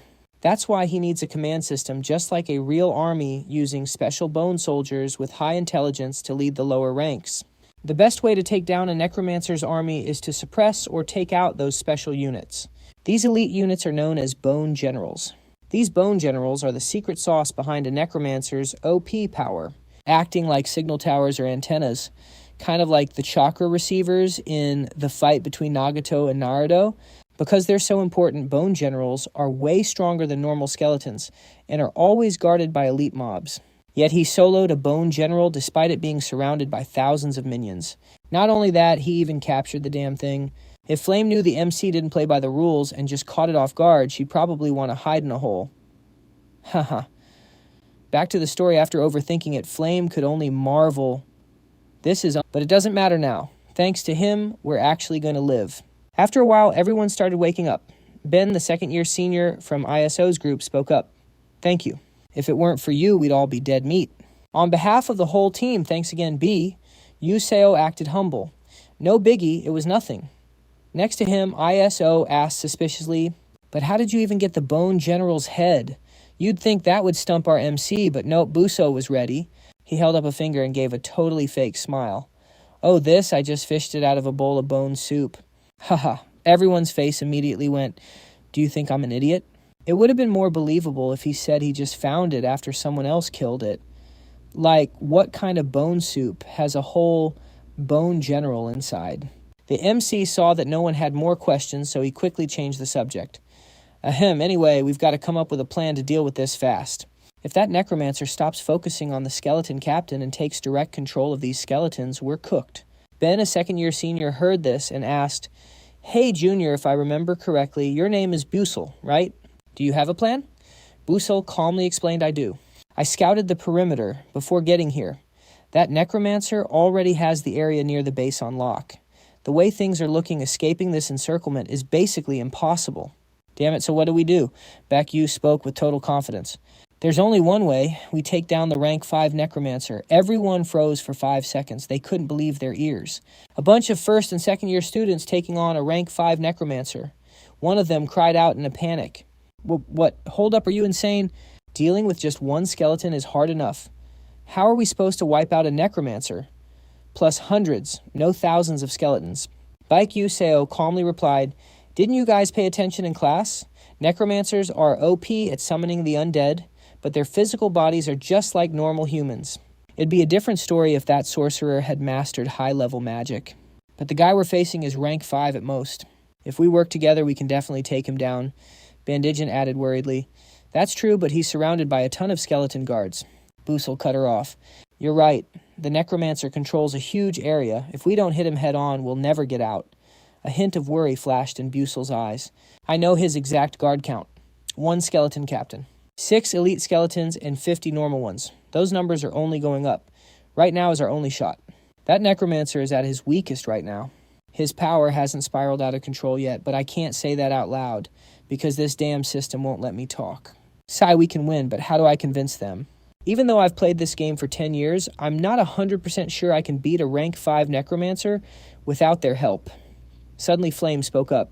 I'm in. He might look a bit goofy, but his battle experience and tactics are way beyond ours. Princess Hongbon agreed with Flame. I'm in too. I really think we can break through this. He'll never expect us to go on the offensive. This is our only chance. Seeing the 2 most influential people supporting Busell's wild plan, the rest of the group started whispering. The 2 second-year seniors shared a look and nodded. I don't know where you get this confidence from, but since we can't get out alone, we'll work with you, Bandigen added. All right, let's do this before that necromancer spots us. Meanwhile, at the center of the Mate's cemetery, a dark-robed figure muttered as he walked. Talk about luck finding those Stella Academy chicks here. If I turn them into undead mages, those dark mages won't dare look down on me anymore. Meet Bae Hyuk, a rank 5 necromancer from the Dark Tower and a member of the Dark Mage Alliance. In reality, most necromancers can't survive in the magic world, so turning into dark mages is pretty much unavoidable. The thing is, even within the Alliance, necromancers get 0 respect. By nature, necromancers are useless if they don't summon the dead and build up an army. But these days, cemeteries are purified so often that their power is seriously limited. Bae Hyuk has spent his whole life being treated like trash by everyone else. He never even had a proper skeleton army of his own. Sigh, I'm done. I can't keep living like a dog anymore. If I don't want to be forgotten, I need absolute power. It's been 7 years. 7 long years of gathering mana for this energy vessel. Since this area isn't fully under my control, I've only summoned 700 skeletons. But if I expand the range, I could easily summon over 1,000. Then those idiots won't dare disrespect me. But suddenly Bae Hyuk felt his link with the skeleton captain vanish. His eyes widened. What my senses are haywire. Was the skeleton captain killed? While he was lost in thought, a massive ice pillar came flying at him at the speed of light. Bae Hyuk's danger sensors went off like crazy, and he instinctively activated rank 4 magic. But against the crushing force of the frost pillars, his rank 4 bone shield was starting to fail. He thought in total shock, no way, my rank 4 magic shield is actually cracking. His blood boiled as he screamed, "You bastards, I'll never forgive you." But he didn't even get to finish his sentence. Boom. A massive explosion completely shattered his rank 4 magic shield. That devastating attack came from Princess Hongbian of the Empire, a prodigy born with the most insane fire magic talent in thousands of years of her family's history. As the flames slowly faded, he gripped his staff tight, ready to strike back at any second. He growled to himself that he'd been way too careless, never dreaming those pests would actually dare to ambush him. Even if they were just trash noobs, they were still students from the famous Stella Academy after all. He didn't want to resort to this, but dragging this out was becoming too dangerous. He had to summon the elite bone soldiers. With that thought, he bit his finger until it bled. Spreading his arms, he roared, "My loyal soldiers, rise and protect your master." Right then, the ground split wide open, and terrifying elite bone soldiers crawled out with nightmare fuel faces. In the blink of an eye, an entire legion of bone soldiers appeared to shield him. But using such high-level magic took a toll, and he coughed up a spray of blood as the magic backlash hit him hard. Bae Hyuk wiped the blood away, thinking that even if over-summoning caused internal injuries, it was worth it. "My loyal soldiers, go. Stop them. Kill every last one of them for me." The bone soldiers let out a guttural roar and charged forward on command. Seeing himself finally alone, he let out a smug laugh. "Perfect. They're fighting well. Now I can finally catch my breath and relax." But the words had barely left his mouth when Busell teleported right behind him. He sensed someone there and spun around, screaming in terror, Who the hell are you?" Bae Yuseo didn't even bother answering. Our MC just gave him a smug smirk like, "I don't have to tell you anything. What are you going to do about it?" Seeing that he was being ignored, the villain stumbled back in fear and growled, "Who are you? Where did you even come from?"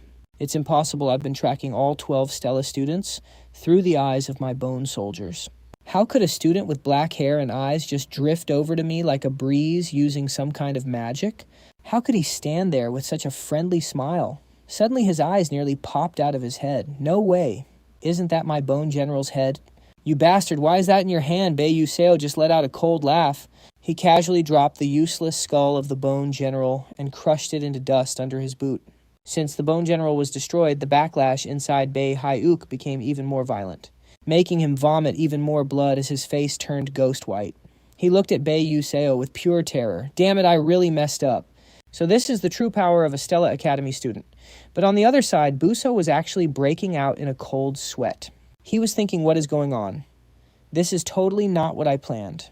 Ben and Bandion were supposed to handle the Bone General and come back up me, but those elite bone soldiers have them pinned down. Am I really supposed to fight this guy solo? If anyone asked who the weakest student among the 13 Stella students here was, I'd raise my hand without hesitating. Great, now the weakest student has to defeat the strongest boss of Chapter 5. Maybe I should just run for it. He felt like he'd made a massive mistake until the necromancer suddenly coughed up more blood. That snapped Bae Yuseo back to reality. He finally noticed the state the villain was in. Wait, he's actually pretty banged up too. He pushed himself too hard, summoning those elites, and now he's suffering from internal injuries. I think I might actually have a shot at this. Elsewhere, as Hongbian's flames roared, the team combined their attacks to finish off one of the elite bone soldiers. Thanks to that, they managed to wipe out 3 of the elite soldiers the necromancer had sent after them. But there were still 4 more elite bone soldiers left to deal with. Princess Hongbian was hitting her limit as the remaining soldiers kept up their relentless assault. Panting for breath, she realized things were looking bad. Everyone was gassed. The situation had turned critical because the necromancer's power suddenly spiked out of nowhere. All she could do now was try to hold out as long as possible. The plan was for her team to clear the guards and then help Busell's team take down the necromancer.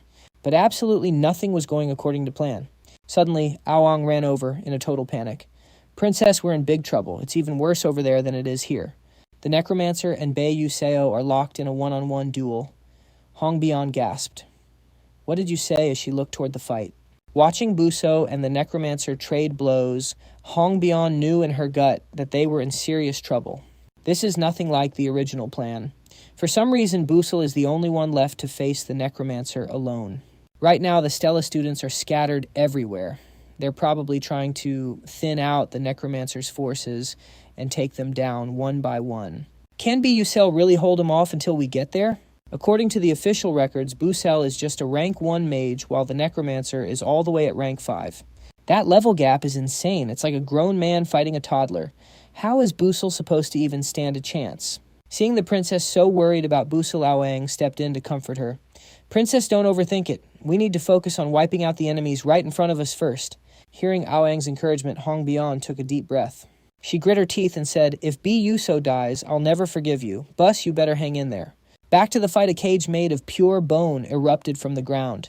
This magic is honestly broken. It only takes 0.5 seconds to cast and locks the target in place instantly. The only way to deal with it is to have godlike reflexes and move before it spawns. Thinking fast, Busell used Blink to escape the attack just in time. But the second he touched the ground, his sixth sense screamed danger. B. Yuso had to use Blink again immediately to dodge. Knowing he couldn't just keep dodging forever, Busell went for a high-risk, high-reward gamer move. He suddenly blinked straight at the Necromancer. Seeing the kid play so recklessly, the rank 5 Necromancer grit his teeth and growled. "Humph, you think I'm that easy to take down?" He snapped his fingers and a bone cage wrapped around him like a shield. Seeing him hide behind those bones, Busell pulled out 2 test tubes, a smug look on his face. "Just in case things got ugly, I prepared some cola potion. It's the ultimate counter for bone soldiers in this situation." Without hesitation, Busell hurled the 2 tubes at the bone shield. Thud, thud, thud. The Necromancer's eyes nearly popped out of his head. He couldn't believe what he was seeing. His proud defensive magic was literally melting away, remembering how much he had just been bragging. His face turned beet red from pure embarrassment. The Necromancer lost it and screamed, "You little rat! How dare you destroy my bone shield? Kill him, wipe him out." He cast Bone Spike, sending countless shards stabbing through the air, but Busell had already blinked behind him without him even noticing. He swung his sword Teddy Vo for the kill. He thought this was the finishing blow. But suddenly, the Necromancer turned around with a twisted, creepy smile. Hook, line, and sinker. That's when our MC realized he was the one being played. A bone spike shot up from the ground, piercing right through his leg. Blood sprayed everywhere. Busell groaned in agony. Hell, he actually got me. He scrambled back a few steps. Opposite him, the Necromancer pulled a bone spear out of thin air, looking totally smug. "Run! Go ahead, keep running. You're just a pathetic rat scurrying around until you die like a dog." Feeling the stinging pain in his foot, the MC panted heavily. I miscalculated. Even if he's injured, a rank 5 mage is still the real deal. But I can't die here. He has to be exhausted too. Constantly spamming magic like that has to be wrecking his body. If I can just land one more hit, I can take him down for good. But how the pain is so bad I can't even focus. Even my sixth sense skill is offline. My head feels like it's about to explode. What do I do? I'm out of potions and throwing weapons. I can't even run, so my usual distraction tactics are useless. If only I could use Blink one more time, just once more. Suddenly, a light bulb went off in Busell's head. That's it! While the MC was looking down, lost in thought, the Necromancer closed the distance. He was about to strike when Buso's eyes suddenly snapped wide open. Without a word, he turned and ran like his life depended on it. But because of his injury, he tripped and fell. Seeing the MC look so pathetic, the Necromancer started laughing like a maniac. "Ha ha ha, you're trying to run away again. Since you can't use Blink, watching you crawl away is honestly hilarious." Down on the ground, Busell ignored the taunts and kept crawling forward. The Necromancer kept mocking him. "Struggle all you want, it's useless. I'm ending you right here." Hearing that, Busell panted even harder. He felt the gap between them hit exactly 13 meters and smirked. "I win." He totally fell for the bait. Now that the distance is exactly 13 meters, I don't need to cancel the momentum of my Blink. Thinking this, Busell flashed a winning smile. He raised his sword and pointed it straight ahead. Blink. Sensing something was wrong, the Necromancer's eyes bulged. He instinctively tried to block his chest with his arms, but it was too late. In just 0.1 seconds, Busell had blinked right into his face. Busell locked in and put every ounce of his strength into his sword Tavon. With one clean strike, he pierced the Necromancer right through the heart. The scene shifts back to the rest of the group. Since the Necromancer was officially cooked, the skeleton army attacking Islam and Hong Bian suddenly stopped in their tracks. While everyone watched in shock, the entire skeleton legion crumbled into dust and blew away in the wind. Ben, a second-year senior, spoke up. "No way. Did Busell actually take down the necromancer? It felt like waking up from a total nightmare. Jackie collapsed to the ground, her legs giving out. Her eyes were full of disbelief. This was insane. Busell actually soloed a rank 5 necromancer. He is really him. As soon as she said it, it was like a signal. Everyone felt like they had just come back from the dead and started cheering at the top of their lungs. We made it, we're alive. Even though they had no idea how a first-year student managed to wreck a necromancer, it didn't even matter. The only thing that mattered was that they were still breathing. Their hearts were racing with that one simple truth. Some were shouting for joy, while others just broke down and started sobbing. A few people couldn't help but hug each other in pure relief. Meanwhile, the scene cuts back to Busell. He finally woke up and groaned, "Man, I'm wiped. Time to go home." Shortly after 30 magic knights from Stella Academy touched down at the Mavis Cemetery. The Magic Investigation Unit recovered the necromancer's body, and the Matisse Cemetery was scheduled for an immediate purification. But then some stubborn merchants started making a huge scene. You can't do this.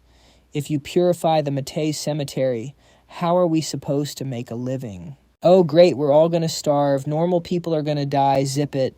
Would you still be screaming like that if your head was being chopped off by a skeleton? If it wasn't for our Stella Academy students, every single one of you would be dead right now. But, not another word. Stella Academy won't let anyone else get hurt because of your selfish greed. We're starting the purification today. Good heavens, please just give us some time. Another teacher couldn't take it and snapped at them. Shut it. Are you really trying to pick a fight with Stella Academy? After that, the students were safely escorted back on a Stella airship. But as soon as they got back to the academy, our MC was hauled off by Professor Lai Han for a lecture. Busell, you said you were going to go relax in nature, but you ended up at a hunting ground. I guess the cemetery air is just extra fresh, isn't it?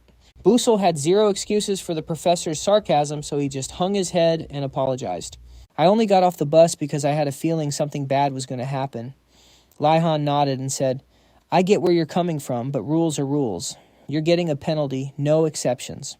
However, the fact that you didn't hesitate to jump into battle to protect your friends, even if it meant breaking Stella Academy's rules, that's truly impressive. You did a great job. The school will give you a proper reward and bonus points. Just wait for it. Yes, sir. Thank you, Professor. As soon as Professor Lai Han walked away, Busell let out a huge sigh. Man, I should head out too. The doctor said it'll take a few days for my leg wound to heal, so I need some serious rest. After that, Ben Hongbion and the rest of the crew all ran up to thank him one by one before heading off. While he was walking and thinking to himself, he heard soft footsteps approaching. Bak Yusel turned his head, wondering who else was coming to thank him. It turned out to be none other than the female lead, Isel. In the original story, Isel was a girl who always had a bright smile on her face. No matter how heavy the burden on her shoulders was, she always stood tall and crushed every obstacle. She was a top-tier character. Seeing Bak Yusel staring at her, Isel spoke up. Bak Yusel, I'm really grateful for what you did today. Busell just casually replied, yeah, sure, buy me a meal next time. Looking at his nonchalant face, Isel thought to herself that she learned something from this event. Actually, she'd known it for a while. There are people in this world who are just built different. She always thought of herself as an absolute genius, and she still believed that. But it wasn't until she got into Stella Academy that she realized how big the world really is. It's full of people who are truly extraordinary. She came to Stella to be the best, but she's realizing that's not going to be easy at all. To be the best, you have to pay the price. That's why she never stopped grinding. But now she was starting to doubt herself. Is hard work even enough? There are so many geniuses her age who are already miles ahead. That feeling of frustration kept growing in her head until she couldn't hold it back anymore. Even though she tried to suppress her worries that anxiety was scarier than fear itself, fear is a reaction to a real danger you can see, but anxiety comes from deep within a person's soul. Even though she tried her best to stay calm, she knew that even her willpower had its limits. If you don't heal the scars in your heart early, no matter how much medicine you use, the blood will never stop leaking out. Without even thinking, ISO asked Busell, can I really do it? If I give it my all, can I be just like you? Busell was stunned when he heard that. It was a terrible question, not because it was hard, but because ISO should never have been the one asking it. In the original plot, ISO faced every challenge like a true main character, and somehow she always crushed them. The Necromancer raid was supposed to be the same.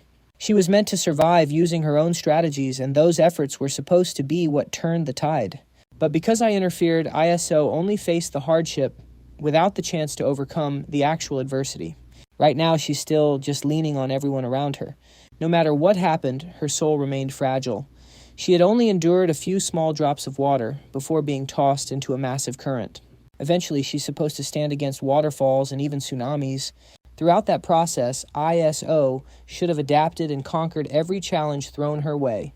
But my presence completely messed up that growth. What should I do? Giving her empty words will only hurt her more. So Busell decided to tell her how he truly felt. I don't think you need to ask me that. You've already done things others thought were impossible. That's a straight-up miracle. As he spoke, a memory of ISO flashed through his mind. She lost her parents at a young age and was cast aside as the child of a traitor. Even so, she never gave up on life and gave everything she had to magic. On snowy days, she would hide in a cave shivering while reading a magic book, bought from a thrift store even when she was starving and broke. She always chose a pencil over a piece of bread. Even while working grueling jobs and sleeping only 2 hours a day, she never let go of that pen. That's how she got into the most elite school, Stella Academy. If that's not a miracle, then I don't know what is. So in the future, you'll definitely create even more miracles. ISO was completely shaken when she heard Busell talk about her secrets. How do you know about that? Because I've been watching you for a very long time. Hearing that felt like a lightning strike to ISO, and her face turned bright red. Seeing her expression, Busell realized he messed up. He was beating himself up inside. Damn it, that sounded like I'm a total stalker. What the hell did I just say? That explanation basically makes me sound like a creep. How could I let that slip? Overwhelmed with shame, Becquel turned to leave. I'm going now, man. I almost got caught. Meanwhile, ISO was lost in thought about what Busell said. He said he's always been watching me. No one ever cared about a traitor's child like me. And even if they did, it was only to judge and criticize my every mistake. No one ever truly cared. But he's been watching me this whole time. Busell's words pierced right through ISO's frozen heart. They flowed through her veins and stayed locked in her mind. She could feel her heart pounding, a flame growing inside her. Her passion for magic and her lost goals were finally awakening again. Before she knew it, the sun began to rise. A new day had started. In the city of Shirin, the cradle of magic, there's a place where the world's greatest mages gather. The Magic Council, a place for people so obsessed with magic they can never turn back. A major event was about to happen here. Everyone was gossiping about how a Stella Academy student took down a rank 5 necromancer. This is insane. In this day and age, a necromancer actually appeared. Did those dark mages not actually disappear over time? This is huge news. But it's true, a Stella student really did take down a rank 5 necromancer. It's confirmed. I heard 13 students were in that fight and there wasn't a single casualty. Even I find that hard to believe. But there's a rumor that the necromancer was soloed by just one person. No way that's impossible. Even on the brink of death, the enemy was still a necromancer? Wait, maybe one of those 13 students was a rank 5 mage or higher, I heard not. Truly unbelievable. As everyone whispered about the necromancer, Busell walked along thinking to himself, it's just an award ceremony, but there are magic units, mages, reporters, and even nobles here. They're really overdoing it. Wait, why does Princess Hong Bian look so hyped? Sensing his gaze, Hong Bian quickly went back to her cold expression and snapped, "What are you looking at?" Busell awkwardly replied, "Oh, nothing." Professor Lai Han silenced the crowd and shouted, "Order! Everyone settle down." Today we're honoring the 13 legends who stood their ground against the Dark Mage. And to make it even better, Principal Elwyn is here to hand out the rewards personally. The 13 students were absolutely shook. The principal himself. Even Busell couldn't believe it. The peak of humanity, a 9th-ranked Grand Sage Elm Elwyn, was actually showing up to give them their prizes. This guy was a total legend in the game, a key figure who almost ended up in the protagonist's main circle. Word is he's 300 years old, but he looks like he's barely 18 or 19. He's always got that kind smile, but don't let it fool you. He's the strongest mage in the world, known by a chilling nickname, the Butcher. While everyone was still in shock, Grand Sage Elwyn walked past the students, giving them a supportive pat on the shoulder. Great job, everyone. You're all truly incredible mages. Keep up that courage, and keep grinding in the future. Finally, the Grand Sage stopped right in front of Busell. Most of the students were looking away or bowing their heads, but Busell stared Elwyn right in the eyes and thought, damn, just looking at him is pure pressure. Is this the power of a 9th-ranked mage? One of the 10 strongest people on the entire planet? I can't even look away. Grand Sage Elwyn seemed puzzled. He didn't get why Busell was staring at him with such a weird look. Then he flashed a smile and said, "Still working hard, I see." Just as I expected. After saying that, he turned and walked off, leaving Busell with a head full of questions. What did he mean by that? After the rewards were handed out, Professor Lai Han announced the ceremony is officially over. Once it was all done, Busell headed back to the dorms with his loot. He checked the check attached to his certificate, and his jaw literally dropped. No way, I didn't think Stella Academy would drop $5 million as a reward for everyone. That's a serious bag. This might be pocket change for rich kids like Hong Bian or Hong, but for broke people like Isel and me, this is huge. With this much cash, I won't have to worry about money for a long time, but wait, the rewards didn't stop there. He also got a necromancer's mana vessel. Every necromancer creates at least one mana vessel for themselves, also known as their second heart. It's a super rare material that only mages who truly understand spirits can craft. Plus, necromancers are rare enough as it is, and the extra reward I got was an empty mana vessel. Honestly, I was ready to go full god mode and throw a fit if Stella Academy said no to my request. But the 13 of us who fought felt like we deserved the lion's share of the loot. It didn't even come to that, though. I only needed the mana vessel, so I told the others they could split the rest of the necromancer's gear. I can't use it yet, but Secretary Antharisa will be crafting a storage space soon. Once that's done, carrying gear will be way more convenient. But before that, I have to help her solve that math problem regarding combined alchemy techniques. Now for the system rewards. Chapter 4. The Necromancer attack is complete. You have received a massive amount of experience points. Thanks to your creative and unique way of driving the story, the Constellation Project has decided to send you a bonus reward. 1, a nerfed version of a game item. 2, a nerfed version of a game skill. 3, extra experience points. After reading the system window, Busell felt a bit let down. Nothing new, huh? The reward system is the same as last time. I'm obviously taking it, but it's a bit mid. I'm starting to realize my current power isn't enough to reach the end game, so I was really hoping the system would give me a bigger boost. Staring at the 3 choices, Busell hesitated. Which one should I pick, even if I get a nerfed item or skill from the game?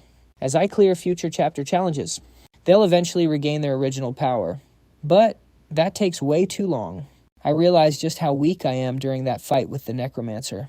Struggling against a guy who was already exhausted from summoning 6 elite skeletons is just unacceptable. If it were Hong Bian or Iso, they probably wouldn't have let the fight drag on that long. And Ma Yusong is on another level. He would have ended it in a heartbeat. But me, I'm the opposite. I struggled all day against a boss that was already weakened. There's no point trying to be like everyone else. I have to surpass them using the knowledge I have. It's too early to pick items as rewards. Right now, my top priorities are Blink and my Mana Absorption Disorder.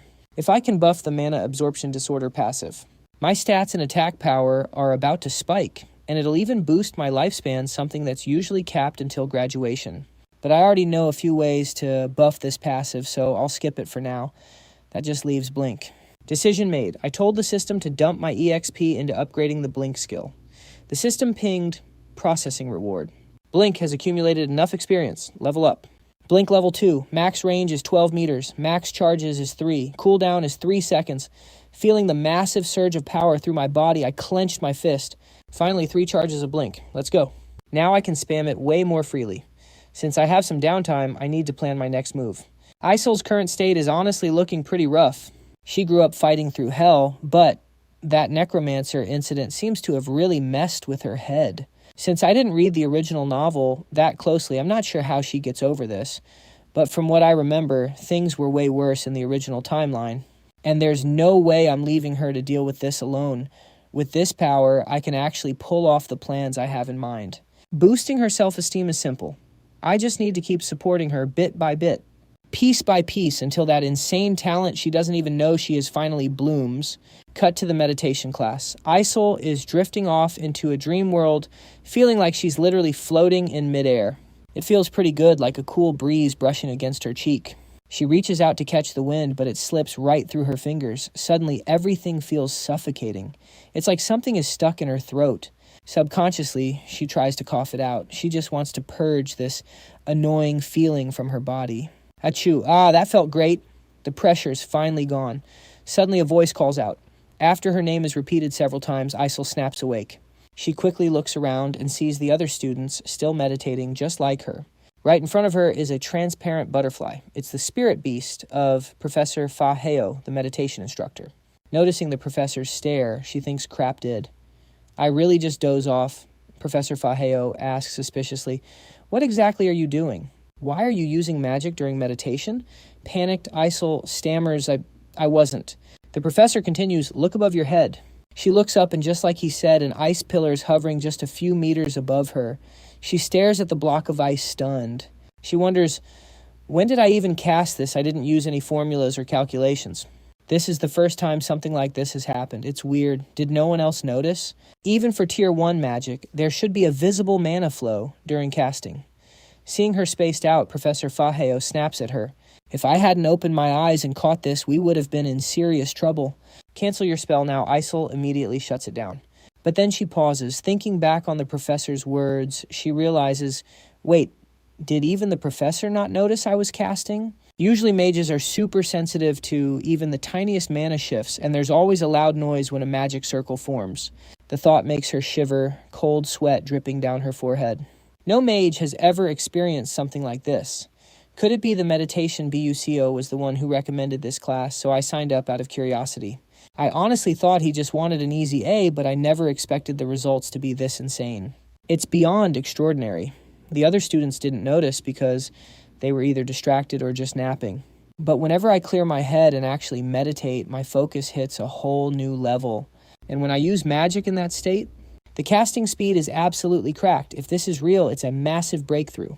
Magic evolves way faster this way than just sitting at a desk all day mumbling formulas.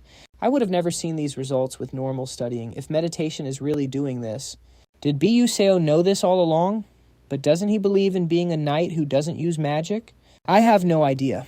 While Isel's head is spinning, making it impossible to focus, the bell finally rings. Everyone snaps out of it, and the students quickly head out in groups. Fast forward to lunch. Isel finally managed to grab her favorite snack.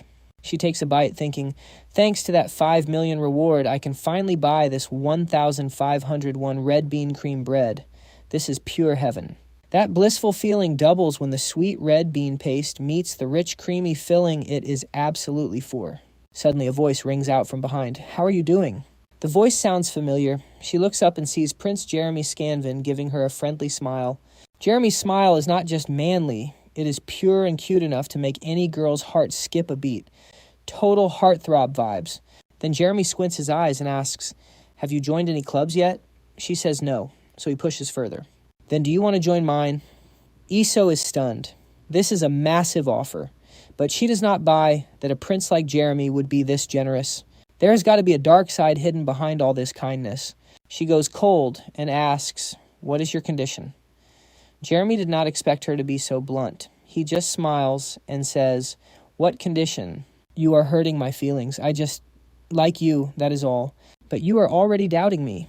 She frowns. Total liar. Everyone has an angle, especially when it comes to someone as talented as her. The fact that he is ignoring her status as a trader's daughter means he just wants to turn her into his trophy. Jeremy reads her like an open book. He leans in closer. I do not care what you think. No conditions. Just join my club and stay by my side at all times. In return, I can give you everything. You know who I am, right? He is not even hiding his intentions anymore. She knows. She knows all too well. The Scandinavian Empire is at war with Adalavet, the kingdom that destroyed her family.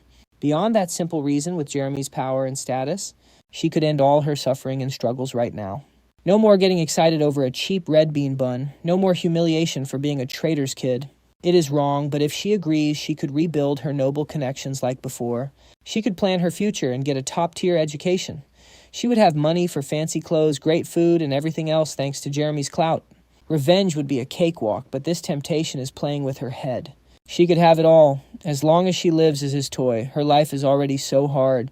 She almost takes the easy way out. Her eyes go blank, but then boom, Flame appears out of nowhere and slaps her right in the face. Her head snaps to the side from the shock. Huh. That hurts.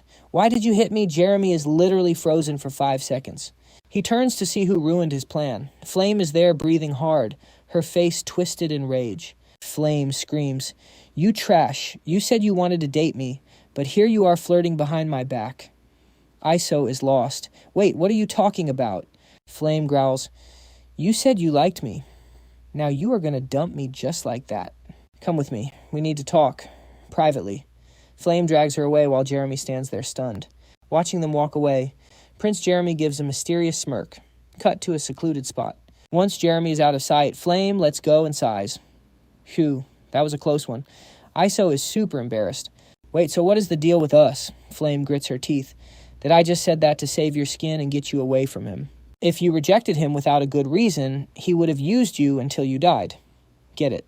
Because of this, I can't date anyone until graduation because I have to look out for that bastard. No, wait, why did you even do this for me? Why? You know why. Joining Jeremy's club is basically suicide. Your life might get slightly better, but what is the point? You would be insulted and hated even more than you are now. It is the first time anyone besides Boo cared. Are we... Close Flame snaps back, duh. I am your biggest fan. That is why I am so mad at you. Wait, what? Don't what me? How could you fall for his empty sweet talk? You dummy, I literally just saved your life. You better thank me properly later. And sorry for slapping you, I am out. Flame waves and disappears. Iso is left there, still reeling from how close she came to joining that club. Flame walks away, second-guessing herself. Did she do the right thing? If Iso joined Jeremy's club like in the original story, she would have gone through literal hell. He would have spread disgusting rumors and insulted her constantly. It would have been over for her. Plus, that jerk Jeremy even claimed her personal wins were all thanks to the Scanvan Empire. Soon everyone ignored Iso's actual talent. After that, Iso's depression just spiraled. But for a cold-blooded snake like Jeremy, this was a total win. The more she broke, the easier she was to crush and control. He wanted her completely dependent on him. That's why Jeremy tortured and bullied her in private, while acting like a caring saint in front of everyone else. This character development is honestly terrifying for anyone reading the novel. Jeremy is a notorious playboy. It's clear he doesn't actually love her. He's just bored. He'd dump her the second he lost interest to trap another girl. But get this. Readers find out later that he actually caught feelings after a bunch of crazy events. It's just that his way of showing love is absolutely toxic and unacceptable. Even now, I'm still terrified that changing someone's fate will butterfly affect the entire future plot. But look at Baekyu Seo. He's already rewriting the story his way, so what am I even scared of? By the way, it looks like that jerk didn't realize it was a lie. Cut to Prince Jeremy's private club. From the moment he first saw Flame, he couldn't get her out of his head. Man, she really is adorable. At first, he only approached Iso because he was curious about Duke M, the traitor to humanity, and his genius mage daughter. To him, she was just a pretty trophy for his collection. But then an even more interesting girl appeared. She completely wrecked his plan to turn Iso into a toy. She even had the guts to lie and steal someone right from under his nose. Thinking about it made Jeremy flash a creepy smile. I'm so curious. Where did she come from? What does she do? What are her hobbies? What's her favorite food? I want to know everything, what she's thinking, her clothes, her body measurements, her friends. The more he thought, the more obsessed he got with Flame. Right now, he looked like a guy experiencing his first love. So Jeremy decided she was his first love. I'm going to make her mine no matter what it takes. Flame, you won't escape my grasp. Meanwhile, the Stella Academy evaluation officially kicks off.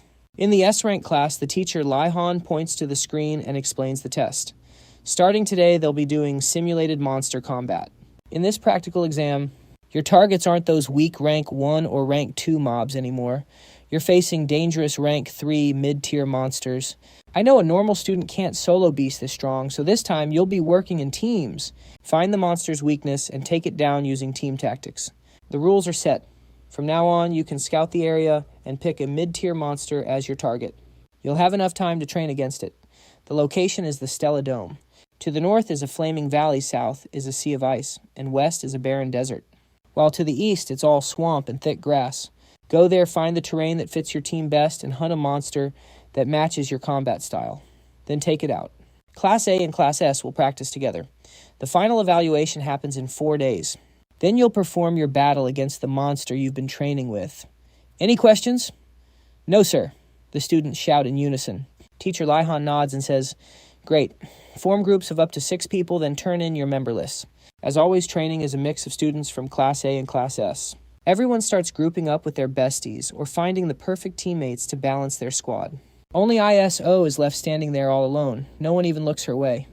Man, I hate group work. This evaluation is a big deal. If I don't get a good grade, I'll lose my scholarship. Without that money, I'll be forced to work part-time on weekends and breaks just to stay in school. That means way less time for studying. My path to a scholarship will vanish, my magic progress will tank, and a dark future is all that's waiting for me. I have to try harder. ISO makes a promise to herself because she knows how high the stakes are. Suddenly, a voice from the front catches her attention. "Princess, will you join my team?" Her thoughts are cut short. ISO looks up to see a crowd of students swarming Princess Hong Bian, all of them begging to join her. She's the princess of the Adeloved imperial family, after all. With so many people sucking up to her, Princess Hong Bian can pick whoever she wants. But compared to that hype, ISO is completely isolated. Not a single person has any intention of going near her. Looking at Hong Bian, her eyes filled with envy. She used to be just like that. Before the Adalavet royals wrecked her family, she was always surrounded by suck-ups and fake praise. Both of them started from the exact same peak. Back when House M was at its absolute prime, they ruled the magic world right alongside the Adalavets. Everyone knew about the ice magic of the Moore family and the fire magic of the Adalavet royals. Both sides were locked in a tense power struggle, always keeping each other in check. Neither side was stronger than the other. That's exactly why Iso and Hong Bian were born as absolute prodigies. Talk about a twist of fate. Both girls were blessed with insane talent from the very second they were born. Iso was crafting ice needles while Hong Bian was lighting fires with just a flick of her finger. You can't just explain this as talent. They were using magic at birth without ever being taught. Literal hackers. It was a gift from the heavens, a sign that they would reach the heavenly realm one day. That's the rank every single mage dreams of reaching. The entire world was obsessed with Iso and Hong Bian, and they were totally confident in being the chosen ones, born into the highest nobility with the best talent a mage could ever dream of. Iso was certain she'd become the greatest mage in history, until the Adalavets completely wiped out her family. Iso clenched her fists hard, trying to hold back the rage. People say the House of Moore has fallen, but they're dead wrong because I'm still alive and I'll carry on the bloodline of House M. I'll become a grand mage and restore my family's glory. But lately I've been doubting myself. Am I really the chosen one? Princess Hong Bian is already miles ahead of me. And it's not just her. Countless other geniuses with the potential to be grand mages are starting to lap me. Is there even a chance for me? Can someone who wandered the streets really catch up to those kids with elite education? I don't see any hope for myself. And just as that seed of anxiety was starting to sprout in Iso's heart, a familiar voice called out from behind. "Yo, you all by yourself." It was none other than our main man, Busell. Seeing his bright, annoying face, she just sighed and asked, "What do you want now?" Hearing that Busell knew he arrived at the perfect time. Iso's confidence hadn't been completely swallowed by the darkness yet. Now was his chance to help her get that spark back and let her shine in front of everyone at Stella Academy. Busell flashed a bright smile. He pointed at himself and said, "Team up with me." Over there, Princess Hong Bian noticed Busell immediately. She wondered why he was here and why on earth he'd pick Iso when he had so many other options. Iso was just as shook. She was completely caught off guard. She asked Busell why he'd even want to team up with her. Busell just played it cool. "You know, there's no rule on the minimum number of members, right? The two of us can team up and grab those bonus points for being short-handed." Iso nearly screamed, "Are you insane? How are we supposed to handle rank 3 monsters by ourselves?" But after saying that her mind was subconsciously sold on the idea, for some reason if it's with Busell, she felt like they could actually do it. Seeing her hesitate, Busell gave a confident grin. "So you in or what?" Iso froze for like 5 seconds. She thought about it for a bit, and finally nodded. "Fine, I'm in. It's not like I have anyone else to team with anyway." "Haha, smart choice. I'll go turn in the list then." Busell laughed and walked off. Iso just stared at his back. She felt like Busell was the adult and she was just a kid. At first he used a bossy tone just to avoid hurting her pride, but then he acted so clever and mature about it. Once again, she couldn't keep up with this guy's energy. Suddenly she heard footsteps behind her. When Iso turned around, she saw Princess Hong Bian with her arms crossed, her red eyes showing a hint of embarrassment. She coldly said, "Hey." Iso flinched and took a few steps back. She deluded herself into thinking Hong Bian was there to treat her like a rival and look down on her, so Iso stood her ground and snapped back. "What? You here to talk trash to my face? That's hilarious. You must be terrified of me." Before she could even finish, Hong Bian cut her off. "Huh, what kind of nonsense are you yapping about?" Hongbyeon's face scrunched up like she was genuinely disgusted by Iso's words. Don't get it twisted. Know your place, you pig in human skin. Those hateful words cut through Iso like a knife. Now she finally realized why Hongbyeon had actually approached her. It wasn't because she was feeling nervous about this girl Isol's potential. Nah, she was just salty because Baek Yuseol got snatched away from her. After realizing that bitter truth, Isol clenched her fists. She stood there dazed before letting out a sharp, self-deprecating laugh. Turns out, in the eyes of the girl standing before her, someone named Isol didn't even exist. But listen here, Hong Bo-yeon, I'm not competing with you. This is strictly because of Baek Yuseol. Over on the other side, Hong Bo-yeon kept walking while Isol just stood there, her face clouded with gloom. She wondered why she'd gotten so worked up that she let such stupid words slip out. A princess of Adalovit would never act so tactless. It didn't fit her vibe at all. How could she let herself look so jealous of Isol? It was infuriating. Her blood boiled just thinking about Isol teaming up with Baek Yuseol. He's arguably the most cracked vanguard in the whole academy. She felt like she was being left in the dust, which is why she acted out like a total brat just now. And she couldn't just sit around doing nothing. If she mobilized her faction, she could easily crush that loser from the Moore clan. But her pride wouldn't let her go that low.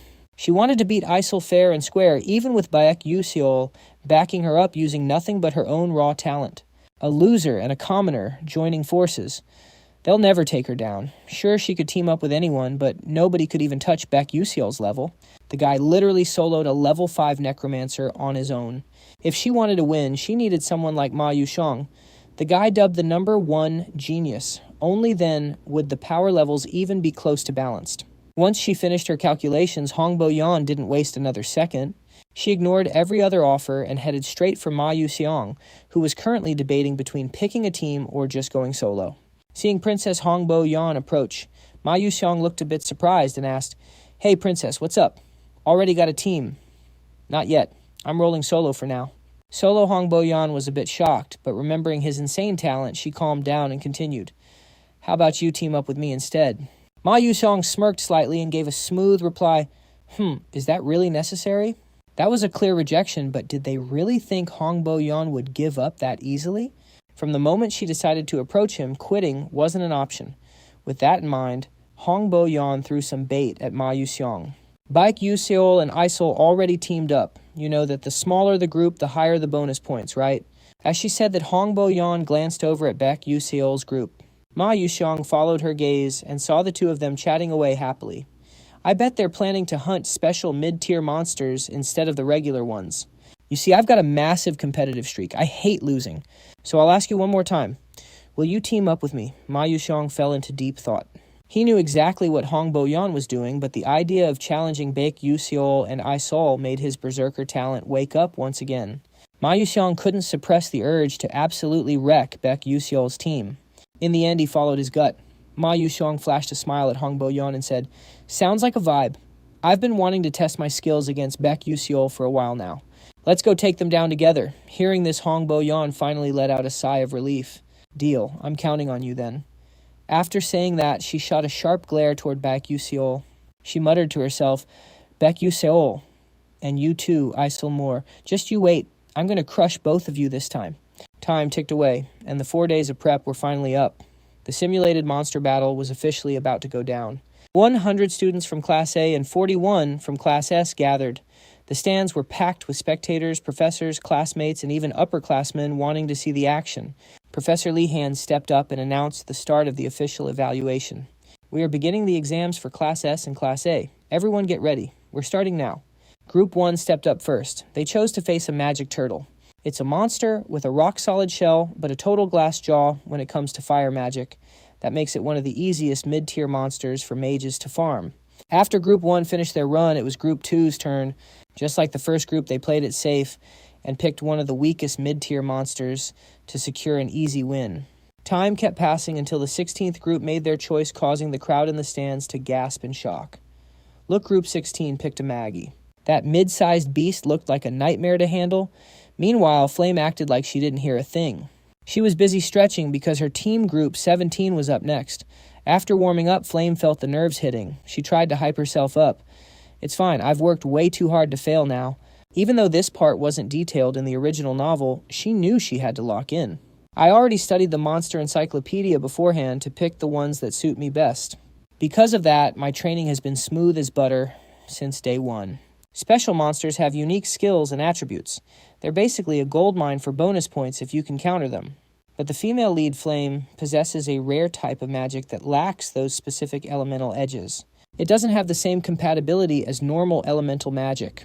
So I had to give up on hunting special monsters for attribute bonuses or the massive ones.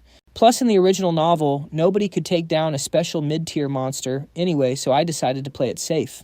Instead, just soloing a mid-tier rank 3 monster like Mao did in the novel is enough to get a top score. No need to stress over elemental counters or special variants. Normally, in this evaluation, to beat a mid-tier monster, you'd need 5 rank 1 mages working together to stand a chance. If you use elemental advantages, have combat experience, and pick the right terrain, taking down higher-ranked monsters is totally doable. But Flame uses light magic, which doesn't counter anything, so I'm just out of luck there. Suddenly, Flame remembered the novel and looked over at Iso. According to the original story, because Princess Hongbian and her lackeys kept pressuring her, Iso couldn't train properly or even find a team. She ended up soloing the exam and got a trash score. Since she failed the Stella Academy evaluation, one of the most important exams, Iso lost her scholarship. She had to work part-time just to survive while being insulted and looked down on by the other students. Her magic stalled and Iso's mental state was completely wrecked. She was totally cooked.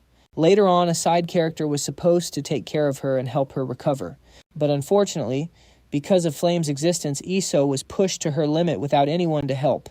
However, everything changed when I transmigrated as Flame and Busell used the 17 months of silver to turn back time. With the two of us here, the original plot is officially derailed. Mao acted indifferent toward Flame because Busell got the Teijivan sword, and Hanrian keeps approaching me since Mao Xian isn't around. Even though Hagen Rang and Mao Xian are a bit eccentric, they love their partners more than anyone. They're actually wholesome.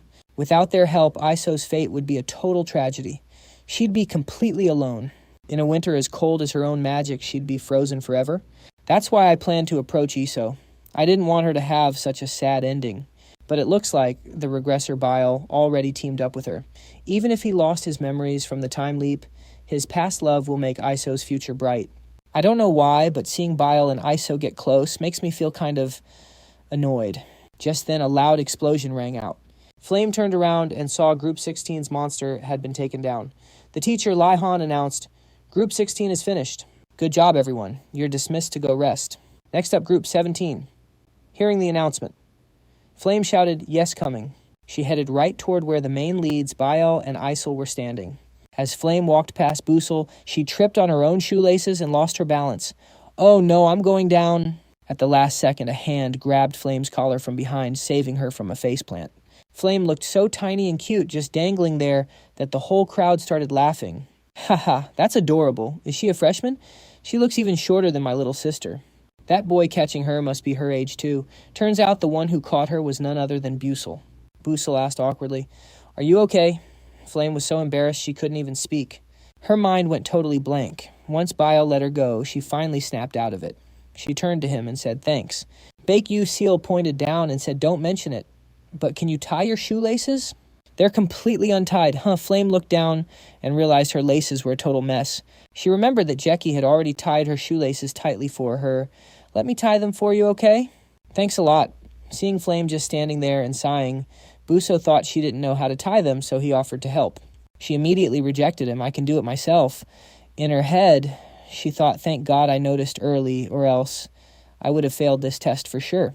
After a moment, Flame quickly finished tying her shoes and stepped up onto the evaluation platform. Everyone saw Group 17 only had one person and started whispering, "Is she really all alone? That's impossible. Is she seriously planning to solo a mid-tier monster? I mean, it's not like it's never happened before.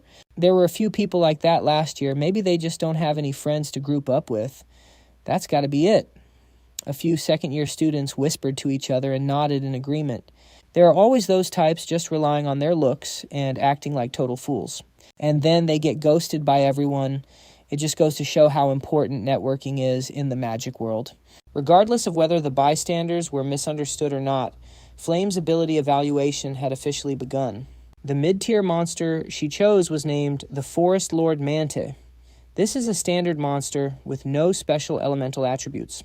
And that's exactly why the Forest Lord Mante is a monster that nobody wants to pick for their exam, because mages won't have a single elemental advantage against it.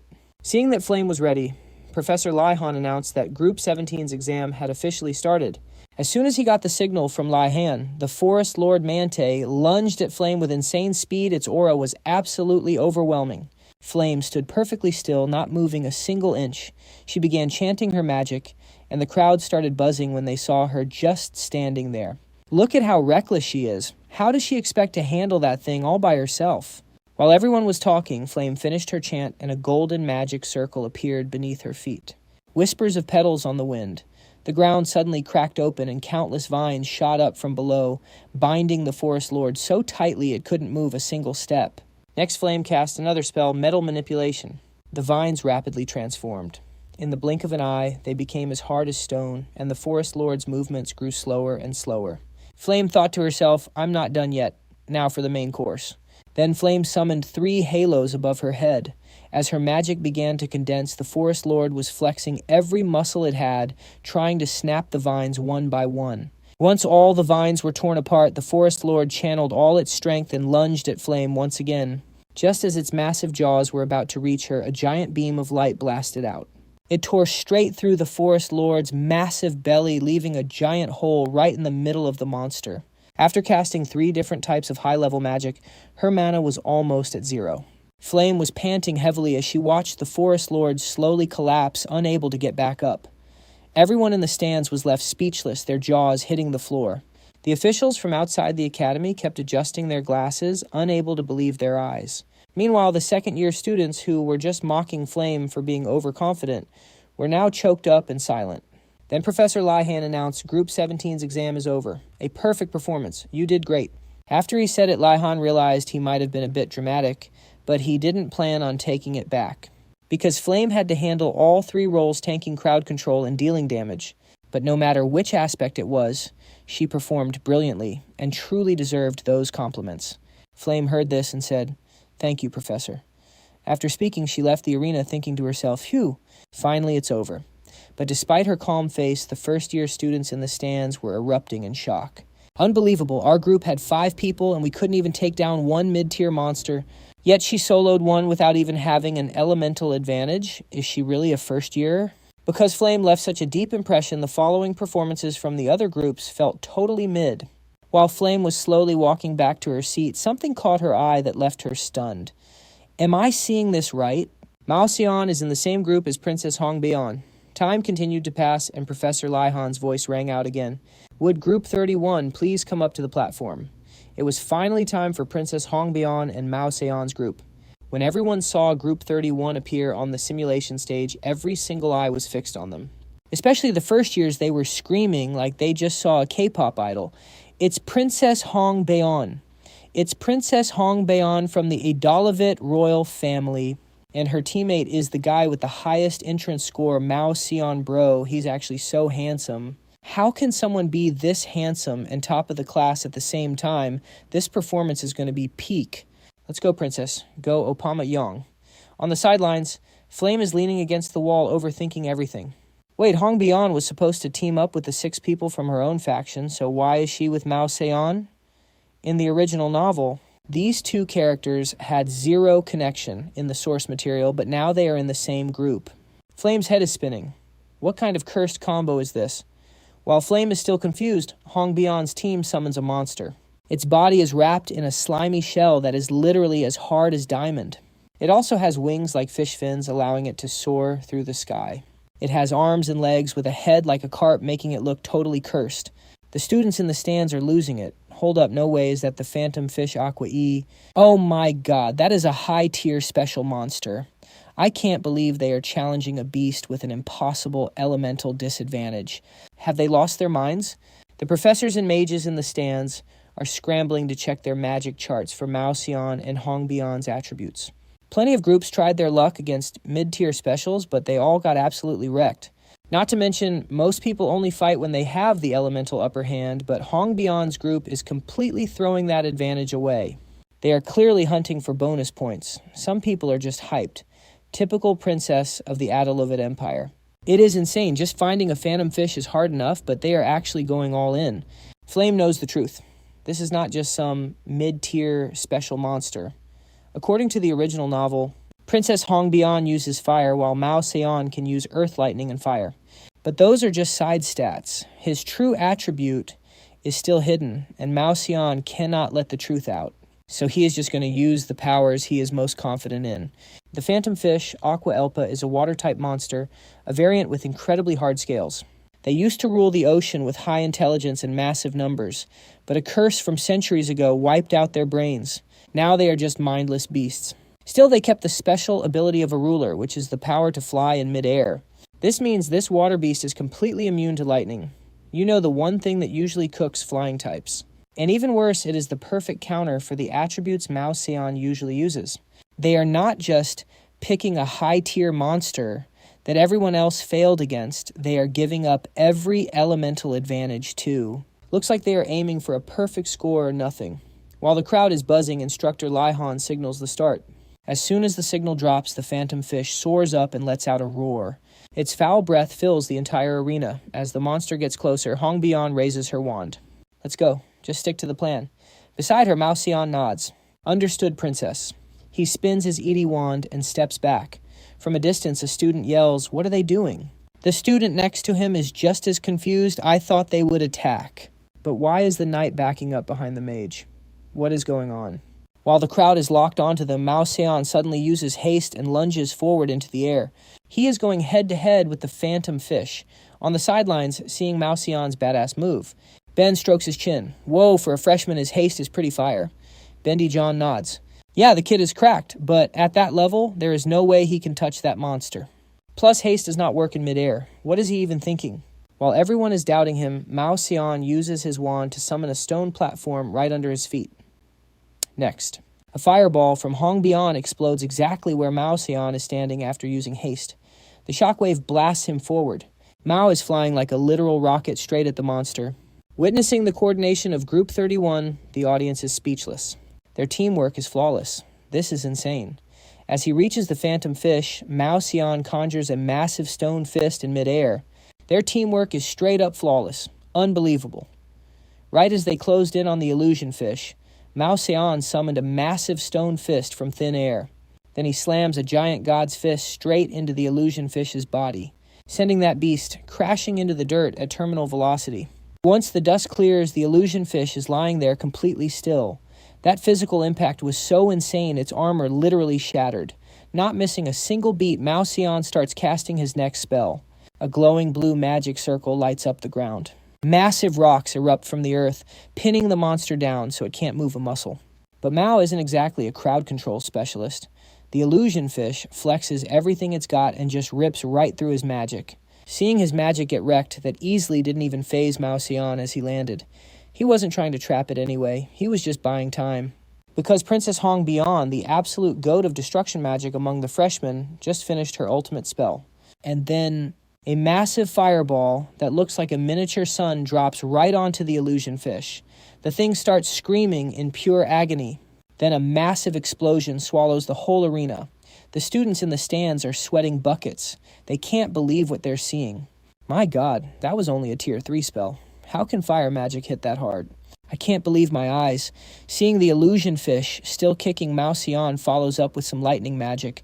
As the spell charges up, he gives a cocky smile. It's over. Just like that, a massive pillar of light crashes down. It doesn't matter if the fish is a water type. Against that kind of raw power, it's cooked. After that double tap, the illusion fish is finally dead.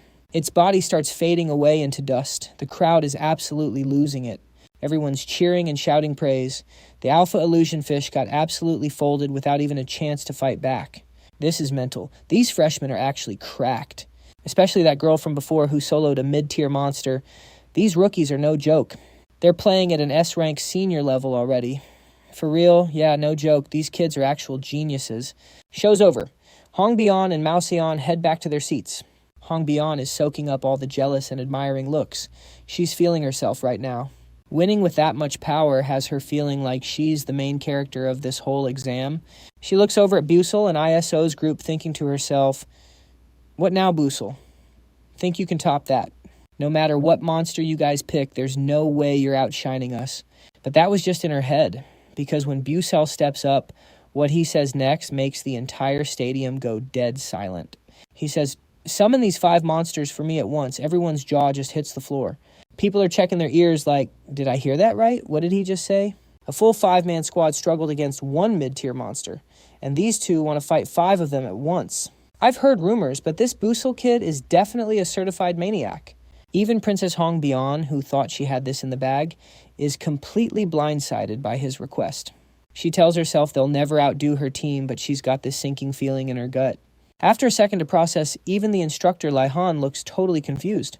He scratches his ear with his pen and asks, "Busell, what did you just say?" "Run that by me one more time." Busell isn't even fazed by the reaction. He repeats it perfectly calm. "Sir, please summon these 5 monsters for me." "I'll read the list now." Lai Han loses it and snaps, "Have you finally lost your mind?" "Nope, don't note me. I knew you were crazy, but this is too much." Busell just scratches his head. "Since when was I crazy? Seriously, just look at the stuff you've done before." Busell just frowns and shrugs it off. He still thinks he's perfectly normal. While they're bickering, ISO finishes reading out the names of the 5 mid-tier monsters. Lai Han sighs and nods, sending the command to the control room to summon them. A few minutes later, all 5 mid-tier monsters spawn into the simulation arena. The monster researchers in the stands are staring with their eyes wide open. The flame dragon Madman, the sandstone black mantis, the black slime, and even a hidden hunter too. No way. Is this lineup actually... Even though they knew the traits and hidden habits of these monsters and could picture how they'd fight together, however, only experts with deep knowledge or veteran mages like Li Han could see the true genius behind summoning all these monsters at once. The crowd in the stands looked completely lost. Even the magic professors couldn't wrap their heads around it. So there was no way regular students would get it. Not Princess Hong Bian, not Mao Seon, and not even Flame. Just how many times have you read this novel? Hong Bian couldn't help but mutter, "Hey Ma Seon, do you have any idea what's going on?" After thinking for a moment, Mao Seon looked at Becky's group and smirked. "I'm not sure either, but right now I'm dying to see what kind of strategy Becky Busell will use to win, taking on 5 mid-tier monsters. This is going to be peak." The voice of the head instructor Li Han echoed once more. "The summoning is complete. Is your team ready?" Hearing this, the 2 of them shouted in unison, "We're ready." Suddenly remembering something, Li Han asked curiously, "I just want to ask one thing. Who decided the positioning for these monsters?" Busell answered honestly, "I did, sir." Li Han nodded. "I see. As a knight, you can still score points even in a desperate situation like this, but a long-range mage, they don't have that luxury. Doesn't this strategy seem a bit too brutal for a long-range mage to handle?" Facing Li Han's sharp question, Busell didn't hesitate for a second. He answered with total confidence, "No, sir. This strategy was created specifically for long-range mages." His voice rang across the stadium. The crowd started whispering like crazy after hearing that. Everyone thought Busell was just being extra, but Li Han chose to trust our MC's call. He nodded and said, "Is that so? I'll trust you this time. Let's not waste any more time then." Group 32, your test begins now. The monsters began to move, locking their dangerous eyes on Busell and Isang in the center of the stage. The distance was short, so the 2 stood back to back. Isang tried to calm her pounding heart. She was filled with anxiety, but nothing seemed to work. This was her first time actually using this method in a real fight. Feeling her body trembling, Busell spoke up to reassure her. "Hey, can you do this?" Isang stammered back, "Oh, of course I can." "Good. Then all you need to do is trust me completely." "Ugh, I'm getting sick of hearing you say that." "My bad. Where I'm from, it's a pretty famous line. Well, I think it's outdated there, too. You talk like a 70 or 80-year-old geezer. How did you know? Anyway, it's clear as day. Just trust me." Hearing those words, Isang's heart skipped a beat again. She thought to herself, "Busell, you really are a mysterious guy." Flashback to a few days ago. While Busell was nervous about facing mid-tier monsters, he kept reminding himself they were just illusions. Isang was walking slowly behind him. Her face looked gloomy, like she had a lot on her mind. Suddenly she called out, "Hey, Busell!" Busell looked back, confused. "What's up?" "You tired? Makes a sense. Walking this much is exhausting. This canyon was designed to test our stamina and push students to their limits after all." Isang shook her head. "No, it's not that. I just have a question. Why did you pick me for the team? A talented knight like you could have picked anyone else. Busell didn't know how to answer. As time passed, Isan grew even more anxious. She kept asking herself, why did he choose her? She had been obsessed with this question ever since she heard those bitter, insulting words from Princess Hongbian earlier, while she was lost in thought. Busell finally gave her an answer. It's true there are many talented people. For example, in terms of raw firepower, no mage can match Princess Hongbian. When it comes to control and support, nobody's better than Flame. And we don't even need to talk about Mao Xian. He's easily the strongest among the first-year students. Even Dylan. Single-target attackers like him suit me well. So why you Yuseo struggled to find the right words? He thought to himself, what am I supposed to say that you're the female lead of this story? And helping you now means you'll help me reach the perfect ending later. The more he thought, the more his head hurt. He just turned around and kept walking. He tried to play it off. Even though they're talented and suit me, I still felt like you were the best fit. I just thought it was the most logical choice. No specific reason. Now let's keep moving. After hearing Busell's answer, Iso felt like she'd been hit by a bolt of lightning. She stared at the MC's broad back and wondered, did he really mean teaming up with her was better than picking any other high-tier genius? Could it really be that simple? Maybe it was. With Baek Yuseo's broken power, he could probably solo mid-tier monsters with his eyes closed no matter who his partner was. Thinking about this, Iso asked, are you planning to hunt special intermediate monsters? Nah, we're sticking to regular mid-tier ones. Oh, I see. Seeing the disappointment on her face, the MC burst out laughing. Haha, but we're not just hunting one, we're taking on 5 monsters at the same time.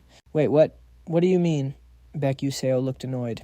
Do I have to spell it out for you? I'm going for the top score, and this is the fastest way, but haven't you heard that haste makes waste? If we try to flex on 5 monsters just for points and fail to kill even one, our team is going to leave with 0, but we're going to wipe out all 5. Easier said than done. Relax, taking out 5 mid-rankers is a walk in the park. As the flashback ended, Iso gently gripped her staff. She suddenly realized the weight on her chest had finally disappeared. It was all thanks to Baek Yuseo's random pep talk from earlier. Taking a deep breath, Iso told herself, I still don't get what you're thinking, but I know you have a reason for picking me. So I'll show you that your choice was absolutely right. Let's go, Iso. You can definitely do this. After hyping herself up, Iso let go of her staff, and the mana surging through her body lifted her right into the air. The second, the sound of mana resonance echoed through the simulation hall. Every student jumped to their feet in pure shock. That's mana resonance. No way. That only happens when a rank 6 mage or higher enters a total state of flow. Below them, Iso's eyes were still closed, her arms spread wide. Her staff spun in front of her to concentrate the mana. The energy grew thicker by the second, radiating a bone-chilling frost. The professors were losing their minds. Mana resonance is impossible to pull off, unless the caster's safety is guaranteed. Even if those monsters are just illusions, one hit will cause a mana backflow and turn that girl into a vegetable. Hey, Lee Han, stop the evaluation right now. This is too dangerous. Did Lee Han hear the professor's warnings? Of course he did. He just didn't care. If Iso was really in danger, I'd step in, but I don't think that's going to happen. Just like Yuseo predicted, Iso's focus was on a whole other level. Genius was the only word to describe it. From what he remembered, no rank 3 mage in the world could pull off mana resonance besides her. As expected, Iso really is the #1 candidate for the Winter Queen title. Now, let's get this party started. 2 against 5. Both of them were locked in doing their part. My turn. Using Blink, he turned into an afterimage and appeared right in front of the flame dragon, driving the Tavon sword deep into its gut. The flame dragon screeched in agony, sounding like a dying chicken. Seeing the dragon's horn glow bright red, Baek Yuseo took a few steps back. He glanced at the sand-black bull. First wound the flame dragon, next the bull. Your turn to play, buddy. It was a rule. Whenever the sand-black bull sees a red light, it goes berserk and charges right at the source. As sand flew everywhere, Yuseo saw the bull's eyes turn red and smirked. Just like I thought. The secret to handling 5 mid-rankers at once was making them turn on each other just like in the game. Players usually struggle to beat 2 or more mid-rank monsters at the same time. With hundreds of monsters to choose from, there are endless combinations. But a mysterious player once discovered that certain monsters react violently to the traits of others. If you exploit that, taking down 5 mid-tier monsters is actually easy mode. All he had to do was dig into those traits and set the stage for them to become enemies. This strategy was called Kill with a borrowed knife, destroying your enemies using someone else's strength without even showing your true power. Watching the scene unfold. Every student in the stands was left speechless. Right before their eyes, 5 massive monsters were tearing each other apart. They whispered in disbelief, "Oh my God, what am I even looking at?" They're literally eating each other alive. Seeing his plan work perfectly, Yuseo flashed a winning smile. Predicted. The plan to make them hostile and slaughter each other was a total success. In other words, the borrowed knife strategy worked like a charm. This is one of those dirty tactics people love to use, using someone else's power to take out your enemies without even lifting a finger.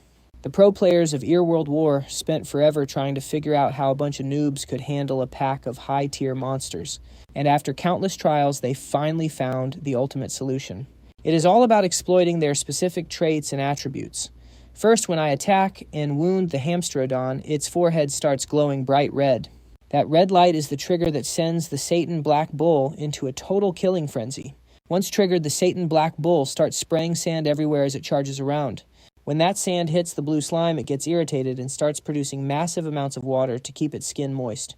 Perfect, the plan is working exactly as expected. Thanks to the barrier on the simulation stage, the water level is rising fast.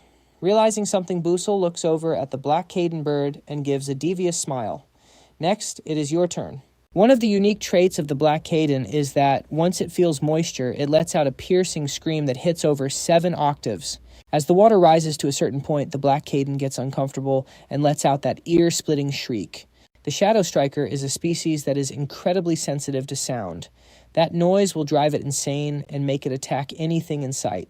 Just like that, the Shadow Striker goes berserk and lunges at the black Caden. A supersonic kick connects, deforming the black Caden's face and sending it flying back. And by some miracle, its body slams right into the blue slime, making it absolutely furious. The blue slime immediately splashes water right into the black Caden's face. The bird thought it was being targeted, but no, it glares at the Shadow Striker with pure killing intent. The Shadow Striker is not backing down either. It stares back like, "I am right here, bro. What are you going to do about it? If you want some, come get some." The result, 2 high-level monsters clashing for hundreds of rounds. One by one, the other monsters start picking targets and brawling all over the arena. The scholars and professors in the stands cannot help but shout in shock. This is unbelievable. Does that student named Busell really know every single trait and weakness of those 5 monsters? Even as a professional scholar specializing in monsterology, I never would have dreamed of a plan like this. They are reckless and totally out of their minds, but this is definitely something we can learn from. Suddenly, a female professor speaks up.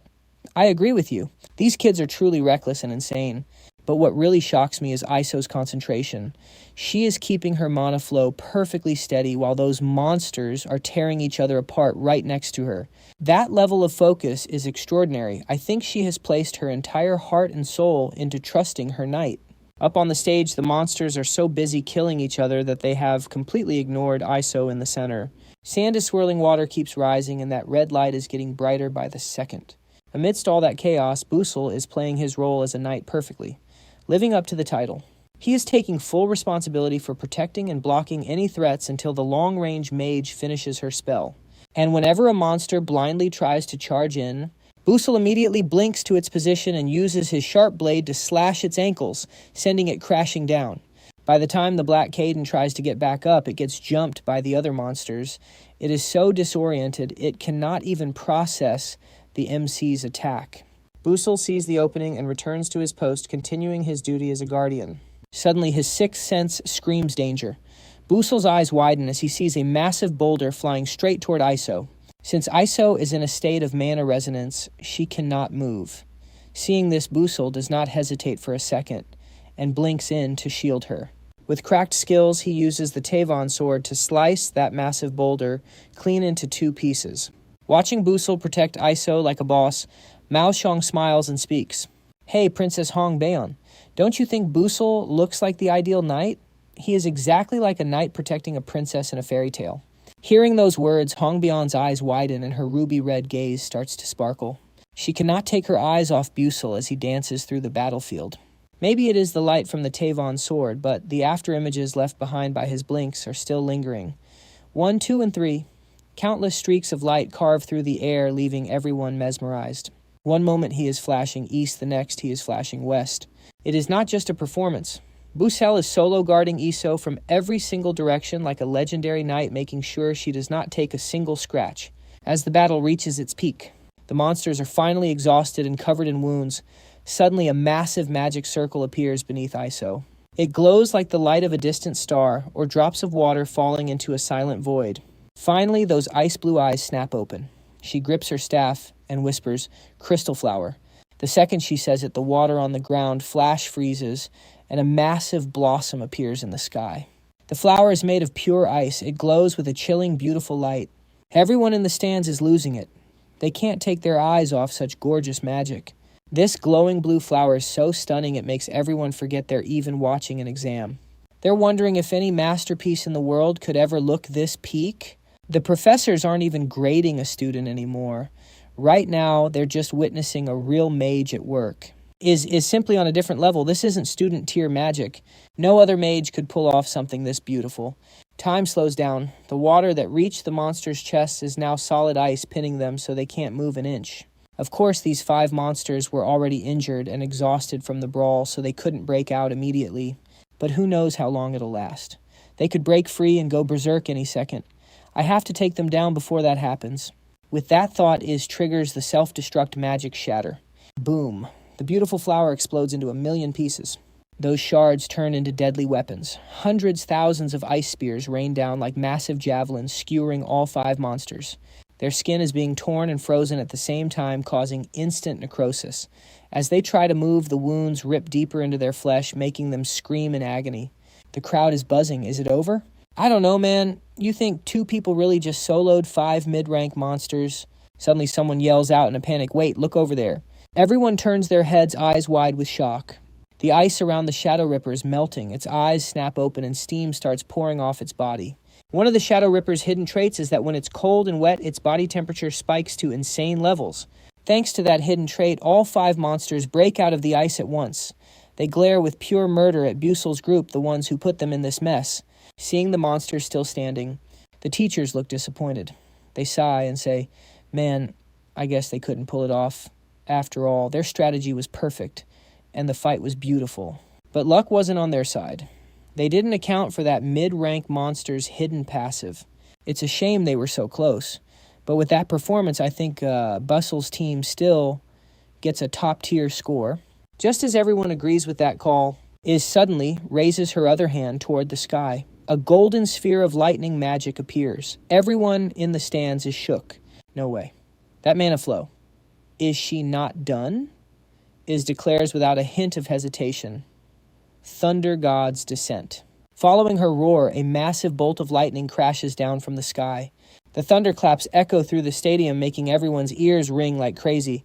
The world is flooded in golden light, and a flower blooms once more. This time it's not a crystal or a common plant. It's a flower of pure energy, more radiant than anything on earth. Up in the stands, everyone is wondering if magic this pure can even be called anything but art.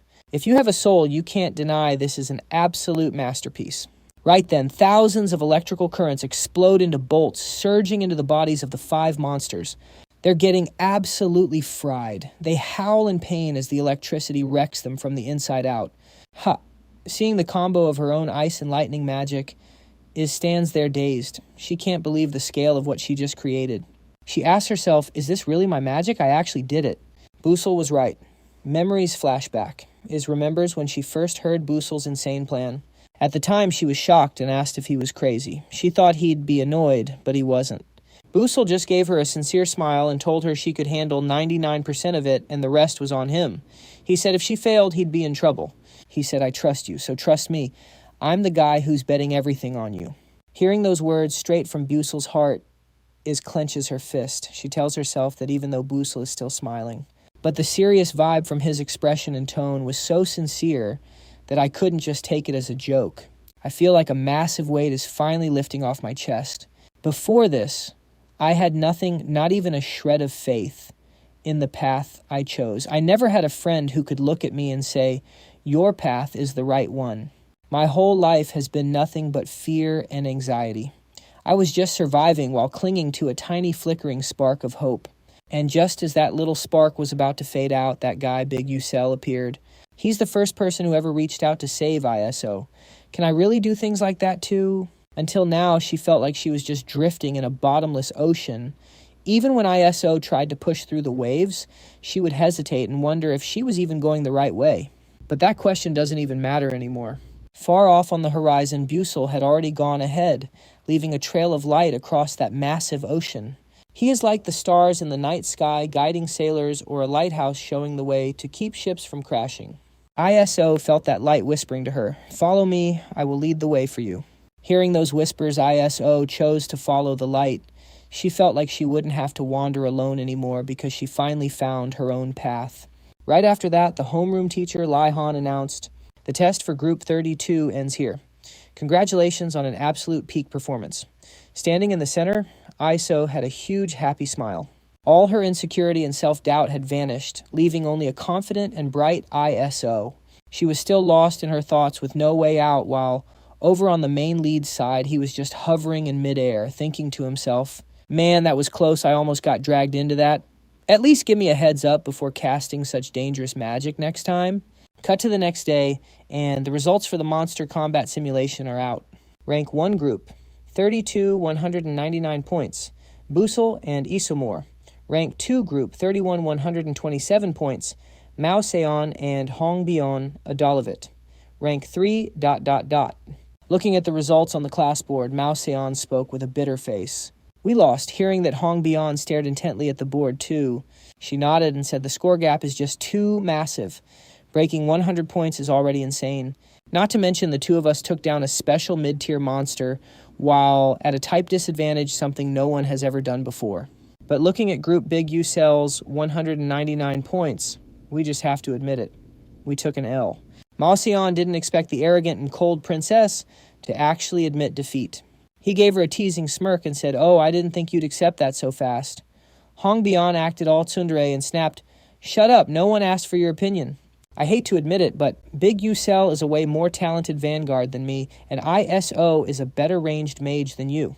Hearing those words, even though Hong Bion partially agreed with Mao Seon, there was one thing she couldn't swallow, and that was being inferior to ISO. Looking at Mao Seon's handsome face, Busell's image flashed in her mind. Hong Bion tried to comfort herself, thinking if only Busell was her vanguard, things would be different. Throughout the whole test, he was the one protecting ISO from start to finish. Not only is he a knight, but he is also a strategist who picks the perfect spots for a ranged mage to strike. He even set the whole stage just for ISO to shine. I know Mao Seon is talented, but in the end, Busell is the most cracked vanguard in Stella Academy. I wonder what would happen if Busell supported me. I could probably cast magic just as fire as ISO did. But why is that commoner putting in so much work? For ISOA, bad feelings started creeping into her heart. If a perfect knight like that exists in this world, he should belong to Hong Bion, the one who will become the greatest queen of the Adelovit Empire. The more she thought about it, the more she couldn't stand the fact that someone that perfect was taking care of another girl. I need to dig deeper into this Busell guy. With that thought, Hong Bion said goodbye to Mao Seon and turned to leave. But on her way, she ran into a woman with black hair, an expression as cold as ice, and eyes so clear it felt like nothing could ever taint them. She was about the same height as Hong Bion. She was wearing a name tag for student number 53. This woman's name is Lyra Kan. She is the heir to Duke Kan and a close friend of the current empress of the Adelovit Empire. Lyra is destined to be Hong Bion's enemy in the future, and she is a loyal subordinate to her older sister, Hongzhua, who is constantly trying to tear Hong Bion down in the fight for the throne. Lyra is a real piece of work, always keeping that cold mask on and ready to use any political scheme to get what she wants. So Hong Bion just dipped. He headed the other way without a single word to avoid her, watching the princess walk away like that. Man. Lyra Kan just sneered, "Kid, you're still green. Hong Bion was it. Does this brat not realize how pathetic and weak he looks right now? It's actually hilarious. He's still got a lot to learn." Cut to the Stella Library. Right now, Flame is sitting down, jotting down her daily life in her journal. She's writing and thinking, I can't believe she pulled off that crystal flower magic so fast. That move is literally her trademark and ace card forged through pure blood, sweat, and tears. To think she actually perfected it and flexed it in front of everyone like that. If this followed the original plot, Isolde should be hitting rock bottom right about now. After the trauma from that monster simulation, she was supposed to escape Prince Jeremy's cage only to slowly wither away. But that dark future completely flipped. It's probably all thanks to Baek Yoo-seol that she pulled it off. In the original romance novel, Ma Yoo-seong and Isolde face the end of the world together. But what if there's a side story the author wrote that I don't know about? What if Baek Yoo-seol, a total nobody, loved her his entire life, even if she never loved him back, even when the world was ending?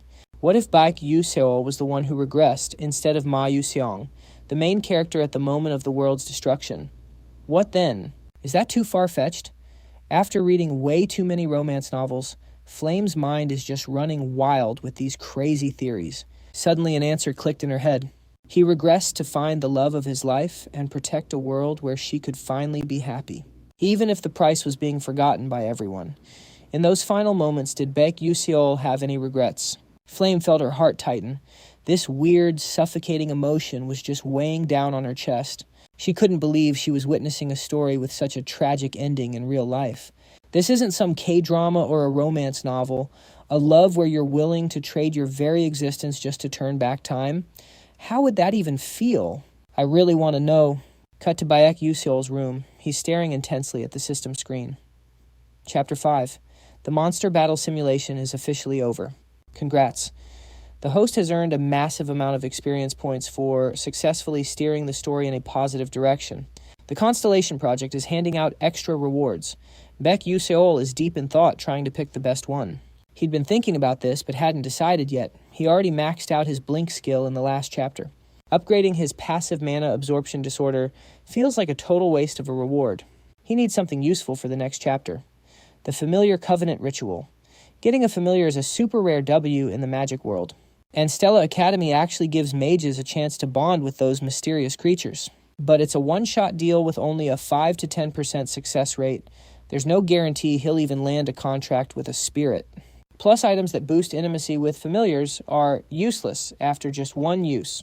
A reward that buffs his mana absorption disorder and helps in the next chapters. A total 2-for-1 deal. The more he thinks, the more his head hurts. Suddenly a thought flashed through his mind. He smirked, looking satisfied. Right, that's it. How could I forget? He told the system, I'm choosing the leaf key of JFEL. System is evaluating. Please wait a moment. Ding, ding, ding. Verification complete. Congrats, you've received the leaf key of JFEL. Seeing the key appear, Baek Yoo-seol literally jumped for joy. Let's go. It might not be some ancient gear like his old character used, but this is one of the rarest items only top-tier players can get their hands on. This key lets you talk to a special spirit, but there's a catch. It only has one function. It opens a specific dungeon, but you have to be outside to use it. But thinking back after that cemetery incident, Stella Academy totally locked down the rules for leaving campus. What am I supposed to do now? While he was stressing out, he remembered how he used to sneak out of Stella back when he was playing the game. The Academy had the same strict rules back then, too. How did I do it again? After a second, his eyes lit up. That's it, a club. I need to join a club. Scene shifts back to the Stella Library. Now Baek Yoo-seol is the one sitting there writing about his day in his journal. He's thinking as he writes, ever since the monster simulation ended, Isolde has been glowing. She can finally walk with her head held high. No one dares to look down on her anymore. Even though my family is known by everyone as the traitors who turned on humanity, it doesn't really matter in this society. In this world, magic is the only thing that gets you recognized. Because Iso's magic is so extraordinary, no one can talk smack about her pure talent anymore. That's why Iso can finally write these words with confidence. Father, just because this is a magic academy doesn't mean it's only about spells and lectures. The academy teaches us so many things like psychology, fitness, art, and culture. They really look after the students in a lot of different ways. Especially in psychology class, the academy makes us face tough questions like why we even chose the path of magic. We talk about the drive to fight against dark magic and the true importance of family, and so on and so forth. This latest assignment is all about our own personal growth. If you ask who influenced Iso the most, it's definitely her father, Grand Duke M. Before, she probably would have been too insecure to even write about him. But now Iso has nothing to be ashamed of because she's a mage who is more talented and sharper than anyone else. And I can say it loud and proud, my father is not a traitor. My father, Isaac M., was a legendary mage until his very last breath. Iso held back a smile as she placed her assignment on the desk. Of course she can't let her guard down just yet. She knows her words are a total bait that will definitely get the professor's attention. But that's exactly why she's taking this risk. This is the first step toward clearing the stains from her father's name. This is only the beginning. Meanwhile, Iso quietly watched Busell, who was still scribbling away, while everyone else was already finished with their work. Busell still hadn't started his assignment, but since he had helped her out so much, she felt like she should give him a gentle nudge. "Hey Busell, are you done with the assignment yet?" Hearing this, Busell looked up totally confused and asked, "Wait, what assignment?" "The one the teacher gave us a few days ago. If you don't turn it in today, you're getting a big fat F." "Oh, right, thanks for the heads up. I've been so swamped lately, it totally slipped my mind. Why do these professors dump so much work on us anyway? Do they think I'm the only one in this class or something?" Iso started to say something else, but then she just stopped. It hit her. She had literally never seen Busell do a single piece of homework before, but she figured he could handle it on his own. As soon as Iso walked away, Busell scrambled to find a piece of paper. He thought to himself, wait, what was the topic again? Luckily, his glasses of knowledge had every little detail recorded. Let's see. The assignment is to write about my personal growth. Oh man, I literally remember zero about that. Busell had no other choice but to wing it and write down a few thoughts because class was about to start and he was totally unprepared. The first thing that popped into his head were the lyrics of a song he heard back in Korea, an old classic called Dear Mother. This song was a total tearjerker that had all of Korea sobbing back in the 20th century. He titled it Dear Mother after the song and didn't even think twice. Busell started rushing the lyrics onto the paper. My growth diary. When I was a kid, my family was dirt poor, so we never really ate out like other people. Whenever my mom was away at work, I just cooked instant ramen for myself. Eventually, I got so sick of ramen that I threw a tantrum for some real food, so my mom used her savings to buy me a bowl of jjajangmyeon. I was so happy. Even though she sat with me for some reason, she didn't eat a single bite. She just said she didn't like black bean noodles. Sweet, finally finished. Now I gotta go find a club. Then by total coincidence, Busell ran into Iso on the way. Turns out they were even heading in the same direction. The two of them walked over to the club recruitment board to see which one would be the best fit for them. Looking at the board packed with a million different clubs, he wondered which one he should actually choose. There was a writing club, a study hard for university club, and even sun chess, the ultimate sport for mages. Plus some book clubs. There were so many clubs at Stella, but after thinking for a bit, Busell was kind of let down. Out of all these, not many were allowed to do missions outside the academy. That was one of the reasons why he hadn't made a move on Derek yet. Even though that guy is a total scumbag, he comes from a powerhouse family with enough clout to run a club that gets to do special trips like hunting.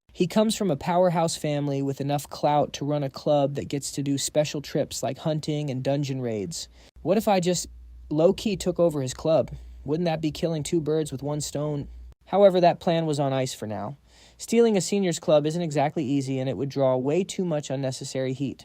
That was only his last resort if he couldn't find a better club to join. Looks like he really needed to think this through before making a move. Eyeing ISO bus notice, she still hadn't picked a club. He got curious and asked if she was really thinking about joining one. I thought you were already a member of something. Hearing that ISO spoke up, why not? I can still join another club if I feel like it. I mean, it's not like you have any friends anyway. Excuse me, who do you think I am? Bus shot back instantly. Obviously, I know you're ISO, the daughter of Grand Duke Isaac M. You've been blowing up lately. Everyone's talking about you. ISO acted all high and mighty as she replied, That's right. I actually got a scout invite from a club a few days ago. When he heard she got an invite, Prince Jeremy's club immediately flashed the very guy who tormented her in the original story. But looking at ISO's happy face, he figured she must have ghosted that creep's club invite. That's why she was still here. She was looking for better options that actually suited her. While the two of them were still vibing and deciding, a figure walked up to them. Turns out it was none other than Ma Yu Seon. Yo, is class over already? Hearing this, the main character turned around. He saw Ma Yu Seon patting his shoulder with a literal sun-bright smile and wondered why he was even here. Doesn't he usually just wander around the academy like a lost soul? The more he thought, the more his head hurt, so B.U. Seo just brushed his hand off. Okay, hands off first, then talk. Haha, dude, you're freaking cracked. I saw how you fought in that monster simulation, and you even led the charge against that necromancer. We're the same age, but I can't even lie. Busell, you're actually built different. Getting hyped up like that by Mayu Seon made Busell a bit awkward. Nah, I just got lucky. Mayu Seon kept staring intensely at the MC. Suddenly his vibe did a total 180. That sunny smile gone, replaced by a bone-chilling cold smirk. His eyes turned sharp, and this massive pressure of mana exploded out, making it hard for the MC to even breathe. I see now, your way of thinking is definitely on another level compared to the others. Seeing Ma Yuseon's cold face, Busell felt a chill run down his spine. He couldn't help but swallow hard, forcing himself to stay calm before switching the topic. Ma Yuseon, don't you know I'm just a commoner? I have to grind every second just to improve myself. Ma Yuseon seemed to think his words made sense. Ma Yuseon's eyes squinted as he smiled. Oh, so that's how it is. You really know how to use your time right. Total opposite of me. As he finished his sentence, Ma Yuseon let out a bitter laugh. I guess I need to start making my weekends more useful too. Seeing him look all soulless, Busell took the chance to clear the doubts in his heart. Hey Ma Yuseon, can I ask you something? What do you usually do on the weekends? Ma Yuseon looked a bit surprised by the question, then he dropped a line that left them both dead silent. B. Yuseo couldn't believe his ears. He stammered, Wait, I was just asking to be polite, and you actually gave a serious answer. Anyway, thanks for the answer. Realizing B. Yuseo was misunderstanding him, Ma Yuseon got serious. No, I'm for real. I actually did that. I studied, and I even trained. Wait, trained, what exactly? But I thought you hated training. Did I misremember? You're right, I used to hate it. But for some reason lately, I've started putting in the work. Come to think of it, Ma Yuseon hadn't been seen loitering around after school nearly as much as before. No way, the laziest guy in the room actually started grinding. Then Ma Yuseon sighed. I don't even know what I'm looking for, honestly. But I absolutely hate losing, especially losing to you. Hearing that Busell frowned, just as he predicted something had definitely happened.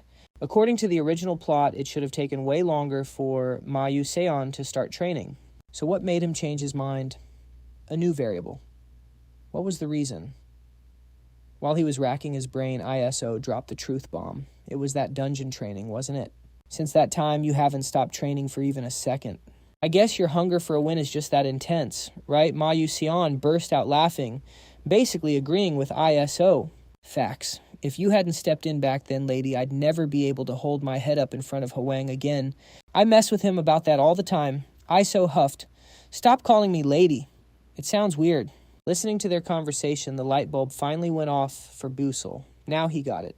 If things had gone by the book like in the original story, Ma Yuseon was never supposed to fight Hwang alone during that dungeon training.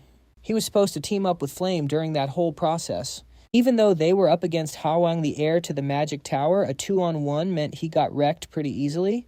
But because my presence in the dungeon caught Flame's eye, Ma Yuseon ended up facing Hao and Rang all by himself. Wait, is this why Hwang has been acting so weird lately? Even though Hao Rang prepared super hard for that 1-on-1 only to get wrecked by Ma Yuseong, he must be totally devastated right now. But honestly, things turning out like this isn't bad at all. In fact, it's a great sign. With Hao Rang's insane competitive streak, he's definitely going to push himself through even more brutal training. And since Ma Yuseong started his training a few years earlier than expected, it means I'm getting even closer to that perfect ending. Hey Ma Yuseong, you haven't joined any clubs yet, right? It's been quite a while since you enrolled. Ah, well, I've just been so busy lately. Hearing this, Ma Yuseong smiled brightly. He pointed at himself and said, Then how about you join a club with me? Let me see. If you can meet my requirements, I might reconsider.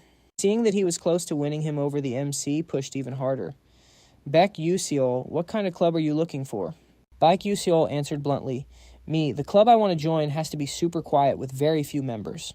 No private meetups, full health insurance coverage, cheesy fried pork cutlet for lunch every single day, complete freedom of movement, respect for privacy, and permission for special off-campus activities. After hearing that, the two of them were completely stunned. Full insurance. Cheesy pork cutlet. After thinking for a moment, Isel snapped, Where on earth are you going to find a club like that in this world? Stop daydreaming. Baek Yuseol didn't say a word even after getting scolded by Isel. Because he knew there was no freaking way a club like that actually existed. He was just joking around. But suddenly Ma Yuseong spoke up. Interesting, so if I create a club like that for you, will you join me? Hearing that Ma Yuseong was actually planning to start a club, both of them stood there, with their eyes wide open, frozen for 5 seconds. Bak Yuseol asked him back, trying his best to stay calm. Ma Yuseong, can you really form a club that's allowed special off-campus trips? Ma Yuseong gave a sunny smile and replied with total confidence, yes, I absolutely can. Inside, Bak Yuseol started calculating. Right, Ma Yuseong has massive connections and is even linked to powerful factions hiding within Stella Academy. Even though his connections are a bit terrifying, they'll definitely come in handy in this situation. Freedom to do off-campus activities, medical insurance, enjoying cheesy fried pork cutlet every day, and no pointless restrictions. Plus, keeping the protagonist of this novel close by isn't a bad idea either. However, there's no such thing as a free lunch. Ma Yuseong and I haven't exactly been close until now. Sure, I have game knowledge and have acted like a genius, but would that really be enough for him to build a dream club just for me? Thinking about this, Bak Yuseol's expression turned serious. He asked Ma Yuseong, that's a great idea, but what do you get out of making this club for me? Ma Yuseong's eyes wavered for a moment. He looked at Bak Yuseol with sparkling eyes as if looking at a rare gem and said, I do get something. You're someone very special. Realizing something, Bak Yuseol's face grew solemn. You actually know that. But then he suddenly stopped himself.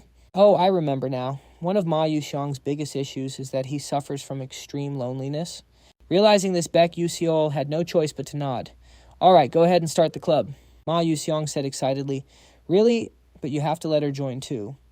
Isol's eyes widened. What, me too? Seeing the plan was on the right track, Bak Yuseol thought smugly that in the original story, those two were a match made in heaven. If it's Isol, she can take care of Ma Yuseong's mental health. He's like a pufferfish that'll turn black or go crazy the moment it's pulled out of the water. I can't count on Flame since she's always hanging out with Hawoo-rang anyway. Ma Yuseong was so happy to have Bak Yuseol on his side that he generously invited Isol too. I'd be more than happy to have a beautiful lady like Miss Isol join us. Being called lady for the second time, Isol said angrily, Stop calling me lady. It's super annoying. Listening to them bickering like cats and dogs, Bak Yuseol wondered to himself if he had made the right choice. Next, Ma Yuseong asked what the club's name should be. Bak Yuseol was already prepared. He told them, leave that to me. A moment later, an application form appeared in front of everyone. Club creation form. Club name Gourmet Club. President Bak Yuseol. Members Ma Yuseong Isol. Purpose exploring the world's best cuisines. Feeling like something was off, Isol spoke up. Is this really okay? To get a special activity seal, we need at least one supervising professor and at least 5 members. Hearing this, the corner of Ma Yuseong's mouth curled up slightly. He smiled like a savior. I can handle the members and the seal, but finding a supervising professor might be tricky even for me. Bak Yuseol turned to Ma Yuseong and asked, Wait, why you're the one who can get special off-campus permits, right? It's just that all the professors here are total bastards. Ma Yuseong smirked. Without knowing why, that smile sent a shiver down Bi Yuseo's spine. It's nothing. Sensing everyone was finished. Ma Yuseong picked up the paper and said, All right, I'm heading out to get the stamp for our club application. Yeah, I'm counting on you. Watching Ma Yuseong's back as he walked away, Bi Yuseo thought to herself, stamps for special activities aren't usually something just anyone can get. But if they actually stamp it for him, then I can be sure. They're definitely one of them. Scene shift to Vice Principal H.E. Hayden's office. He is a rank 8 mage and the Vice Principal of Stella Academy. As he was admiring a porcelain vase, the door suddenly swung open. His expression shifted instantly. Ma Yuseong walked right up to him. Seeing Ma Yuseong's insanely handsome face, Achi Hayden forced a respectful smile. Oh my, what wind blew you in here today? Young Master Ma Yuseong. Seeing the man's brown-nosing expression, Ma Yuseong flashed a friendly smile. Yeah, long time no see, Achi Hayden. Ma Yuseong then sat right in the vice principal's chair with a satisfied smirk. Oh, your seat is way more comfortable than I thought. I think I like it. Haha, I'm glad the young master likes it. It's wonderful to see how much you've grown. So, how is life at Stella Academy treating you? Is everything going well? Great. I've met a lot of interesting friends here. This place is way better than home. Seeing Ma Yuseong's bright smile, Achi Hayden frowned slightly. What the hell is this psycho brat doing here, he thought. So what can I do for you today, sir? As soon as he asked, Ma Yuseong slammed the club application on the desk and smiled. This is a club registration form. I need your stamp on it. Say what H.E. Hayden was speechless. He stared at the form in total disbelief. Who would have thought an eccentric guy like Ma Yuseong would actually want to join a club? If the clan found out about this, their jaws would hit the floor in shock. Thinking this through, H.E. Hayden said seriously, "Ahem, I see. A club application. Let me check first to see if it meets all the requirements. At the very least, the minimum number of members has to be valid for it to be official." But as H.E. Hayden reached for the paper, Ma Yu-seong immediately slammed his palm down, covering the details. This made the man freeze for 5 seconds. When Hayden looked up, he saw that Ma Yu-seong's sunny smile had been swallowed by shadows. "You don't need to check the contents. Your job is just to stamp it. Achi Hayden, you're going to do what I say, right?" Achi Hayden felt something deep and terrifying behind Ma Yu-seong's eyes. He subconsciously gulped. A thought flashed through his head. Don't resist. More accurately, he did not have the right to refuse. As long as this kid was the heir to that legendary man, he could not say no to a single request. With sweat dripping down his forehead, H.E. Hayden reached into his drawer and pulled out the stamp. "Yes, of course I'll stamp it. Just please keep this a secret." Hayden subtly reminded Ma Yu-seong of that deal while pressing the stamp onto the paper. Seeing it was done, Ma Yu-seong's attitude flipped back to normal. I know. Thanks, I'm out." With that, Ma Yu-seong left the office. Once the door clicked shut, Achi Hayden, who had been frozen stiff, slumped into his chair and let out a massive sigh of relief. Damn it, that brat only has half-baked talent, yet he dares to act so arrogant in front of me. Like father, like son. How can he be so much like that man? But this will end soon. One day, I'm going to snap that arrogant little brat's neck. Scene shift to the next day. As the bell rang to end the period, Professor Kaijwin raised his voice. "All right, class dismissed. Don't forget to finish your homework." After that, he stormed out in a huff. The whole class started buzzing. "Hey, did you see those two I did? Man, that felt so good to watch." Thinking about how he used to treat normal students like us, I feel like 10 years of frustration just vanished. Same here, especially toward commoners. His words were getting more and more toxic. After packing their bags, all the students headed home, leaving only Jackie behind. She sat there clutching her presentation, staring at the paper with deep regret. Damn it, I could have made a better impression, but I was so nervous I totally blew it. I should have done better than Flame. Seeing Jackie still had not packed up, Flame knew she was beating herself up over the presentation and tried to comfort her with a smile. "Jackie, you did better today. Don't let Professor Kajwin's toxic comments get to you. You did a great job. Shut it. I don't need your fake sympathy." Flame was stunned for a second. She snapped back in frustration. "Seriously, this brat... I came all this way because I was worried, and you're just being completely clueless about how others feel." Suddenly, Busell's voice rang out from behind. "Yo, Flame, I need a favor." Flame jumped out of her skin and yelled, "Can you stop spawning behind me like that? You scared the life out of me." "So, what do you need help with?" Busell replied awkwardly, "It's nothing major, but are you close with any professors? I'm planning to start a club. Can you see if any professors are free to be our advisor? Why don't you do it yourself?" "That well. It seems all the professors hate my guts, so it's probably better if I don't ask them directly." Flame went silent for a moment and then burst out laughing. "Ha ha, well, obviously. With your daily attitude and everything you've done, it's only natural they feel that way about you. Talking back to professors sleeping through class and even cheating. You're lucky you haven't been expelled yet." "Ahem, you don't have to list everything." Flame closed her eyes and thought about it. Being a club advisor was a total drag, so it wouldn't be easy to recommend a professor. Suddenly, a name popped into her head. "Oh, wait, aren't you super close with Professor Mean Tieran's assistant, Aunt Teresa? I always see you hanging out at her lab." "Yeah, that's true. Then why don't you ask her? Wait, an assistant can be an advisor, too." "Are you stupid?" "This is Stella." Busell's jaw dropped. He couldn't believe he'd been running around like a headless chicken when the easiest path was right in front of him. Realizing this, our MC said goodbye to Flame and bolted straight toward Aunt Teresa's place. He thought to himself as he ran, "So a teaching assistant can be a club advisor too. I was so focused on the main quest line that I totally missed these side details." Suddenly, Busell came to a halt. He saw Professor Mean Tieran walking out of the lab, clutching a stack of papers with a sinister smirk on her face. Watching her back disappear, Busell wondered, what is she doing here? He then pushed open the cracked door and stepped inside with a bright smile.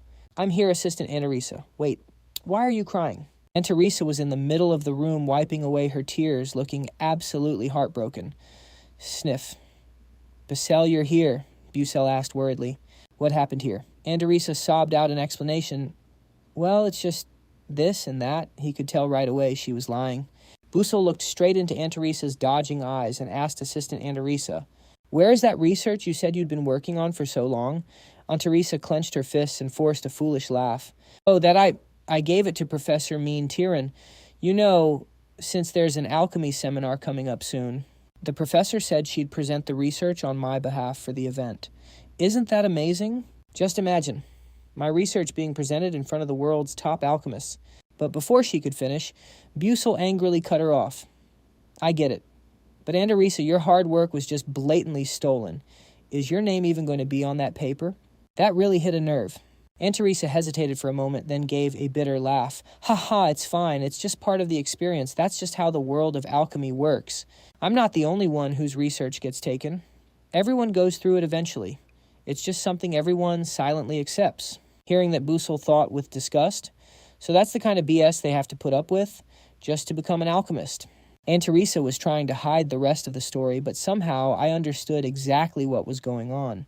It was like telepathy. These days, the alchemy community is so tiny that people say everyone in the field knows each other personally.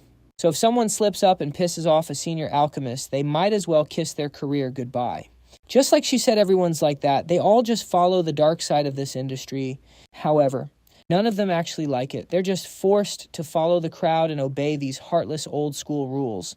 That upcoming seminar was probably the moment Aunt Teresa had been waiting for her entire life. Her research was finally going to be shown to the world. For that one moment, she endured all the torment and pressure from Mean Tyrann. But that woman was the one who crushed her hopes. She always said the same thing whenever she stole Aunt Teresa's work. Just wait one more year. You still have plenty of chances, right?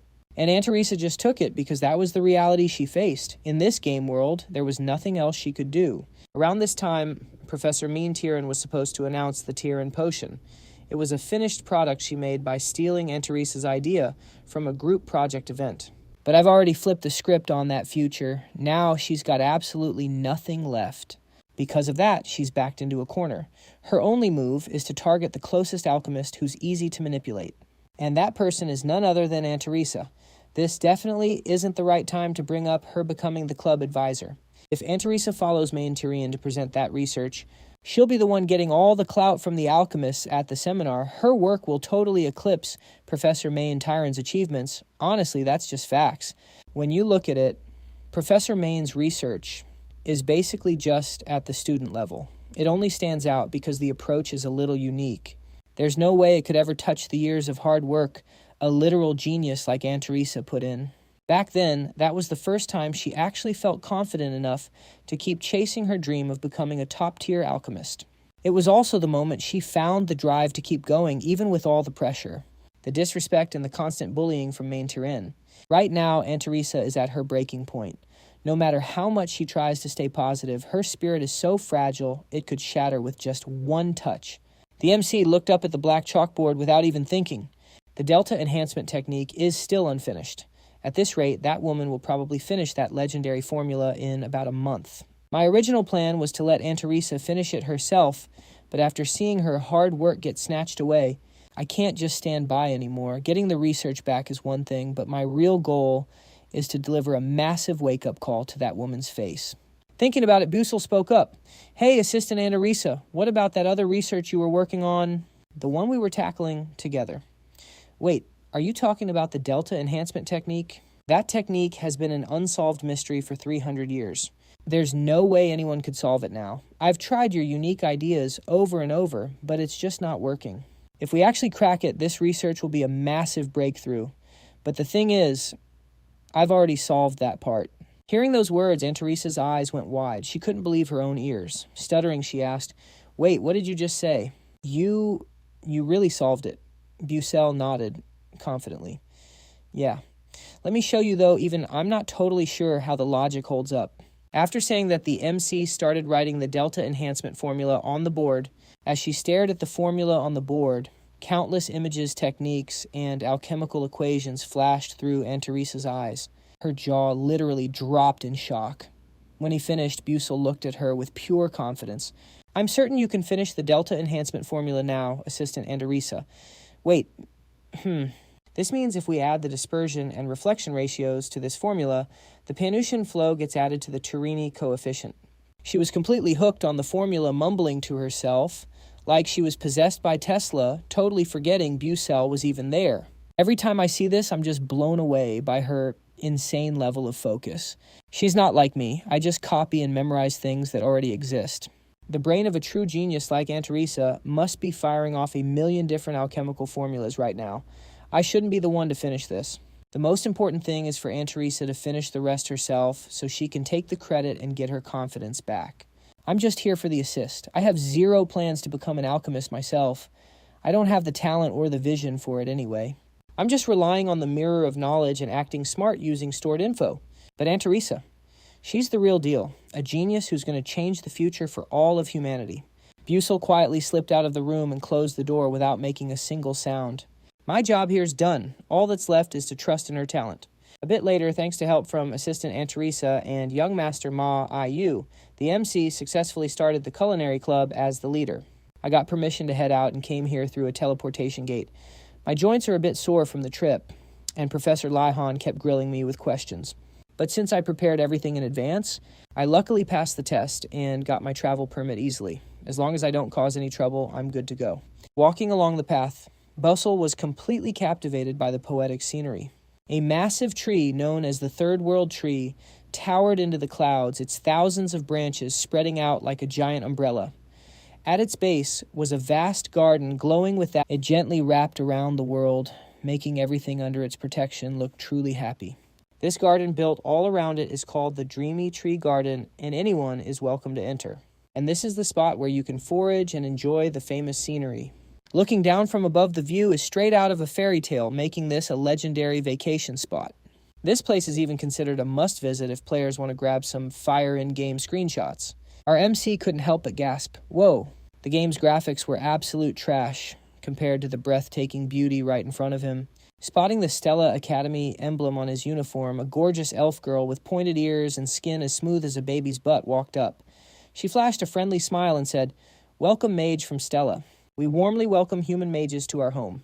"The pleasure is mine, beautiful lady." Another elf passing by also gave a warm welcome, saying, "May your sincerity reach the Mother Earth." Yes, I also wish to express my gratitude to Mother Earth and the World Tree for gifting us such a stunning garden today.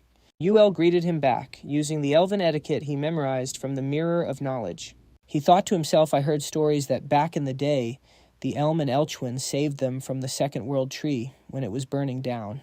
Guess that was true. A lot of elves recognized the Stella uniform and were being pretty chill. In reality, there aren't many mages in this world who specialize in offensive magic. Plus, the test to become a magic warrior is insanely hard. That's why so few people actually hold that title. By the way, it's impossible not to notice how many elves here look like absolute tens. MC was totally admiring them as he walked. But not every elf is a top-tier beauty at first glance. It's just that the ratio of attractive individuals in the elf race is much higher than in humans. There are still plenty of average-looking ones. If he had to compare, UL thought of Uzbekistan back on Earth. A place full of stunning people, but no one person stood out as a literal god among regular people. Even in the game, when describing main characters like Mao Seon or Princess Hongbaeon, they'd use phrases like, "No elf could match their beauty." Oh wait, there was one elf with a broken visual stat, the elf king Florine. She looked like a literal goddess and stole the hearts of countless players. She's the most popular character in all of Ear War, and Florine was actually one of my favorites too. Probably because I have a thing for the pure-hearted lady types.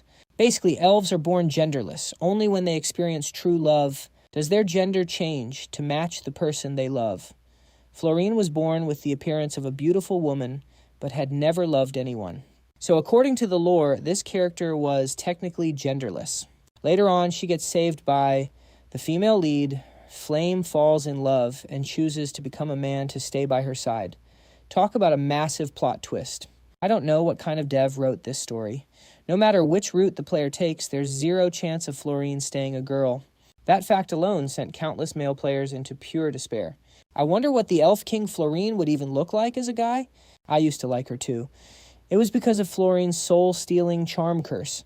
The moment someone looks into those captivating eyes, regardless of age or gender, they fall so deeply in love, it's like their soul is being snatched away, and they eventually die from the agony of longing. I'll probably only be able to face Florine after that curse is purified by the pink spring 3 moons.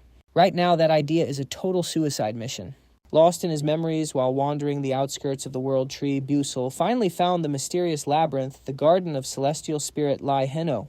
He did the math in his head. His skills were already pretty buffed up by now. It's better to prep for the upcoming events. With that, the MC pulled the leaf key of Elfel from his inventory.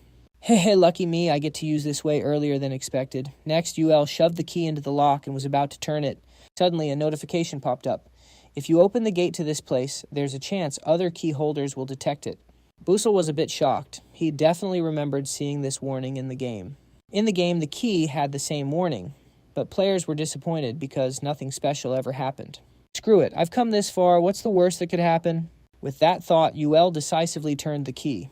In an instant, the gate to the Garden of Celestial Spirit Lai Fanel swung open. At that exact moment, in the cradle of the Celestial Spirit Tree, the Kingdom of Elves. High on the tallest peak of the primordial mountain range, an abandoned yet magnificent castle stands tall. That ancient crumbling fortress looks totally out of place in the wild, but somehow it blends in perfectly. At first glance, you'd think it was just another massive tree in the endless forest. At the very top of that castle is a single bedroom. It's shrouded in darkness with only a tiny sliver of light peeking through the window. It's eerie, honestly. Is the sun even allowed to shine here? Drawn by that faint glow, a slender woman gets out of bed and slowly walks toward the window. Her snow-white hair falls softly over her shoulders, looking like fresh frost on a frozen mountain peak. As she looks out at the view, she opens her eyes, striking golden eyes that shine brighter than gold itself. If anyone caught a glimpse of those eyes, they'd lose their damn minds. They'd be completely obsessed. Her beauty is literally too much for any conscious being to handle. Meet the queen of the Elf Floran tribe. She's perpetually sleepy and deals with low blood pressure every morning. Even after waking up, Floran just sits by her small window, watching birds fly freely across the sky. She feels a heavy weight in her heart, wondering when she'll finally be free like them. She's trapped here and she's low-key jealous of those birds. Suddenly her heart skips a beat. Something is wrong. She clutches her head. Someone just broke into the secret garden, the resting place of her oldest friend. The 1,000-year-old spirit Hino is supposed to be sleeping there. She can't believe it. No one should be able to get in. Who the hell would dare? Never mind how they got the long-lost key. Queen Floran is more curious about who this intruder is. She decides she has to go see for herself even though she's not supposed to leave this room.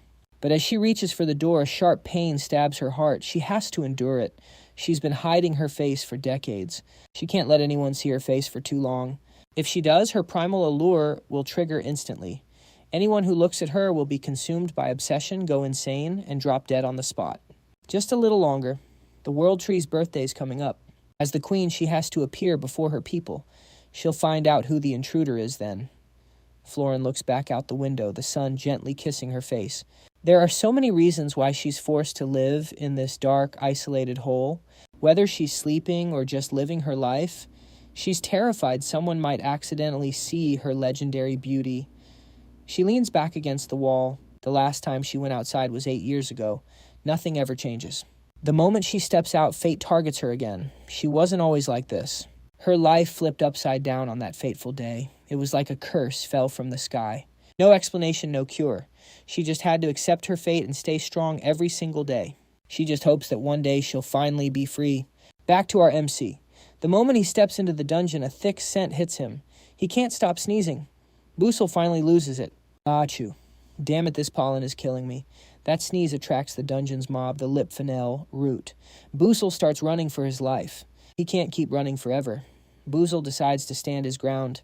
The MC fights hard, but this wood attribute monster has insane vitality. It's not going down easy. So Busell pulls out an alchemical bomb, since it's a wood-type fire is its biggest weakness. This is exactly why he took alchemy as a subclass. Smart move. He can't combine gunpowder and mana like high-level alchemists yet to make massive explosions. But a tier 1 firebomb should be enough for this trash mob. Busell chucks the bomb at the monster. The bomb hits the roots and explodes. The monster screams in agony. Seeing his opening, Busell pulls out his Tejivon sword and uses Flash Step to close the gap. He spots the weak point and stabs the lip fennel's main root without hesitation. It collapses and fades into nothing. Ping. System experience points gained. Busell lets out a sigh of relief. Phew, at least these weak mobs give decent XP. Busell keeps moving. His real target is just ahead and he's got no more time to waste. Congrats, you have entered the dungeon's boss room. As the sound fades away, the massive wooden doors slowly creak shut. A light breeze brushes past, and a breathtaking scene unfolds right before Busell's eyes. Under that mystical night sky, a full moon, brighter and more magnificent than any moon on earth, gently bathes a vast, endless field of flowers in its light. High above, shimmering stars decorate the night, making everything feel like a dream.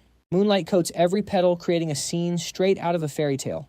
Taking a deep breath to steel his resolve, our MC steps forward into the infinite sea of flowers. As he reaches the heart of the labyrinth, Baek Yuseol's eyes begin to sparkle. He wonders, is that statue of a praying woman leaning against the stone pillar actually the boss of this labyrinth? The celestial spirit? Celestial spirits are the most mysterious beings in this world, pure souls who have cultivated for tens of thousands of years until reaching enlightenment and ascending into a new form. Even in the world of Eiji, creatures like this are incredibly rare and hard to find. However, what stands before me is not a perfect celestial spirit. Her heart was stolen before she could fully transform, leaving her eternally trapped in this half-state. Now she is just like a still tree standing in the middle of a flower field.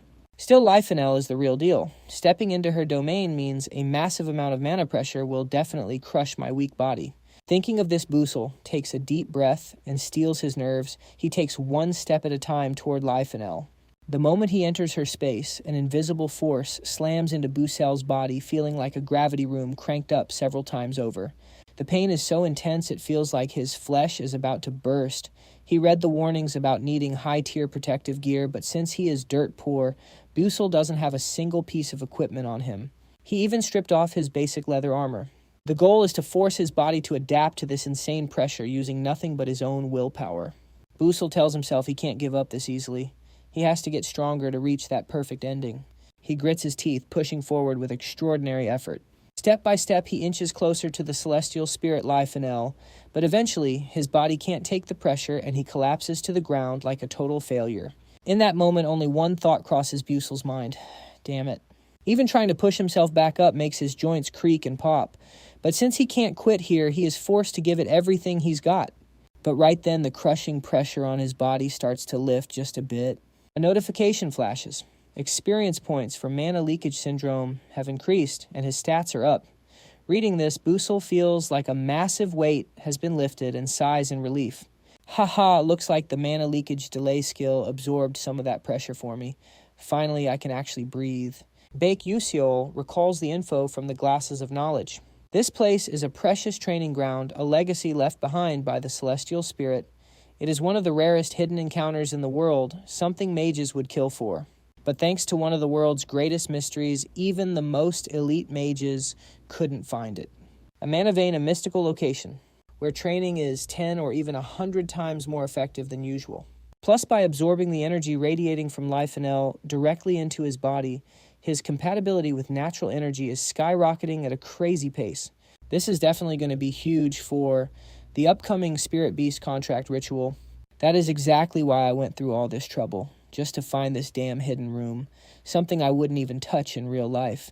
But before I start training, I need to get my hands on it. Next, Baek Yuseol reaches the spot where Lifenel is deep in sleep and reaches for the branch hanging from her wrist. A notification flashes. Congrats, you have obtained a special artifact. Branch of Resentment. Rank high. Description. A resentment that never fades with time. It only grows stronger over time. Special effect, Resentment. 1. Inflicts the resentment debuff on the target upon first contact. 2. On the second contact, the resentment effect explodes, dealing massive damage to the target. 3 resentment damage stacks every single day up to a maximum of 3 months. 4. If the target is rank 6 or higher, the damage is halved. Can be used one time. After checking the Branch of Resentment's stats, Busell smirks, feeling proud of what he has pulled off. Sick, I finally got what I wanted. To take down the Chapter 8 boss, Mayon Tyran, this artifact is absolutely crucial.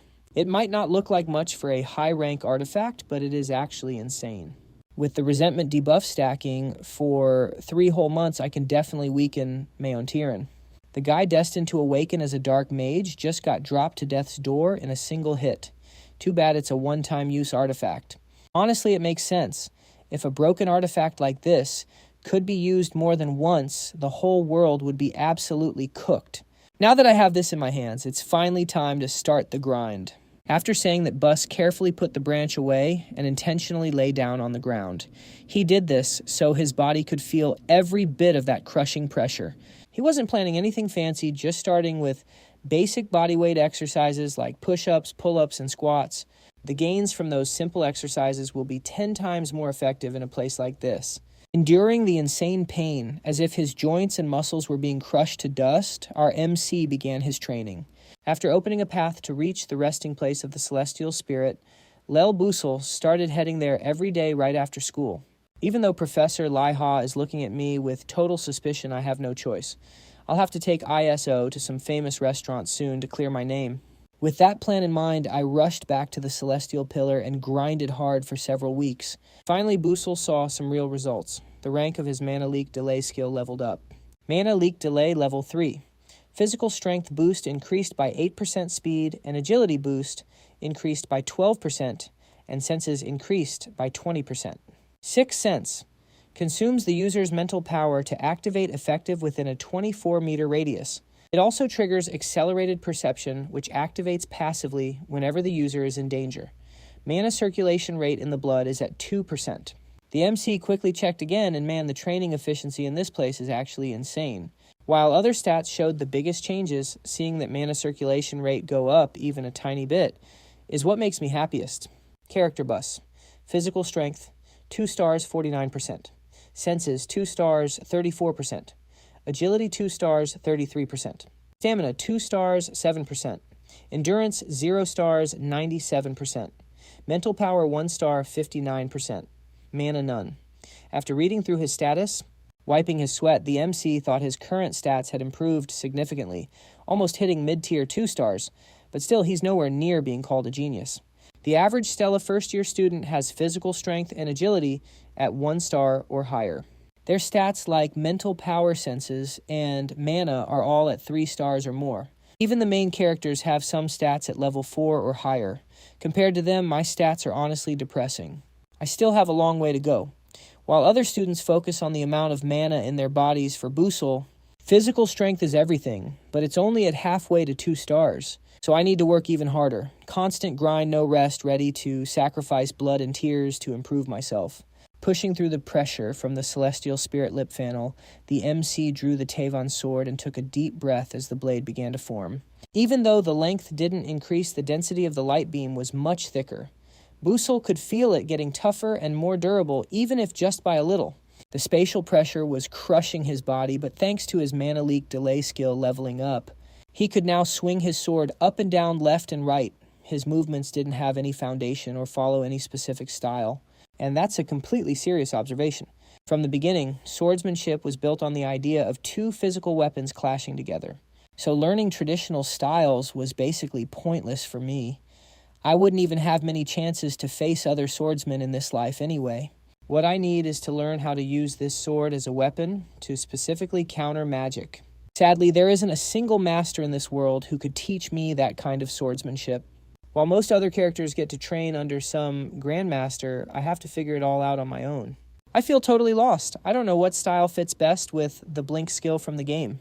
I thought just blinking around to change positions and constantly stabbing with a sword or spear would be enough. But reality isn't that simple. Thinking back to that fight with the necromancer, my attack slipped and hit his hip instead, giving him a chance to counter. Right then I realized, the only thing I need to master is simple stabs and slashes, but with insane precision to target the enemy's weak points. Until then, I have to keep swinging to get faster and more accurate. Even if it grinds my bones to dust, tears my skin, or makes me vomit blood, I have to keep swinging under this pressure. Because I'm sure as hell it's better than just sitting around. It's like in movies or comics where people wear sandbags to train. Since I don't know the right way, I'm just copying what I saw on TV. Suddenly, Busell felt a sharp pain like a hole was being ripped through his lungs. A violent surge of mana exploded from his heart, making the MC drop his weapon. He kept coughing uncontrollably as a strange notification appeared. You have mastered a special mana breathing technique. Skill acquired, Breath of the Heavenly Spirit. Busell's body was already feeling heavy, making it hard to keep his balance. Now every single one of his senses is becoming way too sharp. It's making Busell feel like he's about to throw up. His ears are ringing, the world looks distorted, and his mind is a total mess. His legs keep losing strength as he tries to stand firm. If he falls now, his body might not handle the pressure and could get crushed. He needs to grab onto something so he can sit down safely. But right then, a voice snaps him back to reality. The dizziness vanishes in a heartbeat, and his heavy breathing finally goes back to normal. Hey, what are you doing here? Can't you hear me? Hello, can't hear me? Or are you just playing dumb? Hey, answer me. My voice is as loud as a cannon. I am waiting for an answer. So talk to me right now. Bak Yuseo jumped in shock and yelled, "Whoa, what the hell? You scared the life out of me. Where is that voice coming from?" Hearing this, the mysterious voice spoke up again. "Oh, you can hear me now, right? You definitely heard me. I knew it. Over here. Look this way." Our MC looked around frantically, but he saw no one except the statue of the heavenly spirit Lip Fennel. He gasped in shock. "Wait, are you the heavenly spirit Lip Fennel? Oh my god, the heavenly spirit Lip Fennel is actually talking to me." This was way beyond his imagination, so Baek Yuseo played dumb and said, "What is this talking corpse? I am not dead yet, you rude human. How can I talk? I have been talking the whole time. Your ears were just trash, so you couldn't hear me. Then why couldn't I hear you before, but I can hear you now? Maybe it is because you are becoming more like me? What do you mean?" "Well, you just took the exact same breath as I do." "That is impossible for a human. That breath belongs only to spirits." Hearing this, Baek Yuseo finally realized what happened. Now that he thinks about it, there was a notification about learning a new skill. Breath of the Heavenly Spirit Level 1. Description allows you to become one with nature through the Spirit's breath. Mana circulation in the blood increases when used, but the downside is divine body erosion. First form boosts physical strength to 107%. Second form boosts speed and agility to 125%. Third form boosts senses to 147%. Fourth form boosts endurance to 101%. Max duration is 15 seconds, and the divine body erosion rate is 1%. Looking at the notification, the MC couldn't believe it. He never expected to get such a cracked skill. The duration is short, but it can boost his stats from a 3-star level to a 4-star level in the blink of an eye. However, the price is steep. Once divine body erosion hits 100%, it means losing his human body forever. Heavenly spirits can maintain their form using their own mana, but for someone with Mana Leakage Syndrome like him, losing his body is basically a death sentence. It is an amazing skill, but the more he uses it, the shorter his life becomes. No, he can't think like that. He has to stay positive. Anyway, this is a super useful skill for emergency situations. Seeing Baek Yuseo go quiet, Lip Fennel said, "That's strange. You're only the second person to ever learn the Spirit's breath. You really remind me of that person, but your presence is so faint. There's almost no mana in your body, like you don't even exist in this world." Hearing that he was the second person to learn it, Baek Yuseo asked curiously, "Who was the first one that person used a sword just like you? He cut through magic and even slashed down heavenly spirits."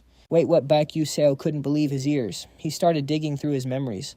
In the game there was never any mention of a swordsman like that. If that character was strong enough to kill a heavenly spirit, they had to be a total swordmaster. Does someone like that really exist? Well, it's not completely impossible. Just by looking at his own situation, he could draw a conclusion. Even without the flash skill, he could already cut through low-level magic after less than a month of training thanks to the Tavon sword. Even if those broken items didn't exist in the past, Mana Leakage Syndrome definitely did. This means it's totally possible that someone in history who couldn't learn magic pushed their physical body to the absolute limit by using this syndrome. Even if it's a game, not everything is revealed. Thinking this, Busell calmed down. He asked the spirit, "Can I meet that person?" but the response was brutal. No, the 12 disciples of the great primordial mage already killed him. Those words hit like a bolt of lightning, completely shattering Busell's dream of finding a legendary sword master to be his teacher. I thought they lived in this era, but I didn't expect them to be from the same time as the Origin Mage. Doesn't that mean they're long dead? Reading the thoughts in our MC's head, Lip Fennel makes an offer. "Want me to teach you their swordsmanship?" Busell is shook. Is this a total godsend or some kind of equivalent exchange? Lip Fennel continues. "I spent a long time with that person, so I've memorized every single breath and technique they had." Busell is still a bit skeptical. "Wait, for real? But there's a catch. I can't leave this secret realm and I can't talk to anyone but you. Since I'm basically dead once you get out of here, please find a heart for me. Please bring me back to life." Hearing Lipfanel's request, Busell was absolutely stunned. Only one thought was running through his head: this condition is straight up impossible. Even though he knows this opportunity could make him OP, the price is way above his pay grade right now. Our MC just stays real and turns her down. The reason is simple: with my current level, there's no way I can get a heart from another Celestial. After thinking for a bit, Lipfanel whispers, it doesn't have to be a Celestial's heart. Even a pure heart from a divine beast would work. But if you use that heart, you'll lose almost all of your power. You know that, right? Her voice suddenly drops. It's fine. It's better than being trapped here forever, living all alone with no one to talk to. Hearing that, Busell nods and agrees without a second thought. All right, if it's just a regular divine beast heart, it's not impossible. Wait, really? Yeah. Busell smiles, thinking to himself that he came here to train for the upcoming Spirit Beast Pact ceremony anyway. There, he'll definitely run into tons of divine beasts, hostile ones, friendly ones, and even the neutral ones. Whether he can find a heart that fits Lipfanel is still a big question mark. But it's definitely going to be way easier than hunting down a Celestial's heart. If this can fix his only weakness, he's going all in. I'll do whatever it takes to bring it back to you. Hearing the MC's confident words, Lipfanel beams with joy. Thank you. I'll be waiting right here. Oh, right. I have something else for you. What is it? Look at the stone pillar where I'm standing. What's that? It's proof of our friendship. Alpha's flower chain, the symbol of the bond between Lipfanel and their fated friend. No stats, though. I've never even heard of an item like this back in the game. Not sure what it does, but it'll come in handy eventually. Worst case, if I can't start a fire, I'll just use it as kindling. Busell tucks it into his pocket, but then something clicks. He holds the flower crown back up with a bright smile. Wait, she said this is a Celestial's symbol. Celestials are beings that transcend the common sense of this world. So even if this crown doesn't have special stats, it's bound to be useful later. No, I'm sure of it. This flower crown is going to be a massive deal in the future. Scene change to nighttime at Stella Academy in Aunt Teresa's lab. Aunt Teresa is still grinding hard because tomorrow is the big presentation on variable interference methods in alchemy. 300 years ago, an alchemist claimed, "I've found a miracle formula to solve this equation. But I really got to go to the bathroom, so I can't write it down yet." Then he died right there in the stall, making the formula legendary. If this formula is legit, it'll be a discovery so huge it could turn the entire world of alchemy upside down. But for 300 years, countless alchemists tried and failed until nobody even dared to touch it anymore. And this impossible formula is finally being finished by Aunt Teresa's own hands thanks to Busell's guidance. After double-checking everything, Aunt Teresa slumps to the floor like a puppet with its strings cut. She wonders, did I actually do it? Is this a dream? She pinches her cheek so hard it actually brings tears to her eyes. Realizing it's not a dream, she grabs her pen and quietly adds a name to the author section of the thesis. Co-author Busell. After all, she only finished this formula because of him. Without him, this would have been impossible. He totally deserves to have his name on it. Once she's done writing, Aunt Teresa smiles happily. Thinking about the upcoming presentation, she's both nervous and hyped. But still, she's going to step up and face the challenge. Because there's a guy who was willing to sacrifice so much for her. He worked so hard for her, even when everyone else ignored and looked down on her. The variable interference method in alchemy, the moment alchemy and magic engineering meet. Things that were once thought impossible to combine are finally becoming one. A whole new era is about to begin. Countless scientists have dreamed of this day. Tomorrow, the world better get ready to welcome the dawn of a brand new era. Let's head over to the kingdom of the dwarves, Black Iron City. It's famous for having the richest gold mines in the entire world. The buildings here literally reach the sky, giving off major cyberpunk Edge Runners vibes. The only light comes from faint sparkles looking like stars peeking through the mystical fog. Below, a massive web of steel tracks fills the air with trains zooming back and forth. People call this place Spider City. Inside the most magnificent tower, alchemists from all over the globe are gathering. It's time for the Alchemy Symposium, and Menent Tyron is there too. Right then, Busell and Aunt Teresa just stepped off their train. Honestly, he didn't plan on joining some boring academic conference, but he ended up here anyway. He worked so hard taking care of Aunt Teresa. It's time to see some results. Busell let out a sigh and said, "We're finally here." Yeah, you're right. I'm so nervous. Looking at the scene, Busell remembered the original story. This symposium happens every year and moves around. Last year, it was at the new lab in Alchemy City. The year before that, it was at the Midran Research Institute of the Dwarves.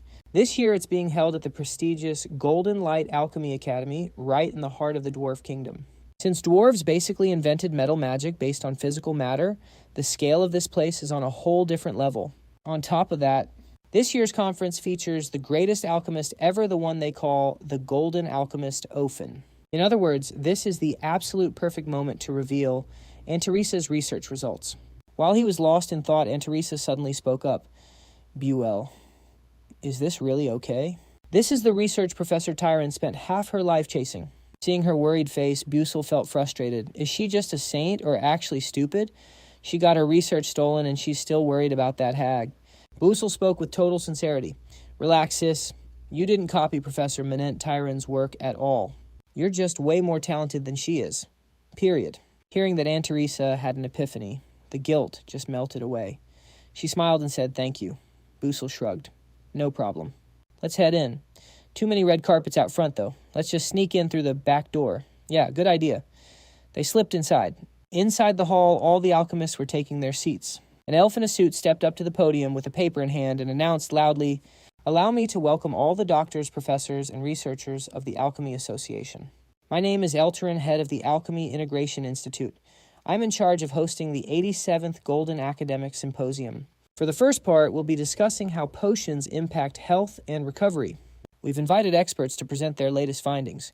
Now, without wasting any more of your precious time, I'd like to invite Professor Manent Tyron from Stella Academy to present her latest formula."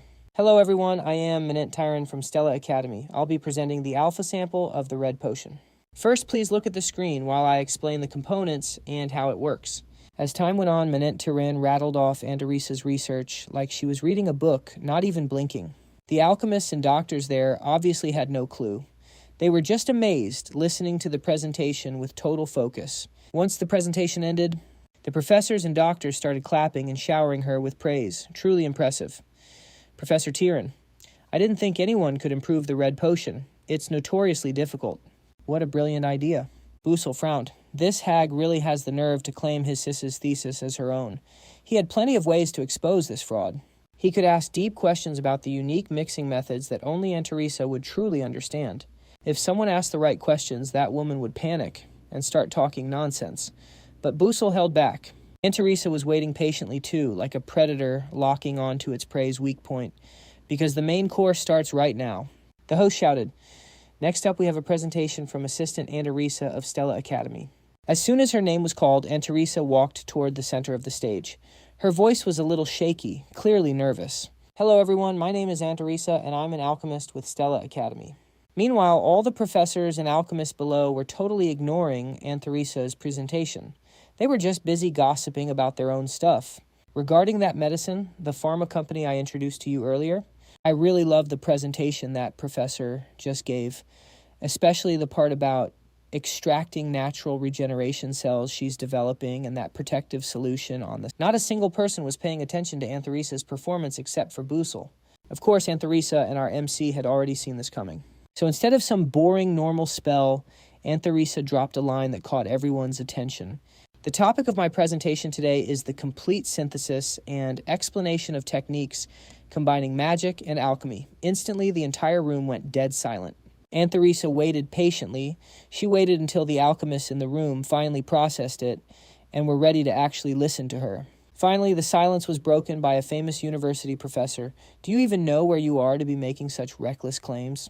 I get you're just thirsty for attention, but there is a limit to this kind of behavior." Antaresa stood her ground and replied, "Of course I understand the significance of this seminar very well. This is a rare and incredible opportunity for someone like me to stand here, so I have zero intention of messing around. I don't want to waste this precious chance. So how exactly are we supposed to take what you just said?" Hearing this, Antaresa's heart started racing. She clenched her fist to stay calm and raised her voice. "Please take it, as an alchemist would." As soon as she said that, the crowd started wilding. "Do you think she's for real?" "I think she's successful, but that method of combining magic and alchemy has always been pointless. Theoretically, the principles of magic and alchemy just don't mix." "Exactly. Even countless genius alchemists over the last 3,000 years couldn't find a solution. Now some random person found the answer. No way." Everyone was hating. No one believed a word Antaresa said. But there was one person still thinking it over. the greatest alchemist of all, known as the Golden Alchemist. Busell Gordon spoke up and shattered the tension. Everyone went quiet. The second he spoke, the entire hall fell into a heavy silence. If we just call something impossible because we failed a few times, how can we call ourselves alchemists if we don't even have faith in the craft? But we've been researching that technique for ages with zero progress. At best, she probably just made some minor tweaks to what we presented last time. That's why I'm actually looking forward to this young alchemist, the one brave enough to seek the truth within laws that everyone else calls impossible. Go ahead, present the truth you've discovered. Getting encouragement from a legendary alchemist made Antheresa's face turn bright red with joy. Thank you, everyone. Then I shall begin my presentation. Suddenly, someone slammed their hands on the table and stood up. I have an objection. It was none other than Professor Mean Tyran from Stella Academy. Before Assistant Antheresa presents her thesis, I want to raise some serious doubts about it. Hearing this, the alchemist, Gordon, turned and asked Doubts. What do you mean? Mean replied with a voice full of rage. I'm talking about plagiarism. The room exploded in shock. Oh my God, plagiarism. She's accusing her of stealing work. Antheresa's face went pale at her sudden move. The atmosphere got heavy, but Busell couldn't help but burst out laughing. Ha ha ha, now this is interesting. It's been a long time since we've had a plagiarism claim during a presentation. If you dare make an accusation like that without proof, you know what the consequences are, right? Mayon Tyran smirked, totally confident because she had all the evidence. Of course I know. With that, she walked to the center of the stage, looked everyone in the eye, and raised her voice. As you all know, the technical method of combining mana and alchemy has 5 major hurdles. Only when all 5 problems are solved can the method truly be complete. Up until now, the academic world has only solved 2 out of the 5, and even those 2 explanations are considered incomplete. But I have solved 4 of those 5 impossible problems. And Assistant Antheresa standing here is my assistant and an instructor at Stella Academy. The moment she said that the crowd started wilding, it's over. If what she's saying is true, then this thesis is exactly what you think it's mine. There's no mistake. Even if Assistant Antheresa could solve the 5th problem, could she really have solved the other 4 by herself? That's the real question. Hearing the interrogation, Antheresa began to shake from deep-seated fear. Seeing her plan working, Main Tyran flashed a victory smirk. Antheresa, you fell right into my trap. You arrogant brat, I admit your natural talent surpasses mine, but right here your career as an alchemist is over. All your talent and hard work will finally be mine. Haha. Then she walked toward Antheresa and pressured her further. Well, what do you think about this, Assistant Antheresa? Antheresa was trembling under the pressure. She thought to herself, I knew Professor Mayon Tyran would make things difficult, but now that I'm facing this situation, I have no idea how to handle it. My mind is a total blank and my hands won't stop shaking. Just then, Busell's warm voice echoed in her mind. When you feel overwhelmed and can't handle it alone, just look for me. Those words gave Antheresa a burst of courage. She raised her hand and stammered, I want to call someone to support me during this presentation. The crowd gasped. Who could it be? Antheresa tried to stay calm and replied, He is the co-author of this thesis. She pointed toward Big Busell and continued, It is Big Busell, sitting right over there. No one saw this coming. Big Busell acted surprised and said, Wait, I'm a co-author. After that, of Gordon and the organizers agreed to Antheresa's request. Busell knew he couldn't escape this mess, so he stood up and walked to the podium. The older alchemist started whispering because of how young he looked. No way, no matter how talented he is, how can a mere student be a co-author, especially on a topic like the complete integration and interpretation of magic and alchemy techniques? We didn't come here to watch kids play games, but even if they complained it was too late, the organizers and the Golden Alchemist had already accepted it. Ignoring the noise, of Gordon looked interested in this unexpected twist. His gut told him this was the start of a legendary duo. A new era was about to begin. Meanwhile, Antheresa was still shaking from the complaints of all the alchemists in the room. She looked absolutely miserable. But Busell didn't go to her side immediately. He glared at Mayon Tyran like he was plotting something and intentionally walked right past her. Busell skillfully pulled out the artifact he had obtained and activated it. A system notification popped up in his head. Special ability of the Branch of Resentment has been activated. The target of resentment is Mayon Tyran. Mayon Tyran obviously had no clue. She grit her teeth, looking annoyed. How disrespectful. Big Busell didn't care because he had been waiting for the perfect chance to turn her into a dark demon. It finally worked. As he walked toward Antheresa, he smirked and thought, nice, it looks like it's a success. Now I just have to wait for her to turn into a dark demon and let the guards here finish her off. And just like that, the boss of Chapter 8, Mayan Tyran, is cooked. Then, full of confidence, Busell turned to all the high-ranking alchemists and spoke loudly. First, I'd like to give my most respectful greetings to all the seniors present here today. My name is Busell from S Academy, and I am the co-author of the presentation on the complete integration of magic and alchemy. I've heard Professor Mayan Tyran's arguments clearly, but they say seeing is believing. So why don't we just demonstrate the complete integration of magic and alchemy right here and now? As soon as he finished, the room exploded in shock. A direct showdown between a professor and an assistant. Now that sounds interesting. Haha, I'm starting to like this kid. Nothing is more convincing than a live duel in front of hundreds of people. While everyone else was hyped, Assistant Antharisa was panicking. Busell, I can't... But before she could finish, Busell cut her off. Assistant Antharisa, don't you trust me? Antharisa was startled and replied, Of course I trust you. Hearing this, big Busell gave a bright, sun-like smile and said, I'm the one who has watched all your hard work and progress this whole time. Isn't that right? Don't worry. You can definitely do this. Just trust in me because I believe in you. Hearing Busell's answer, Antharisa felt like she'd been hit by lightning. Busell's action seemed simple, but his confident smile and sincere eyes planted a seed of hope in Antharisa, who had always lacked self-esteem. She looked at his face, and that honest smile, asking herself, can I really do this? Busell, a first-year student, was known as Professor Mayan Tyran's archenemy. His god-tier talent meant he was always bullied, yet he always stayed on top and made things difficult for Mayan Tyran. It was so satisfying to watch. I really admire how someone younger than me can bravely stand up to Professor Mayan, something I never dared to do. Taking a deep breath, Antharisa gently squeezed her own hand. She finally felt the pressure lift. Becky's words were exactly the boost she needed. Taking off her glasses and undoing that messy hair tie, she whispered to herself, Yusa was right. It is time to trust the grind. Everything I have worked for starts now. With that thought, Antharisa was done acting weak. She locked eyes with that woman, tossing aside the accessories that were nerfing her looks. In a heartbeat, her whole aura flipped. Mayan Tyran was stunned, silent. This was not the assistant she used to know. This was someone completely different. Anissa looked her dead in the eye. Let us get this started, Professor Mayan. 2 boards were brought out. Mayan's was massive, while Antharisa's was barely half the size. The disrespect was real. Busell just watched from the shadows, silent. Wasselkorden smirked as everything fell into place. Well, this is getting spicy. Let us begin. Is there any beer around? Ahem, Lord Welson, please. Have some class. Fine, let us just go. And just like that, the battle of wits began. Mana synthesis versus alchemy. It is on. Mana synthesis and alchemy. 300 years ago, a legendary alchemist made a claim. I have found a miracle to solve the void formula, but then he slipped in the bathroom and died right there.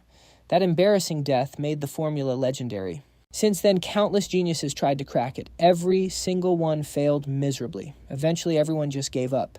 That unsolved formula became the definition of impossible. But now someone is actually claiming they can solve the whole thing. As the crowd watched with bated breath, a man in the corner lit a cigarette. Interesting, he muttered. Meet Captain Sen from the Moon Mages Squad 13. Beside him, a girl in the same uniform let out a massive yawn. What is so interesting? She groaned. This is boring as hell. That is Vice Captain Hajin Mekaron. She is the elite of the elites from the world's top magic warrior organization, the Magic Roundtable. They literally judge the world's strongest mages from the shadows. And then there is Sen. He is her boss and a total monster. He has hunted down rank 6 dark mages and crushed hundreds of missions. Their mission rooted out the dark mages hiding in plain sight. Their target today is Mayan Tyran, a professor at the legendary Stella Academy, the place that churns out the world's best mages. Just hearing the name Stella tells you everything. It is the peak of knowledge and power. And yet one of their own is suspected of turning into a dark mage. Hajin was not buying it. She asked her captain if that professor was actually a dark mage. She looks totally normal. The more I look, the more this feels like a total waste of time. Chen stayed silent, eyes locked on the stage. Hajin just groaned. Well, whatever. Our captain always blindly follows whatever that old man says. No questions asked. Suddenly, the room went dead silent. They both stopped talking immediately.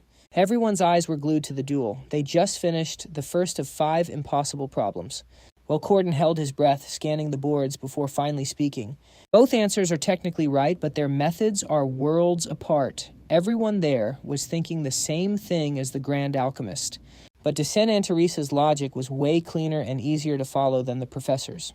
Plus, the final answers are not exactly the same. Then the host broke the tension. Time for the second challenge. While they worked, the alchemists in the crowd started whispering, "This is insane." We have seen 1,000 ways to tackle the second problem. Mayan's solution is standard. But Aunt Teresa, I have never seen anything like this before. This problem usually takes at least 200 lines to even make sense. She finished it in 12. 12. It is like she is seeing the world in another dimension. She completely ignored the standard rules for binding magic circles to materials. The real challenge is figuring out how to fuse 4D crystal structures. Man, I am a literal magic professor and an alchemy newbie, but she makes me look like a student. Hearing the praise from alchemists and professors worldwide for Aunt Teresa Busell smirked. The crowd's reaction is fire, but the main course is just getting started. The host's voice rang out again. We are now moving on to the third phase of this difficult challenge. Will this legendary third problem, which has remained unsolved until now, actually be cracked right here? Everyone please focus and watch closely. Both were locked in, scribbling their solutions on the board. Aunt Teresa was exhausted from the nonstop writing, but Mayan Tiran was sweating even more because she couldn't figure out the problem. A moment later, as they reached the halfway point of the solution, the man who had been watching Aunt Teresa from the start jumped to his feet and gasped in shock.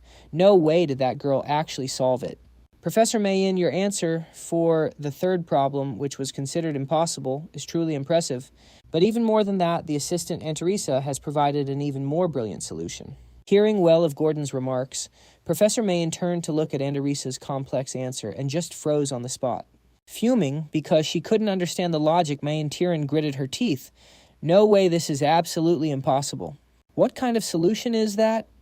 The praise kept coming. How could she even think of an approach like this? Even seeing it with my own eyes, it's hard to believe this is real. And the reason for this massive gap was Busell, who knew the future. Until now, the alchemy masters saw these as 5 separate problems and solved them one by one. But Aunt Teresa is different. She treated all 5 problems as a single whole and solved them using her own crack technique. And that is the huge diff between Mayan Tiran and Aunt Teresa. With a formula from the future, there is no way Mayan's unfinished paper could even compete with Aunt Teresa's current answer. Finally, the fourth phase began, and Professor Mayan couldn't stay quiet anymore because she ran out of space on the board. She begged the host to give her a new board. Please hurry. But Aunt Teresa's voice made her go dead silent. I am finished. After regaining her composure, the professor stared at Aunt Teresa in shock. She had completed all 5 problems and calmly looked at the crowd. Taking a deep breath, Aunt Teresa began her explanation. This is a full analysis and complete understanding of the perfected fusion method between magic and alchemy. After the explanation, the spotlight hit Aunt Teresa. She bowed and continued, that was the complete analysis of the perfected magic alchemy method. I will end it here. As soon as she finished, the emotions the alchemists and scientists had been holding back exploded like a volcano. They all stood up at once, clapping like crazy. This is insane, actually. Freaking insane. Am I really witnessing history being made right here? Man, I am getting chills. This is the moment of the century, something that belongs in the world history books. On the stage, Aunt Teresa heard the praise from the people she admired and flashed her brightest smile. That was the smile of a true genius overflowing with confidence. She turned to Busell, who was clapping for her, and said to herself, I did it. Thank you. Busell, you have been with me through all the struggles. It is all thanks to you.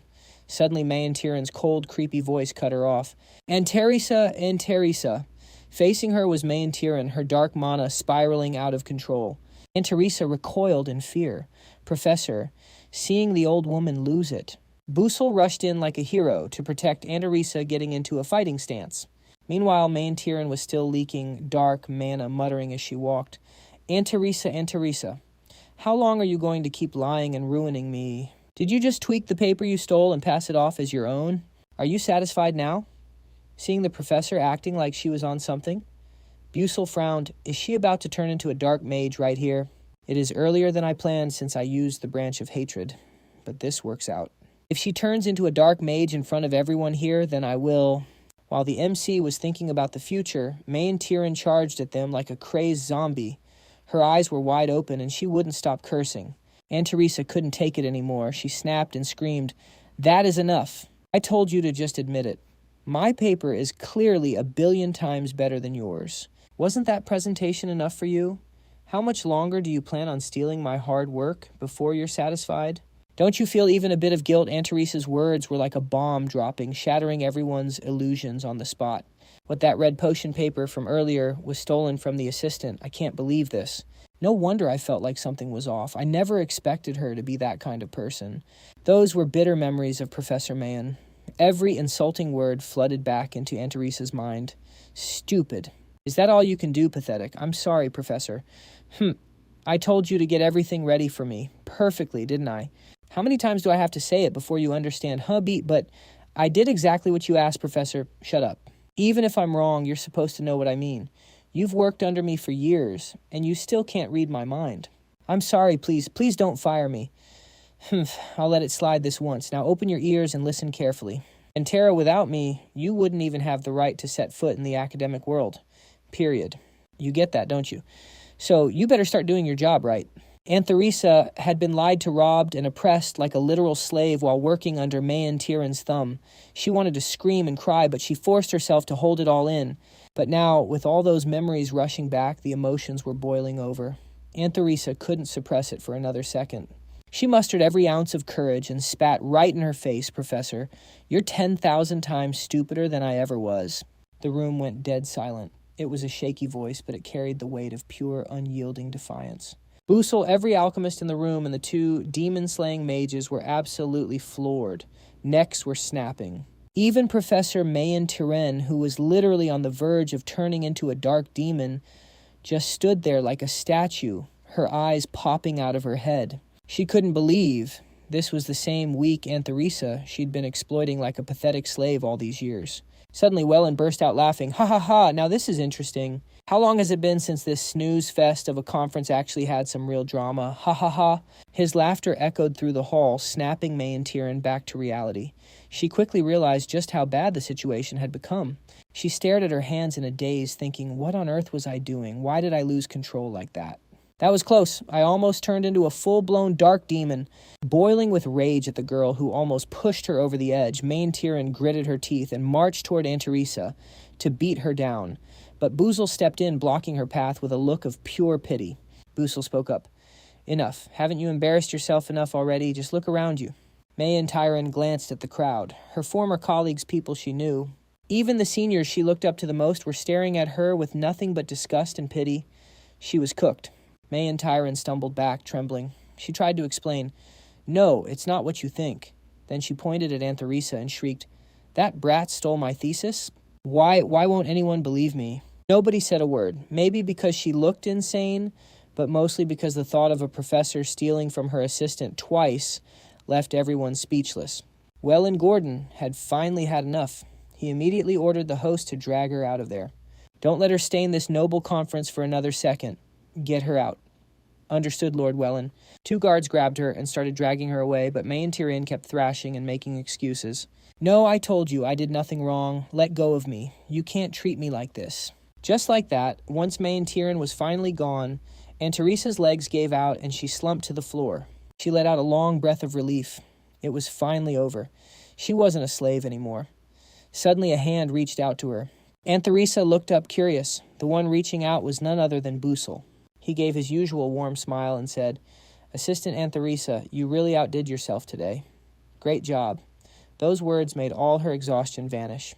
Aunt Teresa gave a warm smile and took his hand. Thank you so much. Busell. Since there was no proof of Mayan Tyrann being a dark demon, Captain Ken and Vice Captain Hain got ready to leave. Hain sighed. Well, that was a bust. We didn't get anything. Ken nodded. True. Usually an emotional outburst like that would leave some kind of trace. But the dark mana sensor didn't pick up a single thing from her. Then again, the psychometry from the Moonbone Tower isn't exactly perfect either. We've tried it so many times. Man, I'm dying of boredom here. Though you seem to be enjoying this, Captain. Ken just nodded silently. To him, this conference was actually a pretty good show. Since he was aiming to be an alchemy master himself, he already had some serious knowledge in the field. He could tell right away that Assistant Aunt Teresa was the real deal, a total genius. Even though the mission was a fail, seeing that kind of raw talent was a huge win. But then something clicked. Ken turned his curious gaze toward the boy named Busell. It is seriously impressive for a student to solve a problem that has been stuck for 300 years. Even though I am interested in alchemy, I do not want to draw too much attention to myself. However, something totally unexpected happened right after the report was submitted. Amidst the chaotic atmosphere of the seminar, Busell announced that he did not want to be famous. Because of that, the paper will only credit assistant Anderisa and an anonymous alchemist. Now all the public spotlight will fall solely on Anderisa. And since that kid's identity remains a secret, every bit of corporate funding will go straight to her. Why on earth would that kid do such a thing? Suddenly Haynes' voice snapped him back to reality. Hey, Captain Ken, is that the first-year student they said was the co-author? He is actually kind of cute, isn't he? Oh, so you already looked into him, Ken replied while staring at the palm of his hand. Yeah, I just got a message from Mecca before reaching Stella Academy. His hometown was completely wrecked by dark mages. He comes from a commoner background and had the lowest entrance scores, but strangely, he made it into S-class. On top of that, he is attending the most prestigious magic school in the world without using any... Basically, he is special in a lot of different ways. Today, he even requested to have his name removed from the article. Is that so? I see. While deep in thought, he suddenly turned his head toward Beck Usiol. In that split second, their eyes met. However, Busell quickly looked away, as if it were just a coincidence. Ken frowned for a moment and said, Wait, I think he just saw us. Hayne gasped in shock. What? No way. Your perception-nullifying magic combined with my shadow barrier was seen through that easily. It must be an illusion. There is no way a first-year student could see through us. Ken did not answer immediately, his eyes still fixed on Beck Usiol. His senses told him this was definitely not an illusion. But since he could not find anything else unusual about the boy, Ken just turned and said, Let's go, we are done here. Yeah, I am sick of this boring place anyway. With that, they vanished like a gust of wind, leaving zero traces behind. While Anderisa and Busell were swamped by reporters, and VIP's Professor Mayan Tiran climbed into her self-driving carriage. Inside, she was furiously biting her nails, her neatly combed hair now a total mess. Damn it. If it wasn't for Beck Usiol, I wouldn't have to face this kind of humiliation. It has come to this. I have to take that brat out. Suddenly a voice rang out, Calm down, Professor Mayan. Mayan Tiran jumped in shock. A man wearing sunglasses was sitting right in front of her. He had ink-black hair and was calmly flipping through a book. It was as if he had been there the entire time, realizing his identity. Mayan Tiran asked in terror, You are Professor Ridden from the Crescent faculty. Why are you here? Ridden did not rush to answer. He revealed his blood-red eyes and said coldly, You just caused a massive problem. This wasn't on purpose. It was just an accident. Professor Mayan stammered, breaking into a cold sweat. Was there actually a witness to what happened? Seeing that she still did not realize her mistake, Ridden said coldly, It was close. Just a little more and it would have been a disaster. Luckily, the suppression contract held back the backlash process. If your emotions keep escalating and explode one more time, you could ruin our entire plan that we have spent years on. I am sorry. What sorry? Ridden pulled the book back into his storage ring and growled, Do you think a simple apology can erase all your blunders? I am telling you, the great leader is extremely disappointed because you have lost your two most valuable assets. First was your position as a professor at Stella Academy, and second was your ability to solve the delta reinforcement formula. However, the first one is gone because you plagiarized your assistant's work, and the second is now worthless because Anderisa already completed the formula. Understanding his point, Mayan Tiran could not accept the reality. She shouted back in denial, No, it's not over yet. I have plenty of connections on the plagiarism review board. You don't need to worry. I can handle this incident easily. I won't be expelled.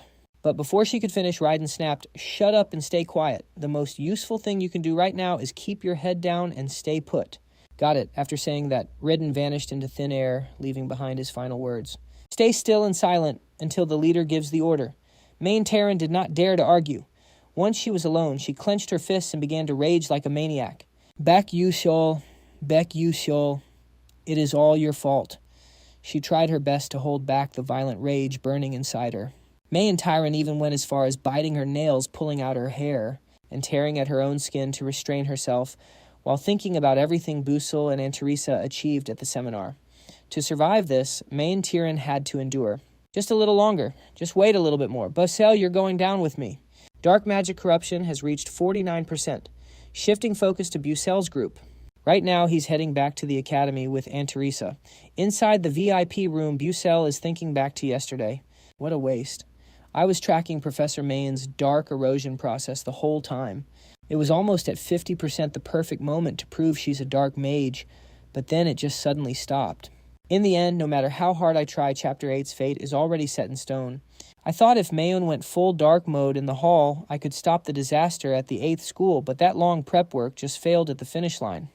Nothing I can do now. Don't rush it. Busell, you've got to stay cool. At least Antheresa's academic talent is now known to everyone. And the branch of resentment is already active. Her turning into a dark mage is only a matter of time. Busell takes a deep breath, feeling a bit relieved. If things went by the book, it would have taken mages a whole year just to find that item. But since Antheresa awakened way earlier than in the game, Busell's growth potential has skyrocketed too. Of course, those dark mages will eventually get their hands on the Delta enhancement formula, but their skills won't ever catch up to Antheresa, even in the original game. She was easily gapping dark mages who had a 1-year head start on her, and that wasn't the only win. The original plot is shifting big time. Your swordsmanship has been buffed. You unlocked a function from a downgraded item. You can now inherit some of Busell's original skills and abilities. Even though Busell can't level up through training, he's getting massive rewards for changing the original storyline. No experience points. No problem. This is more than enough for me. But there's one thing bugging me. Yesterday, while talking to alchemists and investors, my sixth sense went off. Someone super dangerous was approaching. That's when he saw a strange man, along with a girl. Everyone was acting like they didn't even exist. Creepy. Busell was certain that cold-eyed guy was Sin. There are 2 top-tier towers in this world. In the light, there's the Moonlight Shadow Tower. In the dark, the Skeleton Moon Tower. Skeleton Moon is the highest, most legendary magic tower on Earth. It's known as the one and only Zenith, the power that keeps the Moonlight Shadow Tower and the Magic Council in check. They're the elite mages of Skeleton Moon picked through insane trials. The strongest dark magic division in existence. Even in a tower full of geniuses who hunt dark mages for breakfast, the captain of the 13th Destruction Division, Sen, is the absolute GOAT. His stealth is cracked. If I didn't have that sixth sense skill, I wouldn't have felt his presence at all. I have a gut feeling why those dangerous types showed up. They're probably here to keep an eye on Professor Mayon. Man, if I could just get on their good side with my knowledge of the world, having that kind of power as an ally would be insane. They'd be the ultimate allies. But if they turn on me, it's over. They'd be my worst nightmare. To pull that off, I need to clear the Dark Mage quests. That's the only way to get a meeting with the 13th Division. While Busell was getting his thoughts in order, a random voice piped up. "Excuse me, but could you spare a moment?" Antheresa jumped, startled awake. Who's there?" But when she saw who it was, her eyes went wide. No way. Could it be? A brown-haired man in a bicorn hat and white suit appeared. He had those unmistakable pointy elf ears.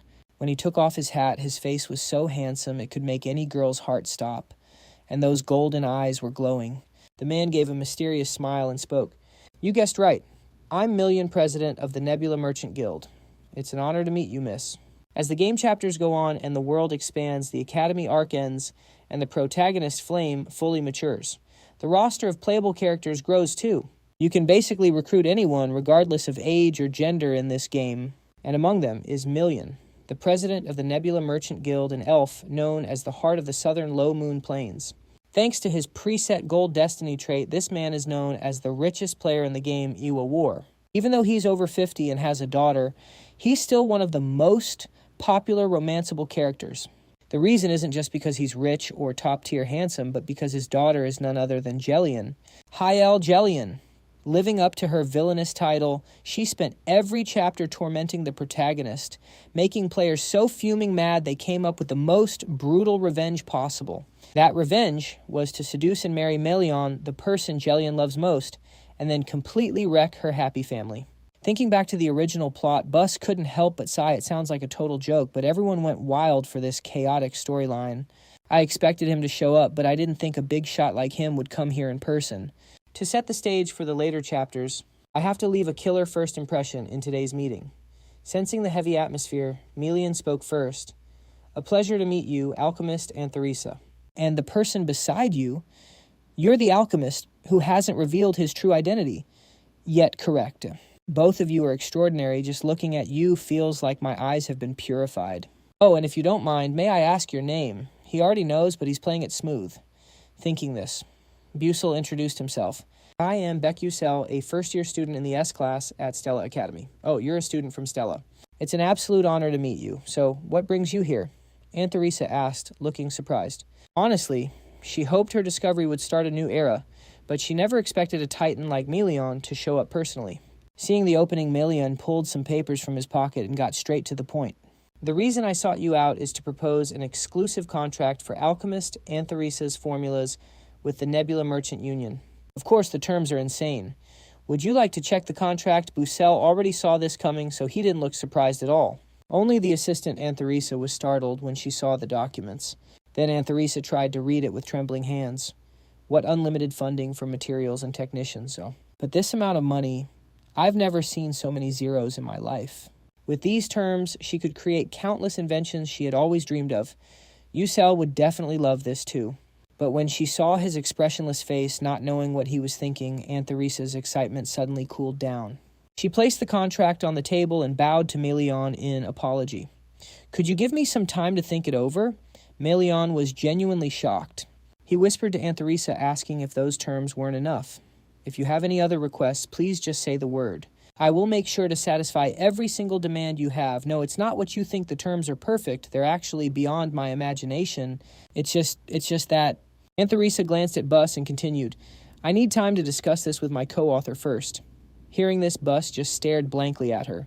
He couldn't believe she'd turned down a god-tier contract just for him. With years of experience in the business world, Melion could read the room. Oh, I see. In his head, he thought co-author. I thought that was just empty talk, but I guess not. To solve a problem that's been impossible for hundreds of years at only 18, this kid definitely isn't some ordinary genius, but still he's just a high school student. Thinking this, Melion flashed a friendly smile and said to Bus, would you like to take a look at the contract? To him, Busell was clearly a cracked genius in magic and alchemy. But when it came to negotiating, he was sure the kid was just an inexperienced rookie. Plus, according to the intel, Bus was just a commoner. There was no way he'd say no to such a life-changing offer. Anyone would lose their mind and fold before such a mouth-watering proposal. To earn that much cash enough to support their family for generations, most people would be begging on their knees, not saying no. But that was just his delusion, because after Busell finished reading, he rejected it flat out. Sorry, we're passing on your offer. Melion's confident I've already won smile instantly froze. He couldn't believe this young brat dared to reject him. Regaining his composure, Melion curiously asked, can you tell me why? If the terms aren't enough, I'll revise them immediately. Bus didn't rush to answer as his mind started racing. Signing an exclusive deal with the Nebula Union, the biggest merchant group in the world, sounded good. But while Melion had brilliant business talent, he was incredibly greedy and hated losing even a tiny bit of his own profit. If this formula fell into his hands, things would get ugly. Mass-producing only easy-to-sell items, that is trash. It kills diversity and leaves the gear's true potential capped. Plus, with such a cutthroat monopoly gatekeeping everything, future mages would never get their hands on Aunt Theresa's gear. Tech would just evolve for pure profit, ignoring what mages actually need. If that happens, the dark mages might actually catch up in the tech race in the future. I have seen players pick this money-only route before. Spoiler, it is a total L. They get rich, but the final result is a bad ending, where they lose everything. Realizing how dark the future looks, Busell gets dead serious with Melion. Forget your conditions. I am simply not signing an exclusive contract. Period. Melion acts like he does not get it, playing dumb. Oh, and what do you mean by that?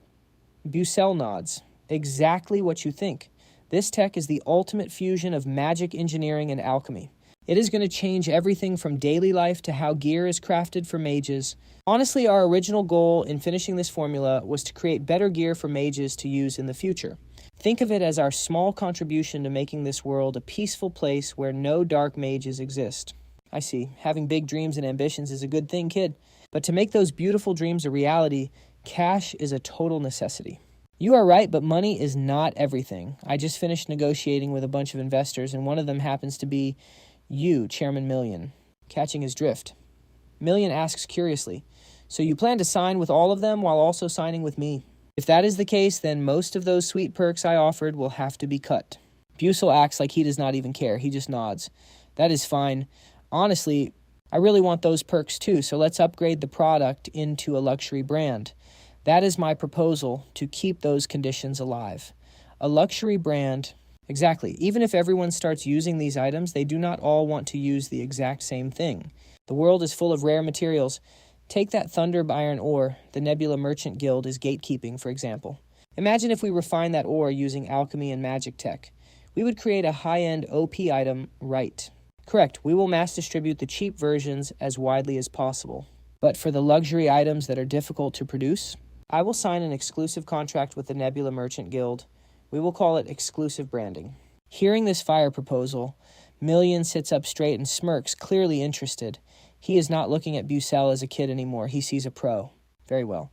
But how can you be so sure those luxury items will actually sell? Or is this just a pipe dream? My motto is simple. I never enter a losing trade, especially when it comes to business. Even though he says that he does not seem angry at all. Million wants Busell to prove it to him. Can gear made from Nebula's rare materials actually be top tier enough to be called luxury? Understanding his intent, Busell flashes a confident grin. Do not worry, Chairman Million. That is why I am not asking you to sign right now. Give me 6 months. In that time, I will host a private investor showcase just for you, Chairman Million. If you are satisfied with the products, then please sign the exclusive brand contract with us. The kid's confidence hits Million like a bolt of lightning. After a moment of hesitation, he finally nods. Now that is a brilliant idea. Aunt Teresa is hyped seeing Million actually accept the MC's request. Next, Million hands the group a sheet of paper. This is messenger paper. Write a message, send it, and it goes straight to the receiver. It is a rare item these days, though, since phones were invented. Phones are not everywhere yet, but big organizations like the Kingdom and the Magic Tower. And the nobles already have their own phone networks, so they do not really need this. However, giving it carries a different meaning. Messenger paper is crazy secure with layers of protection spells. It is extremely expensive, costing as much as a high-end communication device. In other words, it is an item only given to those you truly trust. Having played this game for 10 years, Busell knows exactly how big of a W this is. He takes it eagerly.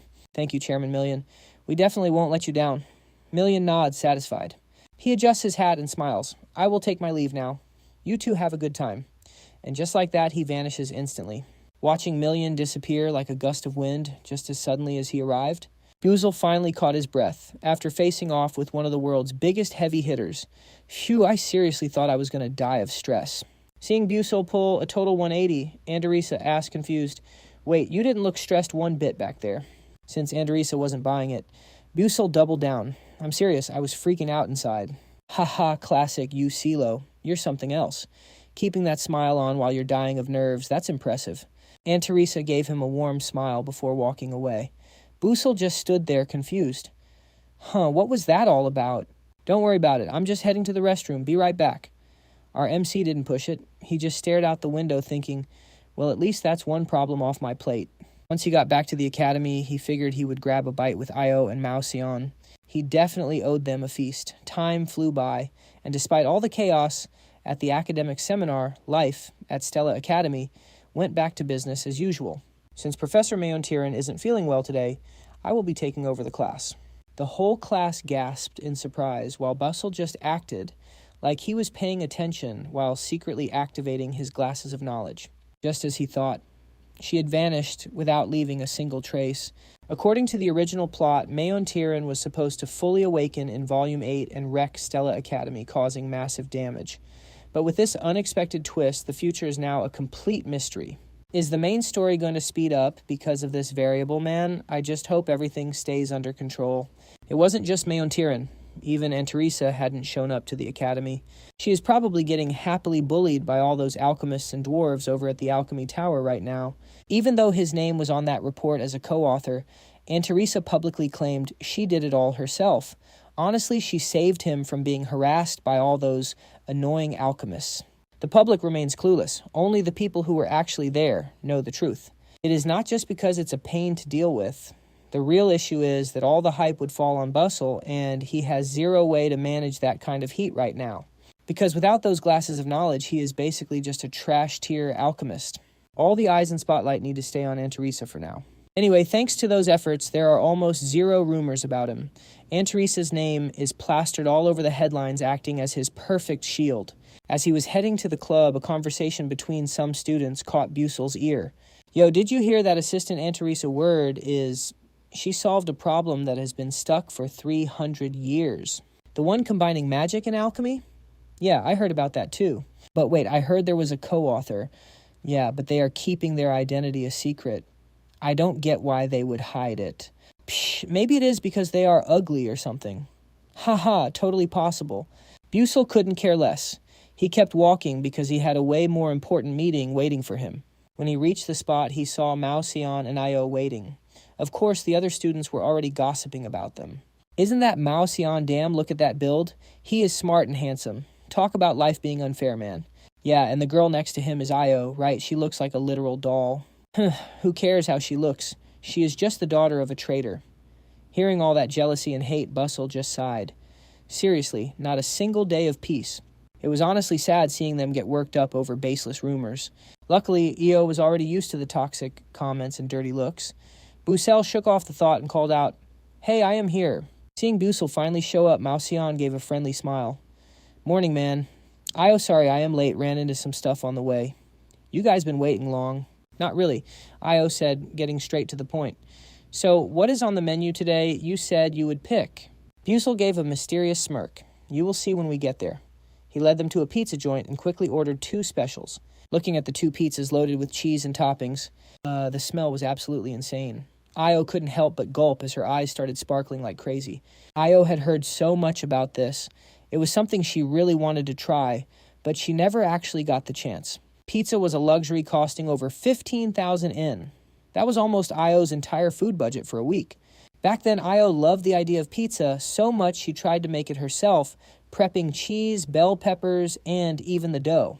But she failed miserably. It was a total disaster, and she ended up standing there with tears in her eyes. Io couldn't bear to waste the ingredients, so she forced herself to eat the whole mess while basically crying her eyes out. Seeing how hyped Io was, Busell remembered a detail from the female lead's profile. Io always drinks the pickle juice before eating pizza. He handed her a cup of pickle juice and said, "Here, have this first." Io just stared at it, having no clue what he was giving her since she had never actually eaten real pizza before. She stole a glance at Ma Yuxiang and Busell, not wanting to look like a total noob for not knowing how to eat something this basic. Seeing her hesitation, Busell had a realization, no way. Don't tell me this is actually her first time at a pizza joint.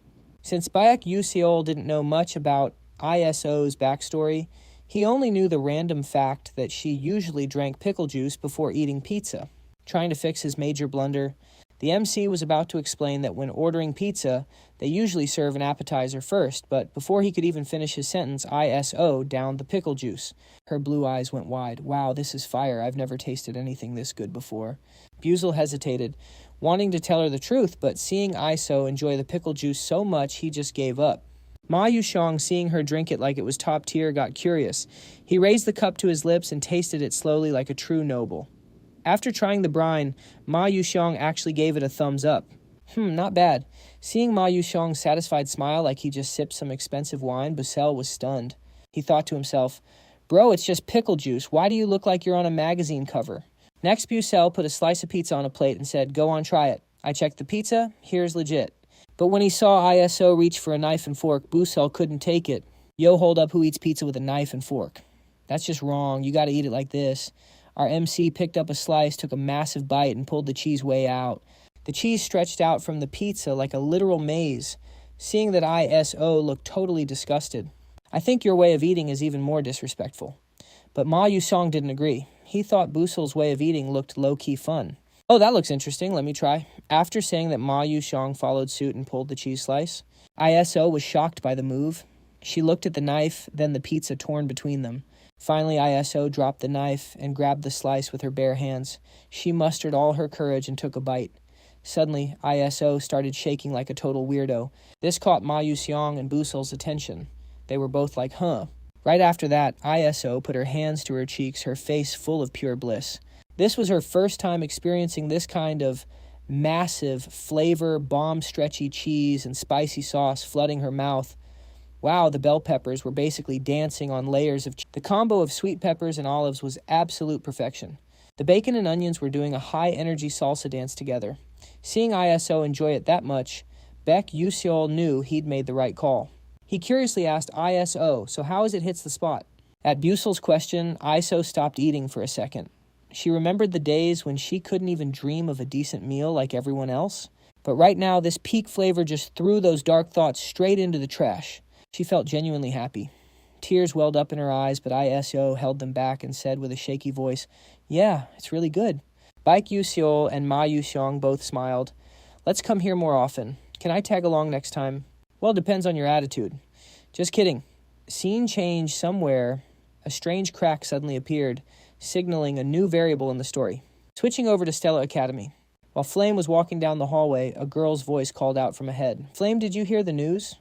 Recognizing the voice, Flame looked over, only to see a classmate running up her face, beaming with some major tea. The girl had just arrived when Flame smiled and said, "Yeah, I heard. Oh, for real. Catch you later then."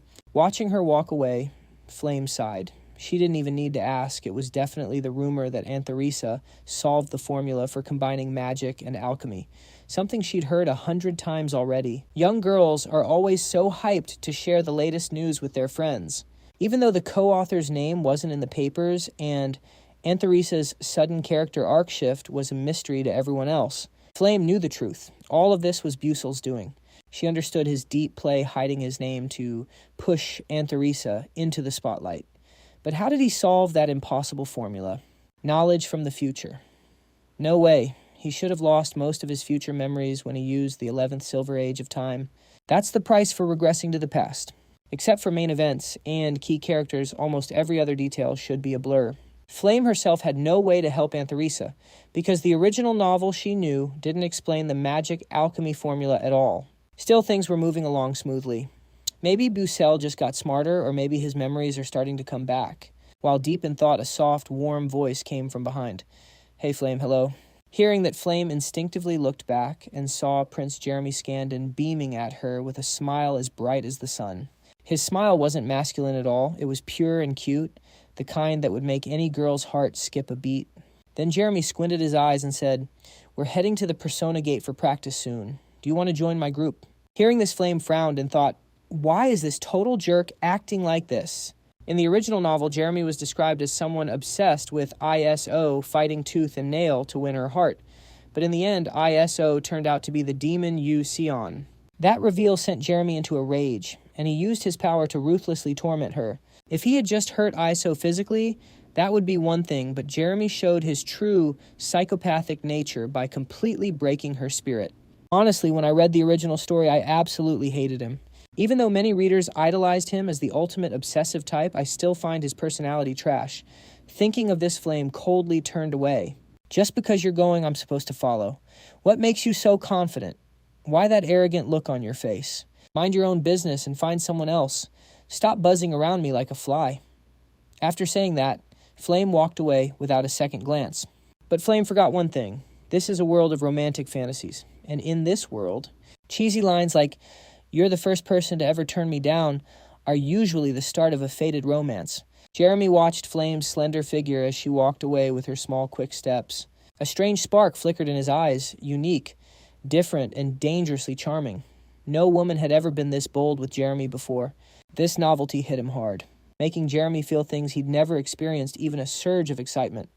As Flame disappeared from sight, he let out a mysterious smile. She really is as strange as they say. Scene Change Flame had arrived at the bulletin board where the Persona Gate notice was posted. "First-year students, please select the Persona Gate you wish to use for your field practice." Flame thought to herself, finally, the Persona Gate training is starting. In this world, there are countless Persona Gates, even in the original novel. Their true nature was never fully explained, which caused a lot of backlash.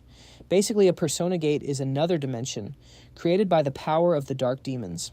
If you don't conquer a Persona Gate quickly, the area becomes a polluted wasteland where nothing can survive. Furthermore, unlike regular dungeons where you just kill the boss or smash the core, Persona Gates can only be cleared by analyzing and breaking down their unique rules and mechanics.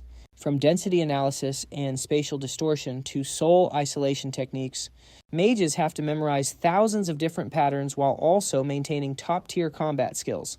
In reality, mages exist specifically to stop these Persona Gates, making this the most important subject of all. Following the original plot, one of these practice gates is going to be the real deal. I can't just keep relying on Busell to carry everything. Flame's gaze turned sharp. She vowed to herself that this time she would be the one to stop it before things got out of hand.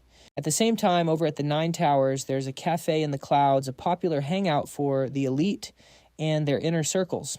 Princess Hongbian and other nobles were no exception. Have you guys tried the new dessert? The pumpkin cheesecake. The flavor is actually insane. Right, I tried it once and I'm already addicted. While the three talked, Princess Hongbian forced herself to sip on some tea she didn't even like while listening to their gossip. Oh, speaking of which, Stella's assistant Andorisa just solved a formula for mana and alchemy that's turning the whole alchemy world upside down. But you guys know there's a co-author, right? Hearing this, a blonde girl spoke up. I know about that. My father told me to keep it a secret. Oh, a secret. Come on, spill it. The truth is the co-author is a student here at Stella. What Hongbian, who was playing with her teacup, suddenly froze. This was the first interesting topic she'd heard in ages. I mean, this was a problem that went unsolved for over 300 years. Could a student really be the co-author? But my father was certain. Oh my God, seriously. Since Rachel's father is the director of intelligence, there's no way that's wrong, but who could it be? Solving an unsolved mystery as just a student. Maybe it's someone from the alchemy department. Setting her cup down, Hongbian thought to herself, so even the director of intelligence couldn't figure out who it was. The fact that Busell is the true co-author of that mana and alchemy formula. Wait, why is Busell hiding his real identity, though? Is he letting his assistant Atisa take all the glory, or are they actually dating? At that thought, Hongbian stood up out of nowhere, catching everyone off guard. She told the three of them she was heading out and just walked away. One girl was confused. Wait, but tea time isn't even over yet. The three of them exchanged looks, totally lost. Why did the princess look so annoyed? On her way back to the dorm, she heard a voice she knew, Hongbian. Hongbian looked up to see who it was. There she was, a woman with fiery red hair tied back. She looked a lot like Hongbian. Hongbian's face went cold instantly. She demanded, "What are you doing here?" Princess Hong Si-hwa. Si-hwa just smirked. "Oh, please, I told you to call me Big Sis. Meet my half-sister, Hong Si-hwa Adolovit." Born as a legitimate child versus an illegitimate one, we were basically destined to be enemies. Seriously, why are you here? Relax, don't give me that death stare. I am just here on my own business. So I heard there is a pretty interesting freshman around lately. Some commoner trying to bring back the spirit of chivalry that died out long ago. That hit Hongbian like a bolt of lightning. She was totally shaken. She did not think the news about BU had reached her sister already. Seeing her reaction, Si-hwa laughed. Wait, is my little sister actually interested in that knight too? A knight who would sacrifice everything for his bishop. He is basically every princess's dream guy. Talk about a fairy tale fantasy. It looks like they are still so naive. But this was definitely a calculated move to set the stage. Both Si-hwa and Hongbian were princesses, aiming for the throne of the Adolovit Empire. To become queen, they needed an elite talent like Busell. Plus, he is a commoner who does not belong to any empire, but has insane talent. There was zero reason to hold back. Si-hwa continued. Anyway, I'm getting pretty curious about this commoner guy myself.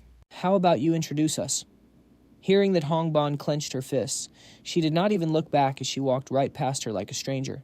If you want to see him, find him yourself. Haha, you really are a cold-blooded little sister. Seeing Hongbian ignoring her, Si-hwa went for a low blow. You were not always this cold. I guess it is because our eldest sister passed away, huh?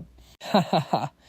At that blatant jab, Hongbian's eyes turned red with rage, but she quickly pulled herself together and stayed calm. I am going now, she said coldly. Watching her sister walk away, Si-hwa's smile vanished. Did she go too far? Maybe it was still too soon to bring up their eldest sister. Just then, her subordinate Se-ian walked up. Princess, are you all right? Si-hwa snapped out of it. Yeah, what is it? Se-ian handed over a file. This is the intel on that student Busell. It is a copy of the assignment he turned in during class. It includes a brief summary of his background as well. Si-hwa was shocked. Oh, really? I could not find anything on his past before. Who would have thought he would write it in an assignment?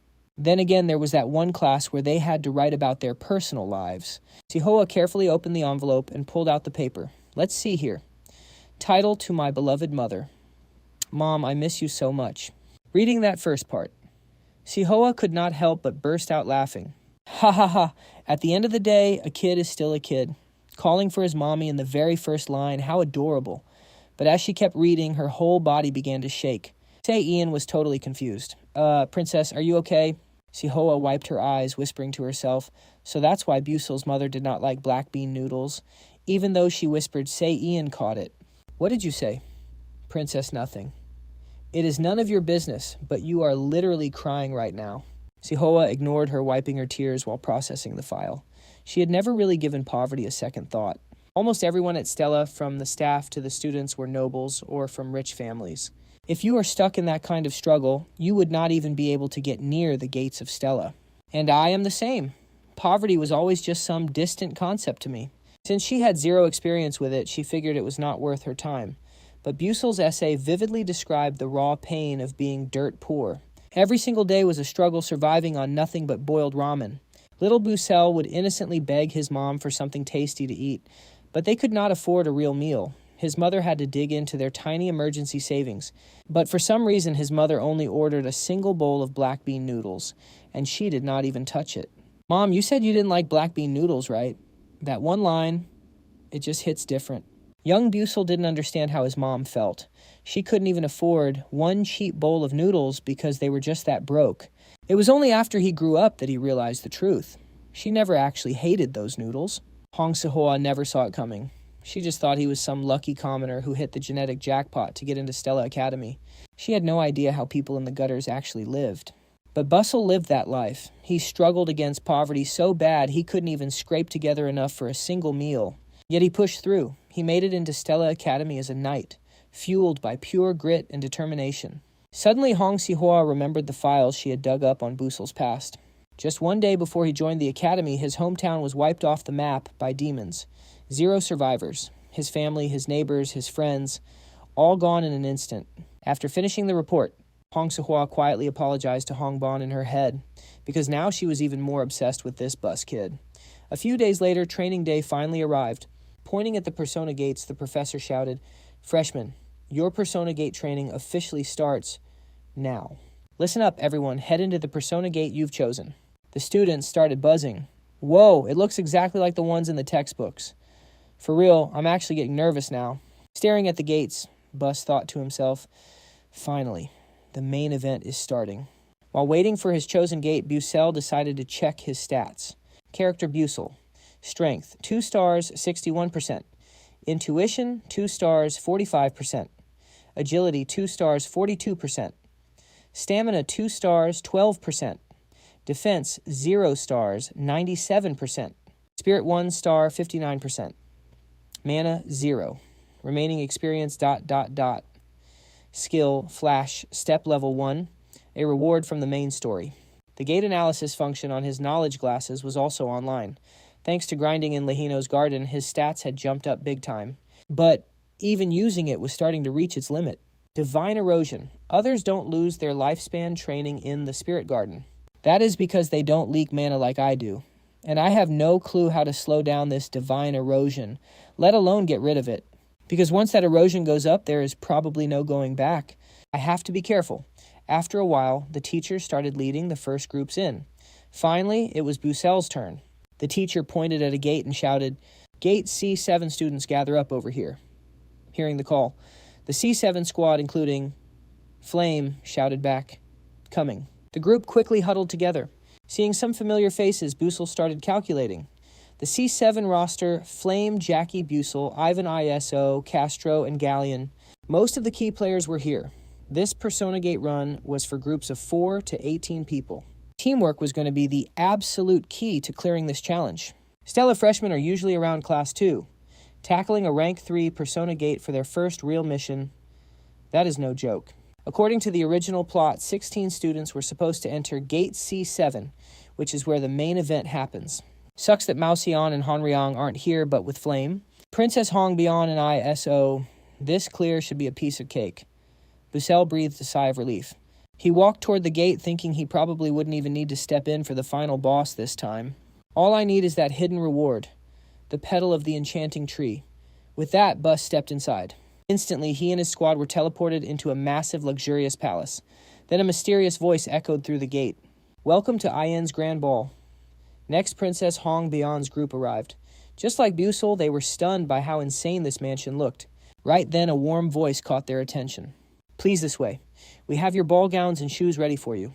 Hongbian was caught off guard, gowns and shoes. She thought to herself, wait, has there ever been a ball inside a Persona gate before? Even though every Persona world is different, a masquerade ball that is incredibly rare. Honestly, this is a bit much. I am totally confused. But now is not the time to stand around looking lost. I need to analyze this gate and check the guide messages. With that, Hongbian started arranging her runes to match the vibe. She needed to dig deeper into what this world was really about. The Persona Gate itself is an unexplainable mystery.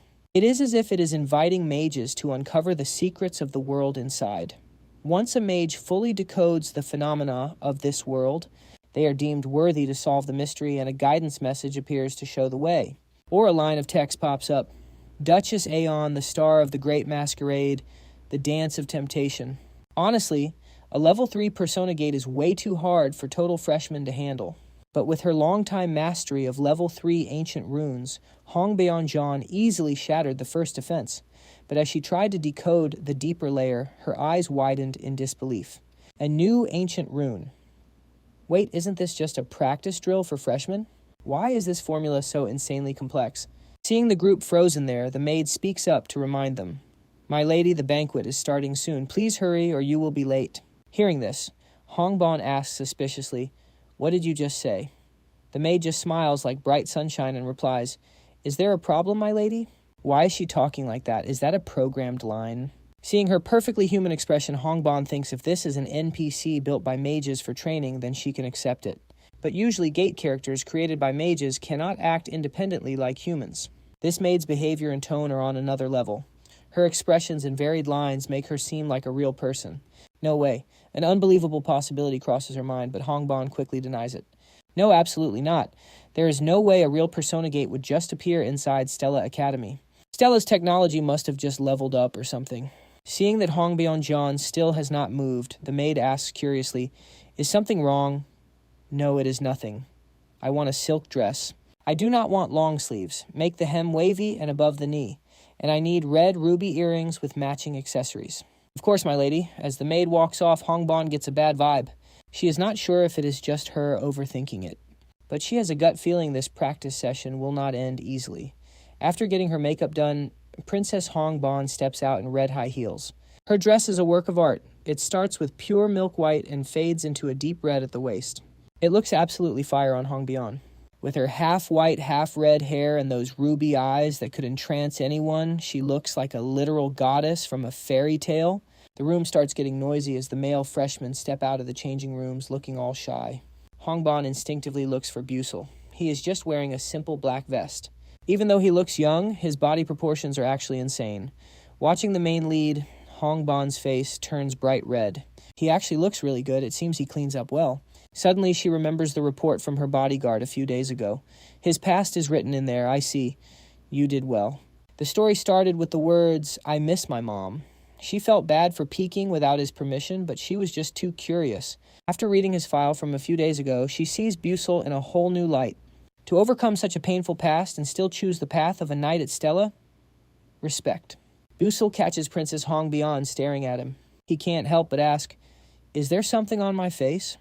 Or is this your first time seeing a commoner yawn? Hongbian looks away, super embarrassed. It's nothing.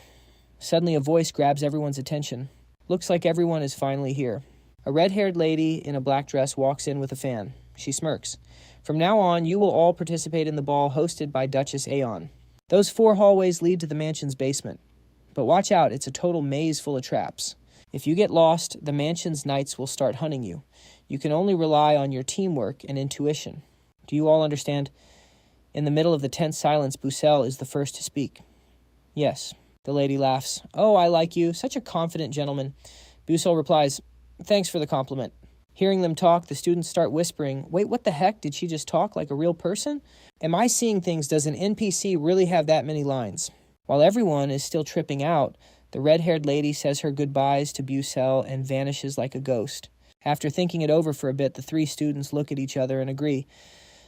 Guess we should just head in then. Just as they are about to enter one of the 4 halls, Flame suddenly speaks up to warn them. Everyone hold up. Doesn't this practice run, feel off?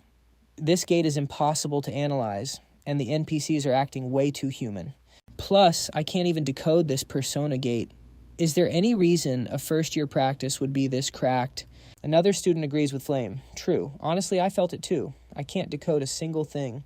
Same here, and that NPC from earlier, he felt way too real. Seeing her plan about to work, Flame tries to convince them this is a real persona gate, but Jackie cuts her off. Hold it right there, Flame. She smirks, her voice dripping with sarcasm. You're not actually saying this is a real gate, are you? I mean, I know you like to joke around, but you're not serious, right? Those words hit Flame like an arrow, leaving her speechless. Meanwhile, Jackie keeps acting like a total brat. Wait, you actually meant it. Wow, unbelievable. You should thank me for stopping you. Your joke isn't even funny. It's just killing the vibe. No, that's not what I meant. Flame tries to explain, but Jackie cuts her off again. Look, everyone, this is obviously just a scenario set up by the professors.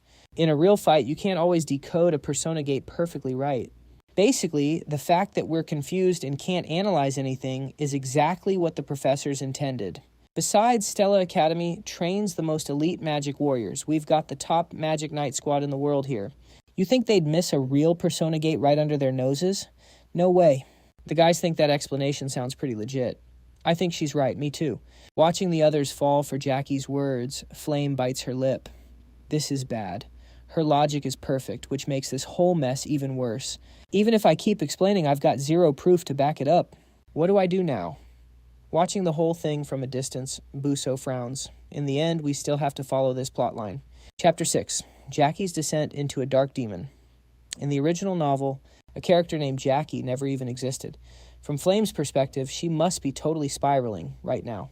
But Jackie interfering and stopping Flame is just one of the many branching paths from the original game. Either way, this is a scenario where one of the three students has to be the sacrificial lamb for the corruption. I don't want any of them consumed by darkness, but fate is a beast you can't change. Even if I help Flame here, the end result stays the same. If that's the case, taking a step back is the right move. While Flame is panicking, trying to find a way out, Jackie doubles down on her choice, heading toward one of the 4 corridors. Say what you want, I'm going in. Flame rushes to stop her. Wait, Jackie, it's dangerous. Jackie snaps back. The professors made this surprise on purpose, so we just have to face it without losing our cool. Yeah, you're right. You guys can just stand there like idiots. I'm out. With that, she vanishes into thin air. The other students are stunned by her move. But since they have no choice, they decide to head into the corridors too. I'm in. I've been ready for this. Busell sighs as he watches them rush in without a single plan. After sizing up the situation before the dark mage strikes, our MC decides to head toward the left corridor. Since things have already turned out like this, he's just got to keep moving. But after a bit, Busell realizes everyone is following him. He turns around confused. Why are you guys behind me? The students just scratch their heads, stammering. We just wanted to follow you, hearing that Busell can't help but facepalm. Seriously, everyone's following me. These brats are pretty sharp when it comes to survival. Whatever, they'd be useless alone anyway. So Busell and the crew get teleported to a dark, chilly corridor filled with mist. It looks like a ruin forgotten for 100 years. As he's walking ahead, a scream suddenly rings out from behind. Gah, what is up with this creepy hallway? Busell recognizes the voice and turns around. It's Princess Hong Yeonjeon and 2 other girls. They just warped in and look totally on edge. After looking around, Hong realizes something is wrong. Wait, where did everyone else go? Busell thinks to himself. Figures. We couldn't all enter at the same time. In this place, 16 students are split into 4 different corridors. Each corridor has a 4-person limit. Looks like ISO and Flame are in the same group. And being teamed up with Princess Hong Bian, definitely not on my bingo card. While Busell is processing that Hong Bian calms the squad down and tells them to move forward first and figure the rest out later. Yes, Princess. Seeing the disappointment in B. Yuseo's eyes, Princess Hong Bian calls him out coldly. Got a problem. Bus just shakes his head. Humi, no way. She just scoffs. Boring. Anyway, they start heading deeper into the corridor together. Busell thinks to himself that it might be a blessing in disguise that Hong Bian and ISO were split up. The vibe here is super eerie. Outside the broken windows, there's nothing but blank walls. Honestly, B. Yuseo can't even figure out why there are windows in the first place. Most of the lights are smashed, and the ones still working are flickering weakly. It's enough to give anyone the chills. Suddenly, B. Yuseo spots something ahead and tells everyone to freeze. There's something like a statue in the hall. Do you guys see it? Thanks to his mana leakage condition, his physical stats are cracked. Add in the infrared mode on his knowledge glasses, and he's basically got night vision in the dark. But for the other students, they are practically blind. Hearing Busell, the blonde girl, immediately summons some light orbs. Now they can finally see what the MC was talking about. Wait, you saw that from all the way back here. Whoa, how is your eyesight? That good Hong Bian stays quiet, but she is low-key shook. It is not just one statue. It is a bunch of them, all in the same dress, frozen in dance poses. They look so lifelike and creepy that everyone gets the chills just walking past them. At the end of the hall, there is a massive door. It is locked tight, probably sealed by some magic. The black-haired girl says, I know an unlocking spell, but I am not sure if it will work. Bus thinks, yeah, probably not. If we cannot even decode the gate at our level, trying to force it is useless. Man, this place is gloomy and terrifying. There is a hidden puzzle within the dancing statues. Since they cannot analyze the persona gate, they have no choice but to use their own wits to crack the code. Hongbian tries over and over, but she is getting nowhere. She looks at Busell and asks, hey, commoner, can you decode this persona gate without missing a beat? He answers, nope, coming straight from the MC, that answer really bums her out. She wonders if she expected too much from this commoner. But something still feels off here. Suddenly, Busell snaps her out of it, but I do have an idea on how to get through. Hongbian's eyes light up with hope. Seriously? But you just said you could not decode it. Busell points at the statues. It is because of those things. If you look closely, we can figure it out without analyzing. See how every statue has a different pose, but they are all part of the same dance. Since you are a princess, you probably know exactly what dance this is, right? Without hesitation, she replies, the Requiem of Serena, basically, a funeral dance for the late Serena. It is a story about Serena who could not bear her own tragedy and performed one last time before dying. Busell nods. Exactly. You know your stuff. Dancing is high-class culture, so I bet you remember the next moves by heart, right? It starts to click for her. She finally gets what Busell is hinting at. Hongbian quickly checks the statues to see if her theory is right. After observing for a bit, she realizes the statues' poses are all in a specific sequence. At first, she thought they were just placed randomly.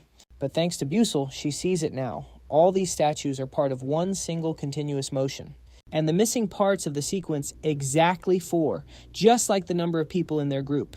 Seeing she is caught on, Bus tells everyone to fill in the missing steps with their own bodies. Since the moves follow a set order, we can guess the missing ones. This is the puzzle for the first gate. The two girls rush to their spots. Got it, I am ready to... Busell and Princess Hongbian take the remaining spots. Once all 4 hit the right poses in the empty spaces, the door at the end of the hall swings open. Everyone is hyped. We did it. Wow, that was easier than I thought. Man, I am glad Busell is on our team. Let's move. There are going to be way harder puzzles than this ahead. We cannot waste time here. Busell urges them forward while keeping an eye on those dancing statues. They really lucked out. If they had hesitated any longer, those statues would have come to life and attacked them. After passing through the gate, they find themselves in a massive, elegant room. The vibe here is a total 180-degree turn from that creepy, crumbling hallway they just left. It radiates luxury and warmth, with statues placed all over the room. Some knight statues are pointing their swords straight into the air, while others are standing perfectly still or posed in specific spots. The blonde girl points ahead and shares her theory. I'm betting the hint for this one is hidden in those knight statues again. The black-haired girl nods in agreement. I thought so too. Let's go check out that knight armor. With that, the two of them rush forward to investigate. Meanwhile, Hongbian keeps her eyes locked on Busell. Her gut is telling her he's the one who'll actually crack the answer. Super weird. No matter how I look at it, I just don't get it. Is this different from the last one? I don't see anything unusual here. Seeing Busell heading toward a colorful patterned rug, Hongbian asks him curious, Yo, commoner, what are you looking at? Busell doesn't rush to answer. He checks the rug for a moment, then drops his conclusion. The puzzle is the rug. Look at the patterns carved into it. They're all dancing. When I analyzed a part of the persona gate, the keyword dance popped up. This dance on the rug is definitely the key this time. For real, 100% facts. If we look closely, you'll see the human patterns on the rug are making different finger movements in each section. What if we piece them together? The result will be the solution to the puzzle. Hearing this, Hongbian kicks herself. Why didn't I think of that? I wasted time on useless details again, just assuming the puzzle would obviously be the statues.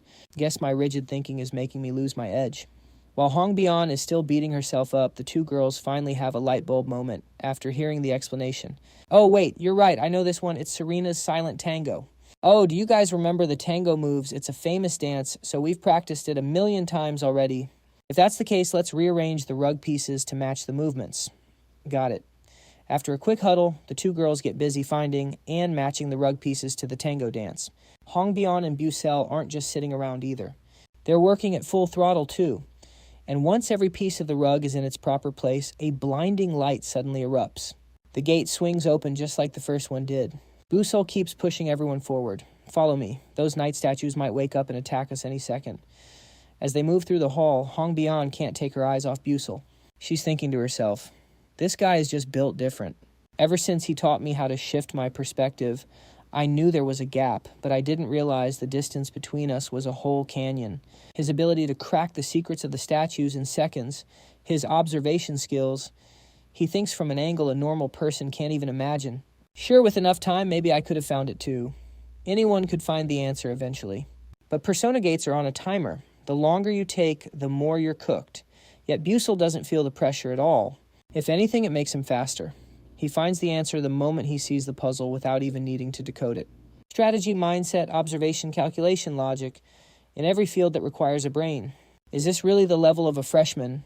The way Busell thinks is exactly like a master strategist.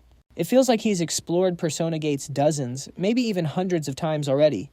And that's exactly why he sees things on a totally different wavelength compared to other first-year students.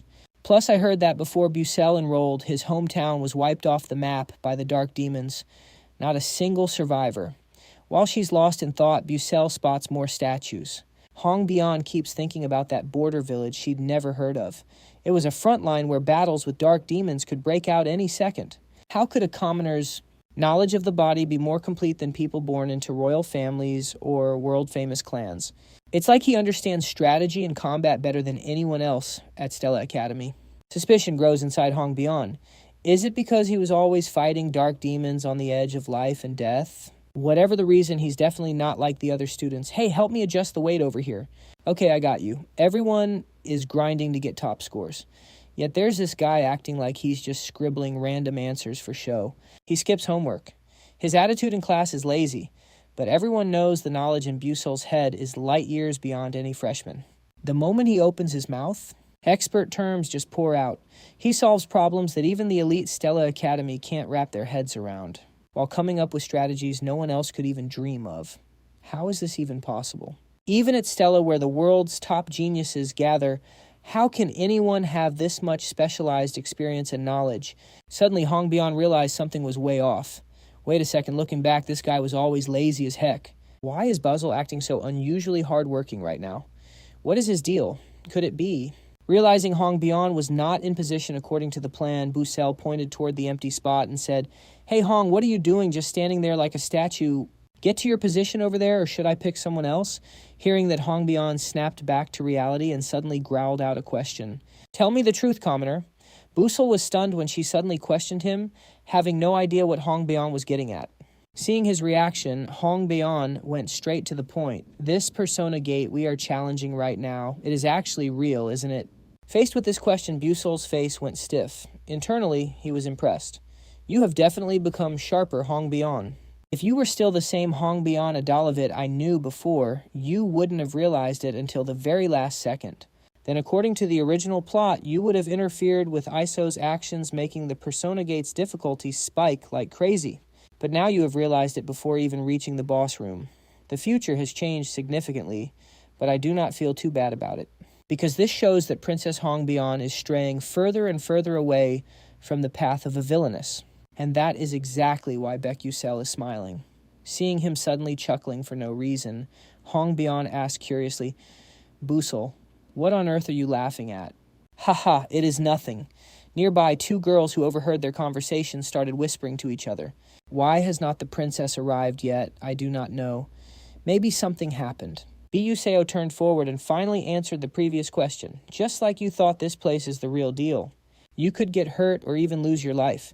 And if we cannot clear it, a synchronization event will happen with the outside world. Is that so? Was not the goal of the first-year student training to analyze and conquer the persona gate from the start? There is no way they would create an unanalyzable gate and expect first-year students to handle it. Maybe second-year students could do it. Yeah, that is why I plan to keep this a secret and clear the stage as fast as possible. Hearing the answer straight from Busell's mouth, Hong Bion's gut feeling was right. Busell only acts serious when there is a good reason, and he always acts alone like he wants to shoulder everything.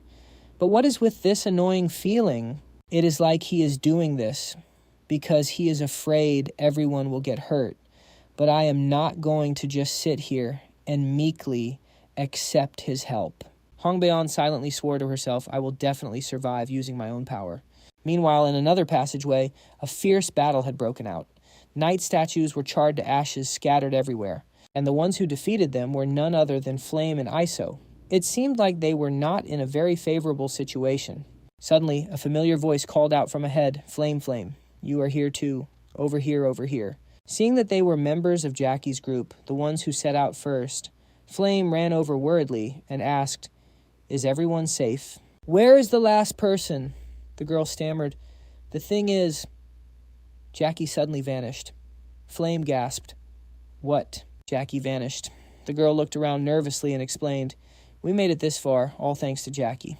But as soon as we stepped through the final gate, she just disappeared. We have been searching for a long time, but still cannot find her. Searching for a long time, Flame's mind was racing. That means they cleared the stages even faster than me and Iso, and they did it without a single scratch. Suddenly, the girl's voice interrupted her thoughts. But we were not even the first ones here. Hearing that someone cleared it even faster, Flame's eyes filled with disbelief. No way what? Cut to the main character. Right now, he was leaning against a wall to rest, waiting for the core characters group to arrive. Suddenly, a familiar voice woke Busell up. When did you get here? Seeing that it was Flame, Busell calmly replied, just now. You guys are seriously terrifyingly fast. But Flame was not really surprised, since she still thought the MC had knowledge from the future.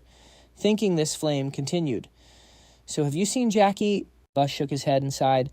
I have not seen her. Hearing this, Flame muttered in disappointment, I see. Then she walked back to her group. B.U. Seo seemed to guess the reason she cleared the stage so quickly. In the original game, Jackie was one of the 3 people with the highest chance of becoming a dark mage. It made even more sense now that someone unremarkable like her cleared it faster than even him, Iso, and Flame. Man, nothing I can do about it. At this point, I just have to help the female leads get through this stage and call it a day. Cut to Stella Dome. Upon hearing that a real Persona Gate had mixed into the practice area, Professor Lihan and the others rushed over in a panic. When he arrived, his eyes filled with disbelief, because right in front of him was a 100% genuine Persona Gate. Lihan could not believe it. How could this happen? Is our Stella security system not supposed to be the best in the world? How is there a real Persona Gate here? The teacher in charge of the practical exam shouted in disbelief. It looks like someone completely hacked the spatial wave detection system inside Stella. They masked the signature so well that the Persona Gate stayed totally hidden until now. We're just as confused and panicked as you are.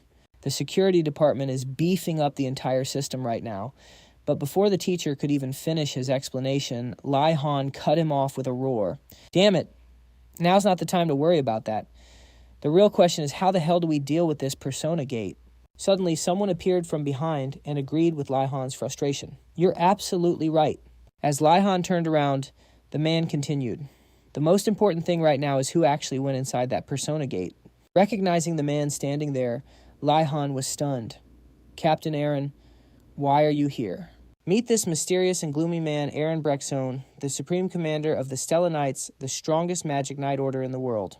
This is the man rumored to have created a sea of blood from dark mages. A powerhouse like him almost never shows his face at Stella Academy. He stepped forward with a cold, piercing gaze. What's the status? Can reinforcements get inside?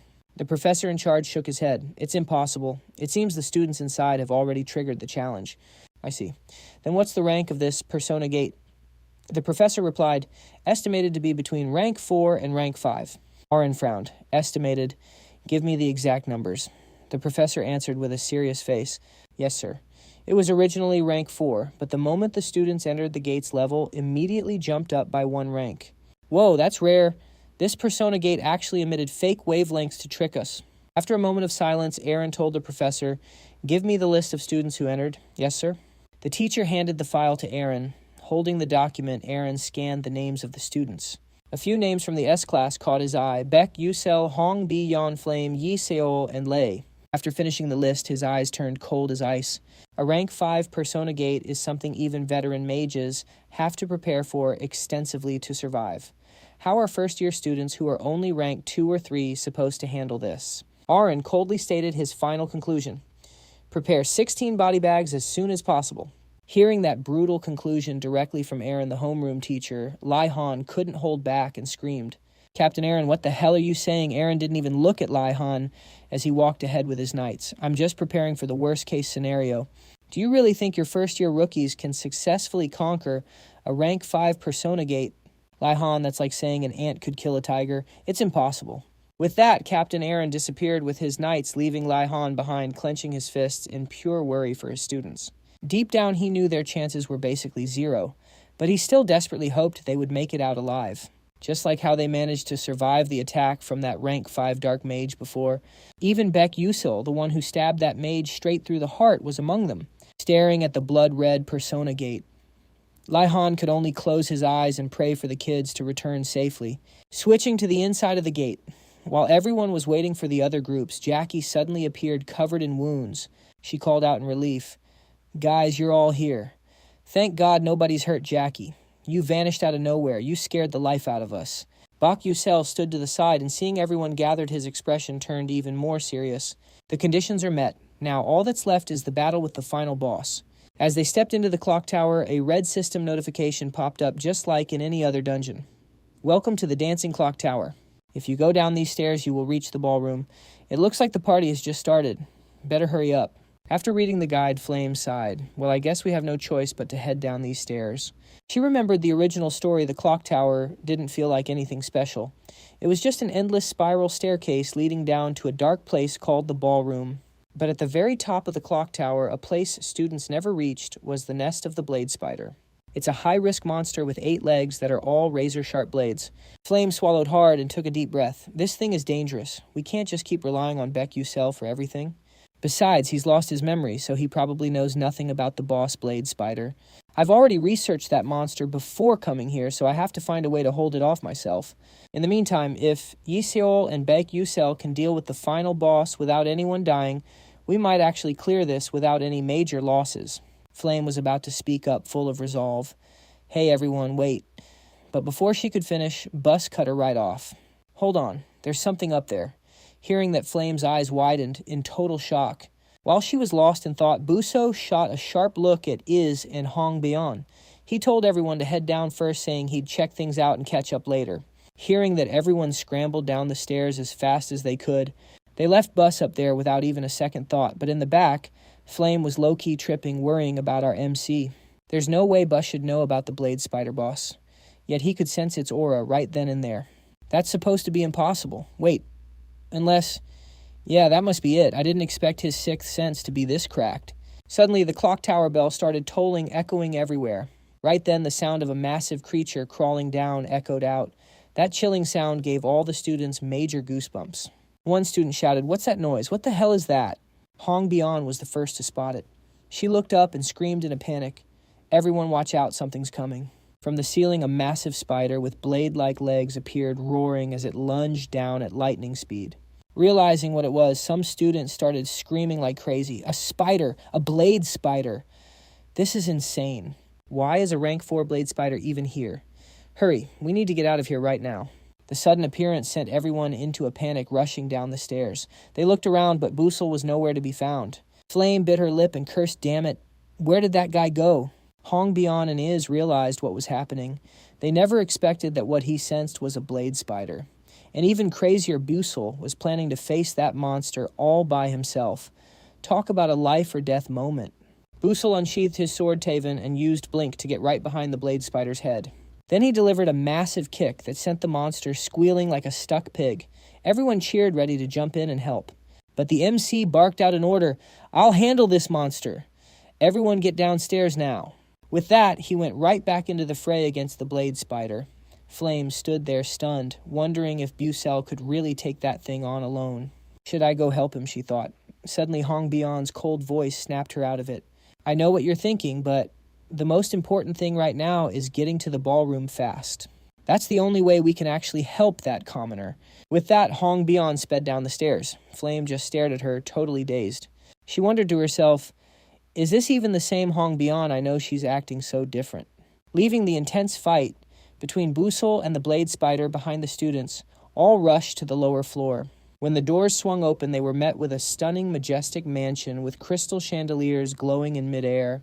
In the grand hall, masked nobles were dancing with ladies in an atmosphere that was unexpectedly elegant and romantic. The beautiful sound of violins left everyone speechless. The scene was the total opposite of the creepy darkness outside. This song, I'm sure I've danced to this before, it feels weirdly familiar. Suddenly, all the lights in the room cut out, and a massive tremor shook the entire place. The dancing nobles stopped, instantly their eyes glued to the stairs like they were waiting for the main star to appear. Then cold, heavy footsteps echoed from the stairs, slow and steady. Princess Hong Bian said solemnly, "Someone's on the stairs." Flame nodded in agreement. She knew exactly who it was. That's none other than Duke Aheron, the final boss of this Persona Gate. Everyone get ready. But when the light hit his face, Flame completely froze. Her face was a mask of pure disbelief. Because the Duke they were about to fight said something truly unbelievable. "Nice to meet you all. My name is Jackie Aheron." That voice, it was Jackie. He'd been following them this whole time. As soon as he spoke, the whole room went wild. The nobles started cheering like obsessed fans meeting a K-pop idol. "Duchess, you look as stunning as ever today. Please, just one smile this way. I'd give my whole heart to you. Duchess, you're absolutely breathtaking. Please look at us. I'd literally die for you." Jackie just smiled, bowing with such perfect grace that it didn't even fit that familiar face of his. Flame's face went completely pale. She couldn't believe what she was seeing. What the hell is going on? How is this even happening? This plot twist definitely wasn't in the original novel. No. From the very beginning, Jackie never even existed in the original novel. And more importantly, there is no way a normal human could become an NPC in a Persona Gate, let alone the final boss. There is only one possibility. Jackie has become a dark demon. It is a hard truth to swallow, but it is the reality. Flame gripped her staff, her knuckles turning white. Now she finally understood why Bus warned her to watch out for Jackie. But she could not just give up on her. She made a vow. No matter the cost, she was bringing her back. She screamed out with her last shred of hope, "Jackie, if you lose yourself to that power, you will turn into a monster. So please snap out of it," but Jackie just smirked in response. "Ridiculous. Are you just jealous of how popular I am? No, that is not it. I am genuinely worried about you." "Shut up, Flame. If you are jealous of my charm, just say it. Look around. Everyone loves me. They are all chanting my name." Deafening cheers erupted from every corner of the hall, echoing through the air. "Jackie, Jackie, Jackie, Jackie, Jackie." The cheers hit her like a drug. Jackie's face flushed deep red as she trembled with pure euphoria, looking completely bloodshot and crazed. "My heart, it feels like it is melting." Seeing this, Princess Hong Bian shouted, "This is bad. The darkness has completely eaten her mind. She's lost it," is added. "At this rate, the only way is to clear the gate and force her back to her original self. We have to move right now." Flame gripped her staff and nodded. "Yeah, I know.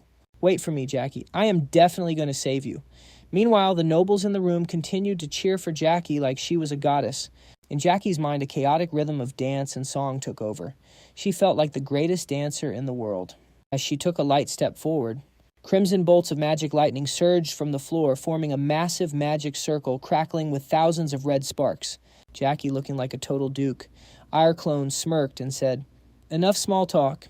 Let's get this party started." A system notification flashed. The final boss battle. The seductive ball has begun. At the same time, Busell sprinted along the wall, closing the gap with the spider leader. Instantly, he swung the Tavon sword, slashing its massive body. Blue blood sprayed like a mist, but the wound was barely a scratch.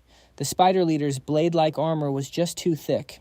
He focused. Honestly, the spider leader was not even that important for clearing the Persona Gate. It was basically just a side area.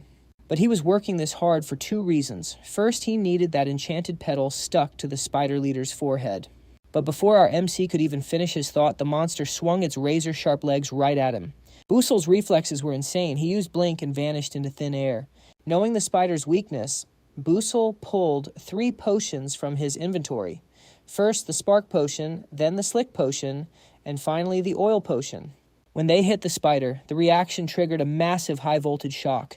The monster let out an agonizing scream. Thanks to his insulated high boots, Busell was fine. He decided to go all in. He blinked right in front of the beast, putting every ounce of strength into a strike against its protective shield. Sharp webs were everywhere. One wrong move, one bad blink, and he was cooked. The situation was hanging by a thread, but the MC was not backing down. This was his second reason. The hidden way to clear this persona gate was to kill the spider leader. Chapter 6. Side Quest, Jackie's Corruption. Once absorbed, the enchanted petal boosts mental power, allowing for maximum efficiency with the blink skill. Combined with his mana leakage physique and the glass of knowledge, this was a must-have item. Period. And the lore was actually pretty fire too. The enchanted petal is directly linked to the final boss Duchess, Heron. Only a few players would skip the ball to hunt down the spider leader, but those who did, they found the dark secrets hidden here. It was a deep behind-the-scenes story. The real reason the ballroom appeared, and how the Duchess gained her seductive dance skills, the truth was hidden right here. The spider leader was actually Duchess Heron's husband, and the Duchess, she was actually just a sub-boss. Anyway, for players who love these kinds of details, this was peak content, and became a legendary record for their gaming diary. I mean, who is crazy enough to hunt a rank 4 monster for nothing? But now was not the time for lore dumping. He had to break the barrier around the enchanted petal, since the petal was linked to the Duchess once the boss's shield weakened. The barrier protecting the enchanted branch will weaken, and the Duchess will take a massive hit below the ballroom. This makes it way easier for our MCs to clear the stage. This is the exact strategy used in Jackie's dark magic route from the original game. It was a method players discovered after dozens and dozens of failed attempts, but he wasn't sure if his own attacks could back them up in time. Only one way to find out: go all out. Busell lunged at the boss spider, landing precise strikes on its blind spots while spamming 3 flashes in a row. He turned that clock tower passage into his own personal playground. Taking a hit from the leader's blade, the boss let out a gut-wrenching scream, its massive body staggering. Busell was feeling himself after pulling off those 3 flashes. He was about to lock the spider boss down when a wild variable appeared. Unlike the game, Busell had the edge with a variety of alchemy potions. But since it was his first time tossing so many slippery potions at the fire wings, the spider boss lost its balance and plummeted into the abyss. Remembering the ballroom was right below Big EU stopped thinking. He dove off the clock tower and instinctively flashed. Big EU tried his best, but there was no way to stop that spider boss falling at insane speed. Our MC started panicking. What now? The ground was getting closer and closer. If he didn't figure something out fast, he was cooked. Suddenly a spark, he had to chase down the blade spider and force it off course. Flashback track a few minutes to the ballroom. The rhythm was getting intense, way beyond anything a human could handle. Yet Jackie was vibing and dancing effortlessly to the beat. Stop it, Jackie. If you lose yourself in Duchess Anrin's role, you'll never be able to come back to your true self. Shut your mouth. What do you even know? Fueled by pure rage, Jackie's dance became even more violent, making the magic circle on the ground summon lightning faster and faster. She aimed it straight at the flame group, even though they were warned to get back. The attack was just too fast and dangerous. Everyone nearby got blown away. Seeing this, Princess Hong Bian turned back worried. "Are you guys okay?" One guy replied, "No, we're fine." Hong Bian narrowed her eyes, searching for a way out. No time to hesitate. It's time to fight a corrupted enemy. She conjured a fire magic circle and suddenly launched an attack at Jackie's position. Jackie saw it coming. She smirked and said, "Beating me won't be that easy." Right then, Jackie summoned a dark magic circle, completely shutting down Hong Bian's powerful attack. But before she could even think, Io finished his spell, firing 3 ice boulders at her. The other guys wouldn't back down either. Even if they weren't as cracked as Isel and Hong Bian, they still unleashed their best magic on Jackie. But with that dark magic buff, Jackie easily blocked all 3 of them. The students were shook. Damn it, is our magic totally useless. Red lightning bolts followed every dance step. Thousands of electrical currents rained down from the sky, covering the entire area and forcing the students to dodge like crazy. Flem barely managed to block the wave of dark magic. Then, to everyone's shock, Flem grabbed her skirt and started dancing to the beat by instinct. Io was stunned. "Flem, why are you suddenly dancing?" Flem didn't answer. Her eyes were locked on Jackie as she suddenly fired a light magic attack. It just grazed Jackie's face, making her visibly shaken. Flem didn't give up. She knew she was right because this was just like the original novel. Flem shouted to everyone, "Everybody dance!" There were hints in the previous stages. This isn't just a magic duel, it's a dance-off. You have to use magic through the dance. With her high IQ, Hong Bian realized it all. So that's the secret. Duchess Iharon's dance can't be broken with regular magic. The dance that counters Silent Serena's tango is Serena's Requiem. Without hesitating, everyone started dancing Serena's Requiem. The other students quickly followed their lead. Then a wave of synchronized attacks combined and slammed right into Jackie. Jackie stood there, frozen, completely lost. Boom! A massive explosion cleared the darkness in the room. Isol's eyes were glued to the smoke. She wondered, did that hit actually work? Suddenly, the violin's melody shifts. It's getting heavier and faster. The tempo is cranking up. Everyone was stunned, but what shocked them even more was when the smoke cleared. Jackie was hopping around on four legs like some kind of freakish deer. That is, some straight-up glitch in the Matrix. The rhythm became more intense and faster, by the second surging way, beyond what any human legs could ever keep up with. However, with those four slender legs, Jackie was still able to dance with the grace of a professional, quickly manifesting a massive and incredibly complex magic circle. Her eyes were wide, burning with crazed excitement. With a spine-chilling grin, Jackie said, "Now the ball truly begins," seeing her friend fall this deep into darkness. Flame couldn't hold back anymore and roared at the top of her lungs, "Stop it, Jackie! If you let yourself get sucked into the role of Duchess Ayn any further, you will never be able to come back to your true self." Hearing that Jackie just burst out laughing, "You think I will just stop because you told me to?" Flame, look around you. All around them, the nobles were relentlessly cheering and clapping to the beat of the music. Jackie, the Duchess was everything they expected. "You are the most beautiful woman and the greatest dancer in this world. Now go and punish those stupid challengers." And Lady Ayn soaked in the praise. Looking at Flame's pale, terrified face, Jackie growled, "Flame, you are honestly trash, so selfish, petty, and spiteful. Did you really want to keep this sweet, glorious joy all to yourself? While you were smiling, surrounded by all those geniuses at Stella Academy and soaking up their admiration and receiving all those flowery compliments, I could only stand there all alone in the shadows. No one looked at me. No one even tried to talk to me. It was just me watching you with eyes full of envy and pure hatred. I have held on to those feelings for way too long, and I am never letting go." With that, Jackie continued her four-leg dance as magic circles stacked up one after another. Seeing this, Hong Bian quickly screamed a warning, "It is coming. Everyone activate your defensive magic now." The moment she finished 3 magic circles, fired beams of pure destruction toward Iso's group. Luckily, thanks to that warning, Iso and Hong Bian managed to manifest a shield just in time to block the attack. But the impact was so insane that it sent a nearby student flying, mangled, and unconscious. In that split second of distraction, their shield was suddenly shattered by another follow-up attack. Iso squeezed her eyes shut, ready to accept her fate, but then she felt nothing. Confused, Iso opened her eyes and saw Hong Bian standing right in front of her, holding back that massive attack with a wall of flames. Princess Hong Bian turned around furious and called Iso an idiot.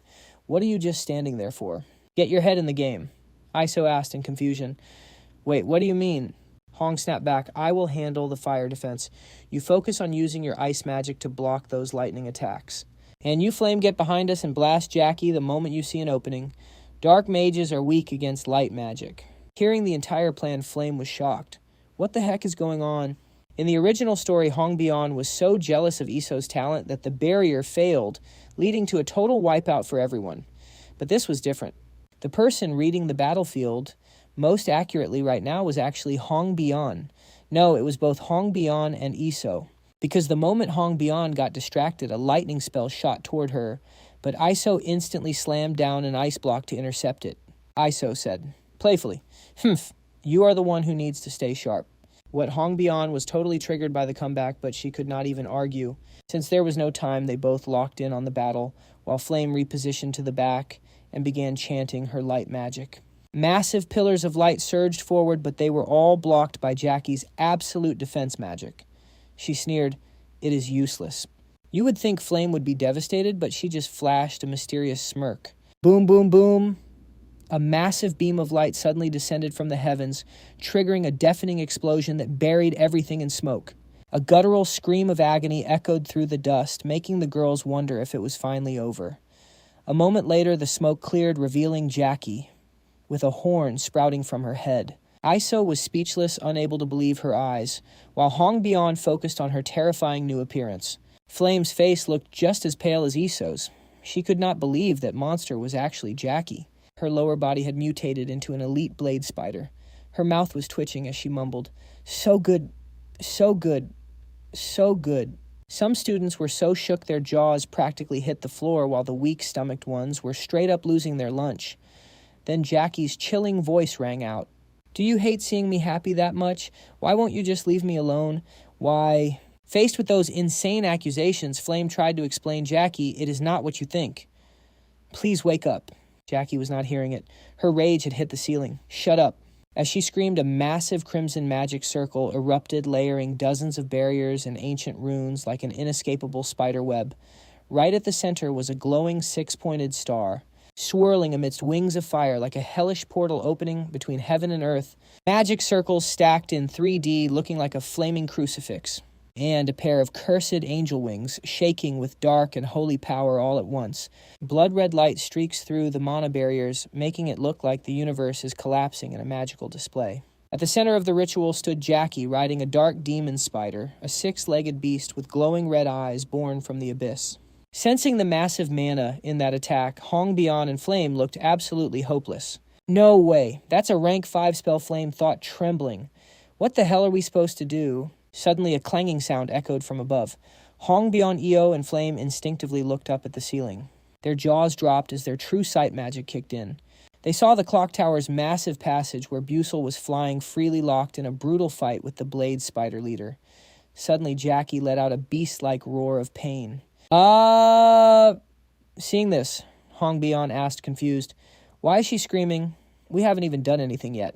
Flame thought for a second and explained, "I don't know the reason, but it looks like Busell's fight with the blade spider mini-boss is affecting Jackie." Seeing Jackie clutching her head in agony, Flame thought, did Busell predict this mechanic? Did he stay behind to take down the rank 4 boss just to support us? Yeah. With her eyes turning blood red, Jackie looked up and let out another deafening scream. "Ah!" Hong Bian didn't fully get it, but she knew the opening was here. She barked an order. "Now, one last strike, full power." With that command, 3 elemental energies exploded like lightning in a clear sky surging forward.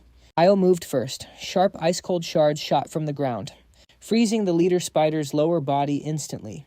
Her ice magic didn't just paralyze it, it turned the battlefield into a maze of death. Next was Hong Bian, her flames incinerating everything and tearing through the ice. Her fire wasn't just royal bloodline power, it was as violent and intense as her own soul. Finally, Flame unleashed her light magic. Genesis Light. A blinding pillar of white gold light crashed into Jackie like a bolt of divine wrath. Boom, boom, boom!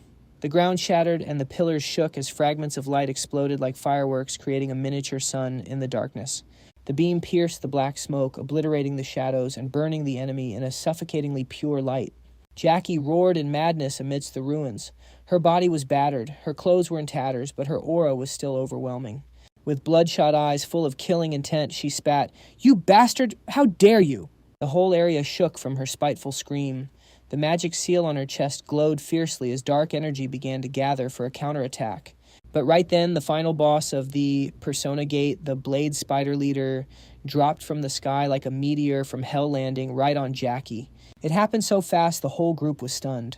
Hong Bian's eyes went wide. She panicked. What just happened?" Flame backed away, staring at the thick smoke, still confused. "I don't know. Something just fell from the sky." Suddenly, a familiar image flashed in her mind. "No, it can't be. Is that..." Flame's gaze locked onto the clearing dust. "The Blade Spider Leader. Is it dead?" A male student walked over, trembling, sweat dripping from his forehead. He couldn't believe it. "This is insane. We're all first years. But Busell soloed a rank 4 monster." His voice cut through the silence after the battle, carrying a bitter aftertaste. Part shock, part jealousy, like a sour note in the tense symphony of the battlefield. Suddenly, he spun around. There was Busell lying unconscious on the ground, breathing heavily and gasping for air. Right after that, all the students rushed toward Jackie. Flame was the first to arrive. She had sworn to save Jackie from the dark corruption no matter what.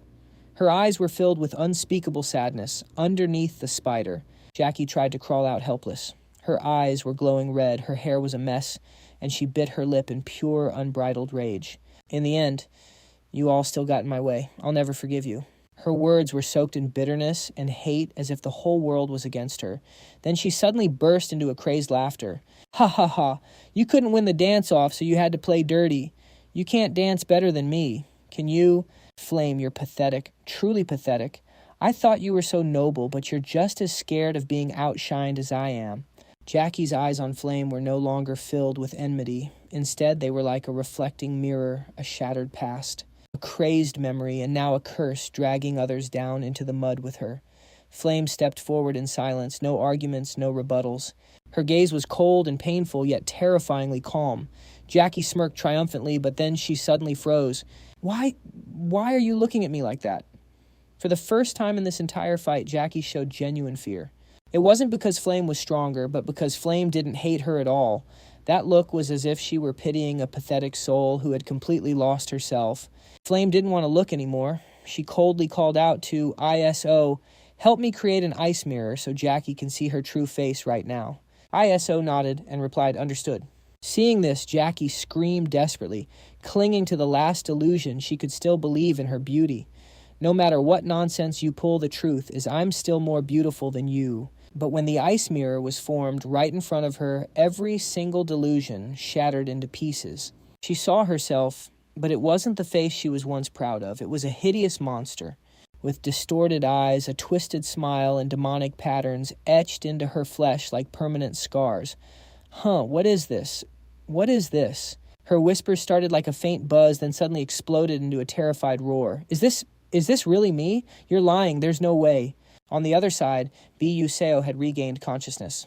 He clutched his head, trying to stand up through the dizziness. Meanwhile, Jackie's screams echoed with panic, denial, and pure rage. No way, this definitely isn't a real mirror. You guys, you're trying to trick me with this dirty game, aren't you? It's gross. It's so gross. Get it away from me. It's disgusting. The group of noble NPCs who were praising Jackie to the skies earlier suddenly flipped the script faster than a pancake. Truly disgusting. Is this really Lady Aheron? She's not beautiful anymore. Those words were like blades cutting through the final mask in Jackie's heart. She screamed in panic, helplessly, trying to lunge forward and smash the ice mirror. No, this isn't me. Take that mirror away. Please, just take it away. But no one responded. They all just stood there watching her wail like a tragic comedy. Seeing Flame approach, Jackie crawled on the ground, reaching out her hand like a drowning person. Flame, please. You can do anything right. Save me. Please, save me. A plea that came way too late. But Flame remained silent, knowing this was the end Jackie had chosen for herself.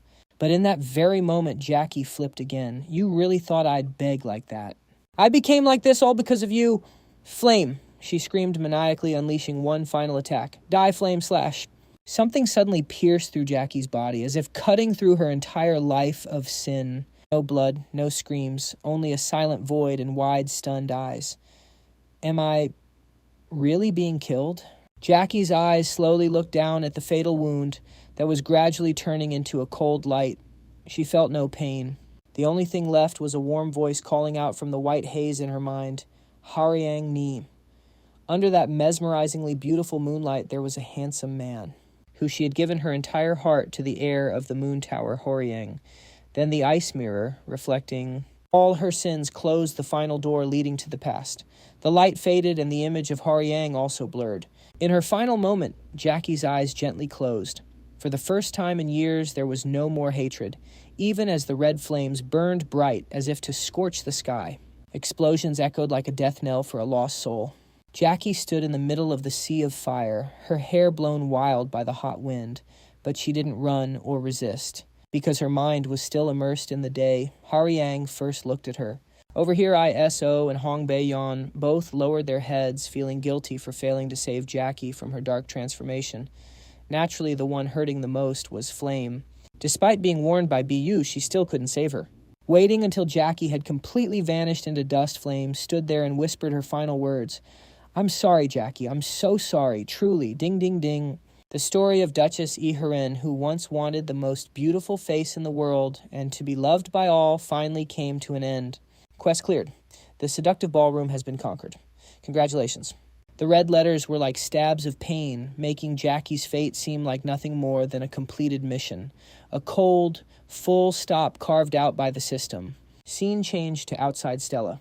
The cold voices of the instructors rang out. Team A6. The practical exam is over and the students are out. Team B3 is also done. The head instructor, Lai Han, with eyes like blades, gave the order, Hurry and get them to safety." A brown-haired teacher replied, "Yes, sir." Lai-han thought to himself, "Only Team C7 is left."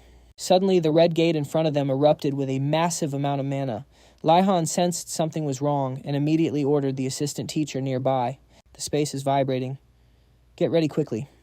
"Yes, sir." But before the two of them could even prepare, the persona gate suddenly underwent a mutation.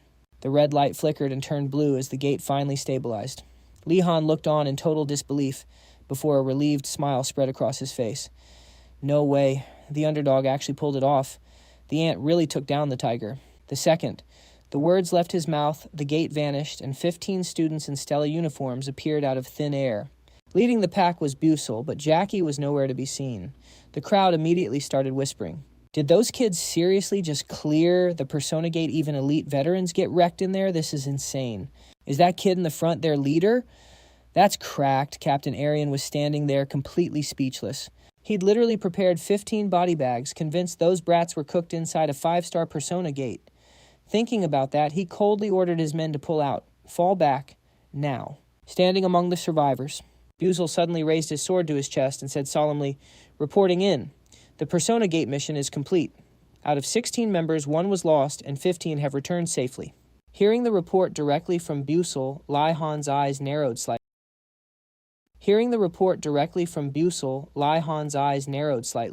His mind was a mess. 1 student didn't make it, but he quickly pushed those emotions aside to stay focused.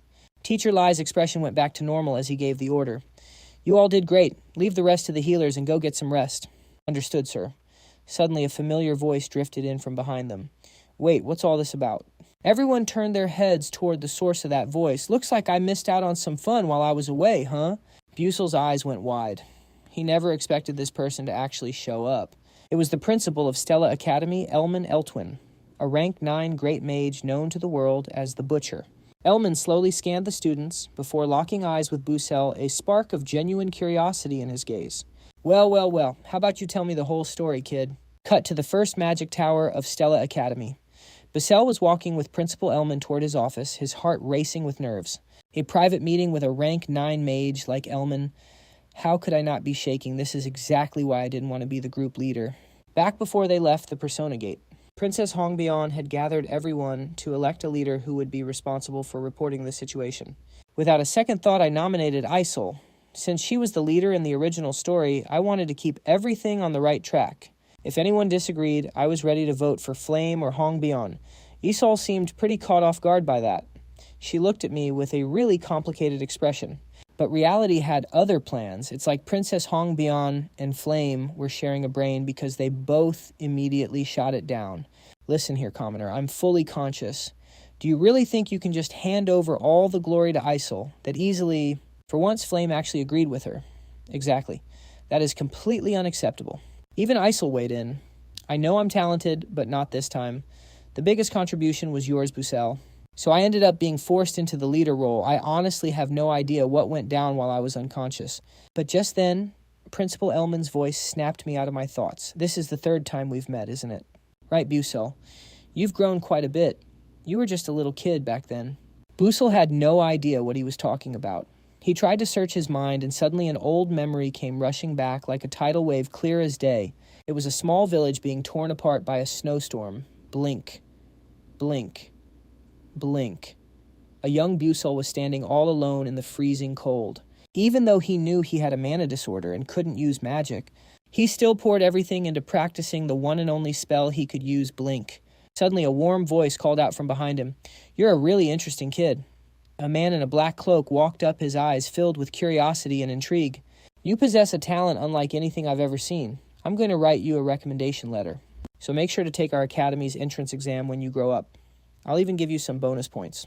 That mysterious man in the black cloak was none other than Principal Elman Eltwin of Stella Academy. The realization hit me like a truck, so the one who invited me to Stella in the first place was him. My mind was completely blown.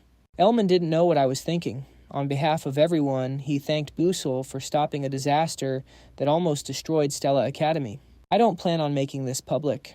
Of course, it would have been a different story if the students had been seriously injured. Thank you, Busell. Everything was settled smoothly thanks to you. Suddenly, Elman's tone shifted. "And there's one thing I need to confirm. In an instant, his warm expression turned bone-chillingly cold. A dark mage appeared inside that gate, didn't they? Busell felt a cold shiver run down his spine at that sudden change. He couldn't help but gulp hard. What is up with that look? He's terrifying. He really lives up to the name Dark Demon Executioner. Just one look from him was enough to give me goosebumps. Realizing this, Bus decided to spill everything. Yes, a student is dead. Her name was Jackie, and she showed signs of being corrupted by dark mana. Headmaster Elwin's face didn't change at all when he heard the tragic news. He just said coldly, "I see. What a waste of a talent that never got the chance to bloom. Being corrupted by darkness? It means that from the very beginning that person had dark emotions in their heart and didn't even try to fight back. Headmaster Elwin truly looked down on those who were weak. That was exactly what Bus felt through that cold gaze which didn't hold a single drop of regret." The heavy atmosphere finally settled down. Elwin suddenly laughed and changed his tone to something much gentler. "Haha, I'm being so forgetful. That reminds me. I haven't offered you a drink yet, have I? Do you want coffee or tea or maybe some soda? I heard young people these days really love carbonated drinks."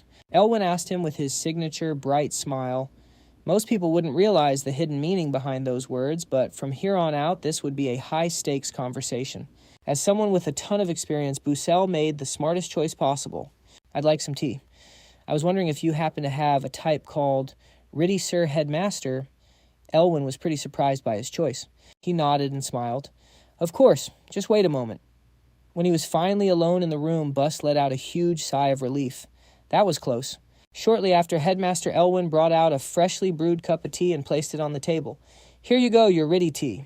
Knowing about this tea is rare enough, but finding someone who actually likes it is even rarer. I'm honestly shocked you asked for it." "Thank you, sir."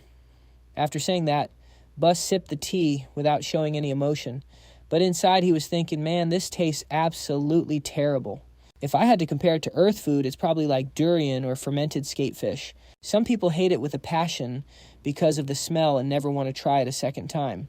But once you're hooked, you're obsessed for life. The reason I chose Riddy is because this private meeting with Elwin is a massive turning point, a golden opportunity. According to the original plot, if Flame chose coffee, he'd be promised magic lessons. If Is chose soda, he'd understand the logic behind magic. But Riddy is Headmaster Elwin's absolute favorite tea. The thing is, Bus watched closely, waiting for the headmaster to offer him a special reward. This Riddy tea was only used by the R tribe in the west of the continent dozens of years ago. It was supposed to be kept only among themselves, but they shared it with humans and faced an unprecedented disaster because of it. I heard the R tribe and the recipe for Riddy tea have completely vanished from the world. Elwin's eyes were filled with an indescribable sadness as he looked at the cup in his hand. He sighed and said, "This might be one of the few cups of Riddy tea left in existence. If humans weren't so greedy and foolish, maybe we'd still be able to enjoy it today. It's such a shame." Waiting for that exact moment, Bus said something that made Elwin jump in shock. "Is that so? That's strange because I drink this all the time." "What you mean this tea still exists in the world?" Headmaster Elwin asked urgently. But Bus just shook his head. This made the old man look pretty disappointed. However, it was too early to give up because this was all part of the plan and now was the time to cash in. "But I do know the recipe for Riddy tea." As soon as he said that, Elwin's eyes went wide. He couldn't hide his excitement at hearing about the one thing he had been searching for all this time. "What, you're not messing with me, are you? How on earth do you know a lost recipe like that?" This part was a bit hard to explain. He couldn't exactly say he was a player who got isekai'd into a game. After thinking until his brain hurt, Bus used his secret weapon using his mother as a shield.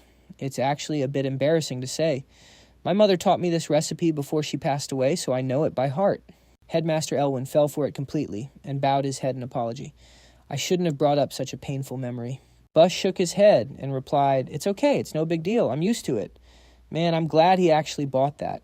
Headmaster Elwin went back to his usual self, coughed a few times, and asked, "Do you plan on selling that recipe? I'll buy it for a very high price."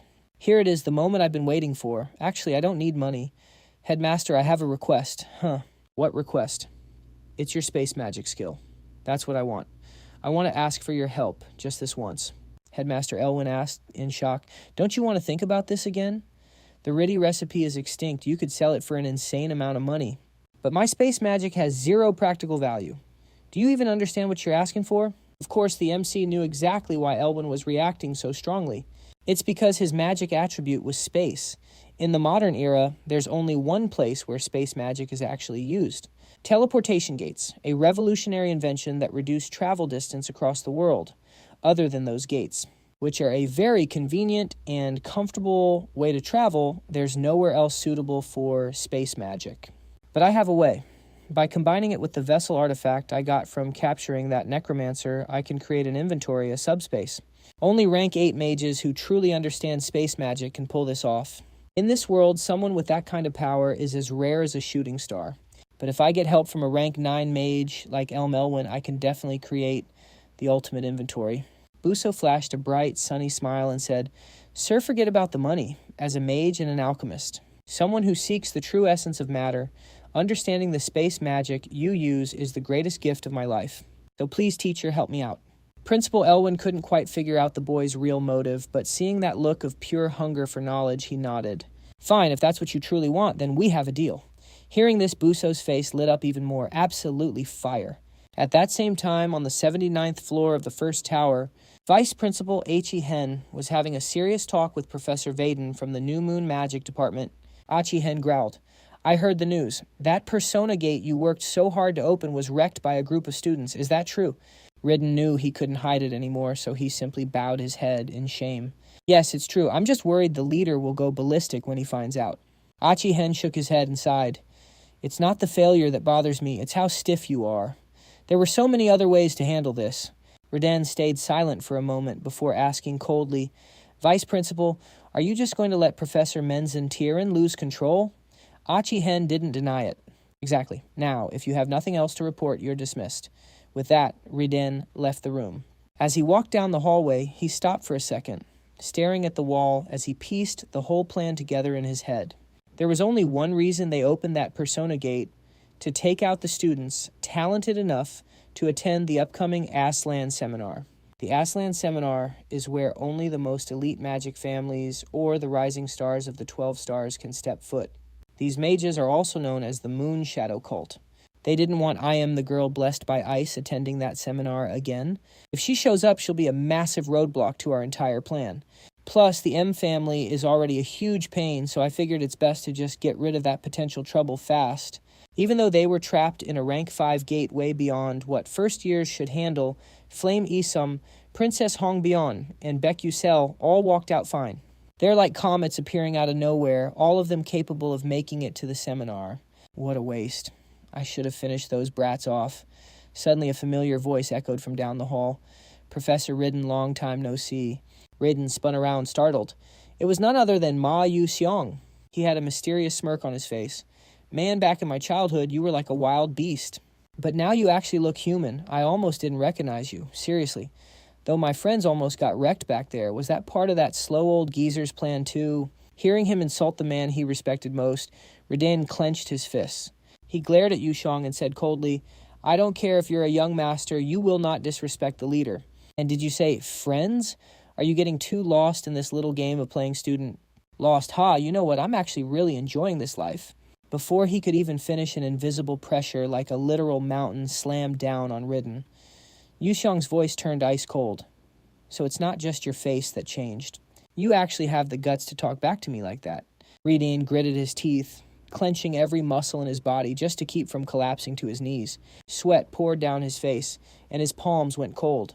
This wasn't just bloodlust. This was the king's soul, a mysterious talent that only exists in those born to rule. Normally, he shouldn't be showing this yet since Ma Yu-seong hasn't fully awakened as a true king, but thanks to my senses being sharpened by years on the edge of life and death, I can feel it. This power makes your skin crawl. He's a total monster in human skin. Seeing Ridden struggle desperately, Yu-seong gave one last warning. "You better watch your step. I'm not stepping in this time. But honestly, all of you are starting to annoy me. See you around, Professor." With that, Yu-seong walked away slowly. The moment he was gone and the pressure lifted, Ridden collapsed, drenched in sweat. He clutched his chest, gasping for air, and hissed through his teeth. If it's for the Moon Shadow Cult, this humiliation is nothing. Scene shift. After the official announcement from the teachers about the Persona Gate glitch, a group of noble students with close ties to Princess Hongbyeon rushed over to check on her. One girl looked totally worried and spoke up first. "Princess, thank goodness you're okay." Another student chimed in right away. For real, we heard the Persona Gate messed up because the academy failed. Is that true? I can't believe this. How could management let something this massive happen? Hong Bian just kept her head down and stayed silent. She thought to herself, they really have no idea. It made sense, though. From Stella Academy's perspective, anything involving dark mages has to stay top secret. Right then, a voice called out from behind, Princess Hong Bian. She turned around and saw a tall, aristocratic guy walking toward her. Edmund Adalek, a third year and a loaded member of the Falcon Club. Senior Edmund stepped right up to her. The other club members quickly scrambled out of his way. He flashed a bright golden boy smile. No need for the formal titles. Hearing everyone call me senior all the time is actually pretty embarrassing. Hong Bian stayed cool and replied calmly, Stella Academy always maintains its hierarchy. Seeing her being so stubborn, Edmund couldn't help but laugh out loud. Haha, all right, let's put that aside for now. I'm just glad you're safe. I was worried sick when I heard you were trapped in the Persona Gate. Hong Bian replied coldly, I'm fine. You don't need to worry. That's what she said, but inside she was dragging this guy for being a total snake. He wasn't worried about her, he was worried about his own political career. In the Adalvit Kingdom, two major powers rule the scene, House Auk and House Atalek. House Auk is currently backing Princess Hong Sihua, her older sister. House Adalek, the only ones who can rival them, have no choice but to bet everything on her. And Edmund, as the sole heir to House Adalek, probably has one goal in mind. Marry her after helping her become the Empress of Adalvit. Edmund started making small talk just to win her over. Want to play a round of sun chess? There's a tournament at the academy soon. Sure, let's go with that. Seeing her agree, Edmund happily patted her shoulder and whispered something annoying in her ear. Good. Today I'll teach you a move. Watch very closely. Hong Bian bit her lip and followed him. Her heart was heavy with frustration. I'd rather die than marry a hypocrite like him. But reality is brutal. Without his family's backing, she has zero chance of becoming the Empress of Adalvit. If only I had enough power. Or if someone as strong as the Adalek Duke was on my side, things would be different. While walking through the hallway, Hong Bian spotted a familiar face. Baek Yuseol. He just walked past without even looking back, but she couldn't take her eyes off him. Seeing Hong Bian space out, Edmond hurried her along. Bian, what are you standing there for? Hurry up. She looked back at the window, but Baek Yuseol was already gone. She felt a tiny sting of regret, but quickly Hong Bian brushed those feelings aside and caught up with Edmund. Cut to our MC. He's holding a red and white petal that looks just like Hong Bian's hair. Yuseol was locked in. Let's see. This should do the trick. Ding after absorbing the charm tree petal, Baek Yuseol's mind power increased by 65%. Magic resistance against all charm-type spells has been permanently increased. Character info, Baek Yuseol. Energy 1. Strength, 2 stars at 73%. Agility, 2 stars at 42%. Defense, 9 stars at 99%. Senses, 2 stars at 57%. Stamina, 2 stars at 19%. Mind power, 2 stars at 24%. Staring at his status board, the MC was pretty happy with these numbers. This gain isn't bad at all. Plus, the Constellation Project. Because he finished this chapter, he got a special reward. Anyway, what should I take this time? Should I use it on a growth stat? Yuseol thought about it, and a name flashed in his head. Will the Marian Pendant work? The system replied instantly. Possible. Then give it here. Understood. Marian Pendant acquired. Item, Info Marian Pendant. Great Ultimate. A pendant created by the future mechanical alchemist Marian. To protect his own life, he refined the barrier to the absolute maximum. Special skill Marian Shield. Absolute defense against any attack below Class 6. Can only be used one time. The MC felt a bit bummed that such a rare item was a one-off, but having a life insurance policy isn't bad. Especially since in the upcoming Chapter 8 he'll have to fight Menon Teren, who's turned into a dark mage. Not to mention the ancient grudge branch has already built up 78% of its malice. Plus that branch carrying ancient malice, its resentment level just hit 78%. It's almost at full power. Seeing that Busell flashed a satisfied smile and said, Nice, the preparations for the fight against Menon Teren are going smooth. The rest is up to Big Sis Anteresa. Time flew by in the international alchemy city of the Dwarf Kingdom. Busell was now at the front desk asking about the alchemist Anteresa. Welcome, sir. This is Facility 13 of the Krentalk School, the side building right by the Great Elm of Alchemy City. I'm here to see the alchemist Anteresa. The receptionist looked apologetic. I'm sorry, but you can't see her right now. Our MC knew she'd say that, so he pulled a special sealed envelope out of his pocket and showed it to her. This is an invitation that Aunt Teresa personally handed to me. The receptionist couldn't take her eyes off the letter. Once she realized it was the real deal, she jumped in surprise and started apologizing like crazy. I'll lead you there immediately. This way, please. Thank you. She quickly led Busell to a large room with Aunt Teresa's school carved above the door. She knocked and called out, Master Aunt Teresa, you have a guest. When no one answered, the receptionist hesitated before banging on the door and shouting, We're coming in. At that exact moment, Bus's eyes widened. His sixth sense screamed danger, but before he could even move, boom! An explosion ripped from inside the room. The shockwave blew the door right off its hinges, sending the receptionist and Busell flying back. The door slammed against the walls of the hallway several times after the blast, followed by a thick cloud of dust and smoke pouring out. It was so thick you couldn't see a thing. Luckily, Busell's reflexes were on point. He quickly pulled the receptionist to a safe corner. Man, that was a close call. It could have been way worse. Fortunately, it was just a minor accident since only smoke was coming out. He fanned away the smoke and stepped inside. Busell called out worriedly, Sis Aunt Teresa, are you okay? Right as he spoke, a confused voice came from ahead. Oh, is that my student? Busell looked toward the voice, only to see Aunt Teresa standing there totally unharmed. Next to her was the gold alchemist he met at the last seminar, Wasel of Gordon. Aunt Teresa saw Busell and beamed with a huge smile. She proudly showed off the item she had just successfully created. Come here quick. I just invented something super cool and I want you to see it. Bus was speechless. He wondered if that explosion even bothered her at all. But honestly, he was pretty curious about this cool thing she mentioned. Wasel Gordon was wearing a silver bracelet and pointed to a button, his voice shaking with pure excitement. Kid, you see this button? This is the protection bracelet. He tapped it twice, and a blue magic circle appeared. Shocking, right? If you press this twice, even in this basic state, it can tank a hit from a third-tier mage. But wait, there's more. If you press it one more time, a shield 3 times that size appears. Well, isn't this peak? It's absolutely cracked. Now, even people with low mana or regular folks who can't use magic at all can deploy a defensive spell. Even if it's just for one use, a defense power of 500 is enough to save you in so many dangerous spots. Ha ha ha ha ha. If we go public with this, I bet the whole world will be shook. It's all thanks to our genius assistant, Aunt Teresa. Oh, and come to think of it, you're a co-author too.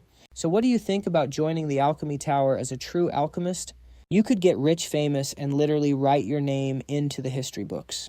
Busell hesitated for a moment. Should he make an excuse or just tell the truth?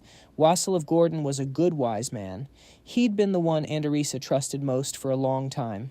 Thinking this, Busell dropped the secret he'd been hiding, leaving both of them frozen in their tracks. I can't store mana in my body, so I can't live my life as an alchemist. Welkson didn't quite get it. He asked what Bus just said. Why couldn't he hold mana? Bus lowered his head sadly and replied, I was born with a condition where I can't accept mana. It's called mana leakage. Nobody at Stella Academy knew the truth, but it wasn't exactly a massive secret.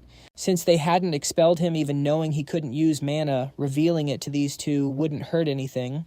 Aunt Teresa's pupils shrunk as she stared deep into Busell's eyes. Wasel Gordon pushed up his glasses. With his genius brain, he vaguely remembered hearing about that condition. If what the kid said was true, then...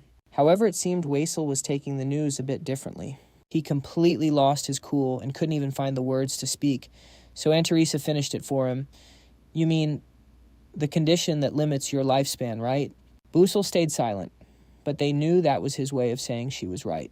He looked up at the ceiling and got lost in his thoughts. Man, how did things end up like this? Even though they weren't wrong. Because mana leakage usually means you won't live past 19. In other words, they totally misunderstood him as someone who had already accepted his fate to die young. Seeing that look of pity for a tragic genius who would never bloom, Busell got serious. Yeah, my clock is ticking, but I'm not planning on checking out early. I've already found a way to stick around so you guys can stop worrying. Hearing his confidence, Aunt Teresa finally let out a sigh of relief. That is good to hear. If you ever need anything, just say the word. Sensing the mood was getting too heavy, Bus quickly switched gears. He reached out his hand and asked, By the way, could I take a look at that new protection bracelet you just cooked up? Oh, of course. Actually, I was planning on giving it to you as a gift anyway. Wait, seriously, this thing is high tier. Yeah, honestly, without your input, I never could have made something this fire. Wow, thanks a ton then. With that, Bus pulled out his knowledge glasses and slipped them on. He started scanning the bracelet's data. Let's see. As expected, it is still in the beta stage. Everything is a bit messy with way too much bloat. After mapping out the entire structure with his knowledge glasses, Busell flashed a smirk and asked Antharisa, "Could I borrow your mana welding pen for a secchi?" Antharisa was caught off guard, but she handed it over without a second thought because she trusted him completely. Beside her, Gordon's face scrunched up as he asked curiously, "Ho ho, what is the kid up to now? Care to fill me in?" Before he could finish, Antharisa put a finger to her lips, signaling him to zip it. "Don't bother him." Busell, pen in hand, was already locked in, etching something onto the silver band. "If I bridge this gap with the welding pen right here, it will create a completely different framework. Time to take this to the next level." Done. He tested it immediately while it was still fresh. A shield way more cracked than the original surged forth. Gordon's jaw hit the floor. He scrambled to put on his measuring device. The results were insane. Defense shot up by 800, making it 1.5 times more effective than before. Okay, so the kid was not capping about being a co-author after all. Gordon's eyes were literally sparkling. He muttered every word with pure hype. "Bus, how would you like to work for me? Wait, scratch that, not for me, but as my equal. We would be partners. Don't sweat the 0 mana thing. I will get you a dedicated alchemist to act as your personal mana battery." Bus appreciated the offer, but he had a main quest to finish. He had to rewrite the original story. "Haha, sorry, but I have got my own path to walk as a magic warrior." Gordon looked pretty bummed out hearing that. "I get it. It is a real shame not to work with a genius like you. Oh, almost forgot Antharisa. I need a quick favor." He pulled out a sphere he had looted from the necromancer. "Think you can help me craft something with this?" Antharisa took the orb and tilted her head. "An enhancement. It is not space magic, so do not worry about finding someone to draw the runes. The headmaster of Stella already agreed to help, so that part is handled." Both of them nearly jumped out of their skins hearing that a rank 9 mage was doing the rune work. Antharisa's jaw dropped so hard it looked like it might break. For real? The headmaster himself? Gordon was breaking out in a cold sweat. That crazy old geezer from Stella agreed to help. Man, the more I look at you, the more I realize you are built different. After thinking for a bit, Antharisa sounded a bit unsure. "I really want to do this for you since you asked, but I have never actually done an attribute enhancement before." "I am sorry." Of course, Bus already knew that. He flashed a bright, sunny smile to boost her confidence. "I know, and there is no rush at all. Once you have leveled up your enhancement skills, then you can help me. I know you will master it in no time." In his head, he figured it would probably take a few months, but hearing that hype straight from Bus Antharisa was suddenly feeling herself. She puffed out her chest and said, "Leave it to me. It is time we cooked up a masterpiece that will go down in history." Some time passed back at Stella Academy. Io was sitting by herself, deep in thought, looking totally conflicted. She glanced over at Bus, who was currently busy yawning his head off on the other side of the room. A thought popped into her head. Maybe she should just ask Bus, but before she could move, someone else beat her to it. A familiar voice called out, "Hey, commoner." Bus snapped out of it. He looked up, wondering what the heck Hongbei John wanted with him now. Hong did not waste any time and got straight to the point. "I have something important to discuss with you, in private. Got a minute for just the two of us?" On the sidelines, Io's curiosity spiked when she heard Hong had important business with him, but she did not have the guts to speak up. "Oh, I am free. Let's roll then," Bus said. The two of them walked off quietly, having no clue that Io was still staring at their backs. Once the room was empty, Io slumped back into her gloomy mood. She clenched her fists like someone had just snatched her most prized possession. "It is not like it matters if they talk. But why does my heart feel so heavy just because those two are off alone together?" On the way, Bus couldn't help but ask Hong Byeon-jeon what she actually wanted to talk to him about. Hong Byeon stopped in her tracks and replied, "I heard that the Alchemy Tower has developed a new product using magic engineering." Saying that, she turned around, revealing her stunning face as she continued, "I heard that you are actually the co-author of that magic alchemy." Bus didn't look surprised or suspicious at all because he knew with the Adelvit royal family's intel they were bound to find out. He calmly asked, "So what? Are you planning to use me as a direct bridge for your item business?" Seeing Bus figure out one of her motives, Hong Byeon crossed her arms arrogantly. "I won't deny it, but commoner, don't get the wrong idea. The items are important, but I think building a connection with you is even more vital." Bus was stunned for 5 seconds. This was totally unexpected. I didn't think she'd value me this much. She's nothing like her character in the original story.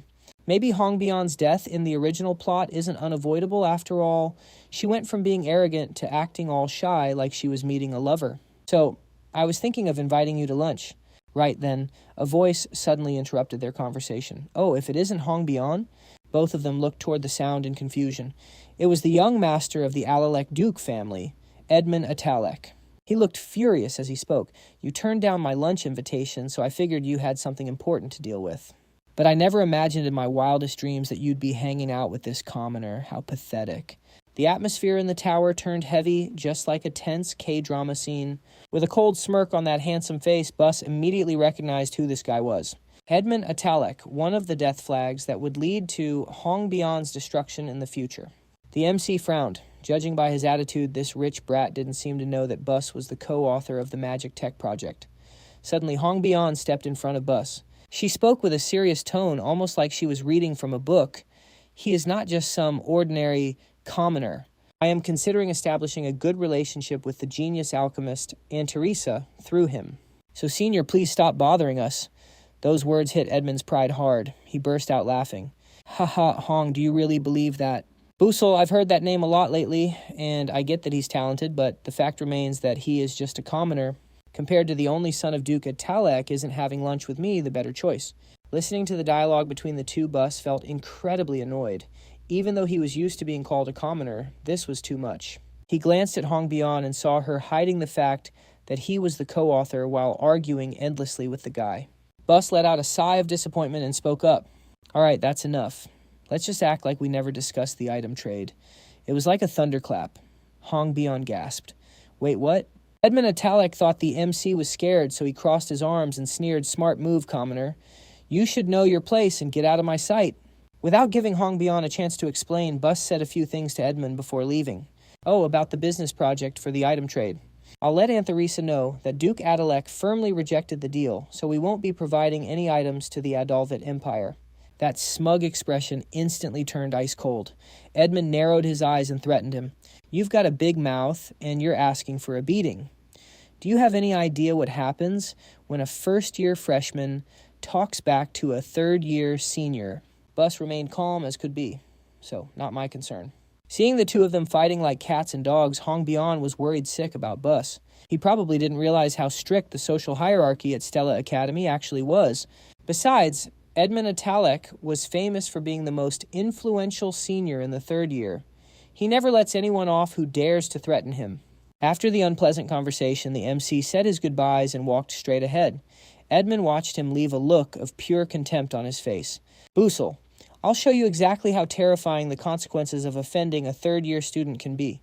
Looks like I'll have to make your academy life a little more interesting. Haha. Hongbion lowered her head sadly, not daring to talk back to him. Meanwhile, Bus walked out of the magic tower. He thought to himself, sorry, Hongbion-jeon, but if I don't take this guy down, you'll never get a happy ending. Whether she inherits the throne or the Duke's house is overthrown, it all leads to her tragic death in the end.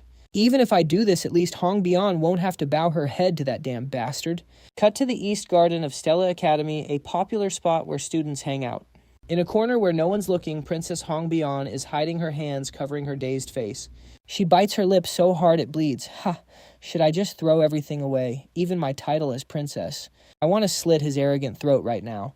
But her logic quickly shuts that down. That would only make things worse. Hongbion knows exactly why Adelek is always blocking her from recruiting talent for her side. He doesn't want her to stand on her own 2 feet. Exactly. He wants her dependent a puppet who only knows how to say yes. I wasted a perfect chance. She starts doubting her own abilities. Can I really not do anything on my own? Suddenly her eyes widen as if she's realized something. Wait a second. The image of Busell standing up to Moon flashes through her mind. The Busell I know is smart and always avoids trouble. There's no way he'd say those things without knowing the consequences. Unless, cut to a room in Stella Academy at night. Busell is hyped because the package he's been waiting for finally arrived. A ring, a bracelet, and a necklace. These are the prototype items Aunt Teresa crafted specifically for him. He's shocked they arrived so fast. All right, let's see how these work. The stats for the barrier necklace pop up. Rank mid-tier. Agility plus 11%. Stamina plus 14%. Mana plus 1%. Special skill Lithy. Shield 125 BP level 1. Damage absorption 3%. Whoa, better than I thought. Let's check the others. Now for the rest. Mystery Dagger Ring, rank mid-tier. Description: when activated, this ring transforms into a sword hilt and creates a mana dagger. Agility plus 14%. Senses plus 9%. Special skill dagger, mastery level 3. Duration 5 minutes. Protection bracelet. Rank mid-tier. Description: when activated, it transforms into a bracer to protect the forearm. Strength plus 7%. Agility plus 9%. Mana plus 2%. Special skill shield level 1000 B. Annarisa is no joke. She's already making mid-tier items. I gotta test these in a real fight and give her feedback. Hey, I already gave the Golden Alchemist Wattel of Gordon a heads up. Everything's ready. Time to start crushing the Adelac Dukes family. A few days later, the second exam arrives. This test is split into 2 parts, practical and theory. The practical magic application is graded based on magic attributes. For example, lightning magic is judged on max voltage and chain count. Wind magic is graded on how much explosive power it generates. Ice magic depends on how low the temperature gets and the range of its effect. There are other notable attributes too, like healing, materialization, and so on, but the real showstopper is fire magic, and the one representing it is none other than Princess Hong Bian. Watching them finish their exams, Busell can't help but be impressed. The main characters really are on a different level from regular students. Suddenly, the teacher calls his name. Busell, you're up. He walks onto the testing platform. Once the signal starts, Busell repeatedly uses Blink to reach each stone pillar, hitting the crimson buttons without breaking a sweat. The other teachers watching from afar can't help but praise him. Incredible. I get goosebumps every time I see it. There's 0 delay after each blink, and he finds his target perfectly. His talent is truly extraordinary. The proctor's voice rings out. Busell finishes the test. That's one part of the practical done. Even without using spells, my mana is totally drained. Tesk.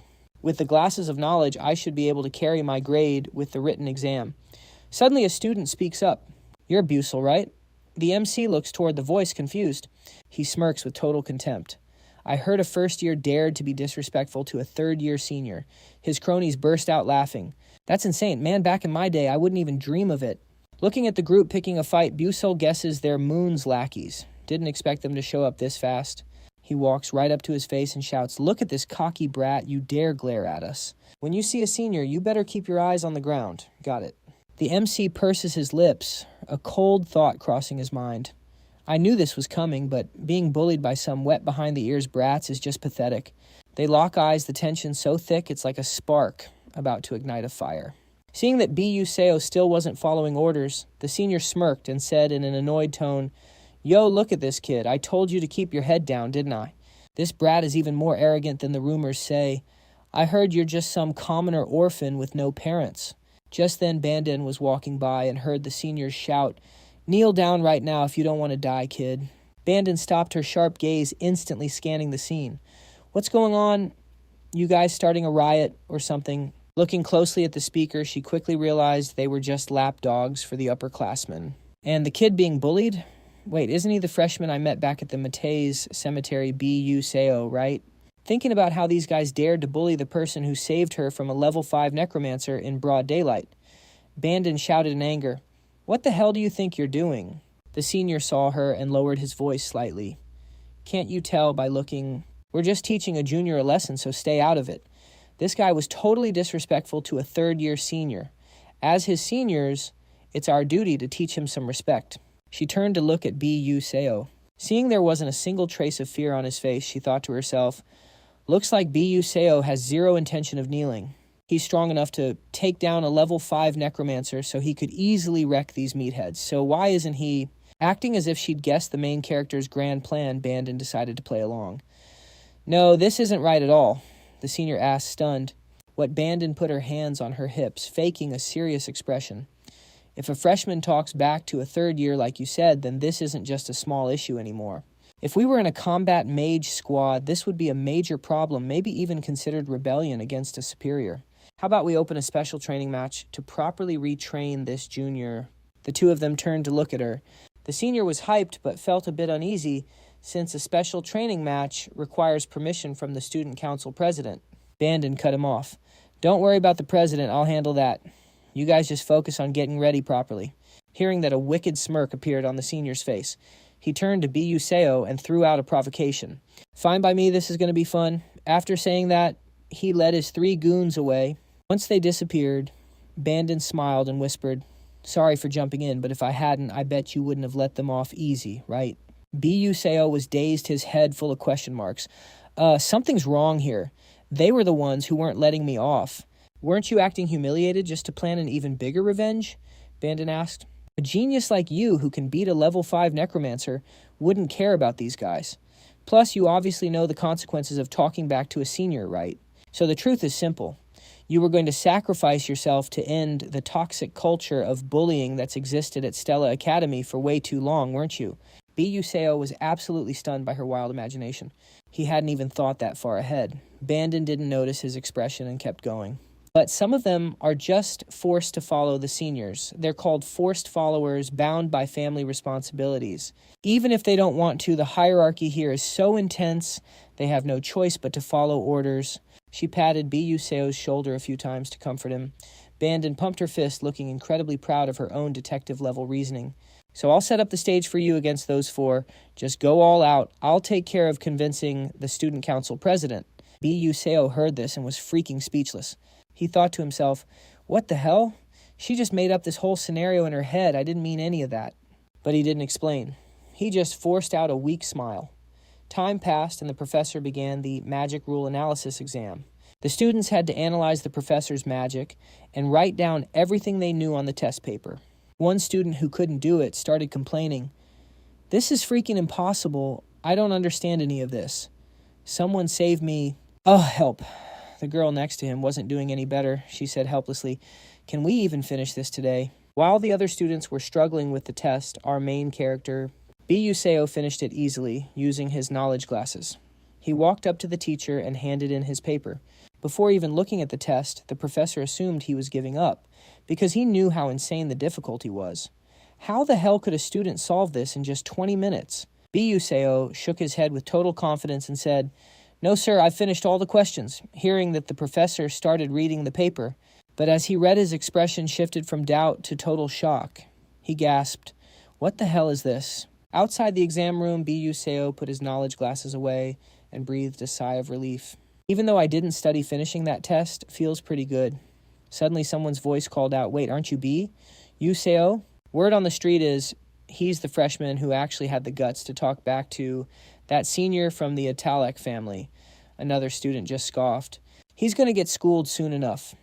I know exactly how Edmund Adalek handles things." Busell heard them whispering about him and was pretty surprised. Looks like the news has already spread across the entire academy. But why did Bandon have to get involved? A special training battle for juniors. Simply put, it's just a sanctioned duel where a senior gets to teach a junior who needs to learn their place. Even though Stella Academy strictly bans seniors from using verbal or physical abuse against juniors in public. These special training matches are the loophole where a senior can legally punish a junior.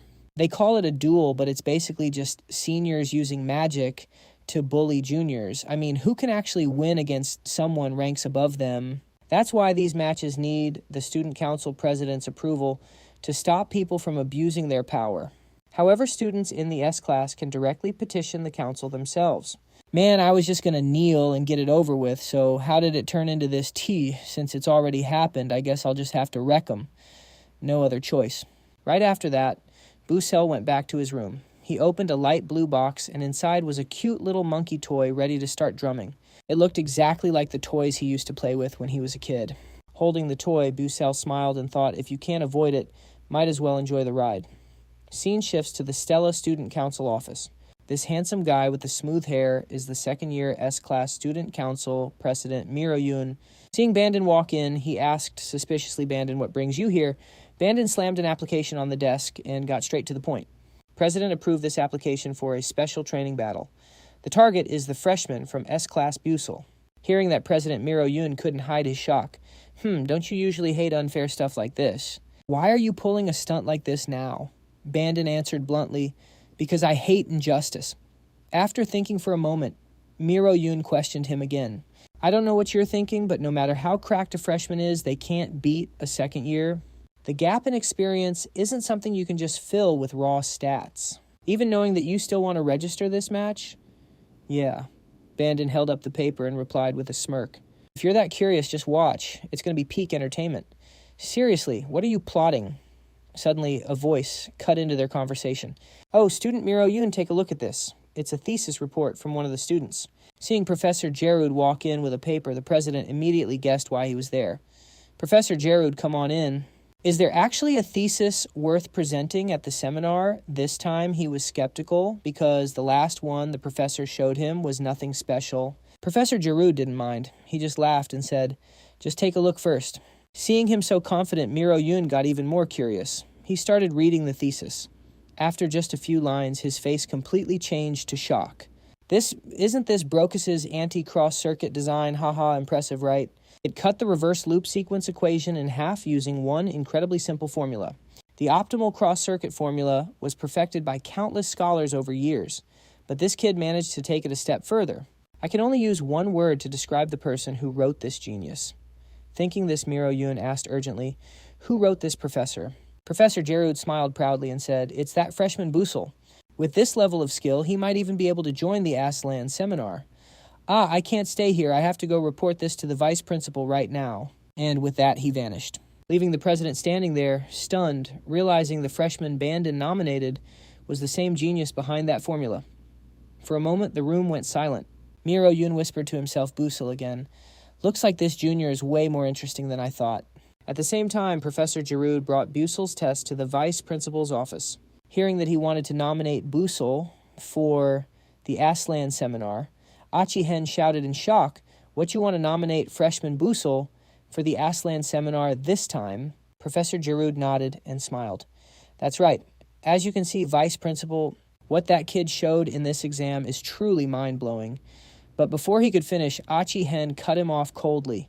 This isn't that simple, Professor Jarud. Professor Jarud looked confused and asked why. Achi Hen tapped his fingers on the desk, his words heavy with pressure. Right now at Stella, we have plenty of candidates, and that's not even counting the students. Especially this year's new recruits, they deserve a nomination more than anyone. Furthermore, the maximum number of people from one school who can attend the Aslan seminar is only 2. And that's not counting the elite families who usually have those spots locked down. And yet, you want to give that position to Busell, a guy who can't even use magic, just using flash and melee.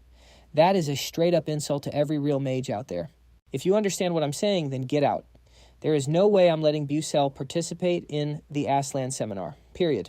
Hearing that, Professor Jer closed his eyes and said sadly, I understand. Goodbye, Vice Principal. Then he just turned around and walked away. Once he was finally alone in the office, the guy lost his cool and crushed the test paper in rage. He really tried to bring that pest to the Aslan seminar. Yeah, keep dreaming. As long as I'm still sitting in this chair, Bus, you are never setting foot in Aslan. Just thinking about how that brat keeps ruining his plans. He cast a spell and burned the test paper to ashes. Not a single trace left. And just like that, the second round ended, and the rankings were finally posted. Busell and the other students were shaking with nerves as they searched for their names on the board. After a while, he finally found his rank. Rank 419, Class S Busell. He was actually pretty shocked by his own standing. He thought to himself, rank 419, huh? Even though I got a perfect score on the written exam and topped the practicals, skipping class all the time, and not doing homework really tanked my points. Honestly, I'm lucky I wasn't expelled, but damn rank 419 is still kind of impressive. Whatever, let's look at the top. Rank 1 is Mouseon. Rank 2 is Flame. Rank 3 is ISO. Rank 4 is Ha Won Rang. Rank 5 is Hong Bion. No big surprises there, but our MC spotted one thing he couldn't just ignore. Ha Won Rang, who was second last semester, actually dropped down to 4th place. Did ISO and Flame just study harder than usual, or is something else going on? While our MC was deep in thought, Princess Hongbon suddenly walked up to him. Everyone else immediately cleared out to give them some space. Since Jackie went down the dark mage path, Ha Won Rang's original dark storyline had completely vanished. Suddenly, Hongbion's voice snapped him back to reality. So you adjusted your rank on purpose. Honestly, I think that just made you stand out even more. Busell was caught off guard by her sudden question. Like, what is she even talking about? Since he stayed silent, Hongbon got straight to the point. Looking at your rank in the top 600, I guess you're planning to join the Academy tournament. Hearing that Busell finally realized what she meant. So that's what this is about. I was so busy thinking about Hawon Rang that I almost forgot. The Academy tournament is coming up. It's a huge event where top students go head-to-head with elite magic academies. After thinking for a bit, he looked over at Hong Bian. She seemed hesitant, nervously playing with her hair like she had something she needed to say. She looked honestly pretty cute, but he didn't want to make it awkward, so being the man he is, Busell spoke up first. "What's up? Is there something you want to tell me?" Startled by his bluntness, Hong Bian got even more shy and looked away, trying to dodge his gaze. Then she clenched her fist, gathered all her courage, and finally asked what was on her mind. "Why did you do that?" Busell was stunned. He had zero clue what she meant. Seeing his blank face, Hong Ban got annoyed and questioned him again. "I'm asking why you were so disrespectful to Senior Mon. He's famous for being petty, but he's got a lot of pull. Even the third years, don't mess with him. He'll probably send his lackeys to harass you until the day you graduate." Her voice suddenly dropped. "Do you really think you can handle all that by yourself?" Seeing the genuine worry on her face, Busell was a bit surprised. After thinking for a second, he gave her a straight answer. "Probably not." Hearing this, Hong Bian froze. Her heart sank. But while she was panicking, Busell was actually thinking, "I'd rather beat those brats to a pulp and quit school than let them bully me." Hong Ban couldn't read his mind, though. She gripped her hands, her voice trembling. "Then, what do you even get out of picking a fight with someone like Mon? Are you after my money or my family's power?" Our MC stayed silent, just staring at her intensely, before looking away and saying, "I don't need any of that. All I want is a friendship between us." Boom! That line hit her like a shot from Cupid himself. Her heart skipped a beat and her whole world suddenly turned pink. Busell had no idea he just dropped a total flirt line. Feeling a bit awkward, he scratched his head and continued. "Besides, I'm not helping you for free. Let's just call it even if you sign a contract with me for some items later." Hong Bian looked confused and whispered, "But you could sign with anyone. It doesn't have to be a doll of it." But why me? And honestly, Busell had no clue how to answer that one. Am I really supposed to just tell her, like, "Hey, I'm trying to save you from certain death and get that perfect ending"? But knowing the system won't let him leak the truth, Busell stuttered, "I'll tell you about that some other time." Hong Bian was totally confused, but she just nodded anyway. "All right, so about that junior training match coming up, what's the plan?" "I'll just wing it when the time comes. You don't have to deal with any of this." "Wait, what?" "I mean, with your current strength, it's totally fine if you rough up the seniors a bit. I'll handle all the drama afterward." Busell broke into a cold sweat hearing that. Thanks in advance, I guess." He thought to himself, "It's nice she wants to help, but how is she so sure I'm going to wreck these seniors?" While he and Hong Bian kept chatting, Baek Shuang was hiding behind the wall, listening to every single word they said. She quietly slipped away, leaving them alone. Scene changed to the magic combat field. Deafening explosions were everywhere. Turns out Hong Bian's mom, the fire element teacher Hong Jo-in, was training Shuang and her daughter in fire magic. Seeing that Shuang's fire magic wasn't half bad, she didn't hold back on the praise and gave some feedback. "Your control is top tier, Shuang. Even if your raw power is lacking, you can totally fix that with your precision. You'll be a beast against agile enemies or on stealth missions. But compared to that other student, your magic is still missing a lot. How many times do I have to tell you fire magic isn't just about blowing stuff up? I can't believe you ranked first in fire compatibility with only this much talent. It makes no sense. Again, show me more." Baek Shuang bit her lip as she watched the mom push her own daughter. She felt a massive pit in her stomach. Day and night, Shuang trained until she was literally running on fumes. Every practice dummy was incinerated by her fire magic in an instant. She was gasping for air, her eyes filled with frustration as she muttered, "I lost again. I work harder than anyone, so why? What am I missing?" Her hands suddenly went limp at her sides. Staring at the scorched earth her magic left behind, Shuang still couldn't understand why she couldn't beat the princess not even once. A few days later, while strolling through the academy, Isel overheard a group of girls gossiping up ahead. "Yo, the special training is about to start." "You mean the match between the sophomores and that freshman?" "Exactly. Let's go watch." Isel watched them walk away, thinking to herself, they must be talking about Busell. Memories of Hong Bian looking for Busell for something important flashed in her mind, and Isel's eyes lowered. Feeling kind of down for no reason. Whatever, it's none of my business anyway. I've got a mountain of homework to finish. But despite saying that her legs had a mind of their own and led her straight to the training grounds, realizing there were already dozens of people waiting, Isel looked down in embarrassment. "Did I really come here on instinct? Just then a girl shouted, "Aha, I knew you'd show up for this match." Isel looked at the girl, her face a total question mark. Meet Harry, a first year from Class B. Seeing Isel's confused face, Harry gave a mysterious smirk. "I know who you are because of those rumors that Busell is into you, ha ha ha. Come on, tell the truth, are you guys secretly dating? You're only here because you're worried about your boyfriend, right?" Being mistaken for the main character's girl made Isel's face turn red as a tomato. "No, it's not like that, I'm just here to watch. I mean, yeah, I'm worried about him, but..." Isel trailed off and looked at the ground. Seeing her act so shy, Harry saw a different side of her. Wow, that's a surprise. I was wondering what kind of person she was.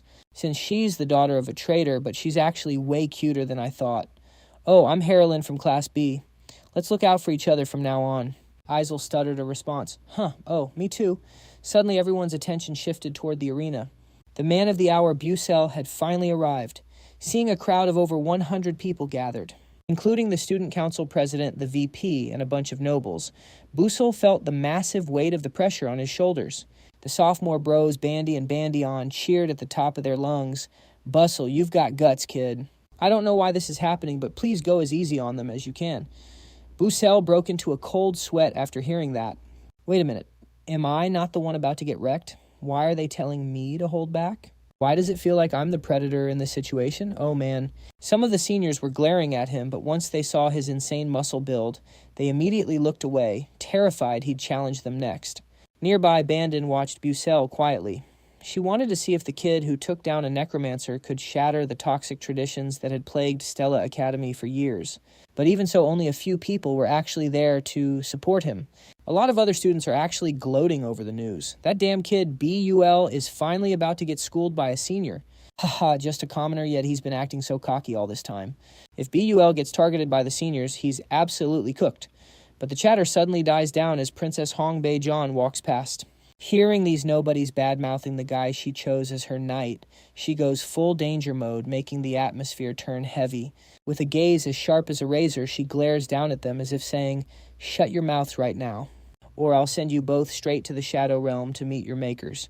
After that threat, Princess Hong Beyond struts away, leaving the two of them speechless, not daring to talk trash behind someone's back again.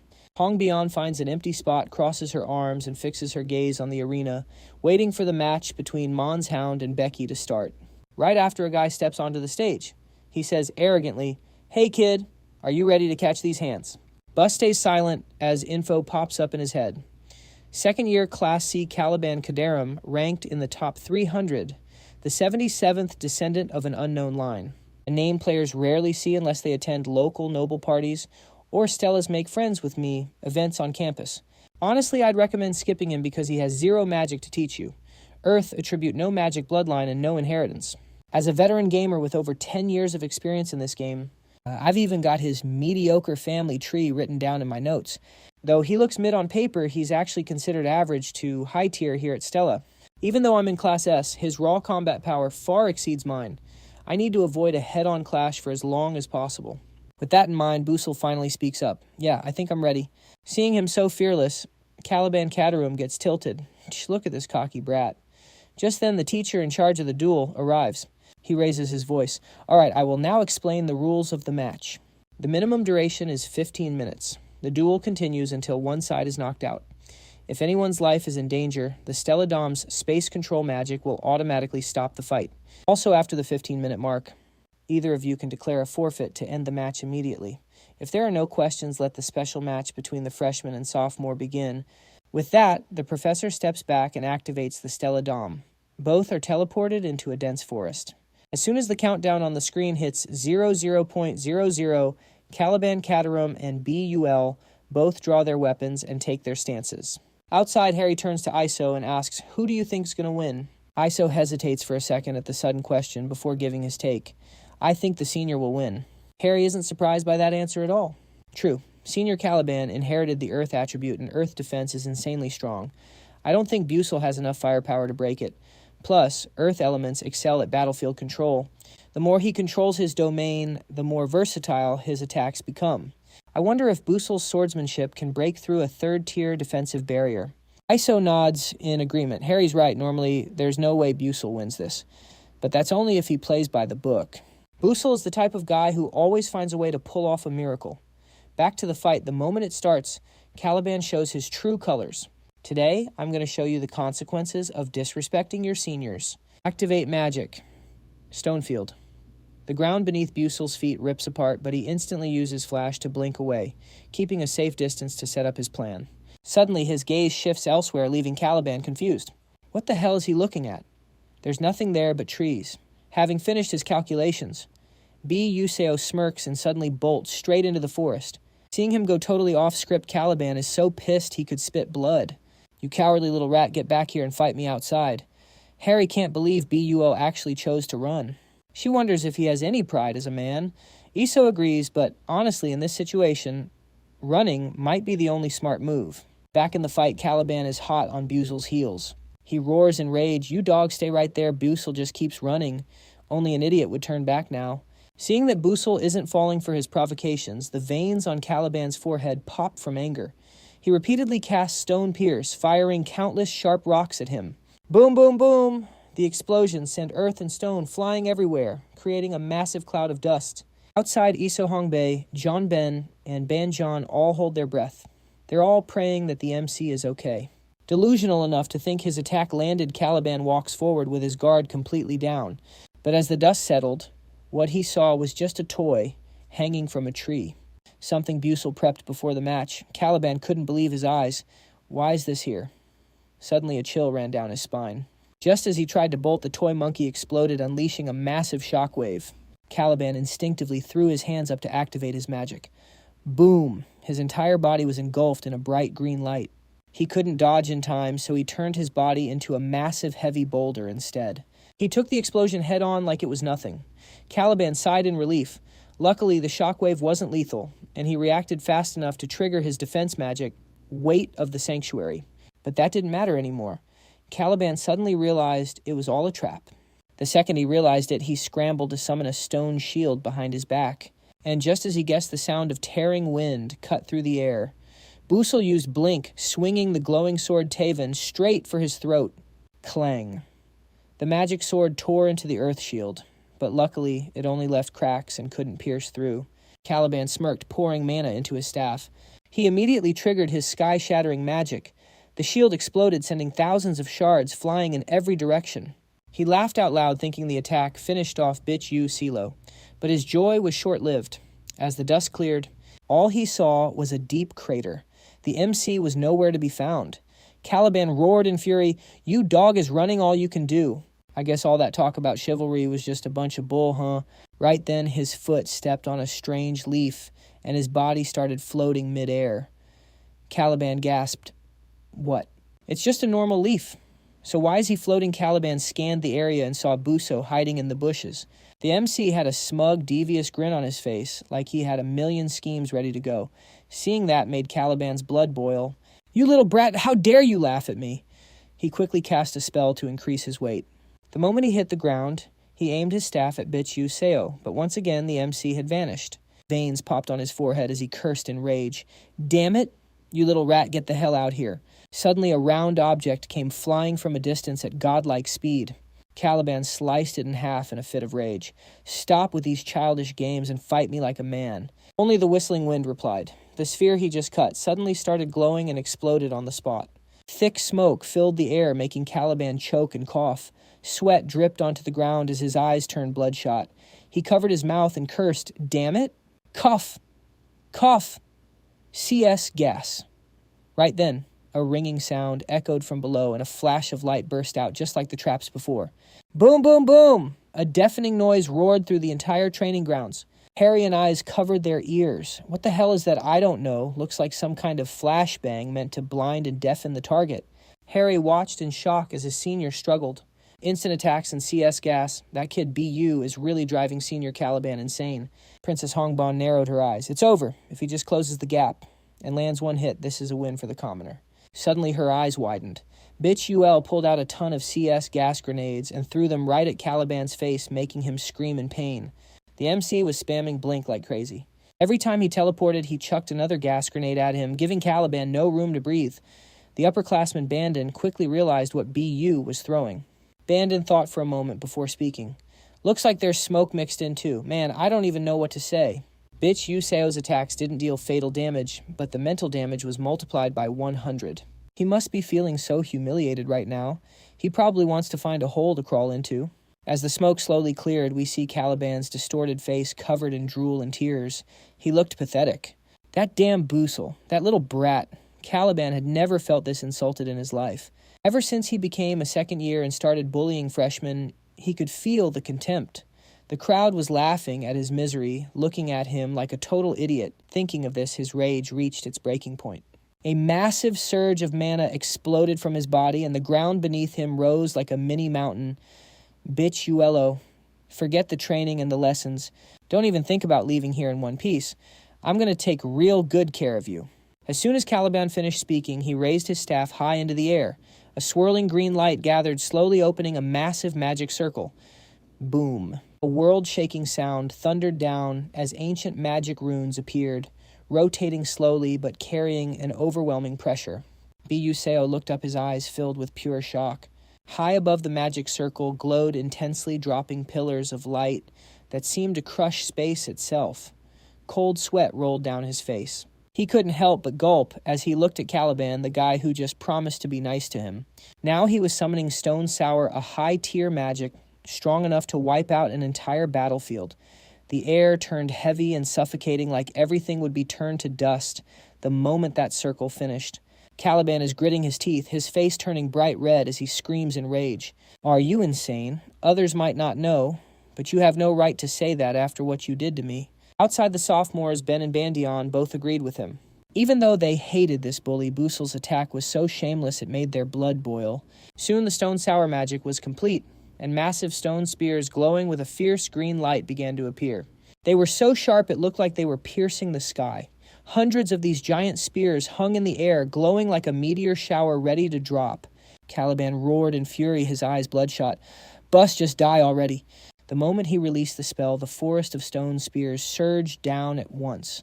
The wind howled, and the pressure was so intense the audience could barely breathe. But no one noticed the timer on the board ticking away. 14 minutes, 47 seconds. 14 minutes, 55 seconds. The audience and students all turned pale. How could a freshman survive a move like that? But in the middle of that storm, our MC stood perfectly still.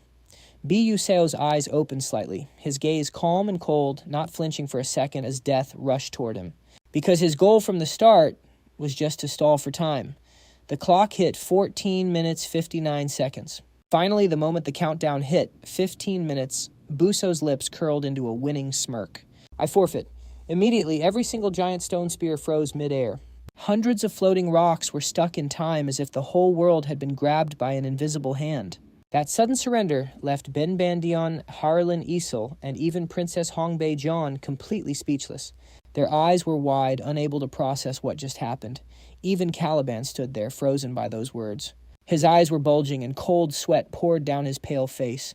The mouth that was just screaming, die, was now just trembling. Wait, what? Right after that, the teacher's voice rang out. Match over the Stella system is shutting down. They were sent back to the special training ground. Freshman Yuseo from S-Class has forfeited, therefore the winner is sophomore Caliban. As the voice faded, Caliban snapped back to reality and muttered in confusion. Is it over? Yuseo let out a sigh of relief, a smug smile on his face. I survived. The teacher announced again that the special training session had ended. Hearing that, Caliban's face turned white and his whole body started shaking. A scream of pure frustration echoed through the training ground. Not long after the special training session finally came to a close. All the students headed home, but the atmosphere was still electric. Even though Busell didn't win, the match was basically a one-sided roasting session he created, so nobody actually saw Caliban as the winner. Wow, did you see the senior's face? He looked like he was about to vomit blood.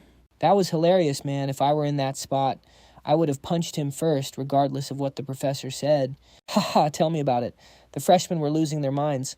Everyone was hyped by Busell's power. He literally cut through a level 2 shield, something even sophomores struggle to do. But what were those items Busell used earlier? Is it some new tech they just developed? Yeah, it looks like it. Their raw power isn't insane, so they might just be prototypes. But if they keep developing them, those items will definitely be fire against dark mages in the future. Another group of students was gossiping about the MC's reflexes. Did you see that? When the senior blocked his vision with a shield and blew it up, Busell was already prepared to blink. He predicted the senior's every move and planned exactly where to place his items. Even Bandon from year 2 had to wonder if it was the gear or just pure skill. Compared to normal alchemists who usually use the terrain to fight, they can turn the ground under an enemy into a prison, or turn tree branches into weapons reinforced with mana. Even though their style is pretty passive, alchemists can attack or defend using natural elements. Entering an alchemist's domain without being ready is straight up suicide. But Busell had already calculated every single item placement from the very beginning. By maximizing his insane mobility to set up magic tools all over his zone, he created a terrain advantage and seized every opening to strike. It is a completely unique combat-style one that not just anyone can pull off. Busell, you little monster, you really know how to make people's jaws drop. Standing nearby, Senior, Ben turned and asked Yo Bandyon, Miro said you requested a special training camp this time, right? So, did you get the results you were looking for? The results I wanted. He looked around and saw the second-year students looking absolutely miserable. Meanwhile, the freshmen were hailing Busell as a super rookie. Some who used to be bullied were laughing their heads off watching the so-called elite second years get totally wrecked. Just hearing their screams and seeing their pathetic state was enough to give them total satisfaction. Bandyon continued. From now on, the second years won't find it so easy to mess with the freshmen. No matter how strong they think they are, there is always a chance they could lose to a first year. If they accept a duel from a freshman and lose, they will never be able to hold their heads up again. At this level, I would definitely call this the result I was looking for. Things are finally getting interesting. Hearing that Ben burst out laughing, haha, that is good to hear. News of the duel between Busell and the second-year student spread like wildfire through the academy. Even though the MC did not technically win the story of how he utterly humiliated the details were a bit exaggerated, but rumors often become reality once they start spreading, and most students accepted it as the absolute truth. Over at the Red Falcon Club, Amon Atalek slammed the table in a fit of rage after hearing the news. He original gnashed his teeth and cursed Caliban. You complete idiot. How dare you embarrass me like this? While he was venting his fury, Princess Hong Beyond sat there silently focused on reading the newspaper. The headline stated that the genius alchemist, Anteresa, had developed a futuristic magic engineering technique, a massive breakthrough in the world of alchemy. Lost in her own thoughts, memories of that battle flashed back. In the end, he still let his opponent win.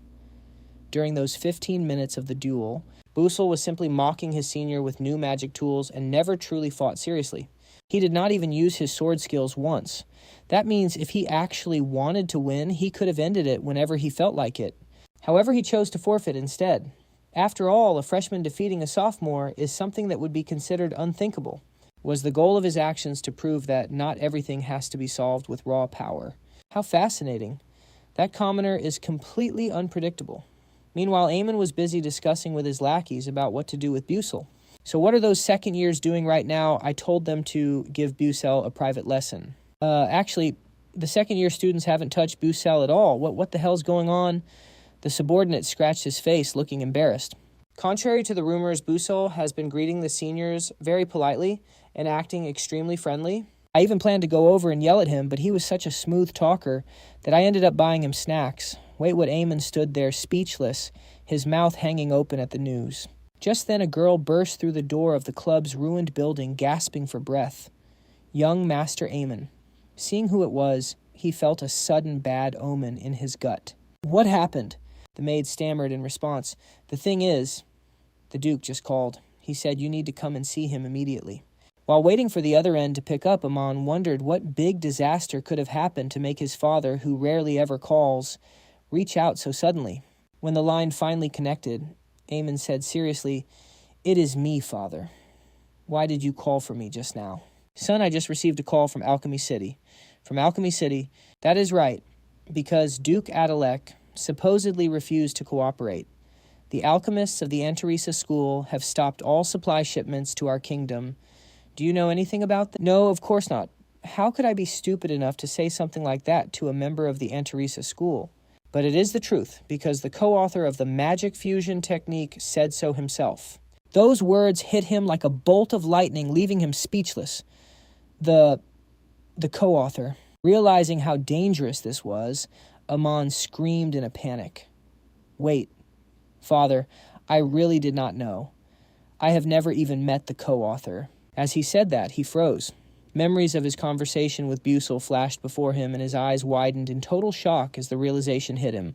The rumors were not wrong. He really was the co-author of the magic fusion technique, the invention that is currently taking the world by storm. Thinking about this, Eamon could only give a bitter laugh. He was totally screwed, but he did not dare tell his father the truth, and tried to change the subject. Father, regardless of what happened, for a group of alchemists to refuse the Adalavit kingdom is unacceptable. You know how much influence our family has over the alchemy palace. Before he could finish, the Duke roared in anger. This is a technological revolution. This technique can create items that rival ancient artifacts. They are even conducting research alongside the Golden Alchemist. Holy crap, even the alchemists are in on this. This is way bigger than I ever imagined. From what I hear, the motherland will soon restart trade with the Alchemist Spire, but the name Adalek won't be part of that deal. Son, let me ask you one more time. Do you have anything to do with what happened? Edmund stayed silent and didn't answer, but that was enough to give his father a massive headache, because silence is basically a confession. Shortly after, Edmund, trying to fix his mess, whispered to Hongbian, "Can you set up a private meeting with Busell for me? Please." Hongbian was stunned. After she snapped out of it, her eyes turned ice cold. And she granted his request. Down in the southern continent at the Moonset Plains, a beautiful and poetic scene appears before us. At the center sits a magnificent mansion where a girl with long red hair is gazing into the distance as if waiting for someone to show up. Meet Jeliel, the daughter of the head of the Nebula Merchant Guild. Land prices are skyrocketing. Just then, another spirit appears. He's trembling as he kneels and begs her. "Lady Jeliel, please have mercy on your subordinate just this once." Above his head, a strange number, 3, appears just like a system NPC. Jeliel's eyes glow as if she's seeing right through that number 3. It is the value attribute of all things, a trait that allows her to see every living being, whether human, animal, or object, as a numerical value. 0 is total trash, and 100 is the absolute peak. But this guy's only a 3. His value is literally just pocket change on the street. After thinking for a moment, she decides he's not even worth helping. "Jello, why did you go bankrupt again? How many times did I warn you not to expand that useless project?" The spirit grits his teeth still stubbornly, believing that his decision was right. "You're the one lying. You're the one who ruined all my hard work." Realizing this guy is cooked, Jeliel orders her servants to bury him. "Yes, ma'am." Following their master's orders, several guards drag him out by his neck.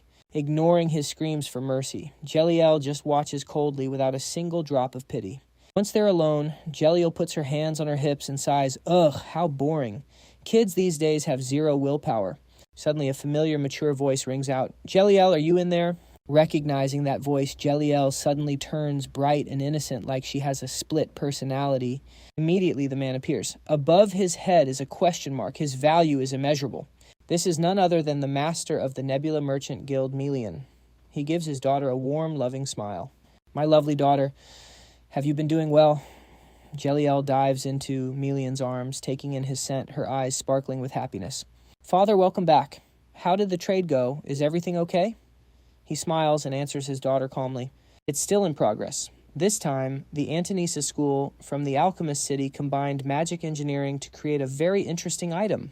There's footage of the co-creator of Alchemy Magic Engineering using this item in actual combat. Do you want to see it?" Of course, I'm sure it'll be super interesting.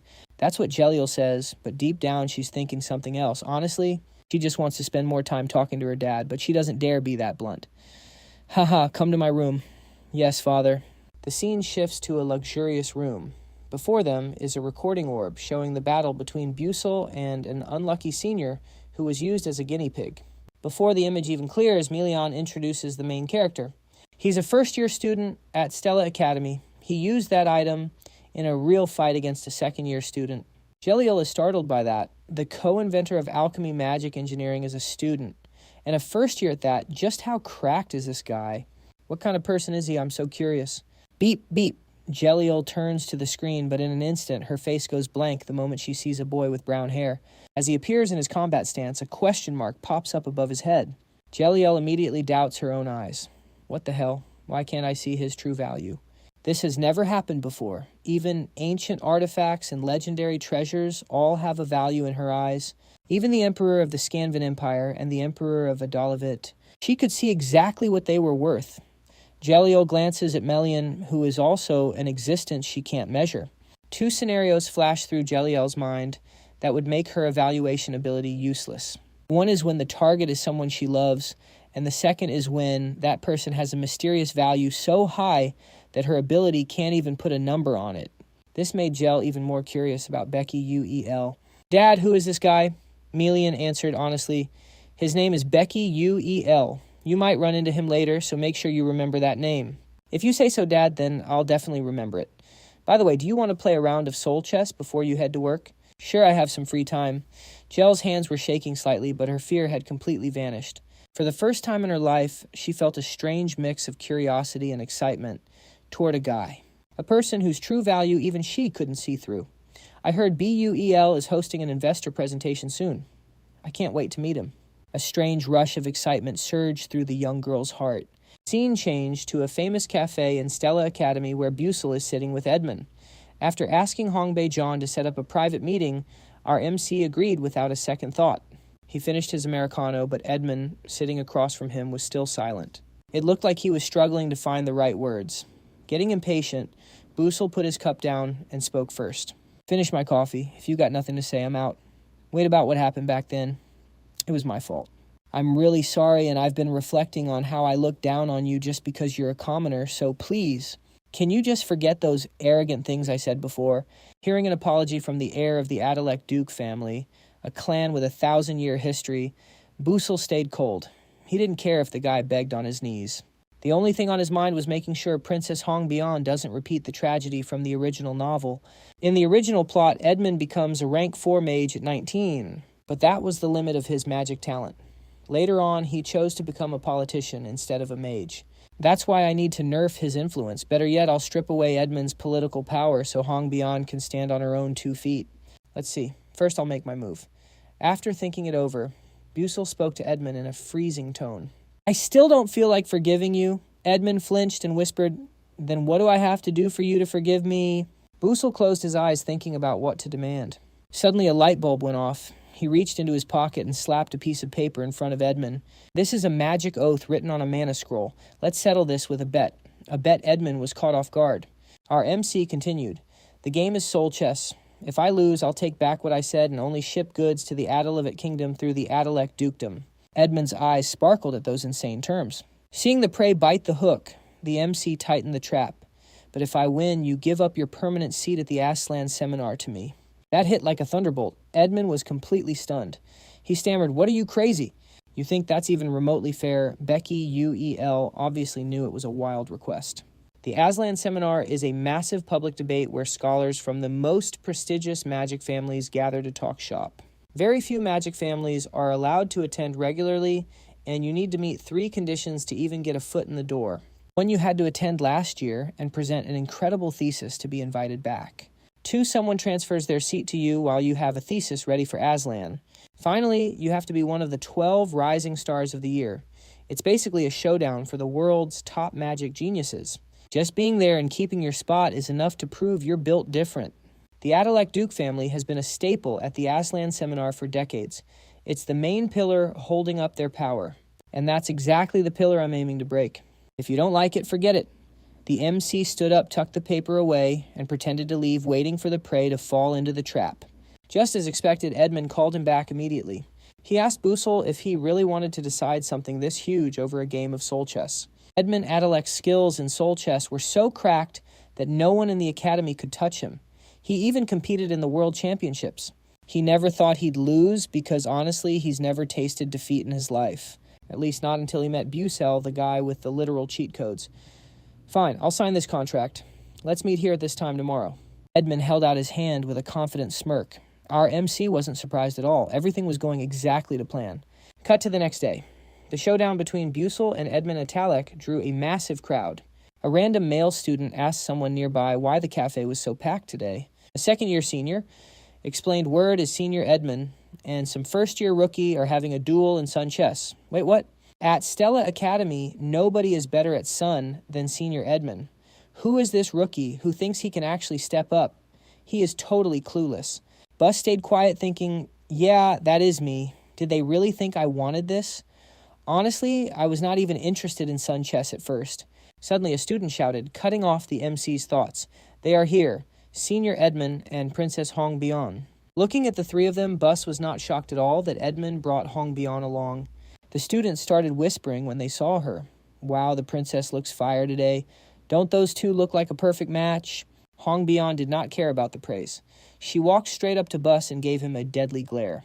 The invisible pressure was insane. Bus started breaking a sweat. The MC thought, what did I even do to deserve this look? Then Hong Bian sat down opposite him. One of Edmund's servants brought out a black and white board. It looked like chess, but with way more squares. Hong Bian watched them set up the pieces with a deep look. What on earth was Busell thinking? Edmund has been playing sun chess since he was 5 years old. They call him the Sun Prodigy. Not just at Stella, but in all of Adalovit, finding someone better than him is almost impossible. What is his game plan? Why would he pick the one thing his opponent is most confident in? Stupid commoner. Edmund shot a loving look at Hong Bian sitting next to him and reached for a piece. He was laughing his head off inside. To be honest, Busell demanding the right to join Aslan was a total curveball. But hey, this is the perfect chance to humiliate him right in front of Hong Bian. Busell, let us get this game started. Let us confirm one last time, once the contract is signed, if you break the deal, you will lose all your mana. You get that right. Busell just nodded, looking totally bored. Yeah, obviously. The reason the MC agreed without hesitation was simple. Even if he broke the contract, it did not matter. He did not have a single drop of mana in his body anyway. Haha. Then they started picking their pieces. Soul light swirled through the air like meteors hitting the water. Edmund Atalek smirked, his voice dripping with arrogance. The pieces are set. You take the first move. Bus was actually surprised. Why would his opponent give up the first turn in such a high-stakes match? No, it was not kindness. It was just the absolute confidence of someone who knows sun chess as well as his own heartbeat. But whatever I am, exactly the same. With that thought, he put on the glasses of knowledge. Narrator time. Let me explain the rules of sun chess, also known as soul battle. It is a place where emotions and logic clash in a life-or-death matrix. Unlike normal chess, in sun chess, you choose 20 pieces out of 200 different types to set up on the board. You can only move one piece per turn. The biggest twist is that the pieces carry the player's emotions, so every piece has its own unique attributes and abilities. If you play your cards right and capture the enemy king, you win. Even for a veteran like me who has been grinding Game E for 10 years, sun chess is no joke, especially when the opponent is Edmund. Not just in Stella Academy, but in the entire world of EG, he is one of the top-tier masters of this game. He is a regular at the Aslan seminars. Even though it is just a hobby to some, he has even mastered the high-level versions of Magic Chess. You arrogant commoner, I am going to make sure you never dare to hold your head high ever again. Not knowing what he was thinking, Bus did some quick math in his head and made the first move. It felt like they both entered a mental space of absolute focus, where nothing existed except the board and their two souls. Edmund stared at the board and frowned. He could not for the life of him figure out Busell's setup. Pieces that seemed to be placed at random were actually blocking all of his main lines of attack. Probably just a fluke. I am overthinking it. What would a commoner like him know about the art of sun chess? Busell picked up his queen and placed it down. Since you offered the first move, I will take it. That first move was so unpredictable it actually left a pro like Edmund stunned. Is he serious? He started by moving right in front of a pawn. He is basically diving deep into my lines like he owns the place. Haha. Now I am certain this brat has no idea how to play. This win is already in the bag. Edmund slammed his knight down. Mental light exploded across the board, obliterating the queen in a split second. It was a lightning-fast, brutal strike. That is the knight's specialty, absolute mobility, to zip across the board and tear through any defense. Bus did not even flinch. He just kept moving his other pieces slow and steady without a hint of panic. But every single time he moved a piece, Edmund wiped it out instantly. He was getting absolutely cooked. While Busell stays silent and moves his troops, Edmund is clutching his stomach and laughing his head off with pure contempt. Hilarious. I can't believe a commoner plays this trash. This match is going to end before I even need my next strategy. In this round, Edmund Adelek is using one of his signature moves, Flame Formation, the fire tactic. The heart of this strategy is how he uses those 5 spread room knight pieces. Step 1 is using the speed of those spread room knights to wreck the enemy's formation and force them into a mistake. Step 2 is protecting 5 flame cannons all at once inside a zone called Burning Ground. Burning Ground is a fire element field. It shreds the enemy's defense and gives his own side a massive attack boost. If this strategy lands perfectly, it is no exaggeration to say that Busell has zero chance of fighting back. Everything should have gone according to plan, but Edmund suddenly notices something he didn't calculate. A stealth pawn suddenly appears behind his horse and knight. A faint blue light flashes and the jewel lock trap activates. The board literally distorts. A cube-shaped barrier completely traps that entire area. The jewel lock trap sets a fixed barrier. Anything caught inside can't leave for a set time. 3 of his knights are now totally locked down. Edmund slams the table and roars in anger. Damn it. My spread room knights are stuck. That trap isn't supposed to spawn until 3 turns into the game. So why is it here now? A thought flashes through his mind, and Edmund quickly opens the piece's data to read the description. Stealth is a transparent type pawn. After 3 turns, the stealth effect is supposed to cancel out. However, if it kills an enemy before the stealth ends, the duration is extended by 7 more turns. That bastard. Did he hide a pawn from the very start just to wait for this exact moment? Edmund grits his teeth as sweat rolls down his face. Whatever. It only buys him 5 more turns. Besides, I'm activating it this turn. Burning Ground. A glowing red magic circle ignites in the middle of the board. Flames surge up, swallowing every neutral element piece. The entire area shakes from the pure fire energy. The Burning Ground skill shreds the defense of all fire attribute pieces by 30%, but boosts their attack power by 200%. How about that Busell? With this field active, you're dead meat on the next turn, but as soon as he finishes his sentence, a freezing chill fills the board. A sense of dread hits him right in the soul. Edmund looks in horror at the magic altar where one piece is still hidden. I don't care where you hit it once this turn ends. Wait, what? The whole space ripples and the entire formation flips. The stealth piece Busell was hiding just triggered its special skill. When the opponent activates Burning Ground, this piece automatically reverses the energy field, creating a frozen board. Massive chunks of ice sprout up, freezing the entire fire zone. The flames are snuffed out with the sound of shattering glass. The side effect of the reversal formation doubles counter-element damage and unlocks a hidden condition. He gets an extra attack turn. Edmund stares blankly at his board. He can't believe his eyes. The strategy I worked so hard on was just flipped like that. No way, this has to be a fluke. But when he looks up, Busell's eyes are locked onto him. Cold and empty, like he's looking at something not even human. That silence makes Edmund shiver, his sleeves soaked with sweat. A fluke. There's no way this was a fluke. Taking a deep breath, Edmund tries to shove his fear down. I've faced terrifyingly strong opponents before. I just need to hold on for 1 more turn, then it's my turn again. If I fix my formation, I can still win. This is nothing I can still win. But a faint question suddenly echoes in his heart. Can I really win, though? Is this match even going to make it back to my turn? In that moment, Edmund is hit with total despair. It's like he's facing a legendary grandmaster, someone who doesn't move pieces with emotion but with terrifying cold logic. On the other side, Busell is quiet, lost in his own thoughts. Edmund really isn't bad. He's actually stronger than I expected. In the world of Egg Edmund Atelek's chess matches were always some of the hardest. But when a game lasts for 10 years, obviously people even more legendary than him are going to show up. As a veteran player who fought Edmund thousands of times, I finally created the perfect strategy to crush him. That strategy is now loaded into my knowledge glasses. In other words, I'm playing chess with a supercomputer in my head. Link Bolt fires off lightning. When 2 targets are linked by a barrier point, the damage doubles. If multiple targets are linked, the attack upgrades from Link Bolt into Lightning Chain. As soon as he finishes, the pieces start to shatter. A blast of millions of volts erupts, drowning every single one of Edmund's pieces in a blinding surge of electricity. As the light fades, Edmund just stands there staring at his board in total shock. Every single piece is gone. Bro literally lost at his own game. He starts laughing, this raspy, pathetic laugh. He's completely broken. Haha, I lost. Standing before him is Busell. He looks like a kid, but his eyes cold as ice. He just used pure IQ to crush the genius Edmund Atelek and make him bow down. Yeah, good game. Back in reality, the students watching are losing their minds. They can't believe it. No way did Senior Edmond actually lose. How is that even possible? Busell isn't even a tactical genius, right? That's insane. Did you see that? Was that a galaxy brain play or just pure luck? I don't know much about Soul Chess, so I can't even tell how good this freshman is, but it's obvious he absolutely destroyed him. Edmond didn't even have a chance to fight back. Total skill diff. While everyone's whispering, Edmund just sits there like a statue, head down. His mind is racing. I lost. To lose at the one thing he's best at. And since he lost the soul chess match, all his items are gone too. Even my pass to the Aslan seminar is gone. His hands won't stop shaking. He's panicking now. What do I do? If his dad finds out he's cooked, finished.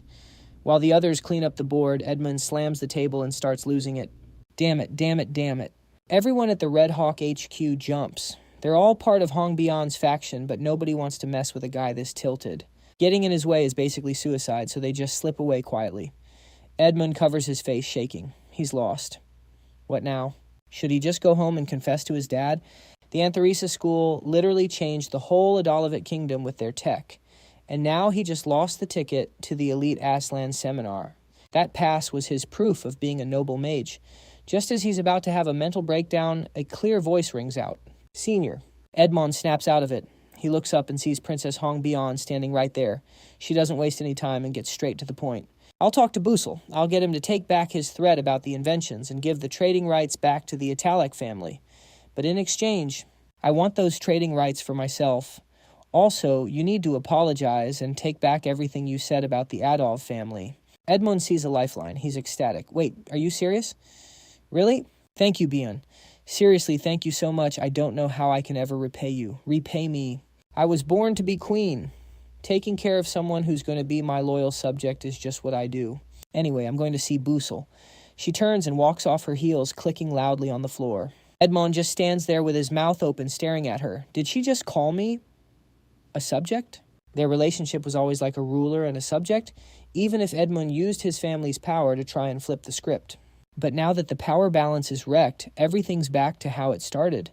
Cut to our MC, he's on the phone with Antharesa. Please hold off on all deals with the Adalavit guilds or agencies for about 1 month. For now, I only want to allow distribution through the Adalavit royal family. Is that okay? Of course, look who's asking. Thanks, Assistant Antharesa. After finishing the talk, he hangs up. Busell stretches and cracks his knuckles. That was a pretty fun match. Phew, finally done. It's good that things worked out, but I still don't have what it takes to get into that Aslan seminar. Man, what now?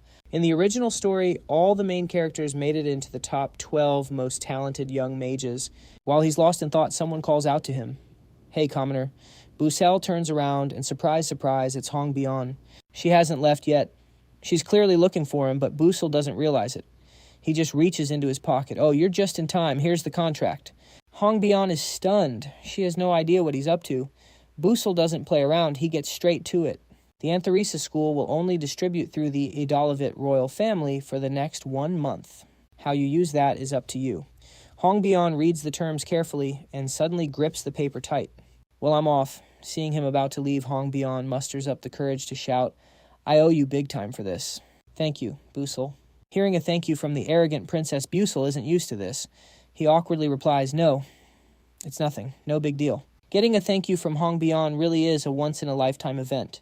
She tries to hide her emotions, but her voice is still shaky and shy. Hey, remember before you said you'd help me on one condition? If you tell me what that condition is now, I'll grant it immediately. This conversation was going way differently than Baek Yuseol expected.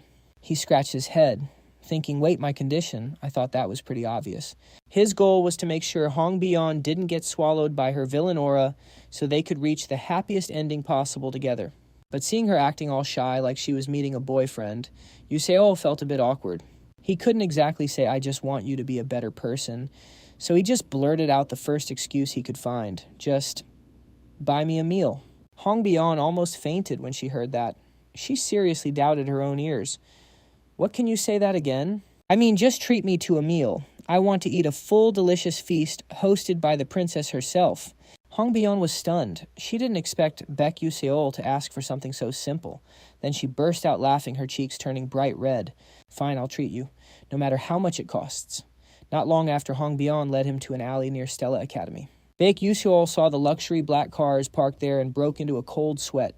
He'd played this game for over 10 years, and money was everywhere. Even the fancy black cars from the real world were brought into this game. Seeing him staring at the car, Hong Bion urged him along. Looking at the details, the developers must have worked overtime on this. With the princess's wealth, he expected at least a 5-star Michelin feast. But his high hopes were hit with a cold reality check because the place she took him to was just a jjajangmyeon shop. Yusol stood there speechless. Wait, where's my salmon steak? Where's my caviar? What about the black truffle risotto? Seriously. But Yusol didn't dare say it out loud. He just looked at the menu, feeling defeated. The waiter stood by, waiting for them to order. Hong Bion thought to herself, found it, the familiar dishes. When she heard Baek Yusol wanted a full meal, the princess spent a lot of time thinking about what would make him happiest. In the past, Bion had her maid dig up Yuseol's history. After seeing those files, she realized that to Yuseol, expensive, flashy food had zero value, from what she saw in his past. She knew the dish he truly cherished was black bean noodles. Thinking of this, she pointed to the jjajangmyeon. Before the waiter could even write it down, Yuseol raised his hand to order first. I'll take 3 bowls of jjajangmyeon and a medium sweet and sour pork. Why are you looking at me like that? Is 3 bowls too much? Hong Bion shook her head. No, it's not that. Why didn't he order the special jjajangmyeon? Isn't this the dish tied to the memories of his mother? A thought flashed through her mind. Wait, could it be... She remembered his past records mentioned his mom and the black bean noodles. Maybe he never moved on from that painful past and is still full of regret. Maybe he didn't realize how much that simple meal meant when his mom cooked it for him as a kid. Here's your food, enjoy. Looks good. Hong Bion lowered her head. She felt ashamed and regretted not realizing it sooner. To Yuseo, jjajangmyeon wasn't a happy memory. It was a symbol of his regret. And I had no idea, she thought. Hong Bion finally spoke up. I'm sorry for bringing you to a place like this. It's fine. I don't mind at all. Everyone has bad days. But, hey, princess, it's okay to order more, right? Excuse me. Can we get an order of fried dumplings, too? The fried dumplings are on the house, sir. Sweet luck is really on my side today. Not long after the rumor that Imon Adalex apologized to Baek Yuseol spread through Stella Academy like wildfire. Thanks to the students who were there that day, everyone was debating if it was actually true. What, no way? Senior Imon actually apologized to Yuseol. How is that possible? My classmate saw it with his own eyes, man. I heard an even crazier secret. Actually, Baek Yuseol is the co-author of the Delta Enhancement Formula. That's why Senior Imon challenged him and lost his spot in the Aslan seminar. Just like that, the news of Iman Atalex bowing to a freshman and Yuseol being a genius inventor turned Stella Academy upside down. The MC's name spread throughout the entire academy. Even the underclassmen knew who he was now. The news even reached the ears of Vice Principal I. Hayden. You flat out rejected the teacher in charge of the last exam and blocked Baek Yuseol from the Aslan seminar. In Tower Number 1, Vice Principal A. Hayden was fuming. What an eyesore. A mere commoner dares to cause such a mess in Stella Academy. Besides, that brat is the one who ruined Meanton's plan. What do you guys think? A masked figure spoke up. Do you want us to handle that kid quietly, sir? Hearing this, I. Hayden's face turned cold. He shut it down immediately. Stop talking nonsense. If even one Stella student goes missing for no reason, the entire academy will be turned upside down. But he's just a commoner, right? That's true, but he's one of the students the principal is watching closely. Plus, that kid's name is too famous now. Taking him out quietly without getting caught is basically impossible. I don't like that he got the spot for the Aslan seminar either. But taking it from him will be way easier than trying to snatch it from Duke Adalek. For now, let's just watch the situation and see. What about Main Tyron's condition? The masked leader asked.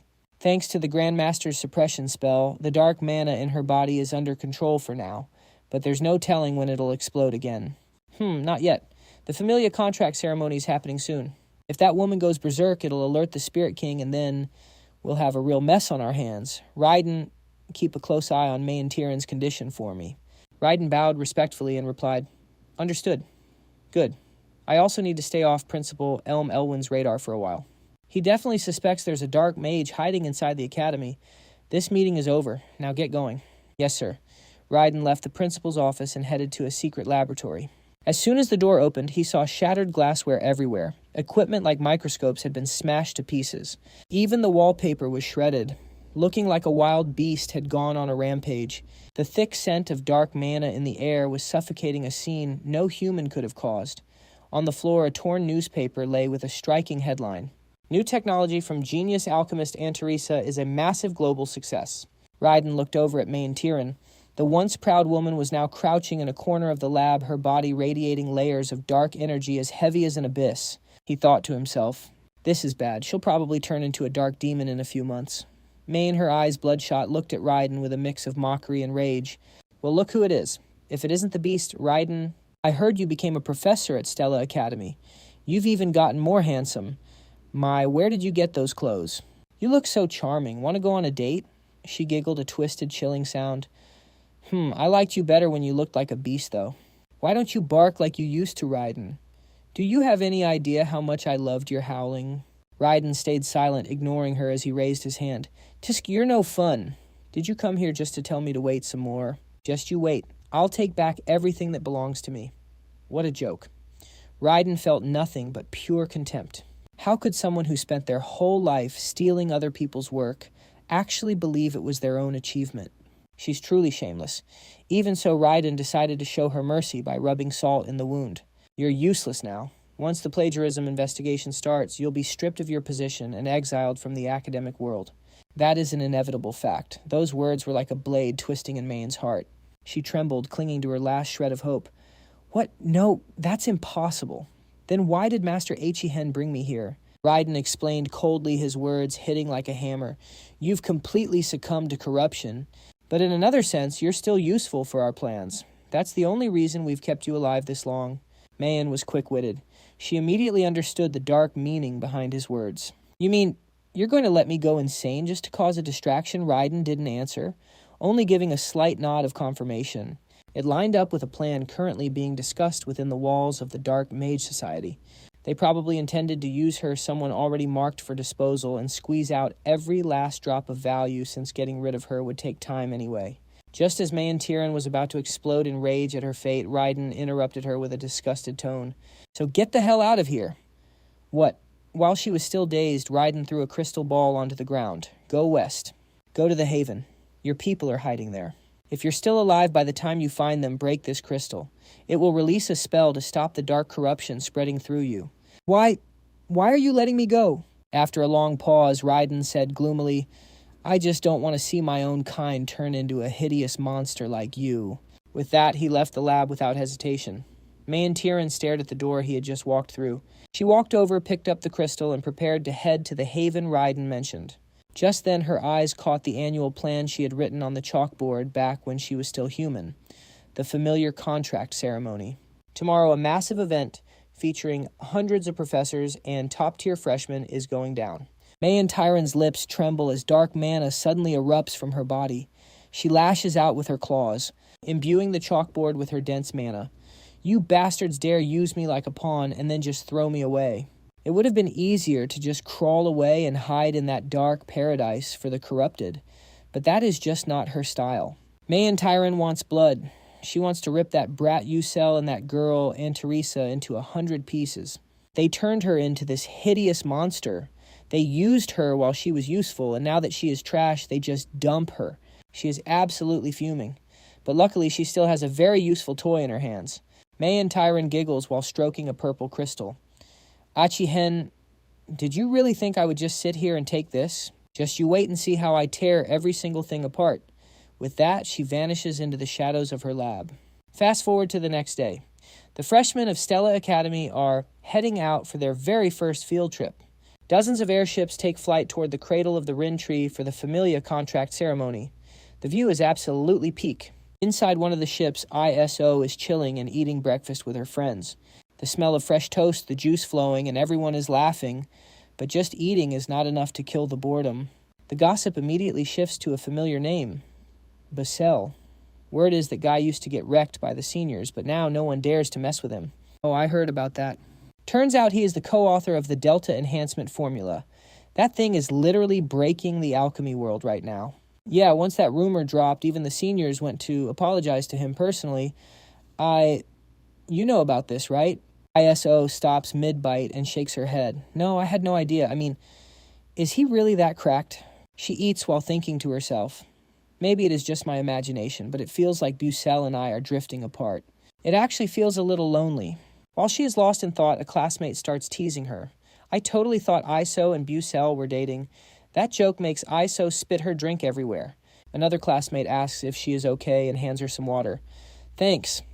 ISO says, trying to play it cool while sipping her juice. Two other students keep gossiping. I heard he has been getting real close with Princess Hong lately. No way, she is royalty. Why would she ever notice a commoner? But my friends say the way the princess looks at Busell is definitely sus. Hearing them talk about his love life has ISO's head spinning like crazy. She starts choking on her water again, just thinking about the impossible. Take it easy. I write then, Flame walks by and sees ISO looking stressed out while her friends fuss over her. Flame stays silent and ducks out to the balcony. Looks like ISO is fitting in pretty well with the group. If things went by the script, she should be a loner right now, only hanging out with Hong. Did something change the flow of time without me noticing? Is all of this because of Busell's influence? While she is deep in thought, the MC's voice cuts through. Finally found you. Hey, Flame, can you do me a favor? Flame nearly jumps out of her skin. Talk about perfect timing.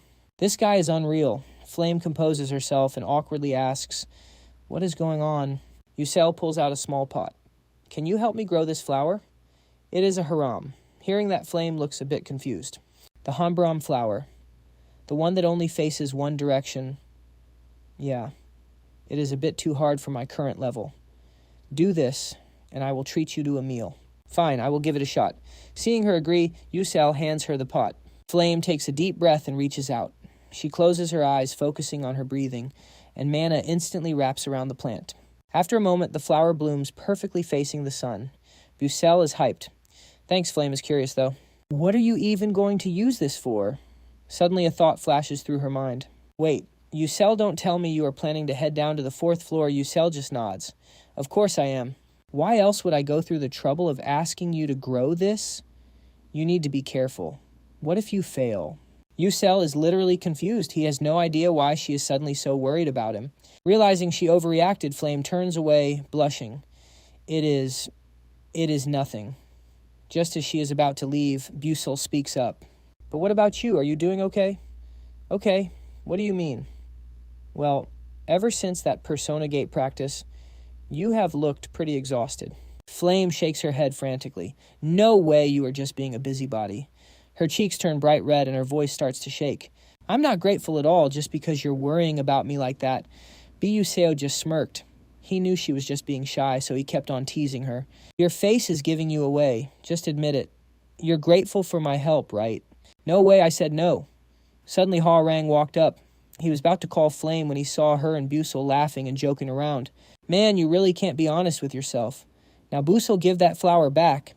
No, in your dreams. They were chatting like total besties. Seeing them like this finally brought a bright smile to Flame's face. Usually Flame always kept a cold face, just like Princess Hong Bon. Ha Rong was dying of curiosity, but he forced himself to hold it back. His heart literally ached as he tried to swallow those feelings down.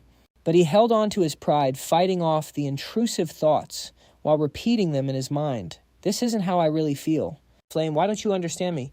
Meanwhile, in a blurry mental realm, Captain Ken from the 13th Destruction Squad and Vice Captain Hajin Macaron from the Moonbone Tower were receiving orders. A blue light flashed and a robotic voice echoed out from the pitch-black void. Menentiren, the one who once hid in Stella Academy, has vanished without a trace. Starting today, the first-year combat magic students will begin their field operation in the Elf territory. Dark magic activity is expected to break out in that location. Tyron might attack, so infiltrate and watch the situation. Copy that. Understood. The connection cut off, and the black void vanished like it never existed.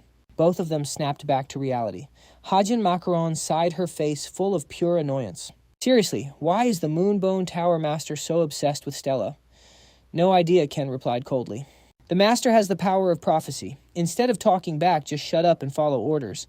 Hajin was practically steaming with rage. Oh, right, except more than half of those prophecies are dead wrong. That's the real problem. Ken frowned, not hiding his irritation. Most are only wrong because we solve the disasters before they even happen. Either the events were stopped or other variables fixed them before we could even step in. Hearing the captain's blind faith in the Tower Master, Hajin activated her magic and muttered, Ugh, why is he so serious? Anyway, Captain Ken's obsession with the Master's words is exactly why we get into these messes. Fine, let's just get this over with so I can go home and rest. Ken gave a heavy nod and stepped into Hajin's magic circle. Instantly, a rainbow shot straight into the sky, and both of them vanished in a blink. Scene changed to the cradle of the celestial tree. The Stella Academy airship had landed in the stunning elf capital, the Heavenly Flower Frontier. Right then, their homeroom teacher Lai Han was giving the first years some ground rules. First, you'll all attend the World Tree's birthday festival. The contract ceremony for your magic pets isn't until tomorrow. You've got free time until the gathering hour. You're dismissed. All the first years shouted together, "Understood, Professor Lai." And just like that, everyone started exploring the city with their close friends. It was a rare chance to be outside the academy. Only Flame stood there, awkwardly not knowing where to go. She looked up at the green leaves and felt the life energy in the air. Flame thought to herself, maybe it's because of all this nature, but it feels so peaceful here. Lost in thought while staring at the streets of the heavenly flower frontier, she suddenly spotted a familiar face in the distance. It was the MC Busell staring at some cheap trinkets with a hilariously serious face. Is he seriously alone again? I know why he has to act like that, but I can't just leave him be.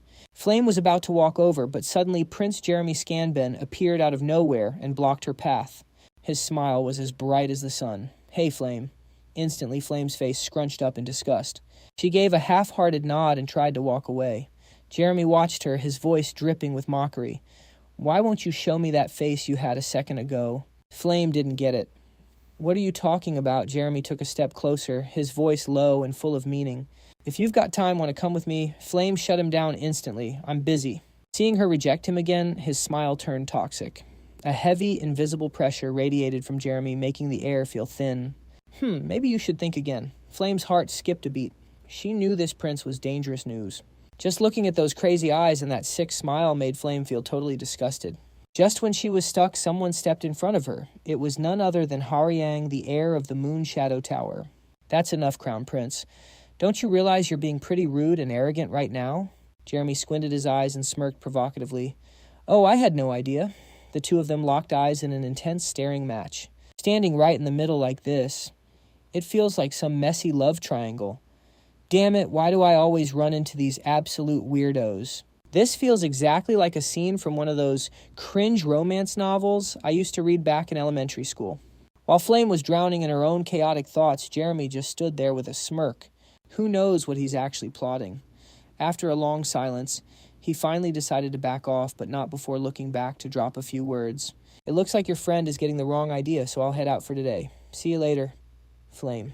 Watching him finally walk away, Flame let out a huge sigh of relief before snapping at Ha-Won-Rang, "Hey, what the hell were you thinking getting in Jeremy's way? Do you think you're that smart, or that your backing is strong enough to make an enemy out of the Scanben family?" Ha-Won-Rang didn't even care about her nagging. He looked at Flame with a heavy, worried gaze and said, "Seriously, Flame, you need to be careful. Crown Prince Jeremy is dangerous. If there's something he wants, he won't hesitate to use every dirty trick in the book to get it. And right now, you've become the one thing he craves the most. You know what I mean?" Flame looked down her mind, a complete mess of complicated emotions. She obviously knew Jeremy was trouble, but a part of her believed that since she had angels backing her up from above, no one would be able to touch her. But that's a total secret she can't tell anyone, so she just bit her lip hard. That only made Ha-Won-Rang even more suspicious. Or maybe she actually trusts him. Flame didn't get who he was talking about. She quickly asked, "Wait, who are you talking about?" Ha-Won-Rang froze, looking embarrassed before turning to leave. "Sorry, I shouldn't have said that." "Hey, who do you mean?" Suddenly a massive, dizzying headache hit him, making Ha-Won-Rang drop to one knee and clutch his head. Seeing that things were definitely not okay, Flame rushed over to him. "Are you all right?" But Ha-Won-Rang roughly shoved her arm away, quickly steadying himself before continuing to walk off. "I'm fine." "Fine? How is this fine? Your face is as pale as a ghost right now. Wait." Ha-Won-Rang. Flame's voice trailed off her eyes, filled with worry as she watched him disappear. "Something is seriously weird. Why didn't he ask me to heal him?" Ducking into a quiet alley away from the crowd, Ha-Won-Rang leaned against the wall, gasping for air. He touched his burning forehead, thinking about when this started. This mysterious illness is getting worse and worse. "Damn it, at this rate, can I even finish the contract ritual?" Just then a voice rang out from right in front of him. "Oh my, look who it is." That voice was way too familiar. Ha-Won-Rang looked up to see who it was, Professor Mayan Tiran. With half her face hidden under a black cloak, she was mostly shrouded in shadows, but Ha-Won-Rang recognized her instantly. She gave a cold, chilling laugh, her voice sounding like a venomous snake. "I was wondering where my seed went, and it turns out it was right here. Ha, talk about lucky. What the hell are you talking about?" It's fine if you don't understand. Ha. Won-Rang realized then that she was the one behind these agonizing headaches. One step, two steps, Mayan Tiran closed in, but Hawan Rang couldn't move an inch. It was like his feet were glued to the ground. Mayan Tiran smirked, observing him like a lab rat. You really are frozen solid. Lucky me. Who would have thought the corruption would spread this fast? You... Stay away from me. Mayan Tiran was soaking in the pure joy of finally getting revenge on the people who ruined her. She reached out toward Hawan Rang with hands overflowing with dark mana. Now don't even try to fight it. From now on, you're nothing but my emotional slave. Hawan Rang was breaking out in a cold sweat. He realized just how much danger he was in. Stay away. Hawan Rang's consciousness began to fade. Memories of the girl who made his heart skip a beat kept flashing back over and over as if he was still fighting against the darkness. But as his memories began to slip away, his mind started to sink into the deep, dark abyss. The last thing he remembered was that sun-like smile. Flame, meanwhile, at the ancient castle atop the primordial mountain range home of the spirit king, Florin. The advisor of the elf kingdom, Manhwa, was standing outside the door reporting, Your Majesty, if you skip this birthday celebration too, the Council of Elders is going to come for you. They're probably plotting to take control of the gate to the water god's garden. That place can only be accessed by you, the one who supports the world tree, yet they still dare to ignore the seriousness of the situation. Spirit King Florin raised her voice. It's fine. Just fulfill your duty as a knight. There's no need to get dragged into politics. I've said too much, please forgive me, Your Majesty. No, just being here is a huge help. I'm just sorry for dragging you into this filthy and pathetic power struggle. I'll be right out so you can head off. Yes, Your Majesty, I shall take my leave. Once the advisor's voice completely faded, she was left all alone in the dark room with only a tiny sliver of sunlight peeking through. Florin held her ceremonial dress, putting it on as she walked. Her mind was racing with a million questions. When was the last time I sat across from someone and just shared a meal?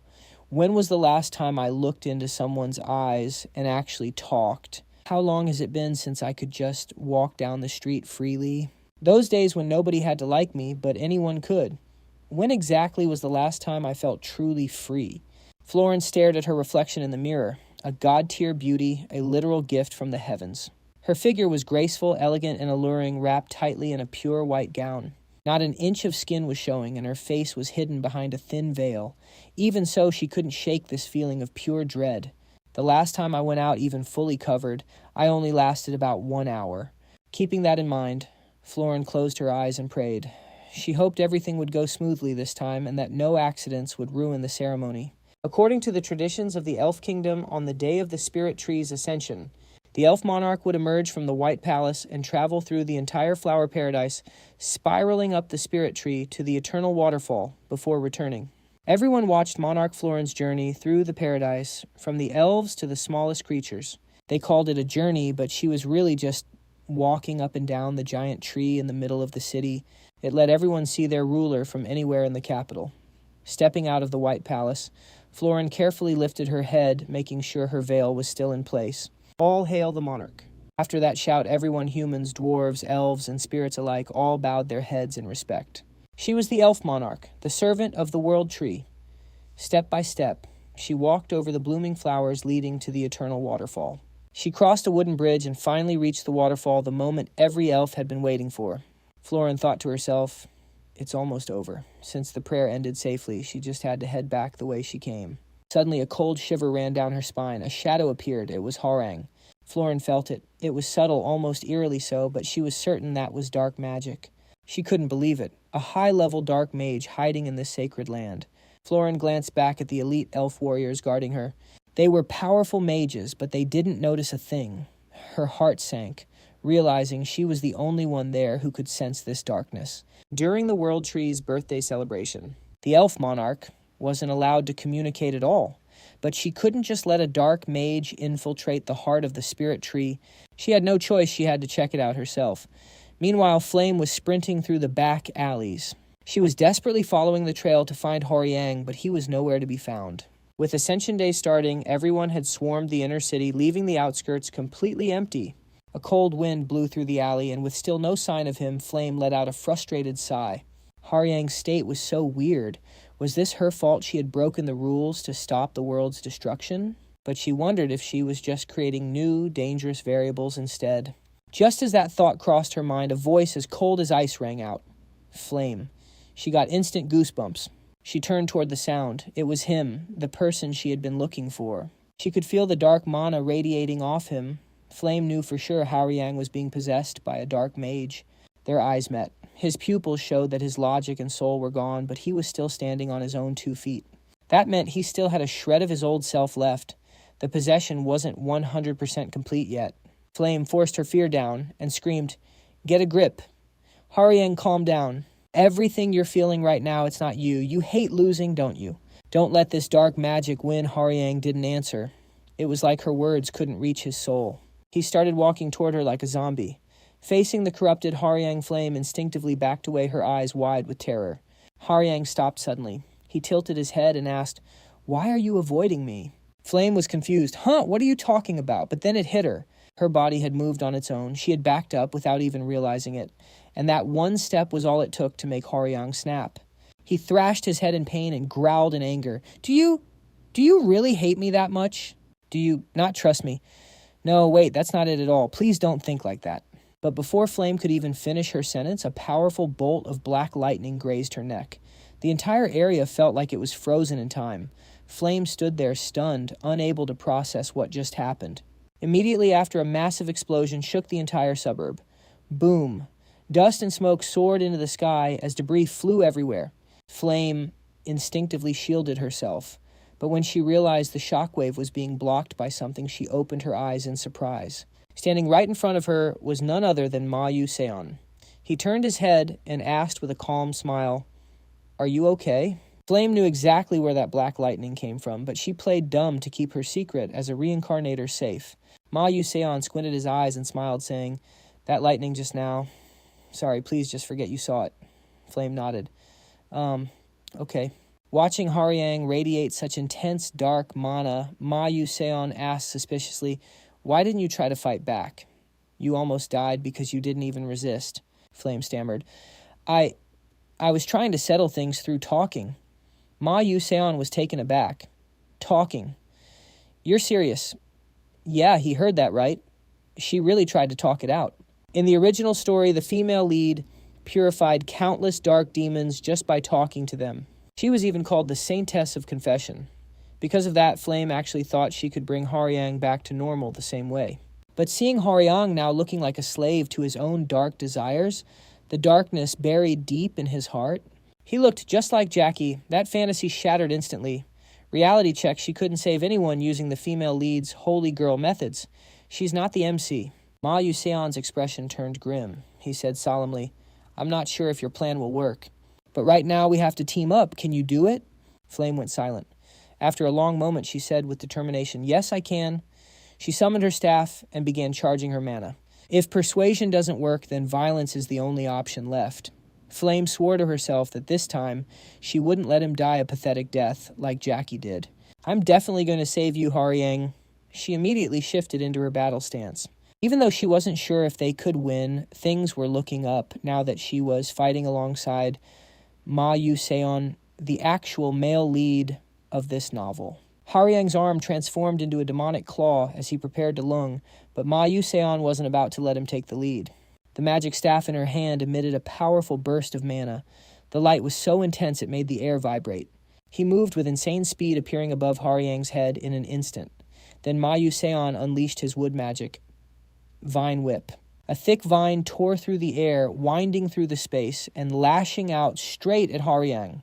At the very last second, Haoryang used his demonic agility to dodge the strike. Boom. A deep crater exploded where the vine hit, sending dirt flying. He immediately chased after Ma Yu-seon, swinging his claws. Ma Yu-seon quickly used Blink to teleport back toward Flame. Just as they were about to go for another round, Flame finished her incantation. Binding Light. Whoosh. 2 rainbow-colored chains wrapped around his body in a split second. No matter how much Haoryang struggled to escape, he couldn't break the chains. He was completely locked down.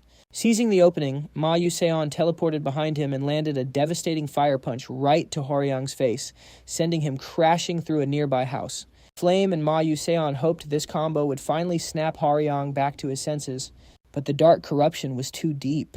He still hadn't regained consciousness and could only lie there, groaning in pain on the ground.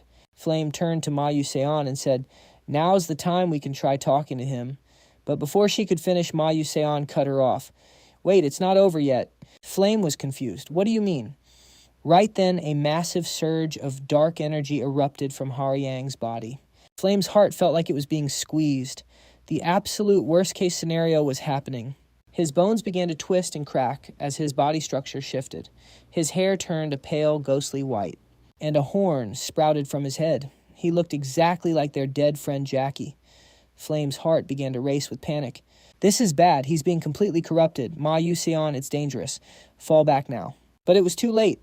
Haryang, now fully corrupted, moved at godlike speed. He grabbed Ma Yuseon's head with just one hand and slammed him away like he was nothing. Flame screamed in horror. Ma Yuseon, her pupils dilated as her heart hammered against her ribs. Haryang started walking toward her. His eyes never left Flame for even a second. It looked like his one-sided obsession was back, but in the scariest way possible. Flame whispered in despair. Haryang... He seemed to remember something for a moment. He tried to call out her name like they used to when they met before, but suddenly, Ma Yuseon burst out from the cloud of dust. He clenched his fist and unleashed a massive fire punch directly into Haryang's face. Boom, boom, boom. Flame wondered if the attack worked. Ma Yuseon was waiting for an answer too, but of course, a simple fire punch wasn't going to defeat a fully corrupted Haryang. Haryang quickly snatched Ma Yuseon by the throat and slowly lifted him off the ground. His grip was tightening by the second. Flame screamed in a panic, Ma Yuseon. If this keeps up, Haryang's going to kill him, but with my current power, I can't stop it. What should I do? Seeing his rival struggling in his grip, Haryang definitely hasn't forgotten that face. He instinctively tightened his hold, making Ma Yuseon cry out in pain. He literally couldn't breathe. One single thought took over his mind. I can win. I'm going to crush Ma Yuseon. The power inside him started boiling. It was way more intense than before. He wasn't just struggling with a tiny bit of mana anymore. Now Haryang could feel it. He could one-shot a monster like Ma Yuseon. He was riding an absolute high. Just as Haryang was about to tap into even more dark energy, Ma Yuseon spoke up. This feels a bit off, don't you think? Haryang's eyes widened. What Flame was shocked. Haryang's wide open. If I strike now... Reading her thoughts, Ma Yuseon reached out his hand, as if to say, let me handle this. Flame saw the signal and backed off. She trusted him. Ma Yuseon wouldn't move unless he was 100% sure of the win. Listen, Haryang, I thought you were at least on the same level as me, but turns out this is your limit. You're a real letdown, Haryang. That cold stare and his lack of pain left Haryang stunned. He'd never seen that look before. Even his emotions, fueled by the darkness, trembled under that gaze. His face twisted. The urge to win against Ma Seong outweighed the fear crawling up his spine, flashback to freshman year of middle school.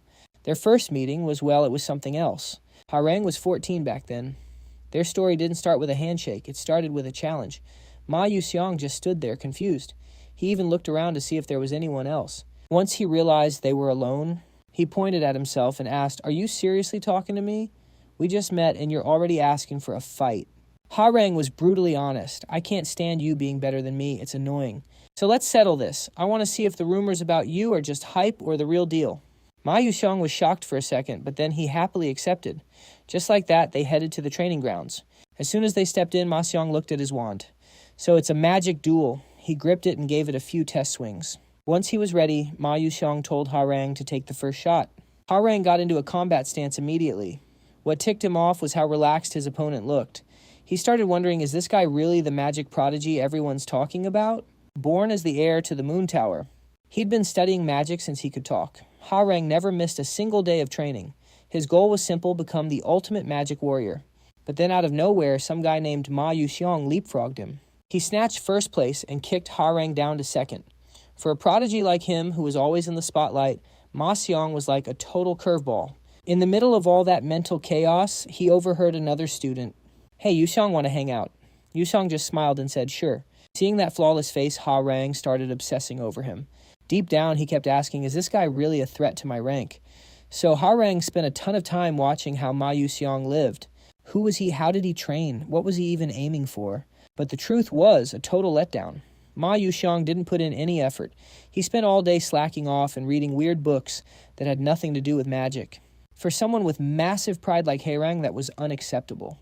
Being ranked lower than someone who didn't even try, it was insulting. That's why Haryang challenged him. He wanted to prove that hard work could beat a natural genius. But reality was brutal. Haryang didn't just lose, he got absolutely wrecked. He couldn't believe it. He still couldn't accept that he lost to a total slacker. Ma Yuxiang had no idea how much Harang was spiraling. He just walked up with a big smile. "Hey, I won right magic. Duels are actually super fun." He gave Harang a friendly pat on the shoulder. Ma Yuxiang grinned and said, "That was the best match ever. Let's go again sometime." Then he just walked away, leaving Harang alone in that empty arena. After getting his head back together, Harang clenched his fists. Why did I lose to some newbie who doesn't even try? He doesn't study. He doesn't work hard. So why is this what a real genius looks like? No. I just didn't train enough. If I push harder, I'll win next time. Hanriang finally realized the truth. He just wasn't disciplined enough. From then on, he went full beast mode. Training, and more training. He worked harder than anyone else. Haryang quickly broke down all of Ma Yuseon's magic. He analyzed every move and prepped a counter strategy. He swore he wouldn't catch another L in the rematch, but the result, exactly the same. Ma Yuseon straight up crushed him. Hanrang was spiraling. This makes zero sense. He'd prepared everything and analyzed every possible move. So why was the gap still this huge? Seeing his rival head down and struggling to stand, Ma Yuseon thought he was gassed and reached out a hand. A warm smile spread across that handsome face. "Looks like I won again. Honestly, this match was even more hype than the last one." "How do you know my magic so well?" Haryang didn't say a word. He paused for a second, then grabbed Ma Yuseon's hand. "I'm definitely winning next time. Haha, I'll be waiting." Finally, Hwang had to admit it. Ma Yuseon was a literal genius, but he refused to quit. He wanted to prove that even if you aren't born a top-tier genius, if you work 10 or 100 times harder, you can eventually beat that natural-born talent. And now that annoying Ma Yuseon was right in his grasp. This is it. He could finally win. Suddenly, Ma Yuseon's voice cut through. "Is this all you've got? You're really letting the darkness swallow you just for some dark demon power man? What a disappointment. Hwang, I worked my tail off just to have a real match with you." Those words hit Hanrang like a truck. "What you actually trained? Remember that dungeon practice? We were totally neck and neck." I was shocked too. Turns out I actually love fighting strong opponents. After that fight, for the first time in my life, I started training. I was really looking forward to our next rematch. Hanrang was shook. His mind started to clear up a bit. "But I've never beaten you, not even once. This is my only shot." "Then just kill me. Go ahead, use that easy power you just grabbed. Pierce my heart and enjoy your win. But just know you'll regret it forever, because this will be our final match." That trash talk actually worked. Hwang's eyes started looking human again as he kept muttering to himself, "Me, me, me." Flame and Ma Yuseon watched him closely. They were both praying that Hwang could beat the demon inside him. After a brutal mental battle, Haryang finally let go of Ma Yuseon's neck and backed away. He said sadly, "I don't want to kill you, because winning with dark demon power would just spit on all the hard work I've put in." Hearing that Flame was beyond hyped. Thank God. Haryang's finally getting his humanity back. Now I can use purification magic to bring him all the way back. But right then, an insane invisible pressure slammed down on their shoulders. Her spell was almost ready, but it got forcibly shut down. All three of them were suddenly in total agony. They gritted their teeth as it got hard to breathe and their heads started spinning. What kind of crazy power is this? Just as they were looking for answers, a voice called out from the distance. Oh my, a woman with brown hair rocking some flashy earrings and a long black robe slowly walked toward them. It was Hain Macaron, the vice captain of the Demon Extermination Division. Realizing the people in front of her weren't the suspects, she sighed. This isn't Main Tyrann. As soon as she spoke, a wave of pressure hit them. Flame couldn't take it and collapsed to her knees. The suffocating feeling made it impossible to catch her breath. Her eyes were half shut as she gritted her teeth to resist, but her mind was spinning out of control. But then it clicked. She recognized who it was. I've seen this character before in the original novel. The vice captain of the 13th Demon Extermination Squad, Hain Macaron, which means... Just then, heavy footsteps from another person echoed through the area. Hain Macaron turned around and said with a hint of annoyance, "Looks like the prophecy was totally wrong, wasn't it?" Captain Ken clenched his fists and stepped forward with a stone-cold, expressionless face. "Cut the nonsense." Flame stared at that icy face and realized it. Of course he'd show up here. The captain of the 13th Demon Extermination Squad, Ken. Both of them locked their eyes on the suspect Haryang and the guy he just fought, Ma Yuseon. Even without them saying a word, the atmosphere got incredibly heavy. Ken quietly activated a spell to scan for dark energy. Meanwhile, Hazin's gravity magic was terrifyingly perfect, locking down everyone's movement in an instant. He watched for a moment, then frowned slightly. His mana fluctuations are unbelievably faint. It's crazy that someone like him could unleash power on this level. Kane nodded in agreement. You're right. So what do we do with him? Ken opened his storage space, pulled out his combat wand, and handed down a death sentence. Target confirmed. I'm ending this right here, right now. The killing intent locks onto Honryang, who's barely even conscious. Ma Yu Seon and Flame are trapped. That cold-blooded pressure is literally suffocating them. But Hazen Macaron feels like something's off. So she turns to Captain Ken and asks if he's really going to kill him right away. I mean, we're still in the early stages. Shouldn't we watch him a bit longer? But Ken just shuts her down. No need. If he's popping off this much mana at a basic level, imagine if he actually goes berserk. It'd be a total disaster. Ending him now is the smart move. No doubt about it. Once you've been touched by dark magic, you're just a ticking time bomb waiting to be consumed again. A temporary cleanse doesn't mean the seed is gone. When it snaps, it's just pure slaughter. Once the call's made, you gotta follow through, but right then someone refuses to let it happen. Stop right there. Hazen Macaron shifts her gaze toward the voice. While they were talking, Ma Yu Seon actually broke free from the gravity illusion and started standing up. Even Vice Captain Hazen had to admit she was impressed. Whoa, a first year actually tanked that pressure and stood up. I remember now. You're Ma Yu Seon from Stella Academy. Guess the hype is real, the top freshman is built different. But her face does a total 180-degree flip. Her eyes go sharp, and the pressure gets way heavier. Just as he's struggling to get up, Hazen Macaron flicks her thumb and slams him right back down to the ground. Since you're here, just stay down for a bit. It's not nice to interrupt Big Sister while she's working. Okay, sweetie. The power gap is insane. Ma Yu Seon can't even move a single finger now. Flame grits her teeth as the realization hits her. This is bad. Ma Yu Seon is in terrible shape. Even though things are going off script from the story I read, that move Ma Yu Seon just pulled was definitely dark mana.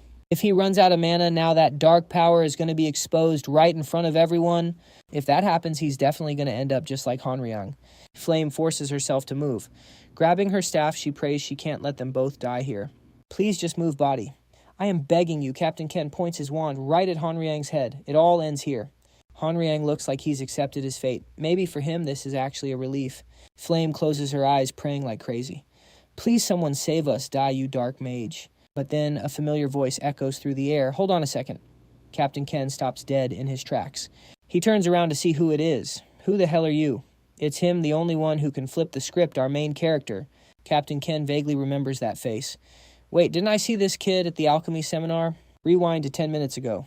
Beck Usel was busy petting a cute little elf kid while out grabbing some snacks.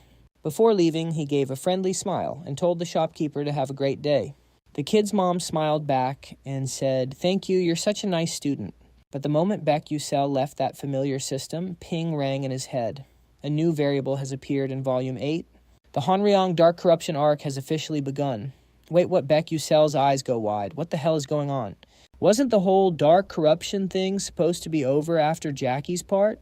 In the game Eternal World, there are a total of 3 students hit by Professor Mayantiran's Dark Magic Corruption. Out of all of them, Honryang's route has a 99% chance of a tragic ending. The difficulty for this level is absolutely brutal. After thinking it over, Beck hands his snacks to another elf nearby. Here, this is really good. You should try it. Then he turns and heads out. He thinks to himself, there's no way I'm just going to sit back and watch a bad ending happen. Back to the present. That gravity magic is still crushing the life out of everyone and Ma Yu Seon. Flame snaps her eyes open and sees Baek Yusel. She can't help but scream out, "Baek Yusel, why are you here?"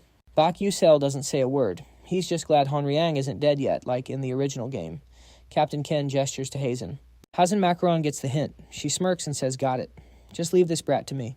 I am going to give you a taste of a beautiful illusion you will never forget, sweetie." She casts Despair Illusion, sending a massive wave of mental energy straight at him. Everyone expected the MC to be rolling on the ground in pain, but literally nothing happened. Hazen stares in total shock as her magic fails for the first time. She is just like, wait, what the hell?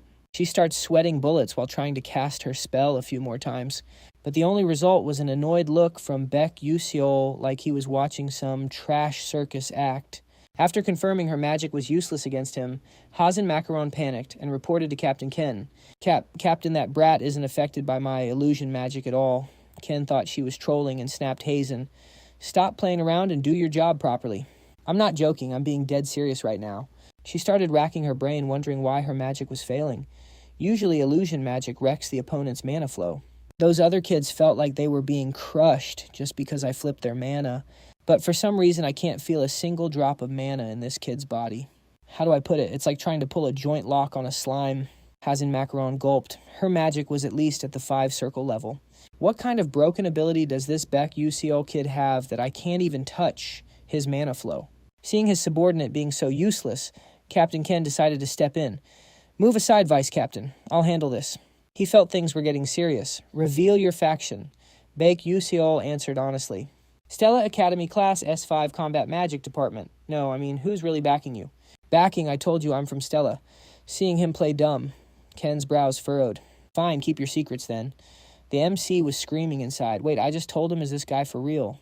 Ken continued, I won't ask which group you're with, and I don't care why you're infiltrating Stella. Just stay out of our business. Beck Useol knew there was a huge misunderstanding, but he didn't care. He changed his tone. Well, that's a bit awkward. Aren't you two about to kill that student? Ken admitted it straight up. Yeah, I'm gonna kill him. Suddenly, an intense killing intent locked onto the MC. This put Beck Useol in a tight spot. He knew if they threw hands, he'd be cooked in 5 seconds flat. But Hawan Ryang was worth risking his life for. He couldn't let him die here. With that thought, his eyes filled with pure determination. He told Captain Ken, you guys are trying to kill my classmate, so there's no way I'm letting this go. Ken's face stayed ice cold as he warned, if you fight us, you're dead. But Beck Useol already had a plan. He kept a straight face and said, you guys don't look like the type who want to be in the spotlight. How about we get the media involved? Even if I die, I'll make sure to cause a massive scene. Ken finally realized this kid was built different. He stayed silent for a while before asking, what do you want? Beck Useol didn't want to drag this out, so he made his demand. Just once, let her try to purify our friend who just turned dark. Ken was stunned for a moment, looked at the corrupted Wan Riang, and immediately said no. It's a waste of time. Even if she purifies the dark magic, his emotions won't come back. Bak Useol gripped his sword and got into a stance. Just one chance is all we need. Her magic can restore his emotions to normal. Flame was shocked by how much he believed in her. She wondered if she really had what it takes to save him. The big question was whether Captain Ken would agree. What if it fails? Beck Useol didn't flinch. I'll back off immediately. To Ken, that wasn't a bad deal. He'd avoid a scene and wouldn't have to fight someone who could ignore Hazen's illusions. Taking the deal was the smartest move. Fine. But if you break your word, scene or not, I'll make sure you die the most painful death possible. Hazen was losing it over this bold move. Captain. But Ken didn't care. He gave the order. Hazen, release the illusion magic. Before doing it, she asked Cap, you really trust this kid? If he's lying, we'll just kill him then. Hazen had no choice but to plant her staff on the ground. Since the captain said so, she shook it a bit, and the illusion vanished. The others were finally free, gasping for air. Flame's physical stats were lower, so she looked pale as a ghost. If it took 30 seconds longer, she would have been totally out. Then someone walked up to her. Flame looked up and saw Beck Useol sitting right in front of her. You see what's happening to him, right? I know your magic can turn him back into a human. Flame hung her head and said, sorry, I don't have that kind of ability. Busell heard this and immediately used a bit of reverse psychology. Are you really going to let what happened to Jackie repeat itself? Flame was shaken and weakly muttered, no. Seeing her gain a spark of confidence, Busell smiled to encourage her. Go help Honryang. You can do this. If it were anyone else, Flame might not have believed it. But these words came straight from Busell's mouth. Flame regained her usual confidence and gripped her staff tight, that one sentence echoing in her head. If Beck Useol said she could do it, then she really did have the power. After all, he's a regressor. Flame stepped up to Haryang and told Ma Yuseon to back off a little. Once everything was set, the dark memories rushed back like a flood turning into an ugly monster. But then divine mana erupted. Flame told herself, this time I won't just stand by and watch helplessly. Not again. Eyes open. Magic circle formed. Angel wings appeared. Armed with faith and hope, she vowed to save Haryang no matter what. Flame closed her eyes and began chanting, but it sounded more like a magnificent hymn. The angel's magic manifested through her voice. The divine mana flow grew brighter and brighter, radiating a light that tore through the darkness. Hazin turned to Captain Khan and asked, is that light magic? Ken nodded and replied, yeah, but that girl isn't even from the Holy Church. This divine power is almost on the same level as the Saintess. Oh, this I heard one of the Stella freshmen this year could use angel power. Must be her. Whoa, now that is huge news. The light vibrated around Flame, forming a massive pillar. The divine melody began to cleanse the dark mana inside Haryang's body. That purification process felt like 10,000 fire ants biting him. He couldn't help but scream in agony. Meanwhile, Khan thought to himself, using angel power and actually removing a dark seed are two totally different things. Even if it works, it'll probably just be a temporary suppression. Suddenly, Ken's eyes widened in disbelief. As the chant ended, Haryang had actually returned to his normal human form. He stared at his hands, totally dazed. Flame's voice rang out excitedly. Thank God you're back to normal. Right after that, Flame collapsed from mana exhaustion. Ha Wanrang panicked and rushed to catch her, but Captain Sen's wand was already at his throat, stopping him cold. Let me check if you're really human again first. While that was happening, Mousen and Busell ran to Flame's side to comfort her, telling her everything would be okay. Captain Ken stood guard over Hazin while she examined Haryang. After a bit, Ken asked Hazin for the results. Hazin replied, He's completely normal, Captain. It's almost unbelievable that he was ever corrupted. It wasn't that those dark emotions were gone. It felt like they were never there to begin with, like they were forced onto him. Looks like this girl's angel magic is insanely powerful. With that, the captain turned and walked away. Seeing this, Hayne quickly asked Captain, What do we do now? We're heading back. Man, our captain seems pretty shaken up, but it makes sense. Up until now, he's killed countless people consumed by darkness, believing they could never be saved. And yet today, these kids just proved him wrong. Flame, you did all this for me. I'm sorry, I'm fine. Aren't you guys going to worry about me, too? Seeing the kids chatting and laughing, Hayne couldn't help but feel happy, too. She winked at our MC. Anyway, see you guys later. Hearing that Busell didn't dare say no, he could only think to himself, I really hope I don't run into you guys again.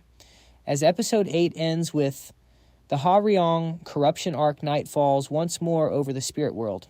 Moonlight spills down, lighting up a quiet corner of a deserted street. Suddenly, someone suspicious is seen sneaking through that same street, heading toward the battlefield.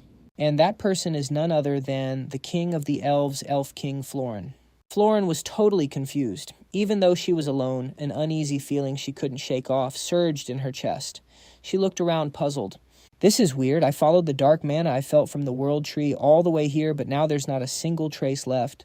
She looked down at her hands before deciding to do something very important. Soon after Florin reached the empty lot, where the dark magic was first detected. She closed her eyes, opened her palm, and whispered a spell, "Oh winds, bring the memories to me." The scent of memories. As she spoke, the scent gathered, drifting around her nose and flooding into her mind, but no images appeared. The memories of the wind were nothing but black and white. Florin frowned slightly. Someone had intentionally used magic to wipe the memories of this place. Usually erased memories are almost impossible to recover, even with high-level spells. But Elf King Florin is different. She's the greatest master among masters. She wasn't about to back down from trash magic like that. Tiny sparks flickered in the dark. She spoke up, her voice carrying the pure authority of a ruler. "Oh, wind, as the king of elves I command you, whisper your memories to me once more." Florin repeated the ritual. The ground, the leaves, the trees, and even the rocks. Everything started whispering the truth to her. Even though the memories were wiped clean, leaving almost no trace, a few blurry fragments still remained. And the clearest fragment she saw was Busell. She couldn't make out the face, but that uniform that was definitely from Stella Academy. Suddenly a sharp pain hit her. Forcing nature to give up its secrets was causing a massive backlash. But then a familiar scent drifted past her. It was a smell she could never forget, no matter how hard she tried. That was definitely the scent of the divine spirit Lean, but how? No way. Lean should have been in an eternal slumber deep within her own garden. Did this have something to do with that intruder in the secret garden? As time ticked by, the memories in the wind started to fade. To make matters worse, a splitting headache from the magic backlash hit her hard. Florin couldn't keep the spell going much longer. Damn, I'm at my limit. I can't read anymore. Then a terrifying thought crossed her mind. The intruder from that day and the person who stole Lean's heart, they were probably the same person. The realization made Florin clench her fists. Her anger was reaching its boiling point. It all makes sense now. Wiping the memories, everything. I'll never forgive him. As the king of elves, I swear I'll make you pay for what you've done. That's where Florin's part of the story ends. Cut to the next morning. After Flame purified him, Ha Wanrang was rushed to the hospital in the celestial realm. Finally, he could get some decent sleep. Chirp, chirp, chirp. The birds were singing outside. Ha Wanrang slowly opened his eyes. He wasn't alone. Flame was right there. She was smiling, peeling an apple, and looking at him softly. "Oh, you're awake." Ha Won-rang looked around, totally confused. "Wait, where am I?" Flame sat back in her chair. "You're in the hospital. Do you remember anything about what happened that day?" "I only remember bits and pieces." Flame let out a sigh of relief and handed him the plate of fruit. "I already talked to Professor Lee Han-won. Busell and Ma Sun kept their mouths shut, so you don't have to worry about a thing. The familia contract ceremony is still on. You can go if you want, but honestly, you should probably rest. You're not 100% yet." Ha Won-rang nodded. At this point, he was ready to follow whatever Flame said. "Yeah, if you say I need rest, then I'll rest." Flame looked at him completely shocked. "Whoa, since when did you become so obedient?" She stood up and waved goodbye. "Well, it's better for you anyway. Get some rest, okay? It's almost time for everyone to gather, so I've got to go." Ha. Won-rang watched her walk away, then suddenly called out to her. "Flame." She stopped and turned around. "Yeah, what's up?" Ha Won-rang was about to say what was on his mind, but he caught himself. After a long pause, he just muttered, "It's nothing." Flame laughed, clearly teasing him. "Wow, how boring, you totally killed the mood. Anyway, Ha Won-rang, you better throw me a huge feast when you get discharged tomorrow. You're loaded, right? So I'm going to eat until I burst. Better get your wallet ready, okay?" Ha Won-rang blinked, then gave her a gentle smile. "Fine by me, just wait and see." Flame's eyes curved into a smile. "All right, see you later then." She shut the door behind her, leaving him alone in the room. It was suddenly very quiet. Ha Won-rang looked down at the plate of fruit Flame had left for him. Every piece was perfectly cut. It would be a crime not to eat it after she put in all that effort. He popped a slice of apple into his mouth and thought to himself, "Wow, this is actually good." Cut to the entrance of the World Tree Roots, where the ceremony was about to begin. Professor Lee Han had already gathered all the students together. With a cold look and a stern voice, he announced, "Listen up. From this moment on, you will enter the roots of the World Tree to form your familia contracts. It's a subdimension with a completely different environment from the real world. You have a maximum of 1 week. You're allowed up to the 3rd floor. The 4th floor is strictly off limits and sealed by a barrier. Don't even think about going there. Good luck, everyone." After those warnings, the students lined up and headed through the gate. Episode 7. The Familia Contract Ceremony. Once they stepped into the World Tree space, Busell was hit with a view of pure, lush greenery. His expression did a total 180. His cheeks turned bright red like a tomato because of how beautiful everything was. To put it simply, the whole place was glowing with fluorescent green light. Every single plant was radiating its own unique glow. Firefly-like creatures drift through the air, making the whole world glow, even under the thick canopy. After walking a bit, Busell spots a smile right at his feet. He kneels down and pokes it. It's just a rank 7 spirit beast, so 0 danger here. Spirit beasts are ranked from 7 down to 1. The higher the rank, the closer they are to becoming a divine beast. Higher ranks mean more power, but making a contract is a total nightmare. Honestly, it's such a drag. Even at Stella Academy, they only drop the difficulty by about 5% each year. But that's not his problem. To get the perfect ending, he has to choose his contract very carefully. Scene shifts to the gate right at the entrance of the contract zone. With no one else coming, the 2 guards relax and start chatting. "Looks like all the students are in. I'll start closing the barrier now." The other guard stops him. "Wait." Footsteps. Someone else is definitely coming. A mysterious figure in a heavy cloak walks in, but that stride is way too familiar. It looks just like Professor Main Tyran. And, yep, it's her. Catching the elf guards off guard, she moves with cold-blooded precision. One guard is gone in a flash, and the other doesn't even know what hit him. Dark magic pours from her palm like toxic smoke. After some brutal torture, the elf guard finally collapses. He's dead before he even hits the ground. Mayan Tyran smirks, her eyes glowing with pure malice. This is going to be good. Cut to the 1st floor of the World Tree Roots. A lush green paradise opens up before Hongbon's group. It's like they walked straight into a fairy tale. The rest of the team is totally mesmerized by the magical view, but Hongbon Shay couldn't care less. There's not a single beast here worth her time. She turns to the squad voice sharp. "We're moving to the 2nd floor. Her blonde friend immediately nods. "Got it." While the group is hyped to find the next floor under Hongbon's lead, Aswang is struggling hard. She's dragging behind, breathing heavy, looking like she's about to collapse. Aswang thinks to herself, "What is wrong with my body?" Her stomach is turning and her vision is going blurry. She can't take it anymore. Aswang collapses right there and her classmates rush over in a panic. Aswang Princess Hongbon stops dead in her tracks. She turns back asking, "Is there a problem?" Princess Aswang's in bad shape, but she was totally fine just a second ago. Word is, if your beast affinity is weak, the sheer pressure of the atmosphere is enough to wreck your body. Is Aswang really that weak? Hongbon narrows her eyes and makes the call. We're resting here. Save food, recharge, drink water, and eat some chocolate. Then we move. Hongbon turns to leave, but Aswang flinches and shouts, "Wait, I'm fine. We can keep going right now." Before she can finish, Hongbon cuts her off coldly. "Enough. Do as I say." It's better than rushing and burning out when it actually matters. Another girl chimes in to agree. Exactly, Aswang. Even the princess said so. Aswang looks down, filled with shame and regret. Fine. Just like that, everyone starts setting up to cook. Aswang just leans against a massive tree root silent. She clenches her fists, unable to understand why her body is failing her like this. She's waited so long for this contract day. She trained her heart out, and everything was fine until they entered the world tree.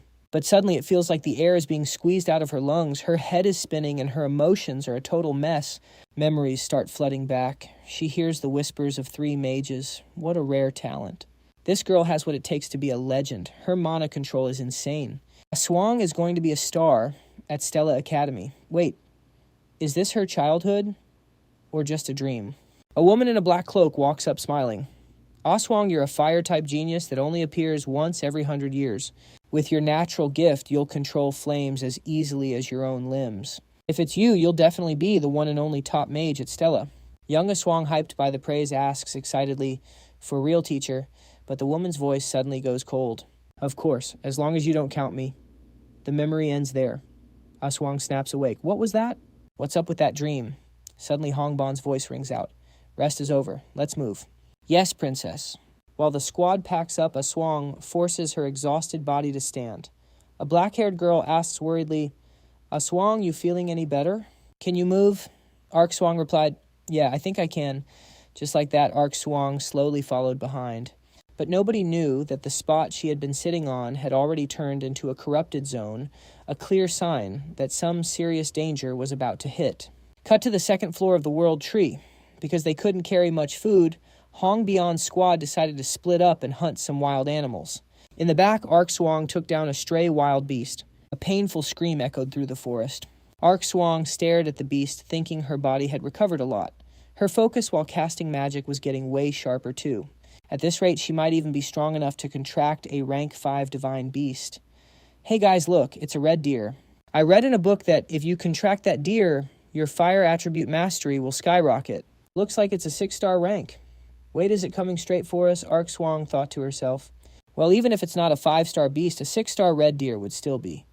Suddenly her eyes widened in total shock. She couldn't believe what she was seeing. The red deer walked right up to Hong Beyond and nuzzled her cheek, acting like it was greeting its master.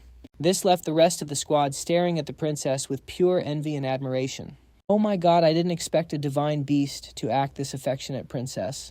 Are you going to make a contract with it?" Hong Beyond stroked the deer's head and shook her head. "Nah, this isn't the beast I'm looking for. Let's head deeper and see what else is out there." Hearing that, the squad saluted in unison. A rare divine beast they'd never even seen before was literally throwing itself at them. The princess of the Adalavid Empire is just on another level. I mean, of course she is right. But that was a fire blessing. Swang gripped her staff tight. A fire blessing. The next day on the 3rd floor, a huge explosion rocked the forest. Turns out Hong Beyond's squad just took down a rank 5 spirit beast. Phew, the vibe here is terrifying. If floor 3 is already like this, I can't imagine how dangerous floor 4 is going to be. Don't even talk about it. Hardly any students ever make it back alive from there. That's exactly why they sealed floor 4 off. "Princess, maybe we shouldn't head north?" Hong Beyond asked confused. "Is there something dangerous over there?" Her classmate answered honestly, "Because that's where the barrier to floor 4 is." Hong Beyond went quiet, and after a moment of thinking, she decided to let it go. "Fine, then today we'll stick to this area and start looking for the right divine beasts." Understood. Meanwhile, Swang was hunting alone. Word is, floor 3 is home to divine beasts rank 5 and below. I have to find a powerful divine beast to contract with no matter what. 1 hour later, before Swang could even say hi, the spirit beast bolted like its life depended on it. 2 hours later, same thing happened again. Total fail. This started making her doubt herself. Was she just imagining things? Why does it feel like every divine beast runs away the second they see me? Suddenly, she heard the excited voices of her teammates. "Princess, I successfully contracted a 6-star divine beast." "Me too. I just finished mine." As time passed, almost everyone in the squad had scored a contract except for Arc Swang and Hong Bian, but that didn't make her feel any better. She knew the princess was rejecting beasts left and right while she couldn't get a single one to look her way. Drowning in her emotions, Arc Swang tried to lie to herself. Arc Swang, you can't be too impatient. There's still plenty of time. You'll definitely find the perfect match. Suddenly, something caught her eye. A white-furred wolf was drinking water by the lake. Wait, is that a silver-maned wolf? A rank 5 divine beast. Almost no freshman at Stella has ever managed to contract a rank 5 beast before. If she pulled this off, everyone would finally acknowledge her. With that in mind, she slowly crept toward it. She bowed slightly, trying to look friendly, and said, "Hey there, do you want to form a contract with me?" The silver-maned wolf sniffed her a bit, then suddenly let out a savage roar that sent her tumbling to the ground in a panic. She was completely baffled.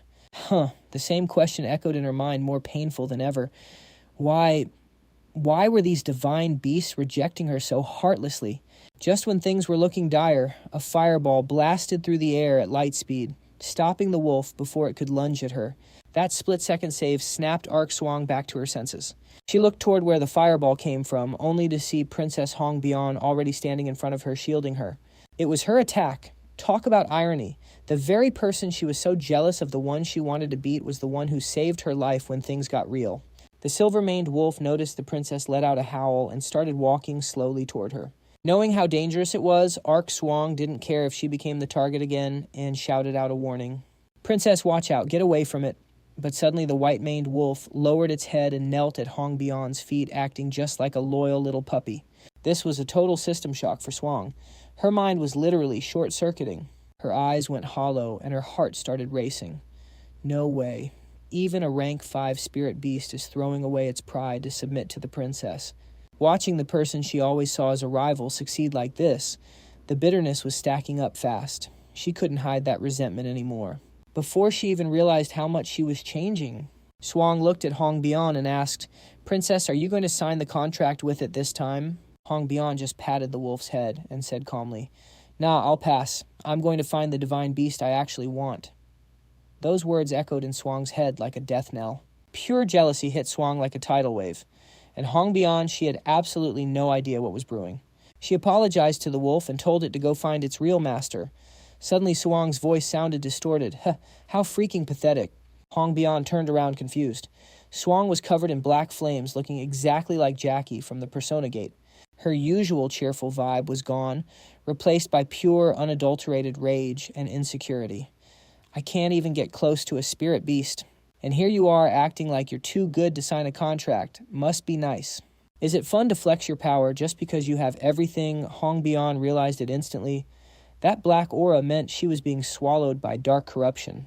Every single second, the dark mana and the flames inside Swang burned hotter and more violent. All the emotions she tried to hide were exploding. It's not fair. It's just not fair. It's not fair at all. Why is the world so biased against me? Swang's pupils shrank. The dark mana had completely hijacked her brain. I worked so hard, I gave it everything, and I got nothing. It's a joke. Finally, her logic was completely devoured by inferiority and pure hatred. Swang screamed in a blind rage. "Stop looking down on me." Boom! The black flames erupted like a volcano, wiping out everything in sight. Hong Bian moved fast, throwing up a protective barrier. But this dark transformation was on another level. Hong Bian had to dump a massive amount of mana into her shield just to keep it from shattering. Then, crack boom! A massive explosion swallowed the entire area and shot straight into the sky. Once the smoke cleared the forest, within a 20-meter radius was nothing but ash and scorched earth. A tiny spark landed on Hong Bian's sleeve. She flicked it away easily, and the flame vanished, leaving only a small black spot. But Hong Bian knew that was nothing compared to the nightmare she was about to face. Stay calm. Stay cold. She needed her brain running at 100% to survive this. Analyzing the situation from top to bottom, Hong Bian reached a verdict. The dark corruption was in full swing. The only way to stop it was to knock her unconscious. But there was a problem. They were way too close to the 4th level barrier. If they actually started fighting, they'd smash right into the barrier behind them. She thought to herself, if that commoner guy was here, what would he do? Thinking about Busell made her smirk. She wasn't sure if she was mocking him or herself at this point. Finally, she decided to try the talk-it-out method Flame used before. Swang stop. Don't do something you'll regret later. If you let this corruption continue, you'll never be human again. Swang just burst out laughing. Ha, even in this mess, you're still acting like you're superior to me. Of course you are. You're the princess of the Adalovit Empire, the one the gods actually care about.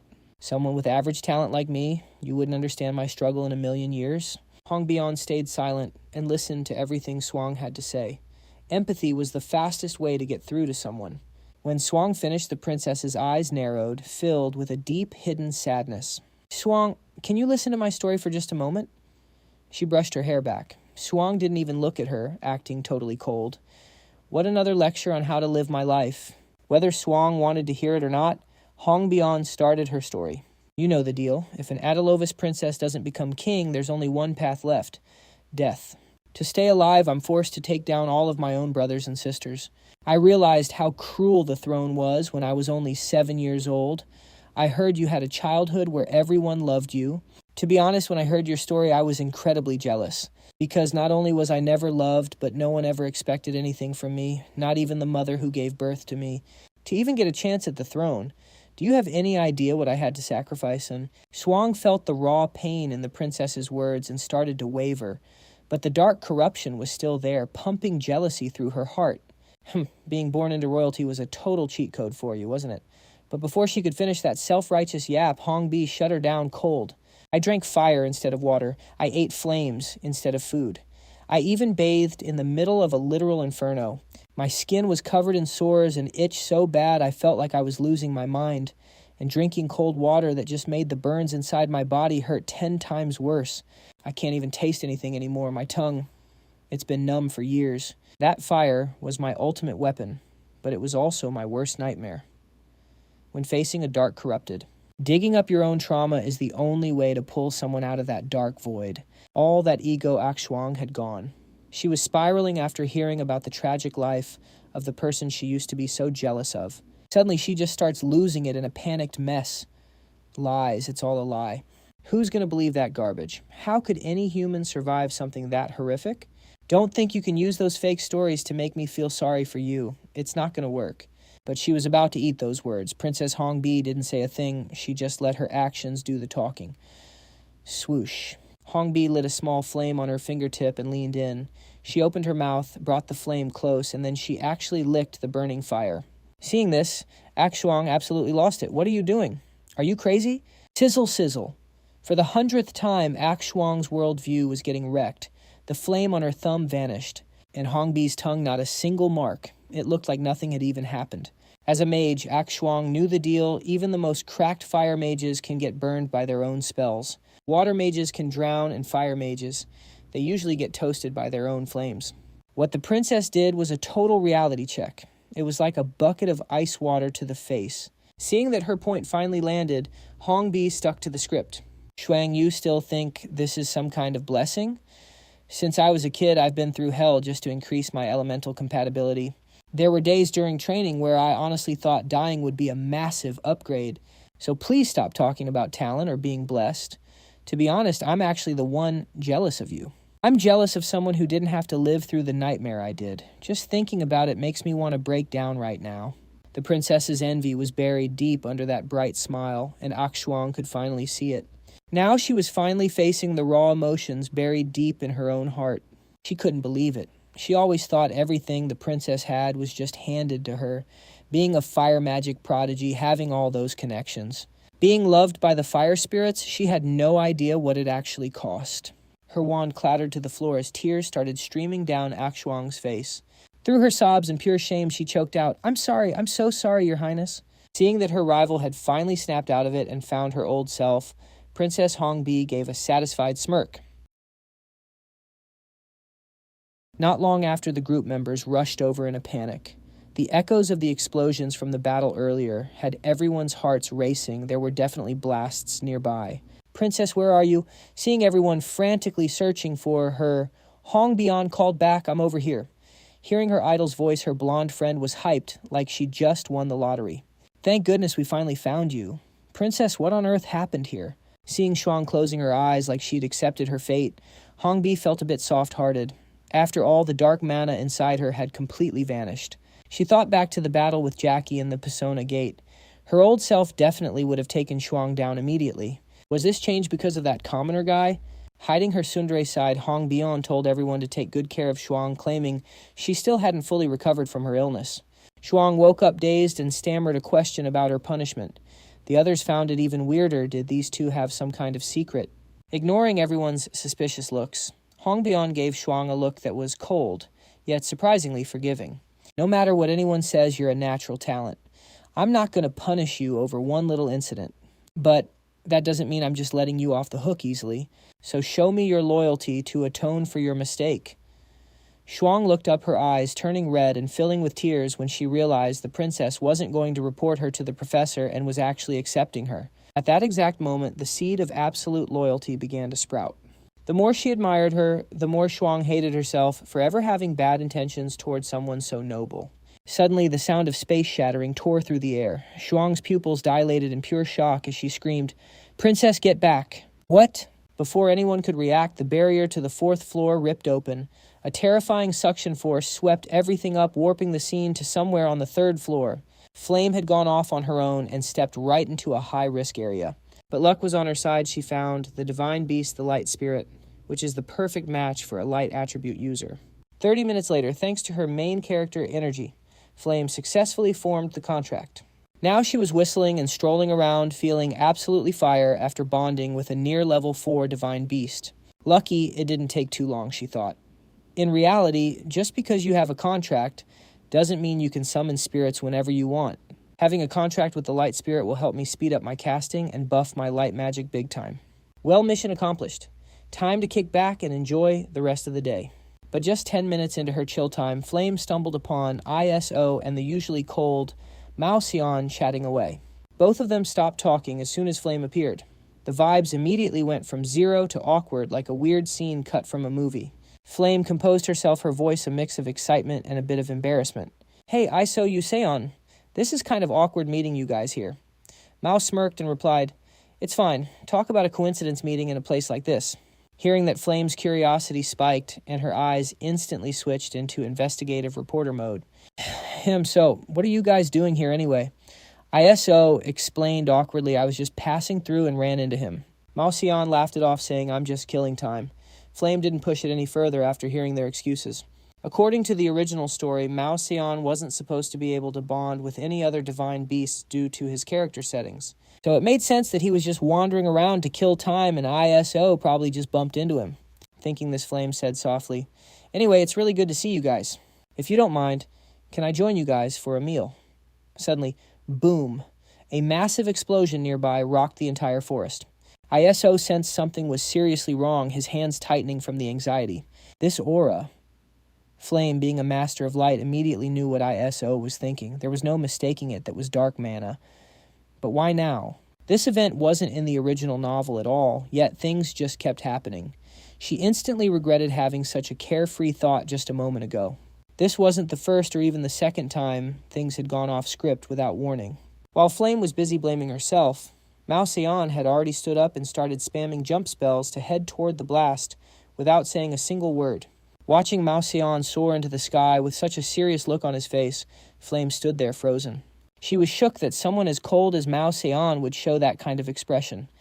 She bit her lip and made a silent vow to stop the dark mana user from ruining the divine beast contract ceremony. ISO, let's move right. At the center of the blast, the smoke began to clear. You could see Princess Hong Bion's group collapsed on the ground, surrounded by ashes, as if they'd just survived a brutal war zone. Cough, cough, cough, Hong Bion coughed, struggling to sit up only to realize that Shuang was slumped right on top of her. Feeling her aura fade as she grows weaker by the second, Hong Bion screams in despair. "Shuang, hang in there, wake up." But she's out cold and can't answer. Hong Bion quickly lays Shuang to the side. Hong Bion can see the dark mana spreading at insane speeds. The 4th floor barrier, the seal meant for dangerous beasts, is cracking. And from those fractures, a creature like a dolphin wreathed in black flames soars into the sky. Its body is covered in weird red runes, and its ultrasonic screech echoes through the entire forest, introducing the rank 4 fire ice dolphin. Hong Bion is shook. She can't wrap her head around why the divine beast she's been hunting for so long is being consumed by darkness. But if she leaves it like this, it'll go berserk and wipe everyone out. Just as Hong Bian raises her staff to cast fire magic, a plot twist happens. Tons of boulders rain down from the sky, slamming into the dolphin. Then chains of pure light appear out of nowhere, locking the fire-ice dolphin down. Up in the sky, Ma Yuxiong appears like a total hero. With a flaming fist, he dive bombs the massive body, smashing it into the dirt. Boom. Rocks flying everywhere. Hong Bian is stunned. She's wondering, what the hell is Ma Yuxiong doing here? Suddenly, something happens that makes her eyes go wide with shock. Holy light from the chains starts burning away the dark mana on the beast. It looks more relaxed than ever, closing its eyes and drifting into a deep sleep. Just like everyone thought. There's only one person who can purify dark mana in the world of Earworld War, and that's Flame, the female lead, who transmigrated into this novel.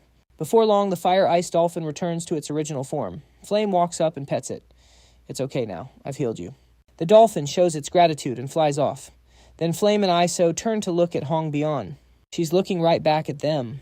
Flame is the first to speak. Hey, princess. What's going on here? Hong Bian, acting all tsundere and annoyed, snaps back. How should I know? A massive explosion suddenly went off and shattered the 4th floor seal. Then that corrupted divine beast crawled out of the crack and started attacking us. Crack.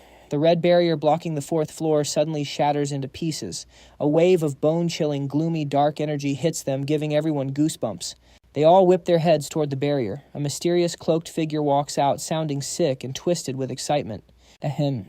So many familiar faces, not just Class A, but 4 students from Class S, too. My luck is fire today. Recognizing that voice, Hong Bian gasps in disbelief. No way. Why are you here, Professor Mayan Tyran? So panics in the back. Why the hell is Professor Mayan here? Flame is completely frozen. Another plot twist that wasn't in the novel. Their eyes turn serious. Ma Yuseong summons his weapon and thinks to himself, is a prestigious professor from Stella Academy actually a dark mage? That mana pressure is insane. I was going to save this masterpiece for the end, but hey, why say no to a delicious meal right in front of me? Come on, let's get this party started, shall we? As she speaks, a creepy horn grows from her head. Her smile turns wild and psychotic. Dark mana explodes, swallowing everything within 4 meters. Meanwhile, a few hours ago, Busell was standing in front of the 4th floor barrier. Maybe it's because of my training in the Spirit Garden, but the divine beasts are reacting to my compatibility. Made getting here a breeze. But from the 4th floor up, things aren't going to be so easy anymore. I just hope I can get the divine beast's heart in one piece. A blinding light erupts and space itself starts shaking violently. When Busell opens his eyes, he's been warped to the 4th floor. It's a pink paradise that looks straight out of a fairy tale. Suddenly, a pair of glowing red eyes stare out from the bushes. Without warning, a killer boar charges at him. It opens its mouth wide, showing off rows of razor-sharp tusks. Baek Yuseol is surprised for a split second, but that's it. He draws his Tavon sword and preps his magic. Just a rank 3, and it has this much pressure. The monsters here are built different compared to the other floors. Blink. Swish. One perfect strike cuts right through its massive body. The boar can't take it and slams into the ground. Bro got clapped before he could even blink. He's really not just some random guy. He's cracked. The Taven sword definitely couldn't pierce that hide on its own. Thank God I brought the gear Aunt Teresa made. It's a consumable that only lasts 5 minutes. I need to get moving before other monsters sniff me out. On the 4th floor, the space itself is warped, making intruders lose their sense of direction. It's way too easy to get lost. However, I asked Flame to help grow a gale flower that acts as an absolute compass just to be ready for this exact scenario. As long as I have this flower that always points east, I won't have to worry about losing the trail anymore. Alright, time to end this fast so I can clear floor 4. Not long after Baek Yuseol breezes past a ton of dangerous monsters. He feels like what he's looking for is right there. Suddenly, a clear hypnotic melody echoes from up ahead. Yuseol slowly approaches. The thick forest splits open and a total babe with long white hair like a waterfall appears, floating in midair, humming a tune. In an instant, the cherry blossom petals in the air ripple. The whole world turns pink, and Yuseol feels a wave of relief like he's flying through the sky. One of the 12 moon gods, the red lotus of the 3rd spring moon. Seeing him, she smirks and says, "Humph, a human. Why did you come to this middle of nowhere?" Her insanely beautiful face is basically Yuseol's dream girl, making his heart race like crazy, but he has to stay locked in and hold his ground. The Red Lotus's magic is packed with charm, and that look is just a fake skin used to lure prey into a trap. I absolutely cannot fall for this. Setting the guide flower down, Yuseol thinks he needs to cleanse the mana invading his body right now. Anyone else would have folded long ago, but he can totally do this because his body, taking a deep breath, our MC flexes his willpower to kick that invading mana out. Yuseol's senses go into overdrive. The space around the red lotus twists and boom, it shatters like a broken mirror, revealing the true world again. Baek Yuseol thinks grimly, looks like my mental strength isn't enough to force her real form out yet. But at least at this level, I can avoid being mind-controlled. Over here, the red lotus lands on the ground, her voice sounding a bit shocked. Oh ho, a human who can actually resist my charm. If it were any ordinary guy, he'd have charged at me like a hungry tiger by now. Seems like you know who I really am. So why did you travel all this way to find me? Our MC doesn't play around and says I'm here for the heart of the divine beast. Does that mean you plan to kill a divine beast and take its heart? Not at all. I have no intention and honestly no power to kill a divine beast. I just want to find a heart that was lost by its owner in the divine beast tomb deep within this space. Hearing him mention the tomb, her expression turns cold. There's no heart there, but I have to find it. Why? Baek Yuseol reaches into his pocket thinking there's no need to give a long speech about the requirements or why he's practicing breathing techniques. In this situation, he pulls out a token and holds it up. It's to save my best friend. Time to use a perfect moral excuse to hit her right in the feels. Sure enough, those innocent emotional eyes manage to fool one of the 12 gods. She says with a bit of pity, just a tiny mortal creature, yet you have the ambition to own such a treasure. Hearing this, Baek Yuseol is laughing his head off inside. Ha ha ha, exactly as planned, she fell for it. Among the 12 moon gods, the red lotus loves divine beasts the most. Proof is she put her whole soul into creating this fourth floor just to protect them. Yuseol's eyes sparkle. If he says it's to save a divine beast, there's a chance she'll just hand over a heart. So that's it, no wonder I smelled something on you. A faint scent of a divine beast that I found strange. I never thought a human would have such a deep bond with a god of that rank. Heh. She covers her mouth and giggles in an annoying way, probably imagining some crazy drama. This almost makes our MC throw up. I just worked hard on my breathing next to a spirit, but her imagination's going way too far. Even though Yuseol is pretty annoyed, he still pretends to beg. So can I have that heart now?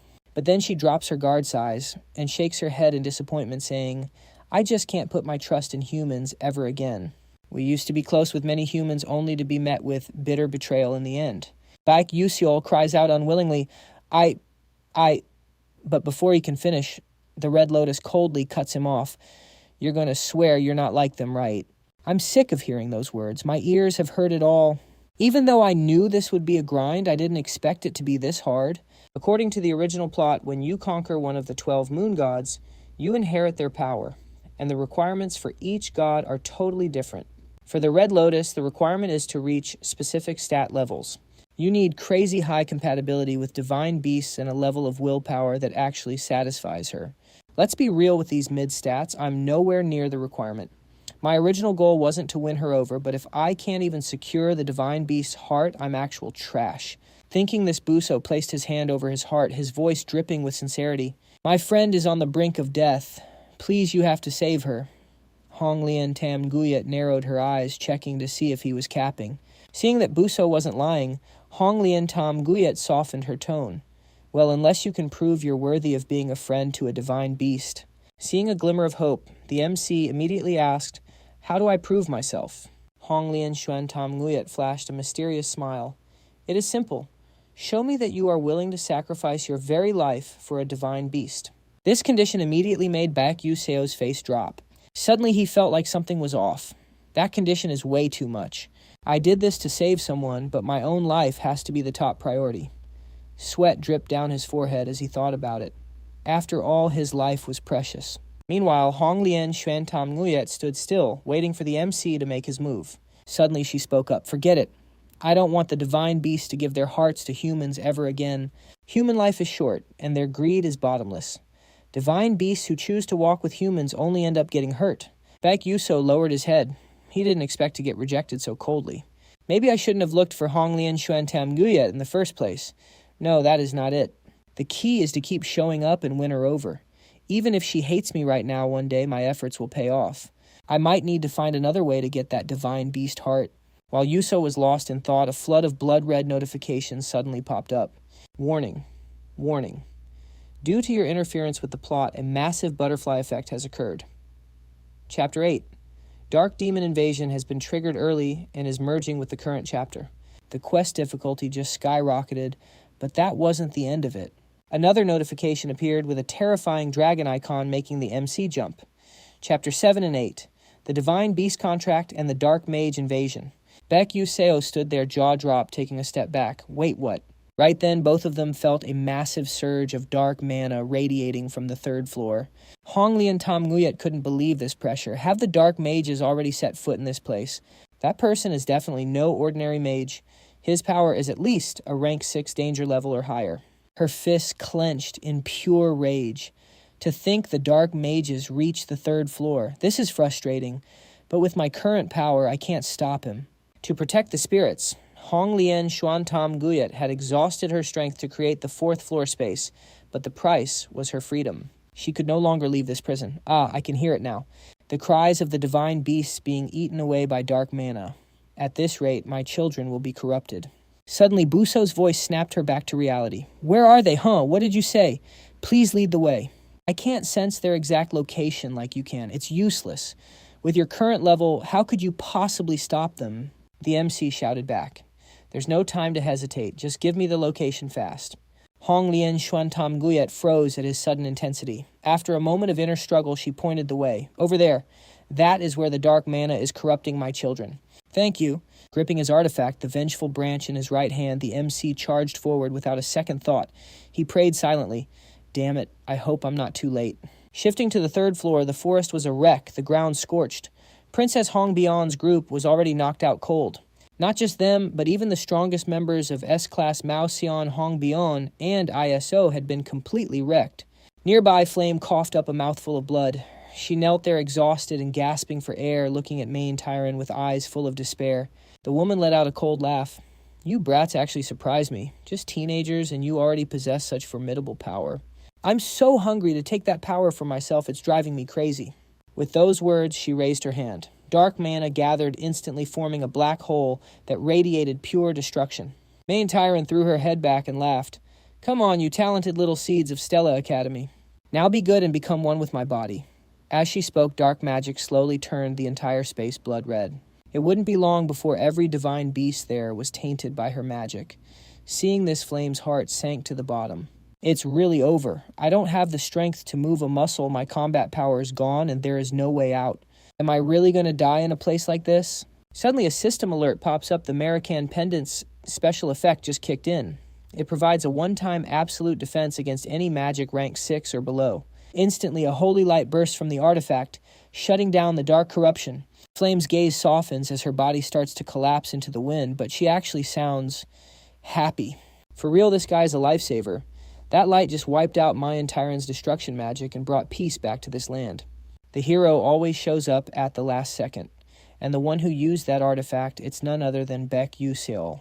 Bro really waited until the absolute last second to show up, but the American Pendant is gone now. It was a one-time use artifact. Yuseo doesn't even care about the item. The only thing that matters is that he made it in time. Luck was on their side, no one has gone down yet.